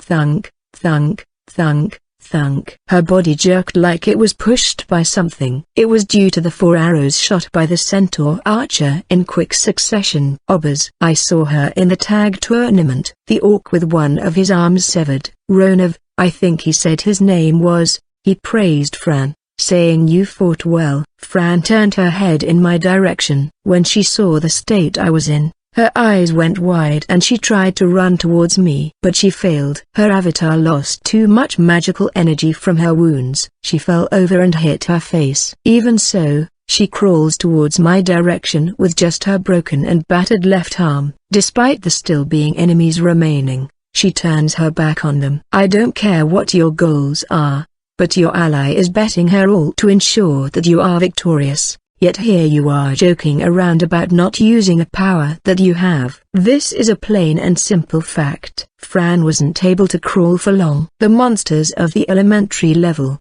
beginner's dungeon, who had lost many of their allies to Fran during their fierce battle up till then, have all diverted their eyes. They didn't lose interest. They just didn't need to anymore. Muttering that as her final words, Fran's body turns into magical energy particles and scatters. Fran and I are childhood friends. Our parents were close, so we've been together since we were very little. Fran was born with that right arm. Her parents are good people who love their daughter, but at the same time, they are also regular people who possess regular emotions. It would be odd to not be a little afraid of your daughter who has the power to crush your hands even as a baby. Right? Whether or not they can love her while considering the above is human nature. So, they consulted with the former hero next door. In other words, my dad. I'm not sure if it was because of that, but Fran was able to grow up without causing any serious destruction. By the time we were old enough to understand what was going on around us, my dad gently taught her how to control her power. Fran immediately understood that she was different from everyone else. To me, her strength, her huge discolored right arm was just a part of Fran, but the other people in the village saw otherwise. Strange objects will be rejected. The adults blatantly avoided her, and as soon as the kids understood that she won't hurt anyone, they started bullying her. They'd throw handfuls of mud at her, trip her, and see how hard they can punch her without her getting angry. That really pissed me off. I taught them a little lesson. My father told me to never use magic on people, but there are guys out there who just won't listen to a punch. Sorta similar to what Mr. Phoenix and Miss Lily saw me do. Guys who hurt someone, who is kind enough to never hurt anyone, as a joke or playing around, deserve to have a painful experience. It wasn't so much that I couldn't make any friends at all, but more like when the kids who I thought were my friends started bad-mouthing my father, I wanted nothing to do with them. Fran's favorite words were thanks and sorry. Thanks I get, but why sorry? I told her to stop apologizing when she's done nothing wrong, but that habit took a while to fix. One time, I had a fight with my dad. It wasn't really a fight. It was just the shock I got from learning that the reason the first-ranked hero retired was me. It was probably around that time when I decided to climb the ranks to number 1 without a spirit. The unyielding hero had a kid and decided to retire. But that was also the time that he dropped a second rank. It was the year that the Storm Hero aerial party overtook him. If he had worked hard for a year, he would have been able to turn the tables. I'm sure of it. My dad is the strongest hero, after all. But instead, he left the industry after having a kid, and there are people who say things like he ran away with his tail between his legs when he was overtaken by a 4 Great Spirits contractor. It's all my fault. That's why I have to prove to them. Ha, look at me, I got to first rank without the spirit. Dumbasses. I have to tell them that. If I don't, for the rest of my life, I'll. Wraith, you're gonna be an adventurer? Of course. I see. Why don't you become one too? There are only idiots here, but adventurers are only good if they're strong. If you become an adventurer, everyone will notice how awesome your arm is. More importantly, it's okay to beat up the enemy. It's got to be stifling to always have to be careful to not hurt anyone, break anything or punch anyone, right? Let's get to first rank together. I don't really mind. As long as Wraith is here, that's all I need. The heck is that about? I'll be traveling around the world as an adventurer, so I'll be leaving this village soon, you know. Then I'll do it. Hey, the heck, Will I be in the way, huh? I wouldn't invite someone I didn't need as my ally. I'll make a first-ranked party. I thought about who I'll need to achieve that, and invited you. I see. Then I really will become one. I'm glad, but don't force yourself, alright? I'll break anyone who gets in your way, so take me with you. Ahaha, you said it. I'll bring you along then. Now that I think about it, that was also the day that I promised to form a party with Fran. What are allies to you? Are they worth less than your own pride? Will you shut up? I scatter a sizable amount of small wind blades. His body was chopped to pieces. I escaped during the moment that he was restoring himself. I put some distance between us using wind magic to accelerate. That thing is made of magic instead of something physical, right? Then you can't regenerate forever. The blue flames take the form of Imagine once again. I don't know why he chose to chat instead of killing me, but I don't have any obligation to do the same. You possess no technique that can push me to my regeneration limit and kill me. Something's wrong. But what? That's it. His right arm isn't regenerating. No, wait. It's still hanging onto my neck. Just as I notice that, it pulled me along with the force of it returning to its body. Because of where his arm is, I can't cut it with a wind blade. Despite being a hero, I can't tear it off of me. My only option is to defeat the main body. Blade Whirlwind. A blade of wind that imitates the fierce, swirling wind of a maelstrom. Those caught within the whirlwind are chopped up. I fire it at him and it missed. I tire of your wind magic. That voice came from above. As soon as I reacted to it, he collided with me. His kick, which violently burst my left shoulder, was on fire. My avatar's skin sizzled as it burned. I fell as if none of that mattered. But I won't fall to the ground. The bottom of this block is connected to the ceiling, meaning that we cannot escape from this mid-air block. At least, that's what I thought. I fell normally towards the ground without the scenery changing. I hit the ground forcefully, knocking the air out of my lungs. Ariel. He cancelled Sky Garden. It's been cancelled. As if reading my mind, Bennu says that as he descends towards me. I immediately fix my stance, but Bennu showed no signs of pursuing. I look around and see Ariel embedded into the ceiling. There. The storm hero was blown away. Unfortunately, our time together has been cut short. I get why Bennu was concerned over Lemmigaton. Ariel isn't dead yet. The battle rages on. You wanna go help your boss, huh? You're not interested in this little brat anymore, right? Don't mess with me. Despite thinking that, I don't have any ideas on how to blow this guy away. Let's end this, Miss Baptiste. Understood. His cloak. Someone was lurking in the shadows of his cloak. She had the upper body of a person and the lower body of a snake. A lamia is looking at me, or I should say, she's seeing me for the first time, because there are bandages wrapped around her eyes, and she's only removing them now. Her red eyes are looking at me. Wraith. Someone stands in front of me. It was Yuan, the Gale hero. He was a mess. He's not on the verge of being defeated, but he's been severely cut up. If I'm not mistaken, he was fighting the hero that's on the monster's side for some reason.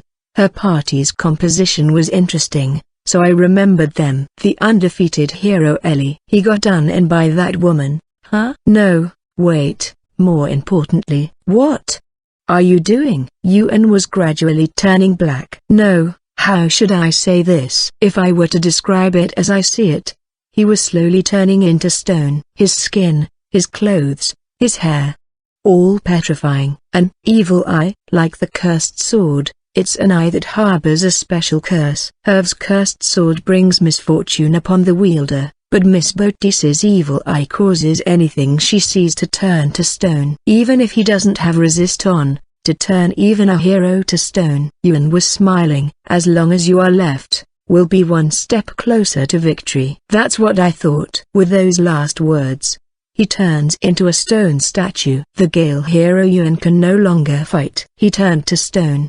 To protect me. Yet another ally perishes while believing in you, said Bennu coldly. What is up with them? Both Lemmigaton and him. They keep harping on and on about how I'm not qualified to call myself a hero or how I'm not giving it my all. Suddenly, I had a bad feeling. When I looked at my left leg, it was petrified. I immediately cut it off with a wind blade, which destroyed my balance, but I used wind magic to right myself. Farewell, random child. It was not your time to come here. It would appear that your allies made a mistake in trusting you. Bennu turned his back to me. Baptiste can no longer be seen. She probably has a job that specializes in staying hidden. I accelerate towards Bennu with wind magic and extend a blade of wind on my remaining right leg to thrust at him. Yo! Full-body flamer, who misplaced trust in me. I won't let him call Fran and Yuan's trust in me a mistake because of my weakness. Every single adventurer who let you join the raid battle, as if knowing it was coming.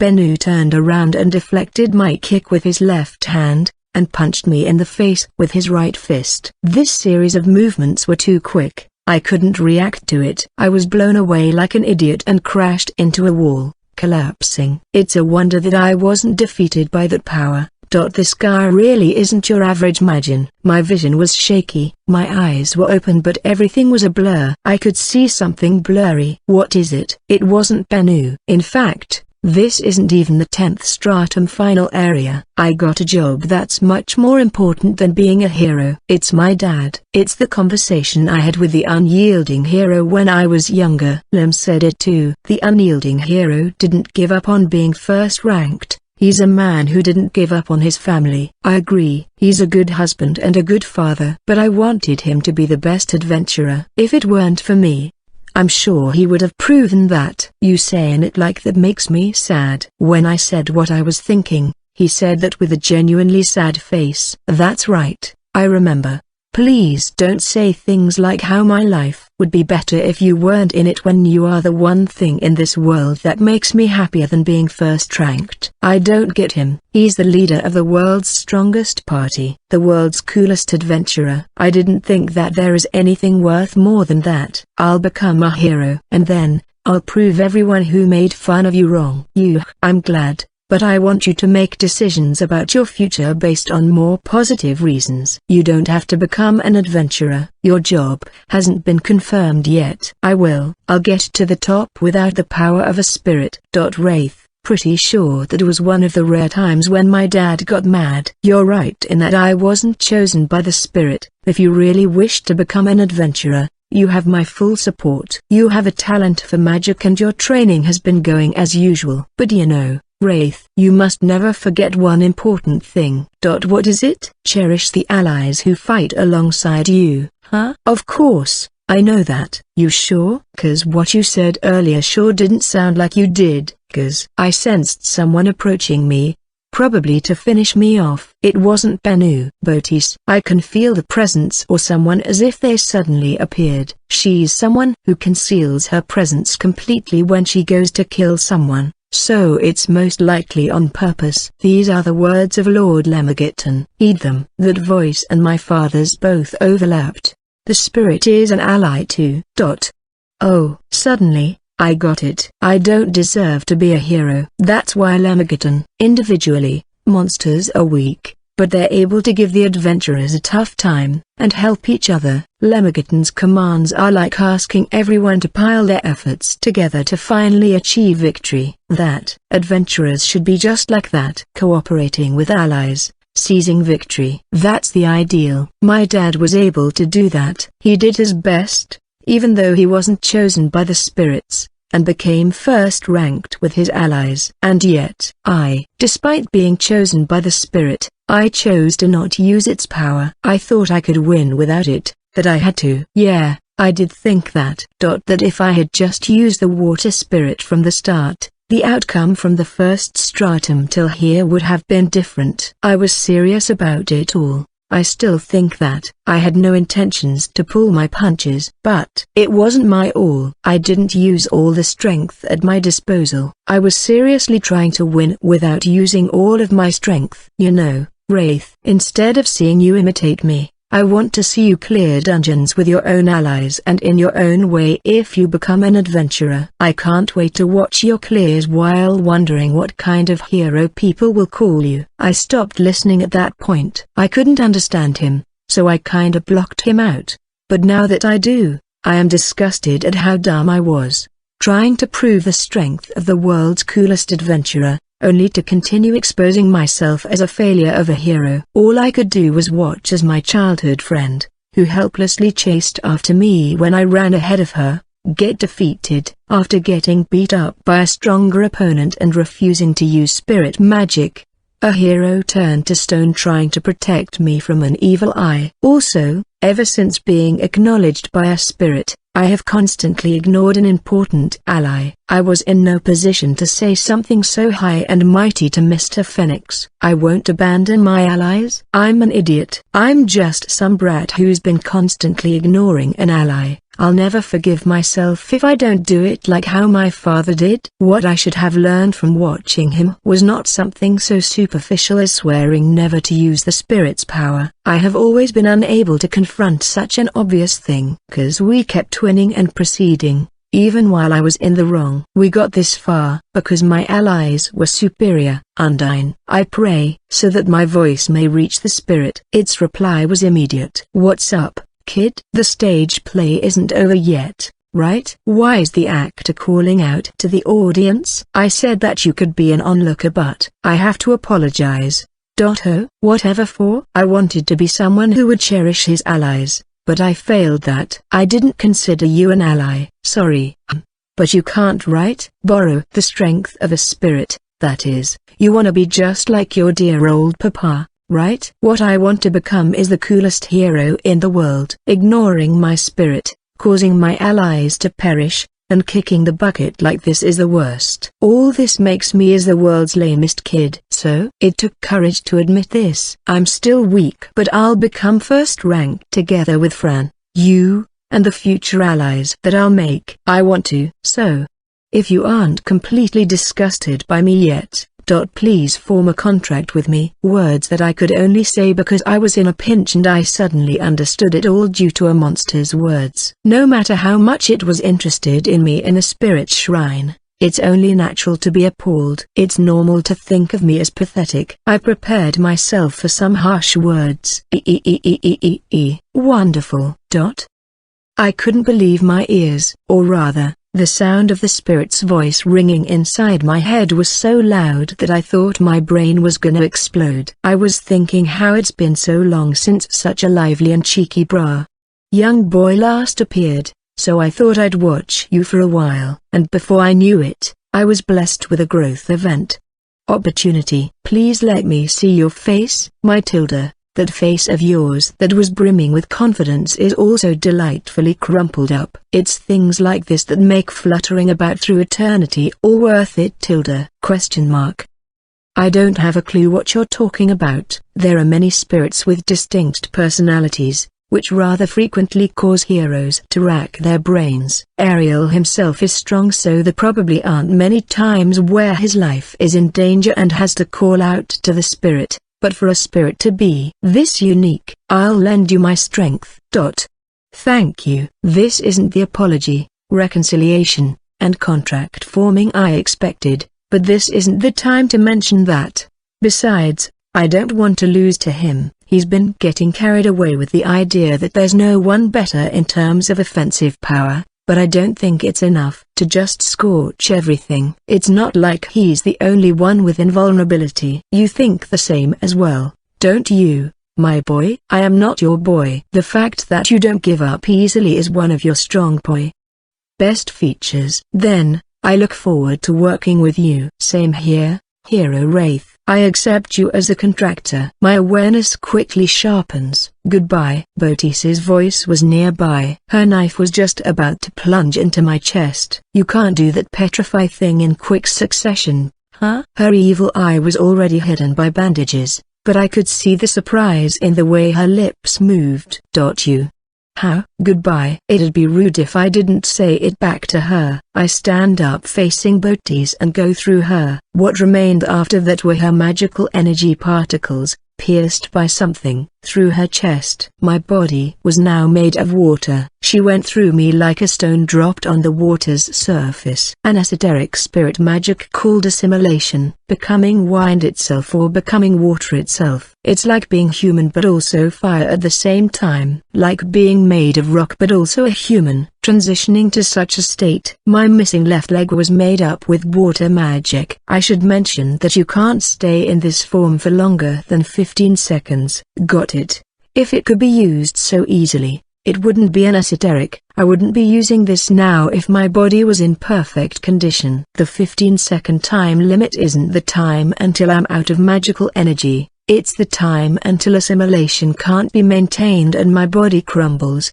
The damage I sustained was so bad that I wouldn't be able to move if I don't use this. Magical energy is slowly leaking from my left leg, and the damage to my head was so bad that my consciousness is all hazy. To at least be of use from now on, I figured the only way was to get back to fighting strength for just 15 seconds. Bennu. As I yelled, he looked back in my direction. Still alive are you, Water Hero Wraith? His voice wasn't as cold as before. I already know. I realized who he and that man really are. Thanks to you. They were clearly trying to do something about my faults. They were trying to make me realize it. I don't know the details, but thanks to that, I won't end this raid as the biggest loser. Come, the final battle awaits. Really? This isn't the final battle, though. Blue flame erupts from Bennu's body. It spread, more and more, until he took the form of a giant bird with two huge wings. A large amount of water flowed out of my body. It spread,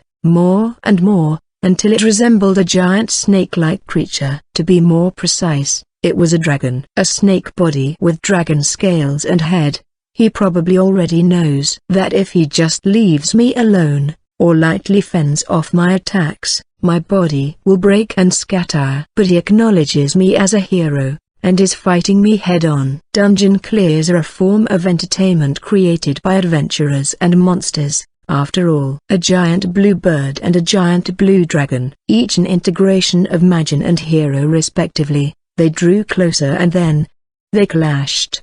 With a sound like water hitting a sizzling hot pan, The surrounding area was filled with steam. White filled my field of vision. By the time it cleared, a conclusion was reached. I withstood 2 of his fire attacks. One of my water blades pierced his chest. This is what I used to do Botis in, but it didn't go through him. The white clears. His flaming fist pierced through my chest. Steam was rising from my body.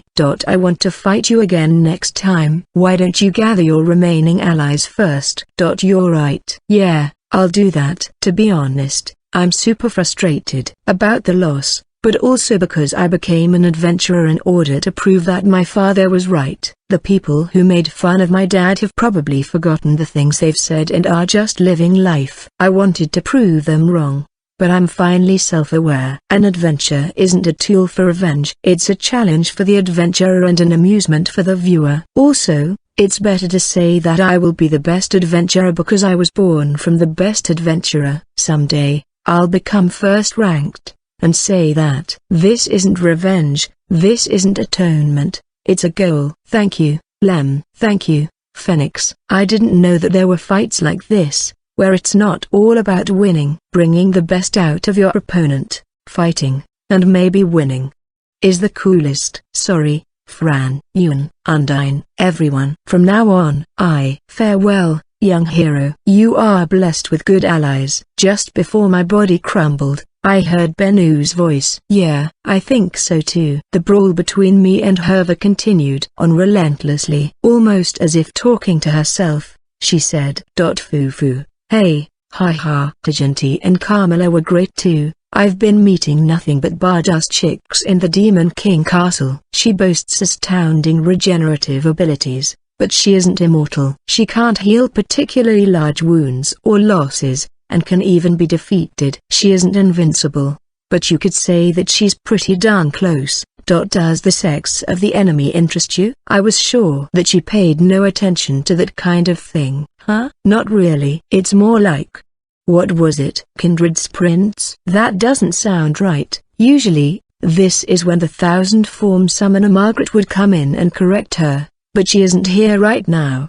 Kindred spirits? Yeah, I think that's it. No matter what the enemy is, I'll beat them up, yeah? But when I meet a fellow fighter who trained themselves up and not get beat up easily, I can't help but smile. Someone like Herva, no, especially someone famous like her, must have had a lot of remarks thrown at her. No one can live on praise alone.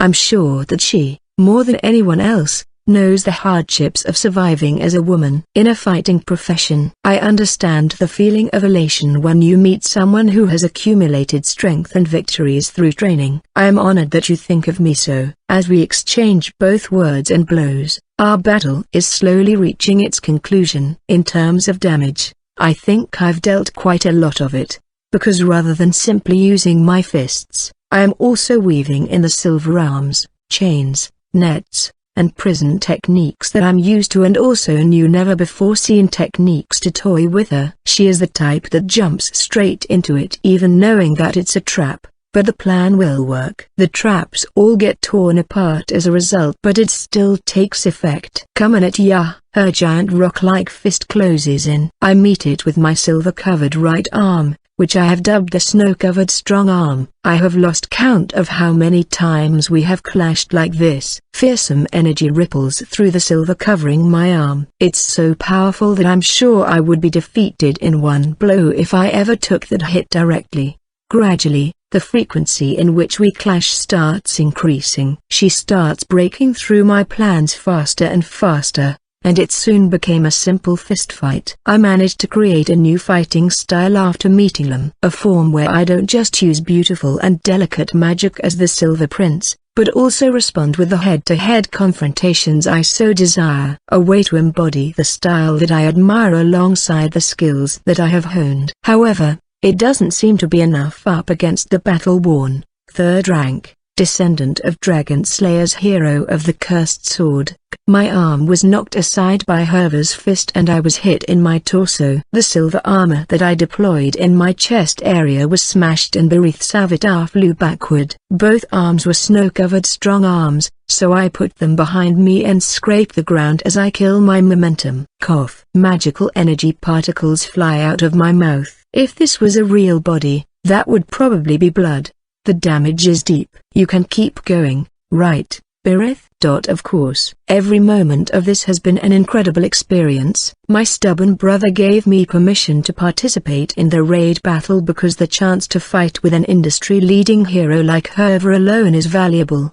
But not as a coach. We are going to kill each other as enemies. A battle that can both return the favor to those I am indebted to as well as elevate me to new heights. I wouldn't dream of not taking part in this raid battle which kills two birds with one stone. I know why the Sky Garden was cancelled just now. Lord Lemegeton did it. Soon after, an incomprehensible amount of magical energy was released. But we continued fighting on. Your magic really is something. Herva can't be trifled with cheap tricks. Her clears are simple. She has the strength to run through them. As I did in the tag tournament, I am able to fight her by changing my arm into a giant snow-covered strong arm by disassembling and absorbing each of the silver arms that I deployed around the field. However, even if I increased my power with a larger fist, I am pushed back. As expected of the world's third rank, a hero that attracts viewers with her strength. Lim sure found himself an interesting partner. If possible,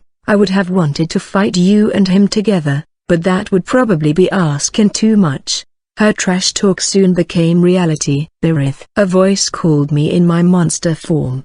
He spoke in a tone as if he didn't know me personally. It was Lim. I did not ask why he came here. If he is here, then I am sure that he thinks that it is required to achieve victory. I glanced out of the corner of my eye to confirm that he is readying his right arm. Guessing his intention, I deploy my magic. You faithfully keep the promise that you made with me. Yes, that, too, I know. But, if ever there come a time where victory takes priority over your oath to me, do what you will with the power. The debt of gratitude I have towards my master is very important to me. He made a human kid who turned out to be a black sorcerer stronger. He looked over me and trained me until I was able to be an adventurer. In addition, he transplanted his horn, which should be given to his own descendants, to me. He should have wanted to live a quiet life, but he accepted the risk of getting into trouble and left it up to me. I owe him so much that I don't even know what I can do to repay him,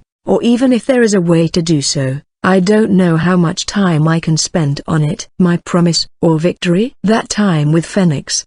He took it into consideration. That's why I could go all out. In the tag tournament, I appeared as Lim. Right now, I'm Imagine, so it isn't strange for me to have a horn. In fact, although it is somewhat peculiar, the way it releases and changes my right arm isn't a problem. Is this the time? No, this is the only time. The world's first-ranked hero has set his sights on me and will kill me with his strongest spirit magic. I cannot lose this match. In that case, don't forget about us, oh Storm Hero. That's right.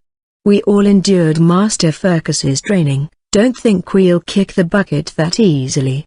Suffer the black magic that was polished and trained by Lord Lemegeton's direct training. Don't underestimate elementary level monsters. We won't back down even if you're the world's #1. It was each and every monster from the elementary level, beginner's dungeon lead by the magnanimous sage Ronov. Well said, my master. I, Obbers, shall accompany you in this hero subjugation. Even the horseless archer Obbers responded. They all stood in Ariel's path. This is Frami Protect, Chief of Staff. I'll string you up and hang you from the ceiling. Even the Elrons. Ariel smiled happily. Incredible. The fact alone that the fire of battle still burns bright within you after seeing my magic is proof that all of your hearts are strong. Very well. Let us fight. My body floats up. I didn't fight back against this because this was the magic of an ally. On the opposite end of Ariel, waiting for me is the undefeated hero Ellie. Halfway through my battle a while ago, I had to fight a kid, so I'm frustrated. My turn with him still isn't over yet, right Len? What happened to that boy? Once the garden was broken, he immediately flew away. Then I came here. Judging by her appearance, she hasn't suffered any noticeable damage. I already knew this, but she really is an excellent hero. Even if he was young, Yuan has already mastered magic to a high degree, so you could say that she would be fighting him on more than even ground. Right now, You should be doing things that you need to. I don't have any techniques to escape from Ariel when he's in that state. In that case. Right. I leave it to you, my ally. Fufu. I love a fast talker. I quickly look. Due to Ariel's fearsome pressure so far, I couldn't afford to look around. Thanks to my allies, I am able to calm down and regain my composure. Yuan is petrified by Botis's evil eye. In a situation where he is fighting a losing battle with Ellie, he caught sight of Wraith, who had never lost his cool until now, in trouble, and he used wind magic to fly towards him as soon as the garden was cancelled.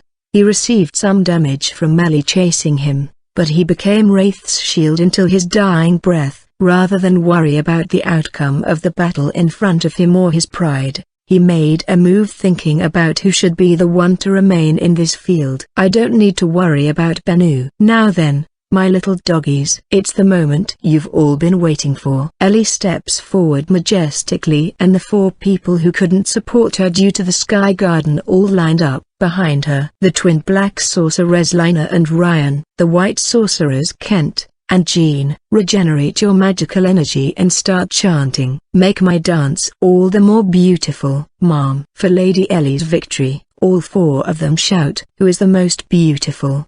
Lady Ellie. Who is the strongest? Lady Ellie. And who will win this battle? Lady Ellie. Such fools we are, Mom. They're a unique party, but their ability is the real deal. All that's left is the battle between Herve and Berith. Berith is a great fighter, but there are few who can take on Herve alone. The combination of Herve's strength and regeneration ability alone makes her powerful. In place of her lost cursed sword, she has taken up earth magic again and has powered up her punching power. If Berith falls like this, then I'll be caught between 2 heroes, Ariel and Herve. Now that my allies are facing Ariel, what I should do now? Berith. She was able to quickly surmise my intent. Oh? Herve noticed me. I touch a nearby silver arm and it covers my right arm. I repeat this several times until I complete my own snow-covered strong arm. Normally, I wouldn't be able to even move such weight, but I am currently unleashing the horn. The inside of my arm is supplemented by the horn's release. Higher density magical energy is spraying out of my elbow. Just like that time with Phoenix, I am able to propel it by emitting highly purified and pressurized magical energy. At the same time, I hit her with speed down, defense down, and blank space. Now we aim for the moment that the hero of the cursed sword wavered. We crashed our snow-covered strong arms into her. She was blown all the way to the wall, and I used magical energy jet propulsion to follow up the attack. I wasn't alone. Berith used her magical energy to move in the same direction. I guess this is how effective superior black magic is, huh? It's a hell of a thing. Herve immediately covered herself in magical energy, resisting blank space. She made it so that she can at least continue thinking. Hurry. Let's finish this, Berith. Yes. Don't say that. Things are just getting good, right? The hero of the cursed sword Herve, the unique hero who doesn't use spirit magic as her main offensive while continuing to be placed in the higher ranks in this harsh adventuring industry. The first ranked storm hero, the second ranked jet black hero, the fourth ranked flame hero, and even the fifth ranked thunder hero all use spirit magic. But the third-ranked hero of the cursed sword rarely uses her spirit magic or her cursed sword. She swings her cursed sword at opponents she deems worthy, and if the sword breaks, she'll bring out spirit magic for the first time. It appears that the spirit dislikes the cursed sword's curse and will not lend its strength when she is equipped with it. She wields outrageous power and absurd regeneration ability. She loves pitting her full strength against an enemy who is also going all out, which results in flashy, easy-to-understand battles that excite the viewer. Both Nicola, who is Berith's true identity, and I love those kinds of fights that she has. We know her strength well, but right now, she is the enemy. We have to find the path to victory and cross it at all costs. Berith joining forces with the chief of staff that beat Phoenix, huh? Man, I'm stoked. Herve is genuinely enjoying herself.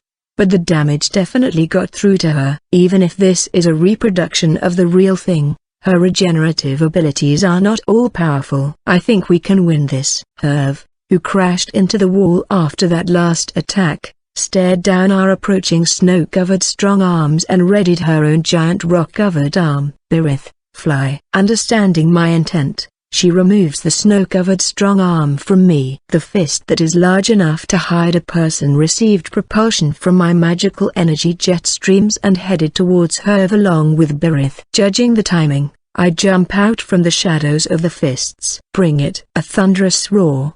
The dull sound of two gigantic arms crashing. Berith's fist struggled for supremacy whereas mine was the only one that faltered. With that, Herve finally realized that something was wrong. That's right, you are the chief of staff, after all. It was impossible to see me and Berith at the same time. With a minimum amount of silver on my arm, my right arm shouldn't look like it's being augmented by the horn. One of your plans? Fine, as long as I can enjoy trading blows with Imagine. Smiling while baring her fangs, the hero of the cursed sword looks at me as I dash towards her. She readies her fist again. While looking at me, she is wary of Berith's next attack. I slid under the fist that mowed down the entire area in front of me. I used the jet propulsion of magical energy to accelerate me forward as I slid. Herve plunged her other arm into the ground to defend against my low kick. Ooh, that's got some kick to it. Whoa, whoa. Holy sh! I inherited this horn in a non-regular fashion. Normally, a horn would be grafted or embedded in some way onto the Imagine, but not only did my master use various secret methods to mix it into a human, but it was also crushed and ingested a bit at a time. If he hadn't done that, it probably wouldn't have been possible for the horn of the Demon King to be inherited by a human child. As a result, the shape that my horn takes is simply strange. In the Phoenix fight, the upper right half of my body was covered in a hard, black substance, and I grew a wing. However, it has evolved further. Is that the right word? Right now, my right foot has been transformed by the horn, and it can break Herve's fist. This is what surprised her. I break through her arm shield and break her leg with that kick. But then Herve, with her posture broken due to the broken bone, she used the momentum of her upper body falling to throw a punch at me, who is below her. Using the arm that just had the giant rocks covering it broken, she hits me. Contact. Mounting me, she punches again, and again. She just keeps punching. The floor cracked as explosion-like punches continued to bombard my whole body. I'd be in trouble if I hadn't deployed the horn to cover the portions of my body that were covered by clothes from my neck down. Ha ha ha. I like tough ones. It ain't fun if it ends too fast. There will probably be opinions like what a shameful sight for the Demon King Army's chief of staff. Who cares? In order to defeat the world's third rank, I can't afford to care about vanity. Right now, I only have one job, which is to protect the 10th stratum. I'm afraid this will all end soon. Berith. She looks around, but can't confirm where Berith is. I can see her very well. Above, Herve immediately thrust her remaining giant rock arm towards the heavens. In a moment, there was a thunderous sound. The floor shook heavily. Berith jumped into the air using a silver slope, and used snow-covered strong arm to change her two arms into one big one, a fist thicker and larger than Furcus's armor's arm punches. The hero of the cursed sword. Never a dull moment with you two. You planning to crush me along with the floor boss? It is difficult to beat Herve head-on. In that case, we'll beat her from other angles. For example, having the floor boss engage her in a suicide attack, and then crushing her along with the floor boss while she is occupied with said floor boss. All of this ends with my defeat, so I became the decoy. We didn't discuss or plan this beforehand. This was simply because we were tag tournament partners. We both know what we are likely to do, and match each other while putting faith in it. The only one getting crushed is you. You're higher and heavier, but I can still. Then, how about I make her faster as well? I make magical energy jet out of the elbow part of Berith's fist. That's not all. I have already applied attack down on her. RGH. I place my right arm on her chest and grabbed her free arm with my left. And then, I give her a full force defense down. This isn't effective against magic, but the goal is to decrease her defensive power. Herv's fist started to crack, and her body was sinking. Come, hero of the cursed sword, try and stop it. Hey, well, aren't you a gentleman? Telling me to put 'em up or shut up. The test of might didn't last long. Herv's arm broke and then Berith's continued falling. The hero of the cursed sword punched again with her regular, non-rock covered arms, and she got pushed back again until finally, her body was hit by Berith's snow-covered strong arm. With the crushing force from the impact above, she was pushed until she was pierced by the fist that I placed on her chest. Herv's face was very close to mine. Berith cancelled her snow-covered strong arm and stood back up with her fists at the ready. You think this is enough to kill me? I do. Why? Because none of my subordinates are incompetent. Her regenerative abilities aren't without limit. She can't regenerate a lost arm, and she can die from all her blood being sucked out.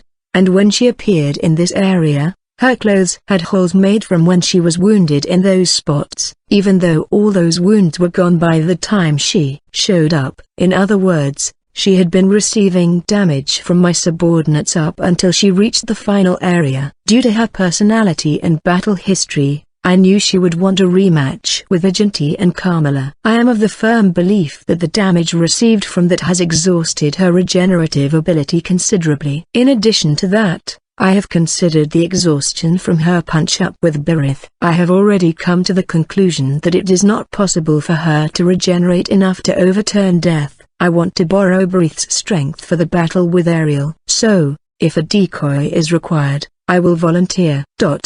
I see, you're right about that. She smiled, like a kid satisfied after a full day of playtime. It's been fun. I'll get ya next time. You're welcome to try. The hero of the cursed sword body grumbled and scattered. It's pretty crazy that she endured this long while my arm is pierced through her chest. I did something similar to Furcus in the tag tournament, but she has ogre blood in her. I suppose in that regard, Herv does have Dragon Slayer blood in her. I quickly stand back up and look at Berith. Well done. But your work isn't over yet.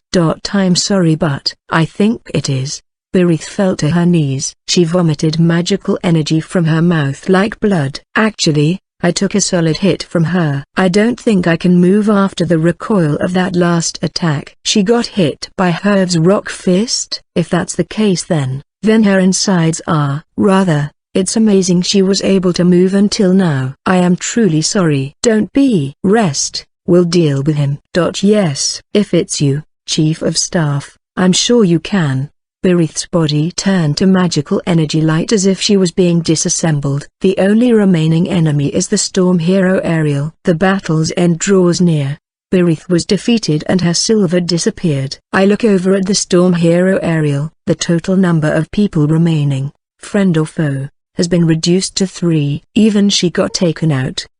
Regarding those who boldly challenged Ariel, I confirmed what happened later by watching the video. Make Madame Ellie as fast as the wind. Quick, make Madame Ellie as fast as a thunderbolt. Quick. Kent and Jean's white magic further improved Ellie's speed. Let him feel like he is lost in the seas without a compass. Blank. Let him feel like he lost the light to guide him through dusk. Blank. Lina and Ryan fire off black magic to try to shove a blank space in Ariel's mind. Follow the adventure Black Sorcerer's lead. Shave off his magical energy as much as possible, even if it's just a little bit. Obeying the orders of the magnanimous sage Ronav, the Black Sorcerers from their elementary level, beginners dungeon respond. Goblins, distract him and cast black magic. Kobolds, back them up. Orcs, Lord Lemageddon will surely come up with a plan to defeat the storm hero. We shall slow him down, even if it's just by one step. Went the monsters repeatedly. What marvelous spirit. However, I won't back down either. Ariel made one rotation. While making a fist, he rotated it on the spot. No, there was a large sound. An uncontrollable wind blew, lifting the kobolds in the rear and tearing them up. The orcs with their shields up were able to withstand somehow, but their shields would be broken and then suffer countless lacerations on their body. The Eldrani were able to coil around Ariel, but they flew around, unable to defy the wind. Going wind you Obbers. Yes, right away. Ronev got on the horseless archer Obbers' back. An orc cavalryman on centaur back. Obbers ready to shield while Ronev pulled a spear that Obbers came equipped with. She dashed with fearsome speed. Ah, Miss Obbers. You did well in the tag tournament. Ariel smiled cheerfully as he swung his storm wrap at them. A gust of wind blows in the direction of his fist, and the shield-wielding orcs were blown through the air as easily as flower petals. Obbers quickly dodged this, but Ariel was already preparing his second attack and launches it. Master. Yeah. Just before the attack hits, Ronev jumps off of Obbers. He rolled and quickly stood up and closed in on Ariel. Behind him, Obbers is swallowed up by the wind. He runs down the road made possible by her sacrifice. Sacrificing an ally to move so. You are excellent not just as a dungeon master, but as a warrior. Ronev threw the spear with all his might as he himself closes in on Ariel. Ariel doesn't intercept it with storm wrap on his right arm, and instead just dodges the half-length spear. That was good teamwork. I'll commend you on that. The spear that went past Ariel turned around and now the tip was aiming for his back. This was done with Ellie's wind magic. Ariel catches the spear that was flying towards him again with his left hand and punches the approaching Ronev with his storm wrap. Gah! Oh, can Ronev endure it? But no matter how high his stamina may be, the amount of magical energy charged in storm wrap is far beyond the norm. Resisting it purely with physical strength is difficult, and his body was smashed up. The storm hero took the spear in his hand and swung it like he was hitting a baseball. That just happened to be where Ellie was flying in from. Her small frame was not hit by the spear. Just as what she showed me in our fight, it's her mirage caused by spirit magic. By manipulating the atmospheric density and adjusting light refraction, she can use this magic to shift where she appears to be as compared to the real thing. Demanding delicate senses and magical energy control, it would be difficult to do even after hearing how it's done. Oh, Ariel sounded impressed. Floating behind him is the real Ellie, and she wrapped her beautiful leg with a blade of wind and swung it downwards like a sword. Had there been no interferences, it would have split Ariel clean in two, but there was interference by a wind blade fired by Ariel. He's the world's first ranked, so even if he was late in responding, he is still able to make it in time. As if she was knocked back, Ellie's posture in the air falters and Ariel tries to drive his storm wrap into her. Good reflexes. Ellie immediately deployed several layers of air shield and flew backward, trying to put as much distance between them as possible. But even so, Ellie was unable to go against the wind pressure and was blown through the air like a leaf dancing in the wind. This was done with just the residual winds of the attack. Ariel was about to move to pursue her but then stops for some reason. I see, so this is what cut you in all over. Ariel moved forward, creating a sound like something made of glass shattering. She placed minuscule wind blades in the air to create a trap made of invisible bladed objects. Ariel got through it unharmed because he clad himself in wind armor, but if he had dashed through it without realizing it was there, he would have been cut all over his body. A trap inlaid with wind blades. You are able to clear dungeons in such a flashy way because you understand how to very delicately manipulate magical energy. You are a good hero. Why, thank you, although I don't like the way you say it as if you're looking down at me. My apologies. Ariel approached Ellie. Like your head is too high up. Immediately after, Ariel fell to the floor on one knee.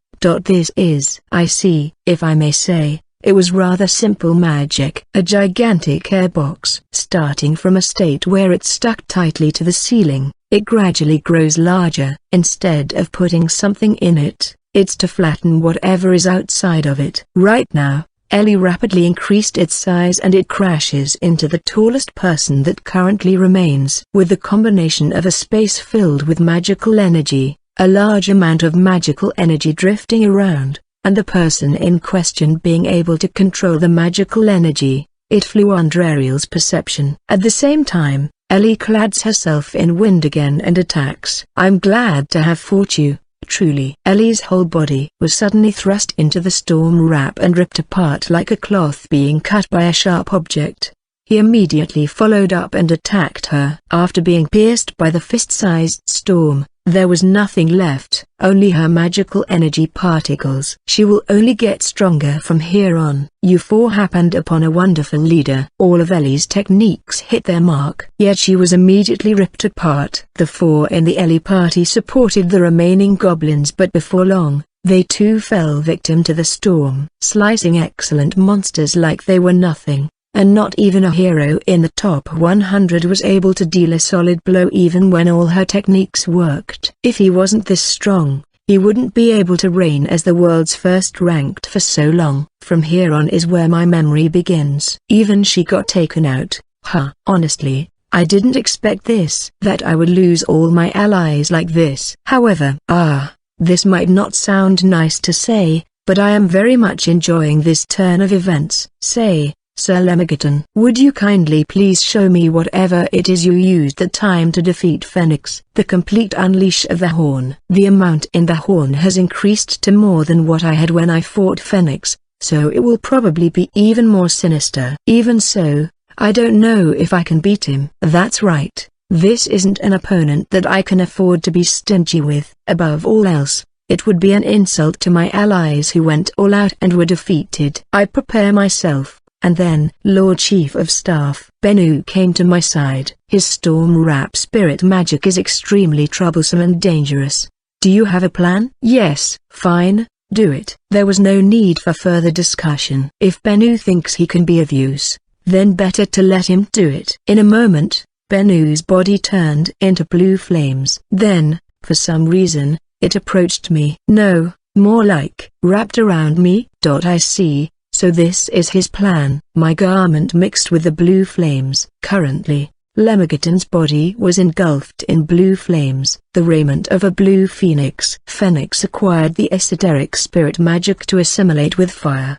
He is now both man and flame. Man, yet spirit magic. You could say that he is spirit magic with a will of its own. I can fly faster in a straight line with this. More so than with my wings. I'm thankful I am able to use Bennu's maneuverability when fighting Ariel. This form is more suitable than operating things remotely. In addition, I am able to attack from mid-range with fire elemental spirit magic. Also, this may be the biggest reason that Phoenix chose to take the form of armor. So, the complete unleashing of the horn will not be revealed. I have a somewhat distorted-looking horn currently, but the flames are enough to hide it. So even if I were to grow a wing, he can grow a blue one to hide it. I can go all out without breaking my promise to my master. With such consideration, I can't even crack a joke about how it's weird to now be wearing my best friend who turned into fire. There's no need to destroy the cameras. The whole of the fight can be delivered to the audience. There is no room for any distractions like feelings of guilt over breaking my promise to my master, because I can end this without anyone finding out. Although Ariel most likely already knows who I am,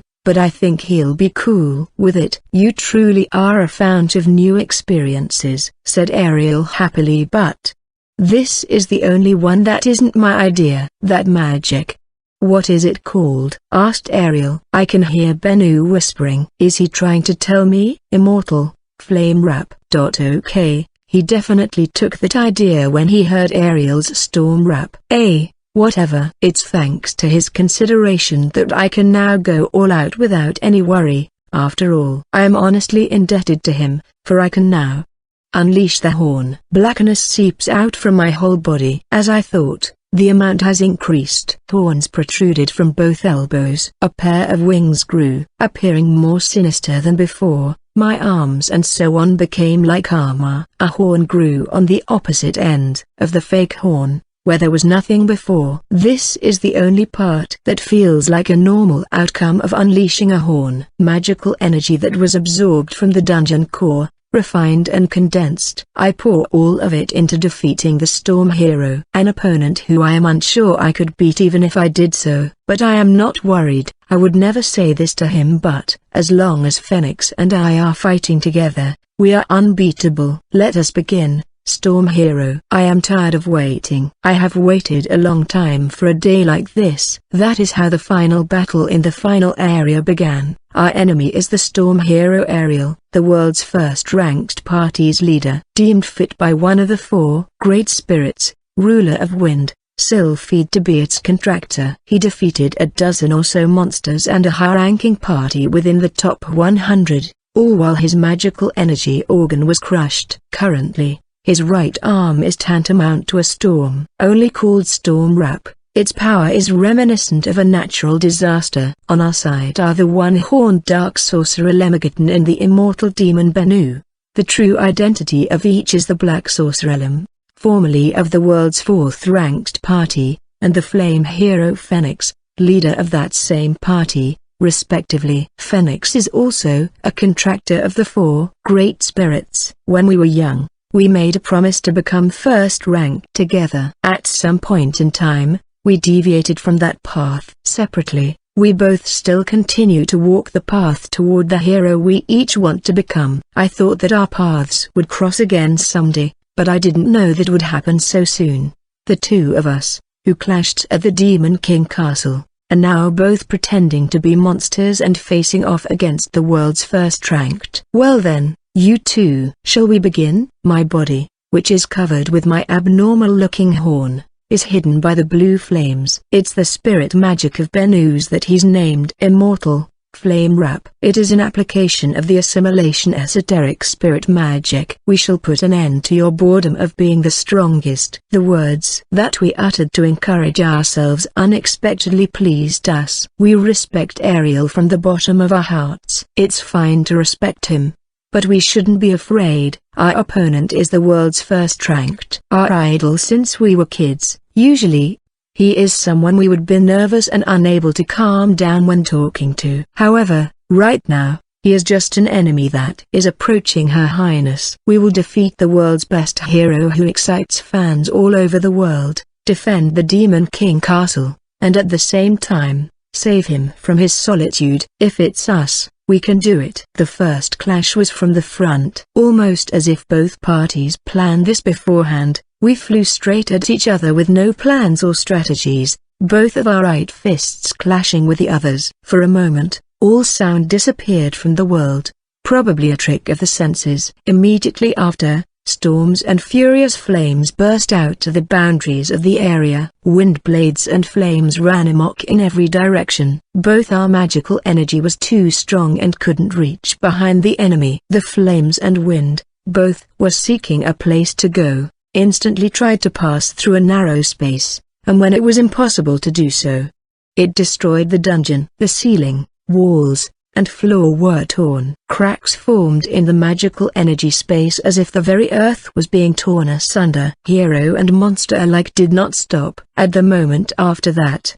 there were 5 clashes. I was able to respond to the offenses and defenses of Ariel's, which were faster than I could see, thanks to Bennu. I left all the flying up to him while I focused on attacking. Just before a clash, the flames in my right fist would grow fiercer and I would charge it further with my magical energy. By concentrating only on that, I was able to deal with the Storm Hero's attacks as a black sorcerer. Like fireworks exploding in the night sky, our clashes twinkled in the magical energy space. With each clash, the dungeon neared its collapse from the aftershocks alone. With each clash, an attack that could shatter continents and an attack that turns an entire forest into scorched earth would smash together. We continued to fly and repeat our clashes, each time expending a farcical amount of magical energy. My black magic isn't going through. I have to hit the target with my magical energy in order to apply black magic,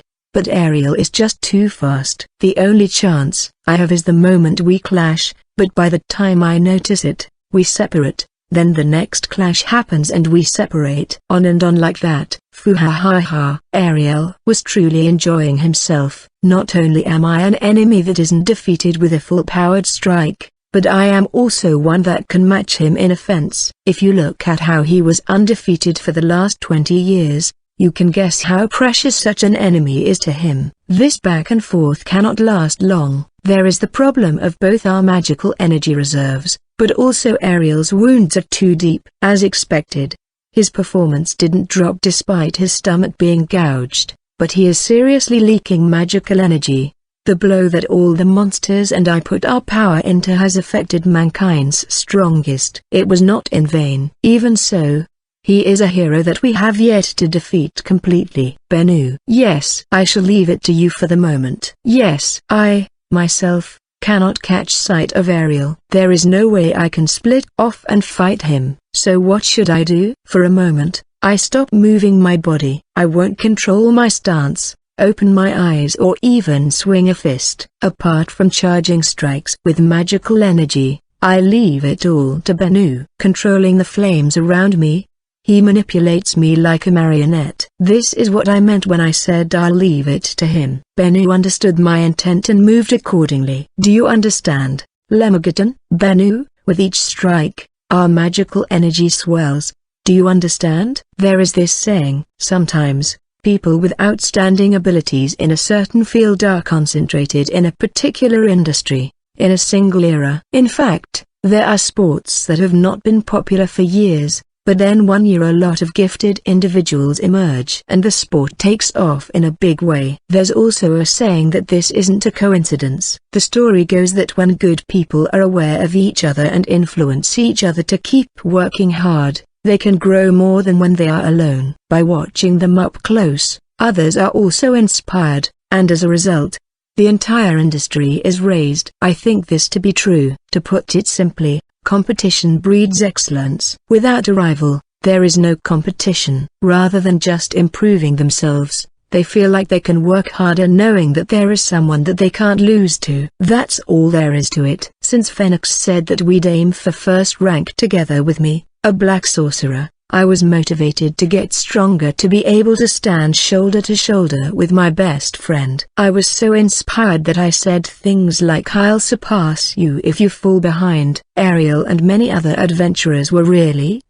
cool, so I wanted to be like them and worked hard. That longing and fighting spirit drew out feelings of giving that little extra push when training got too hard or too tough and I felt like I'd fall over any second. And now, thoughts of we can't completely defeat him like this is affecting our magic. Even though I am pouring in all the magical energy I can control, even more magical energy is poured in with each strike. And yet, we move on to the next attack without breaking down. Ariel is also doing the same with the spirit's magical energy. At any moment, he could lose control of the storm in his arm and his body could go ballistic, but he is in complete control. Right now, we are growing with each moment, getting stronger with each moment. This is it. This is why I became an adventurer. Those who braved the unknown, looked danger in the eye, aiming for the deepest darkest parts of a dungeon are called adventurers. Those who once did battle for glorious treasure,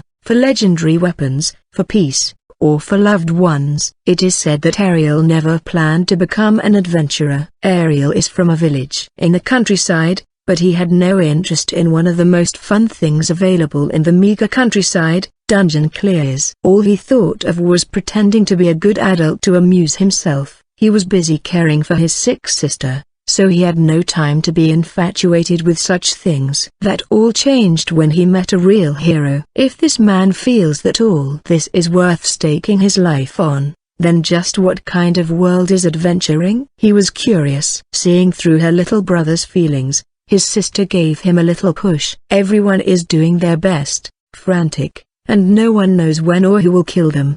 But no one will die. You can fight seriously using avatars. He was fascinated by dungeon clears. It is precisely because of someone like him fighting that people who watch are naturally attracted. You can't peel your eyes off of someone who enjoys dungeon clearing more than anyone else. Lord Chief of Staff. Yeah. Preparations are complete. Lemegeton, even you cannot cast any black magic on M. After countless collisions, Ariel stopped in midair. This is. What black magic is this? Be honored, for you are the first to fall prey to it. You have to hit the target with your magical energy for the black magic to work. This isn't limited to just black magic, this applies to all magic. Needless to say, it's the most basic of basic rules. As expected, I can't hit a target that not even something as fast as a wind blade can hit, with my black magic, which is why I deployed black magic throughout this entire space. With this, he can't avoid it. This space is filled with my magical energy. The magical energy used for resist will be shaved off just by moving. No matter how fast he dashes around this space, nothing will change. This is the magical energy taken from the dungeon core, refined and condensed with my master's horn. Also, my horn is currently going at full power, completely covering this entire area by emitting black magic in all directions. This isn't something that can be done by just having enough magical energy. Just what kind of training did you? He has probably realized who I really am. He can also probably suspect who the original owner of my horn is. At any rate, he told me that he felt the same sensation when he confronted my master when he saw me for the first time. I think he told me that around the time he invited me to join the first ranked party, he has held me in high regard since a while ago. But there is no way he would know the things that I have done, how far I went with my training. It is because of my master's horn, the magical energy from the dungeon core, and the hard work I have accumulated up till now that I am able to use this technique for their first time. Time is working against Ariel. In addition to the magical energy leaking out of his abdomen, there is my black magic. I wish this could go on forever, but it appears that I can't let that happen. I could hear the sound of a storm brewing. Nearby, the sound of a flame roaring. Fists are clenched. Magical energy is put in. Eyes wide open. For a moment, both parties disappeared. Then at the same time, their fists were let loose with all of their body and soul. Even with Benu's flames and my magical energy, we received a shock that could tear an arm off and send it flying. The storm fanned the flames, and its shape kept changing. The magical energy of the storm wrap that came our way increased further. This is totally not an amount of magical energy that people can control, but Ariel managed to keep it in shape. The fist were struggling against moves. Slowly but surely, one side is winning. And that side is Ariel's side. You two are strong, but I am the storm hero. Mankind's strongest. The pinnacle of adventurers. The world's first ranked party. A four great spirits contractor. Who you are has nothing to do with this. If I lose here, then it would all be for naught. As an adventurer, I was shunned by society and I ended up leaving the party. While I had no plans of giving up on becoming my desired hero, reality was as harsh as ever. Meeting Miller, getting taken to the Demon King Castle and the meeting Her Highness felt like the path had opened up for me. Thanks to Miller, my dream took on a new form. My magic can be of use. She said I could give the monsters victory. Doing that and repelling the adventurers, I can give hope to the monsters who are worried that their only role was to be beaten up, and I might be able to increase the number of demi-humans who want to become monsters. Dungeon clearing is a form of entertainment created by adventurers and the monsters alike. It doesn't matter if you're human or demi-human, both can get sucked in by the nail-biting, passionate struggle on the TV. If you can't raise the spirits of the viewer and make their chests burn with passion, then don't be an adventurer. Even monsters have great heroes. Storm Wrap digs into Immortal, Fire Wrap, extinguishing the flames to reach the body. The flame armor was blown away. What? Immortal, Flame Wrap has been broken. However, I am no longer inside it. Just before it was broken, the flames scattered to the surroundings, which blocked Ariel's field of vision, and I made my escape during that time. Wearing only half of what made up the flame armor, I flew directly above him. There is almost no magical energy left in me. The horn that covered my body returned back into my body, save for the one covering my right arm. I ready my fist once again. All of Benu's remaining fire wrapped around my right arm, and accelerated at bursting speed. Splendid. Even saying that, he meets our fist with a storm wrap, but it didn't have the same power as before. I didn't give him a chance to put his magic into it again. Ariel's body was pushed down. With our punch from above, he went lower and lower, towards the floor. He was going down, like he was gradually falling, which means our plan succeeded. Black magic, huh? The space is still filled with my black magic. Ariel, who is continuing his descent toward the ground, is defending against our fist, but he himself is continuously exposed to black magic. And finally, the magical energy used for resist has been whittled down, and he was affected by black magic. The spell that my allies, including Ellie's black sorcerers, were trying to cast on him. Black magic that shoves a black space in between your thoughts. This doesn't simply force one to not be able to think of things. No, that isn't its only effect, but it is important in making things happen via blank. In order to maintain magic, you must always keep thinking about it, especially something like Storm Wrap. Continuing to put on an overwhelming magical energy in the shape of a powerful storm on one's arm cannot be done with average magical energy manipulation. Relax for a moment and it will crumble in the blink of an eye. And now, Storm Wrap, which boasts the highest level of offensive ability, self-destructs and is about to rip its user to tiny bits. However, Ariel can deal with even this. He immediately cuts his right arm off with a wind blade and flies away as far as possible. Immediately after, the storm that he has lost control of spreads throughout the space. Finally, with our fist, we catch the storm hero. You loose. The other half of Bennu's body that was pierced by Storm Wrap a while ago returned. We accelerate further. And slam Ariel into the floor. A crater forms in the floor, shattered, as Ariel is sunk in its center. My magical energy is all but spent, and Bennu returns to the form of man and falls to his knees. He fought well using the spirit magic he had just acquired. He is both my friend and an amazing person. If Ariel stood back up right now, we wouldn't be able to resist and would just get taken out. My body is shaking. Having gone past its limits, it would be impossible to do anything more. Ariel looked at us. There was a hole in his chest.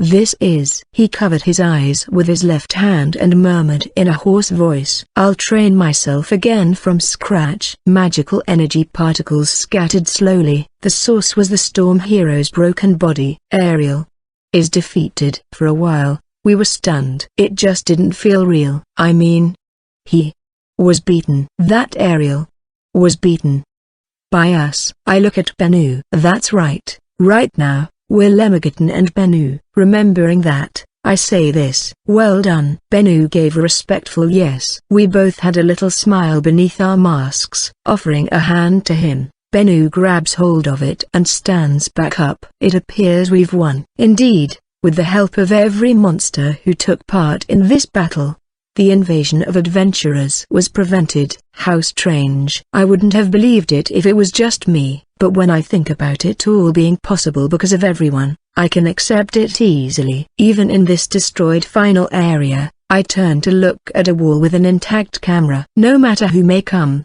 the Demon King Castle shall never fall. Well, it was extremely close to falling, but I have to say it this way. This, too, is the job of the Demon King Army's Chief of Staff. After the raid battle was over, I got a message from Wraith. That boy, has he still not given up on getting you into his party? Be that as it may, I still haven't even received my gracious reward yet. As I was leaving my home, Miller says that while puffing one of her cheeks, I smile wryly. He told me that it won't take long. When I said that, Miller's eyes went wide for a moment, then her expression quickly turned seductive. Oh my, so does that mean that I can have a date with Lem all to myself? Aha. Ha ha. Miller contributed wonderfully to the war effort in the third stratum fight. We decided on going on a date together as a celebration, but she was fine with waiting until after the raid battle was over to do it. I am extremely looking forward to being escorted by Lem. I'll do my best. In our little chat, we exchange "have a safe journey." Yeah, I'll see you soon, and I head out. I was heading to the same cafe we went to last time. The crowd inside was as moderate as last time, but I think it's a good atmosphere for a nice little chat.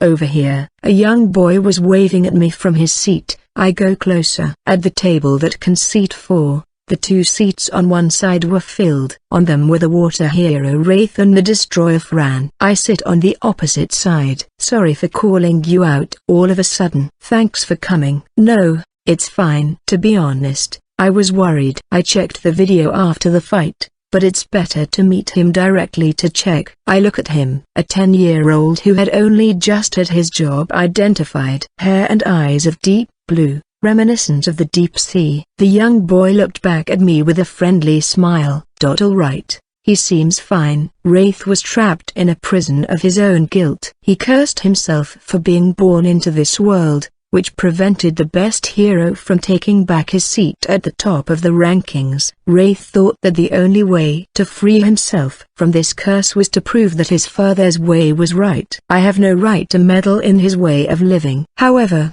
he was deemed worthy by the spirit. Even if he was aiming to be like the unyielding hero, I don't think the important takeaway from him is something as superficial as swearing not to use spirit magic. While his father was not chosen by the spirits, he valued his allies, honed their cooperation, and never gave up in any sort of predicament. He did his very best and put forth every effort. Wraith probably understands all of that now. The slow, heart-tightening, painful atmosphere from before has cleared up beautifully. I see Fran is here too. Good day.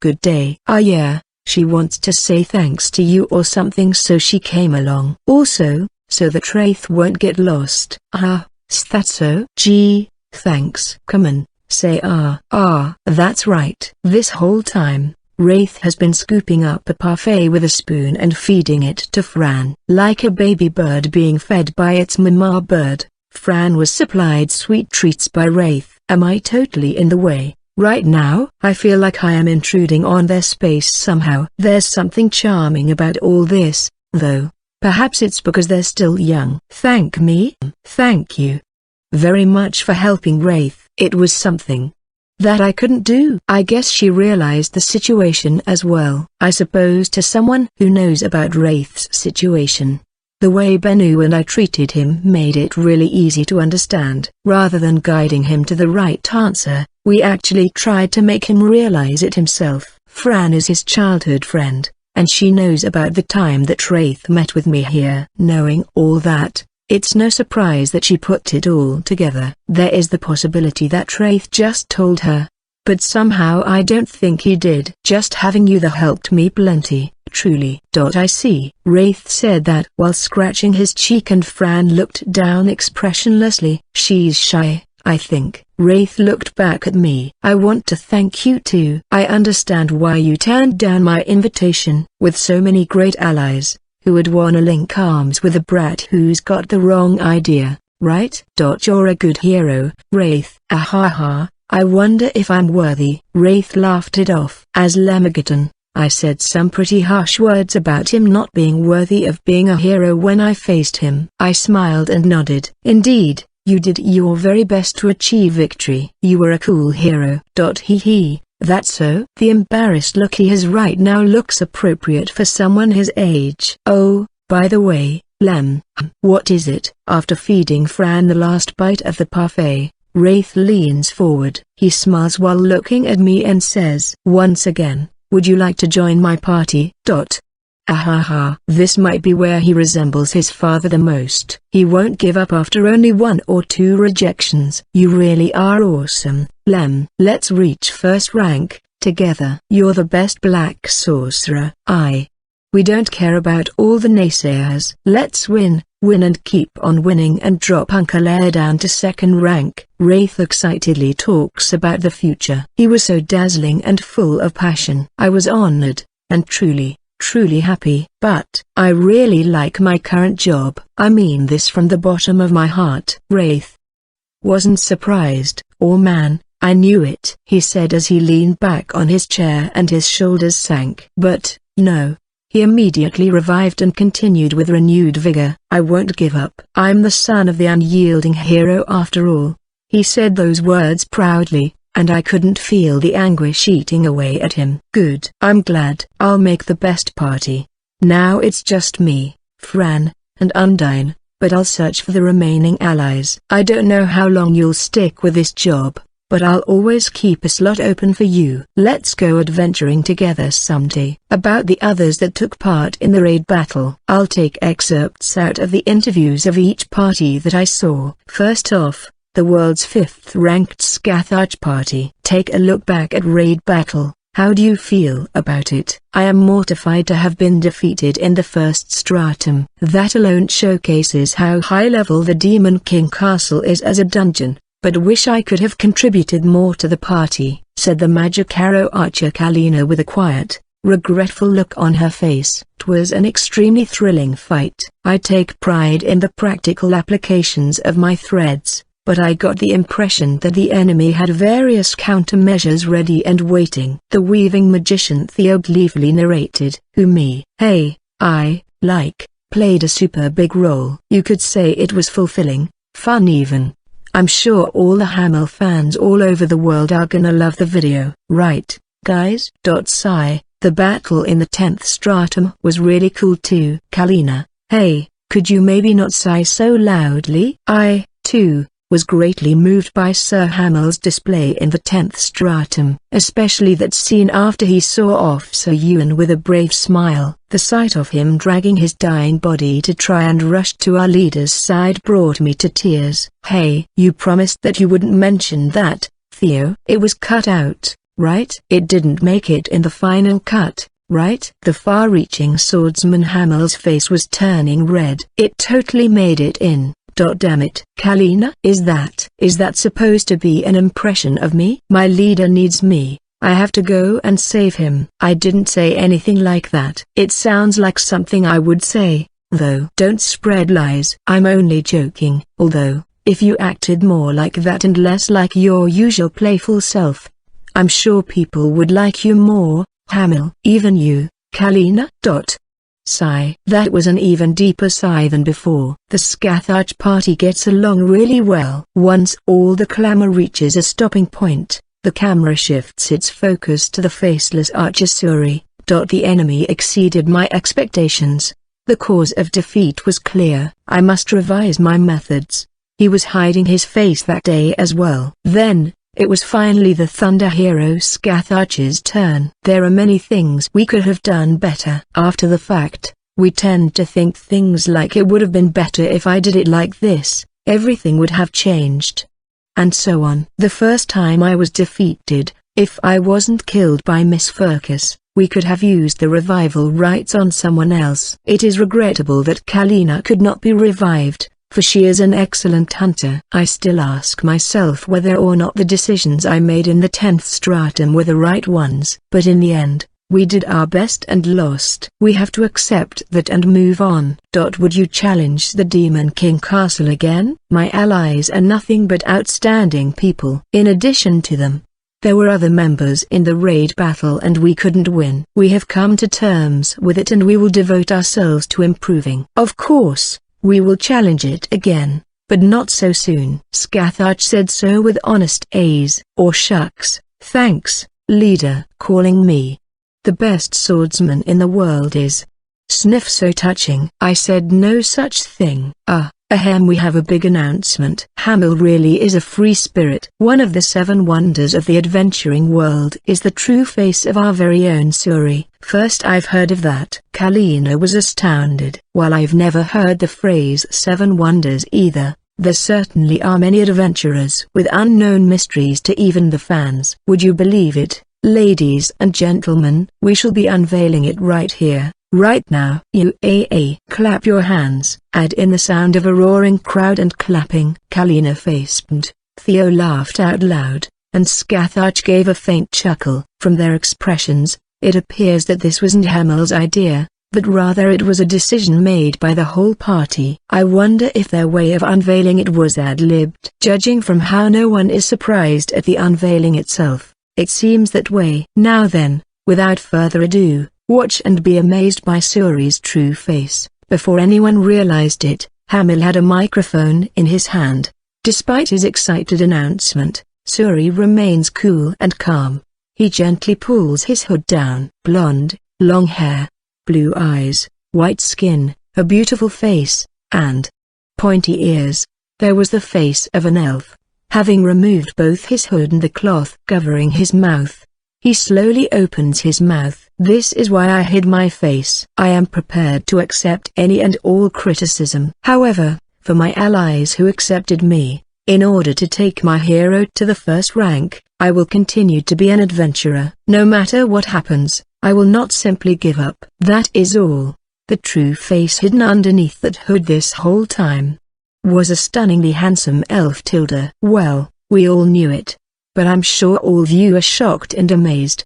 Please, continue supporting the 4 handsome men plus 1 beautiful woman Scathach party. Stop it, you're embarrassing us. Scathach took the mic away from Hamil. Suri hid his face out of consideration of how demi-human adventurers were treated at the time. We agreed to it. Looking back, however, that may have been a mistake. No one can say that Suri isn't an outstanding hunter, and I am proud to count him as an ally. There is nothing for him to hide. This is the Scathach party. Thank you for your support. Naturally, this interview became a huge topic of discussion. There were too many topics related to the raid battle, and they all caused a stir among the fans. Not all the opinions were favorable, but I'm sure the Scathach party will be fine. I later heard that after that interview, the number of female Suri fans seemed to have surged rapidly. The handsome, taciturn, and excellent hunter who would sacrifice himself for the sake of his allies. No wonder so many people are gripped by this tale. The interview with the world's 3rd-ranked Herva party was a refreshing one. That is to say,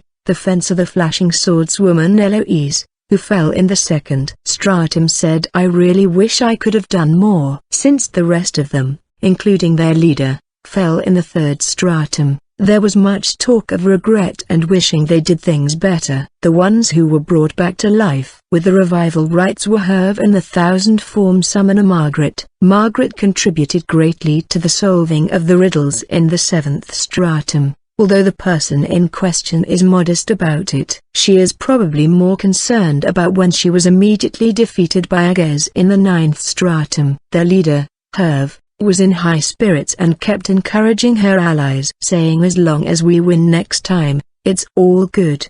And then laughing heartily. "Your efforts even after you were revived were wonderful as well." "I'm glad I was revived. Thanks to that, I was able to have some fun. I wanted to fight Hajanti and Carmelo again. I wanna challenge them again right away, but I can't, right?"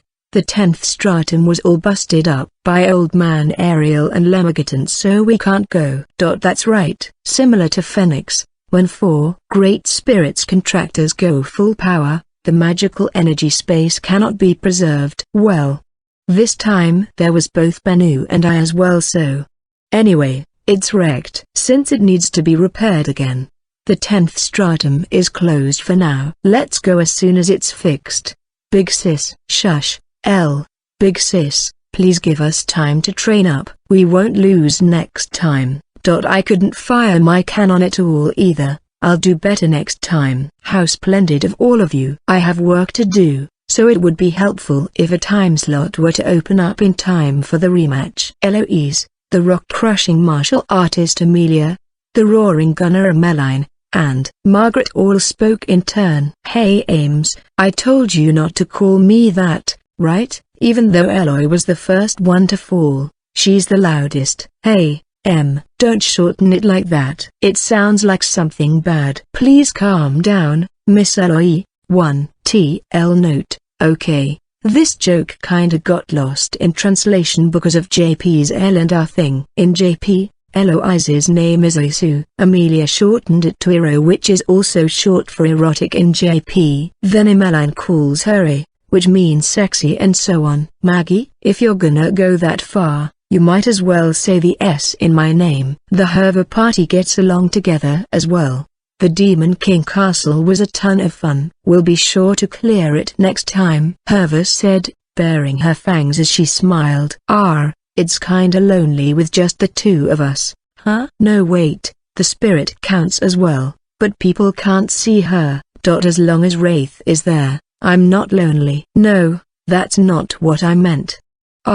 Whatever. Even though you 2 have only just had your jobs identified, you both played quite an active role. The water hero Wraith and the destroyer Fran didn't take part in the raid as a party. Rather exceptionally, they entered as a duo. It's because my fellow adventurers were top-notch allies. If you were to ask them for a 10, they'll come back to you with an 11 or more. When I support them, it goes well. When they support me, it's super helpful. It's because of party members like them that we were able to reach that far. I see. By the way, prior to the battle in the 10th stratum, Mr. Wraith, you had been stating again and again that you would never use spirit magic, but yeah, about that I was wrong. It's really embarrassing to admit, but I was mistaken about what a hero is. A truly cool hero is one that leads his allies to victory. What I did was childishly and stubbornly ignore the spirit, who is an important ally. I've thought it over. But,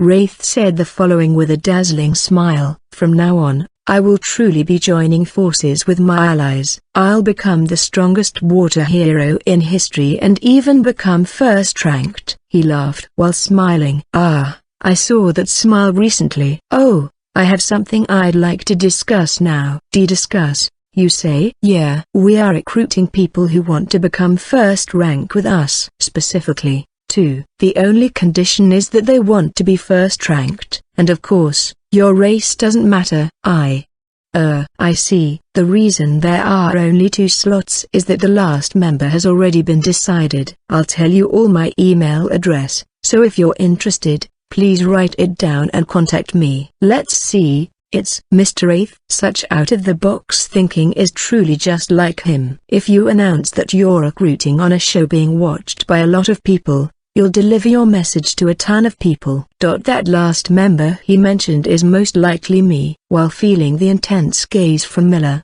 who was watching TV beside me, I was looking forward to seeing just what kind of party he'll create. I must retrain my weak will, said the samurai Masamune while crossing his arms. Ahaha.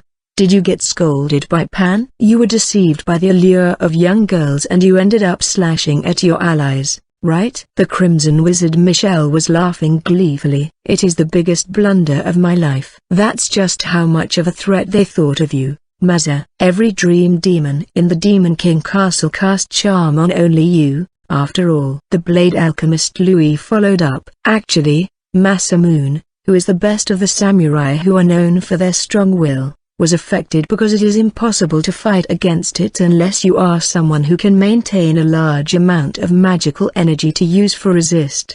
I'm sure Michelle knows this, but she's just teasing him. What I regret the most is having absolutely no memory of crossing swords with Ariel. I saw the video and I could not believe it. I could have done better. Ahaha, that's what you're sad about? Indeed. If Maza's mind had been normal while he was hostile, countless people would have fallen there, Ariel said while nodding. This time, it felt like the Demon King Castle clearly had countless plans for whoever would be coming. If it was just strong monsters, there is no way we would have lost. But I believe they thought about who to kill and when, moving accordingly. Louis gives praise while stroking his beard. I think you're right. Like how that time demon took Lou's head off before you can even make any weapons. I was defeated by the spear of that incredible Reaper Knight, that branching spear thing.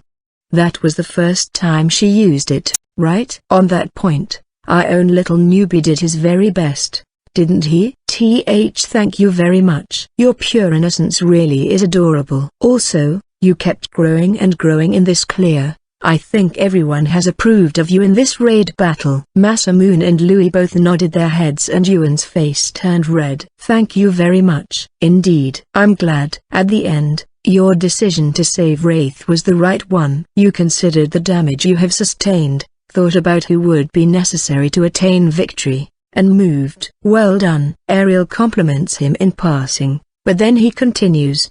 But you mustn't be complacent. Do not be satisfied with losing a match, saving an ally, then getting defeated. Win, save an ally, then defeat the enemy. Doesn't that kind of hero sound far cooler?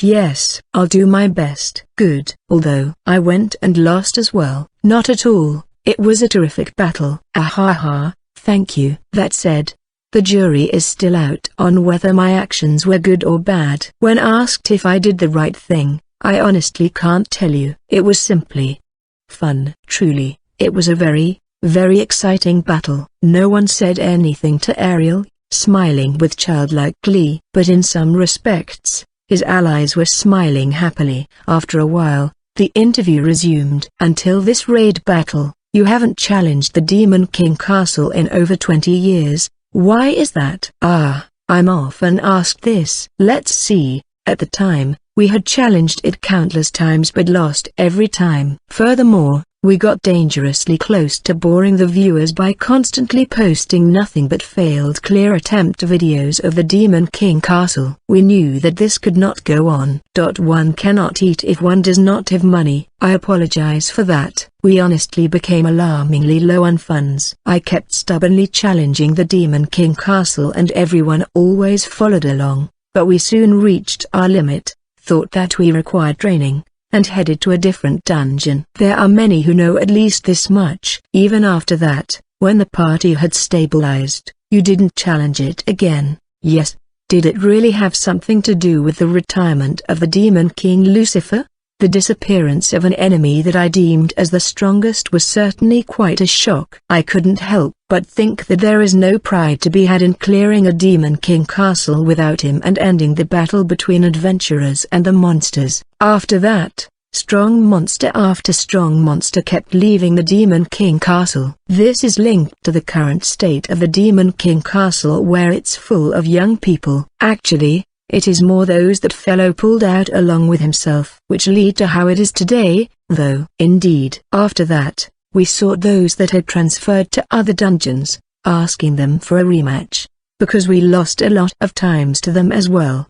There was a thought that we couldn't truly say that we have cleared the Demon King Castle unless we had surpassed them. This might not matter to the kids of the current generation, but we have experienced direct losses to them. The aerial party went around to crush each and every former Demon King Castle monster who once defeated you all. Among all your activities other than dungeon clearing, there were a number of fans who voiced out about how they wish you all challenged the Demon King Castle again, but what was the reason to finally do it in raid battle form? There were many reasons for that. It happened a little later than expected, but it was fun to join forces with other parties. Retiring made us all realize again that we won't be young forever, and then, of course, yes, I wished to try my hand against the man who killed a four great spirits contractor. I could tell that the interviewer paused to gulp. And what did you think? He was magnificent. And not just him, all the monsters of the Demon King Castle were magnificent as well. There were countless monsters who did their best to kill even a hero. They were those who staked their lives to do so. Individually, their strength was inferior to us, but it was an easy to understand defense with the foundation of so long as the adventurers fall in the end. Do you have any plans for the next Demon King Castle clear attempt? I'm not sure. I mentioned earlier how we aren't young anymore, but losing that battle reminded me of something about how vexing defeat can feel. I want to train myself right away. To be frank, I am desperately suppressing the urge to burst out of this studio. My apologies. Just a little more. There have been voices of concern among the fans that you might finally retire. Ariel smiled. Adventurers are mysterious creatures. We are happy when we are victorious. But then we think about how we must win the next one. And then the next, and the next, and so on. We don't want to lose, but winning all the time creates an empty feeling inside ourselves.